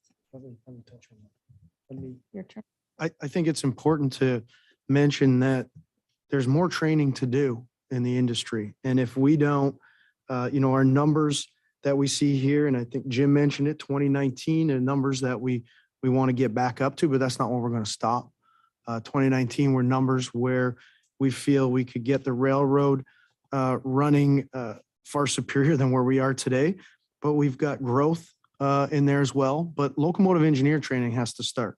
And if the railroads ourselves at least don't start doing locomotive training, we don't hire for it, in 2 or 3 years, we're going to be talking about a shortage of locomotive engineers. So we are being proactive, we are getting ahead of that, and we're making sure that that doesn't become a problem in the future. Well, I think this is perhaps where Robert was trying to get at.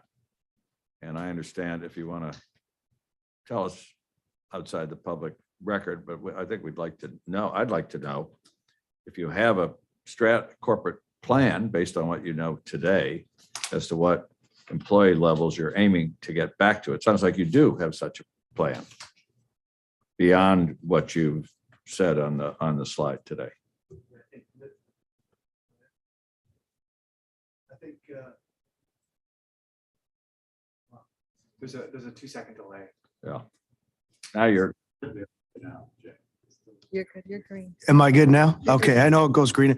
I believe Mr. Foote made a commitment that we would get some numbers to you tomorrow, and we will get those numbers confidentially to you tomorrow. I think that's what I'm sorry. I think, again, it's somewhat dynamic in that I can give you what our estimate is for the end of the year, and then everything, these numbers, why do they fluctuate? You heard some of it earlier today. If our velocity goes from back to 19, my number, the way we count it internally is different. What is that, 24?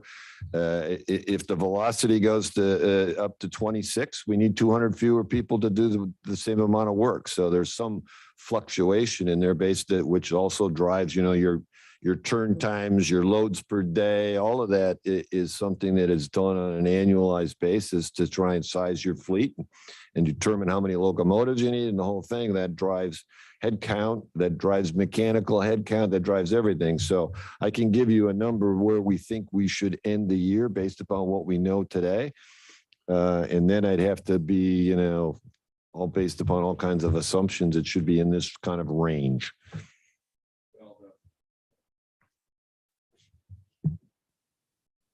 We're going to get this. We're going to get a different system. And you know how much authority the chairman of an agency has, just snap your fingers and make that happen. Yeah, I think the question, the broader question, which I'm interested in, and I asked and asked, I'm going to ask the others too, is that if you look at what happened with the advent of PSR, in CSX's case, the T&E numbers were reduced by 27% up to the beginning of the pandemic. And the real question I have, and I'm happy to have this exchange, although I think the public would be interested in this, is have the class ones, given the experience we've been through, are they rethinking the kind of staffing levels, not with the precise number, I'm not suggesting you need to go back to the exact number you had just before PSR, but are you rethinking whether the reduction in staff, the 27%, it's right around that for most of the class, for all the class ones, was too much, and then maybe you need to go back up to some level of cushion? That's just without giving a specific number. That's what I'd like to know. I've asked that question many times before, and I've never gotten a direct answer. And you can hold the answer till after this hearing if you want. That's fine. But I think it's important because there could be another pandemic. There's a war in Europe that nobody predicted. I mean, as you say, you're an outdoor sport. And so you can't plan for a staffing level that's 75 degrees and sunny, as people say. So that's really, to me, it's a broader question without asking you to give us a precise number of how many people you're going to need next July. So that's really what I'd like to get at. And if you don't, you don't. But if you do, I'd like to know it. I have a few more. Patrick had a follow-up here. Well, I do want to say that I agree with your comment, Mr. Chairman, about, no precise number based on a pre-pandemic level, because operating plans change and then what you need in terms of assets and employees change. And I think we saw in the post-PSR transition environment that CSX did better than some other railroads when it came to challenges with Florence and Michael. When you look at their numbers of velocity dwell, what we manage, but also what they report to shareholders in terms of Carter plan compliance, they tended to do a bit better even with reduced staffing levels. But of course, the issue before us today is appears to be, according to Mr. Foot, squarely a staffing issue. I wanted to just follow on Chairman's questions. In addition to the aggregate number, there also is where they're most, and you all have incentive. How much that? Thanks. Is that better? Yeah. Thanks. There is shifting employees as well. How much more of that do you think needs to occur, or are we just looking at this point aggregate growth to solve the problem? Definitely having the employees in the right place still continues to be a problem. It's easy for us to do a shotgun approach and just kind of try to hire where we can, everywhere we can, and say, hey, we're hiring. Let's keep getting our numbers up. And we've done a great job with that because we have needed it right across the network from just how it happened to fall. Now we're surgically starting to look at where our next spots are, and some locations where we have some historic possible attendance issues and other things that are going to be there. We can't fool ourselves and say that that's going to disappear. So yeah, there are areas right now. We've got some bottlenecks on our network. I'll somewhere in the southern part of our network. I won't necessarily name where it's at, but yeah, we are actively recruiting, trying to do everything we can, even working with our general chairman, our local chairman, to find people in those areas, and they've been very helpful for us to continue to do that. As a matter of fact, I hired my garbage man to be a conductor out there. So, I mean, we're actively looking everywhere we can to try to find employees in the right places, and we'll continue to do that. But that will continue, unfortunately, pockets still over the next few months as we get our pipeline where it needs to be. Now, as Deanna mentioned in her presentation, we do have a website that we've just started to test to show our customers what our hiring pools look like, and it's on a very test element right now to see if it works for our customers. We have a number of our customers who have looked at that. So then if they see that the pipeline isn't necessarily where they feel their growth is going to be, we can talk to them about that. So we're being very transparent and making sure we put up where we're hiring and what we see for pipelines in different areas. Or questions I wanted to follow up on, and hopefully we can finish for the evening. The problem we've been addressing all day, even though we need to hear a lot of what we've talked about from all of you and shippers and labor and railroads alike to get an understanding, is what are we going to do right now? The country is really facing a serious problem, and it's everywhere. So I'm looking at these numbers. Trains holding for crew on CSX has been going up steadily since roughly a little over a year, for last year. And velocity, system velocity, which is not my favorite metric, but I know it's one that people look at, has been going down. It's been low really since July of 2020, but it's been steeply declining since December, according to the numbers I've seen. And the trip plan compliance, which was, according to numbers I've seen, were 81% just before the pandemic. For the last year have been 67, now 64%. So you're hiring, that's good, but these numbers have not yet shown the results. And it sounds to me like if we just depend on hiring, they're not going to show these results in 30 days either. Maybe they'll increase a little bit. So I'll ask the broad question and then the specific one so you can deal with it all at the same time. The broad question is, what is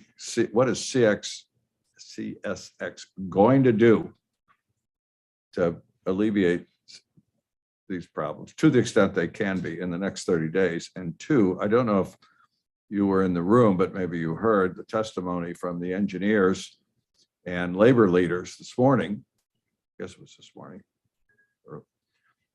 about actions they believe could be taken right now. And these are the guys who drive the trains. Take off the throttle limitations, add power, don't run trains that don't fit into sidings. Maybe that's not in your long-term plan, but in the next 30, 60 days, if that could alleviate these, particularly the agricultural fuel shortages that are really hurting the country and causing prices to go up even beyond the inflation that's being caused, I think it needs to be done. And I think you may have to shift gears if you can do it. So if you can respond to that, I think we'd all like to hear it. Okay, let me, with respect to those folks who are up here, who are very hardworking, fantastic railroaders, I know how hard their job is each and every day, and it's not easy. We think our jobs are hard here. I can tell you being a local chairman or general chairman is a lot harder than any of our jobs up here in a railroad environment. Removing any of those three items or changing that won't make a difference. That's not what the problem with the railroad is.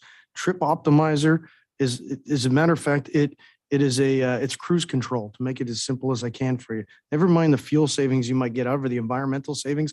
It actually reduces, in a lot of cases, train separations, and it has a lot of benefits that folks have not talked about. Long trains.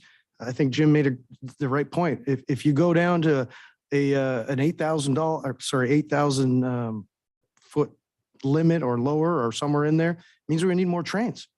I can't run any more trains. My problem isn't as much, and it is a problem on the main line getting trains across, because we could do a great job getting it to one place and all of a sudden it sits and it's got to wait 3 or 4 hours for a crew. How frustrating is that? So none of those will help me in that situation. The problem, and I think I've heard it from our customers here today, in most cases, it's first mile, last mile. That's where our issues lie on our railroad. We are not able to fill every assignment to get to the customers when we say we're going to get to the customers. So what we need to do, and I can't speak for any other railroad, is I can ask any customer who's listening or who's part of this today to talk to us, reach out to us. Let's communicate. Let's be open. Tell me where your problems are. And my team and I and all the folks involved, we will make sure we do everything we can to try to get your cars moving. It's a big network. I wish I knew every issue that was out there, but I don't. But I welcome it. And I've heard Mr. Foote say it a number of times throughout. Tell us where the issues and problems are with what you're dealing with out there, and we will give it the focus it requires. If it's a scorecard, if it's something else we need to look at so we can improve first mile, last mile, that's where I think we're going to get the most benefit out of what's going on out there with our crew shortage situation.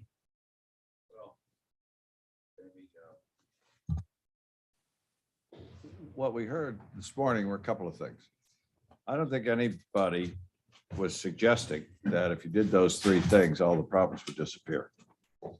What I heard is it could help alleviate, move the ball somewhat to give some relief until the longer range solutions can be achieved, particularly hiring, which seems to be agreed to by every person in this room, is the problem. What do we do in the meantime? And what I heard from the engineers is that because the long trains have trouble traversing the network, they get stopped if there are no sidings. The crew times out, and that you actually lose the total number of crew availability with the longer trains right now. That's what I heard. You know, I don't run a railroad, you do. That was a suggestion they made. They also suggested that aside from True Optimizer, there are places where they could run faster and alleviate some of the congestion, and they're not allowed to. And there are also places where they could increase the average velocity by adding locomotives. And I haven't heard you say, yes, we can add locomotives. That doesn't require extra people. The locomotives are already on the consist. So it seemed to me that these people know what they're talking about. They're driving the trains. And they confront the situation where they're on a train and they get timed out. So I wonder if these aren't ideas that you ought to sit down with these operating people and figure out if there are places where you could get some relief. Nobody's saying, didn't hear anybody saying that's all you have to do.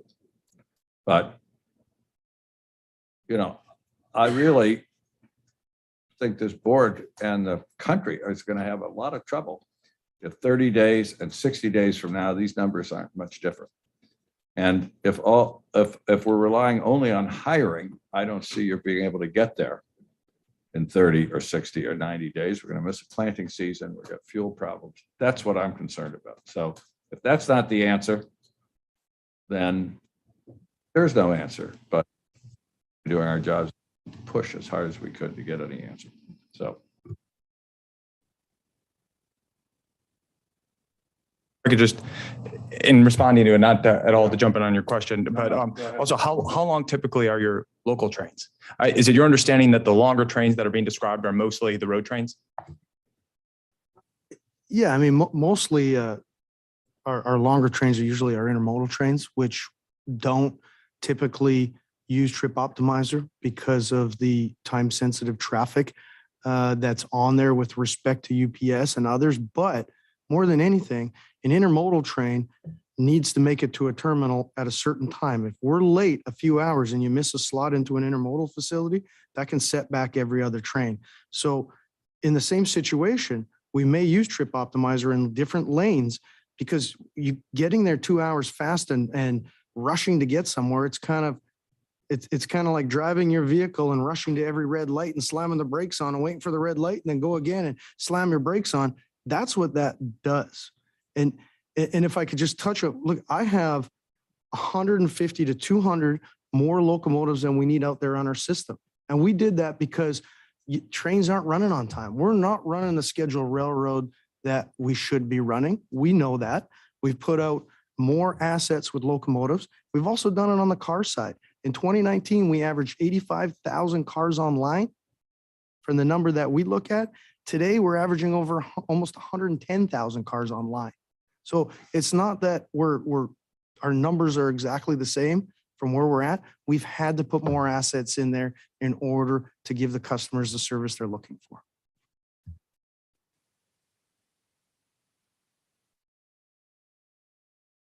I'm grappling with some of the suggestions. It seems to me, on length, on speed, on the number of locomotives, doesn't necessarily capture the heart of the issue. It captures some issues that could occur on road trains, but what I'm also hearing from customers a lot is exactly what you're describing in terms of first, last mile service. Over and over, we hear from customers about missed switches. And those are particularly impactful because it's usually in the last 48 hours that they start planning their crews. And so I'm sort of grappling with some of the solutions, which we're still evaluating, we're thinking about, seem to be a bit different than some of the problems that we're hearing from customers and where we're seeing some of the service issues. And those local train issues seem to be pretty squarely just a shortage of people and the need for railroads to hire more people. And so I'm only grappling with the difference between some of the solutions and what I hear is the problem. Absolutely. Am I working? Yeah. Look at what the gentleman described earlier today, and I'm sure we have pockets that are guilty of it as well, and we're going to do the best we can, is just purely bad railroading. Okay. It sounds like there's you don't send two oversighting trains out onto a network and then scratch your head and go, well, where are they going to meet? Or you don't shut your network down to run a bunch of trains in one direction. You go oversighting in one way and you go siding link the other. So the siding link trains can go into siding. Well, the overlength is the king of the road. I mean, naturally, a lot of our networks work that way, particularly in the east where you can do that. So I'm sure CSX is as guilty as anyone. And I promise we'll go back and look at better practices. And our dispatchers probably know that better than anybody when it comes to how you dispatch on the main line. And we'll have those discussions and definitely correct where we can.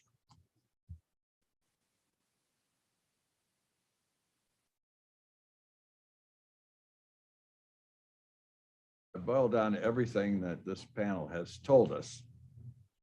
You need 500 more people than you have right now, and we wouldn't be seeing these numbers. That's what I'm hearing. And I think there's not the slightest doubt that if you have 500 more people, your numbers will be better. Whether they'll be where they should be, I think remains to be seen. And we're a long way away from your having those 500 people. And I don't think the country can wait. So I think you and all the others, I'm not going to say anything different to any of the other railroads that come here, then I would say to you, go back to the drawing boards. We got to do better. And if all you can do is squeeze a few more deliveries out than people are getting today, we're that much farther ahead. Hopefully it'll be better than that. Listen, I think you guys know how to run a railroad. I just want you to do it. And despite my friends who are here from Wall Street, I don't want you to have one eye over here on the stock price. We got a problem. So that was all I had. Does anybody else have any questions? It has been an extraordinary long day. You're all terrific for being here, answering our questions. We will start tomorrow morning at 9. And there are a lot of people who have flights out tomorrow night. I'm one of them. And I won't make it if we don't end until 7:30. So tomorrow, I think we've really made a lot of progress today. We may not have to ask everybody all the same questions tomorrow, but we do want to hear from everybody.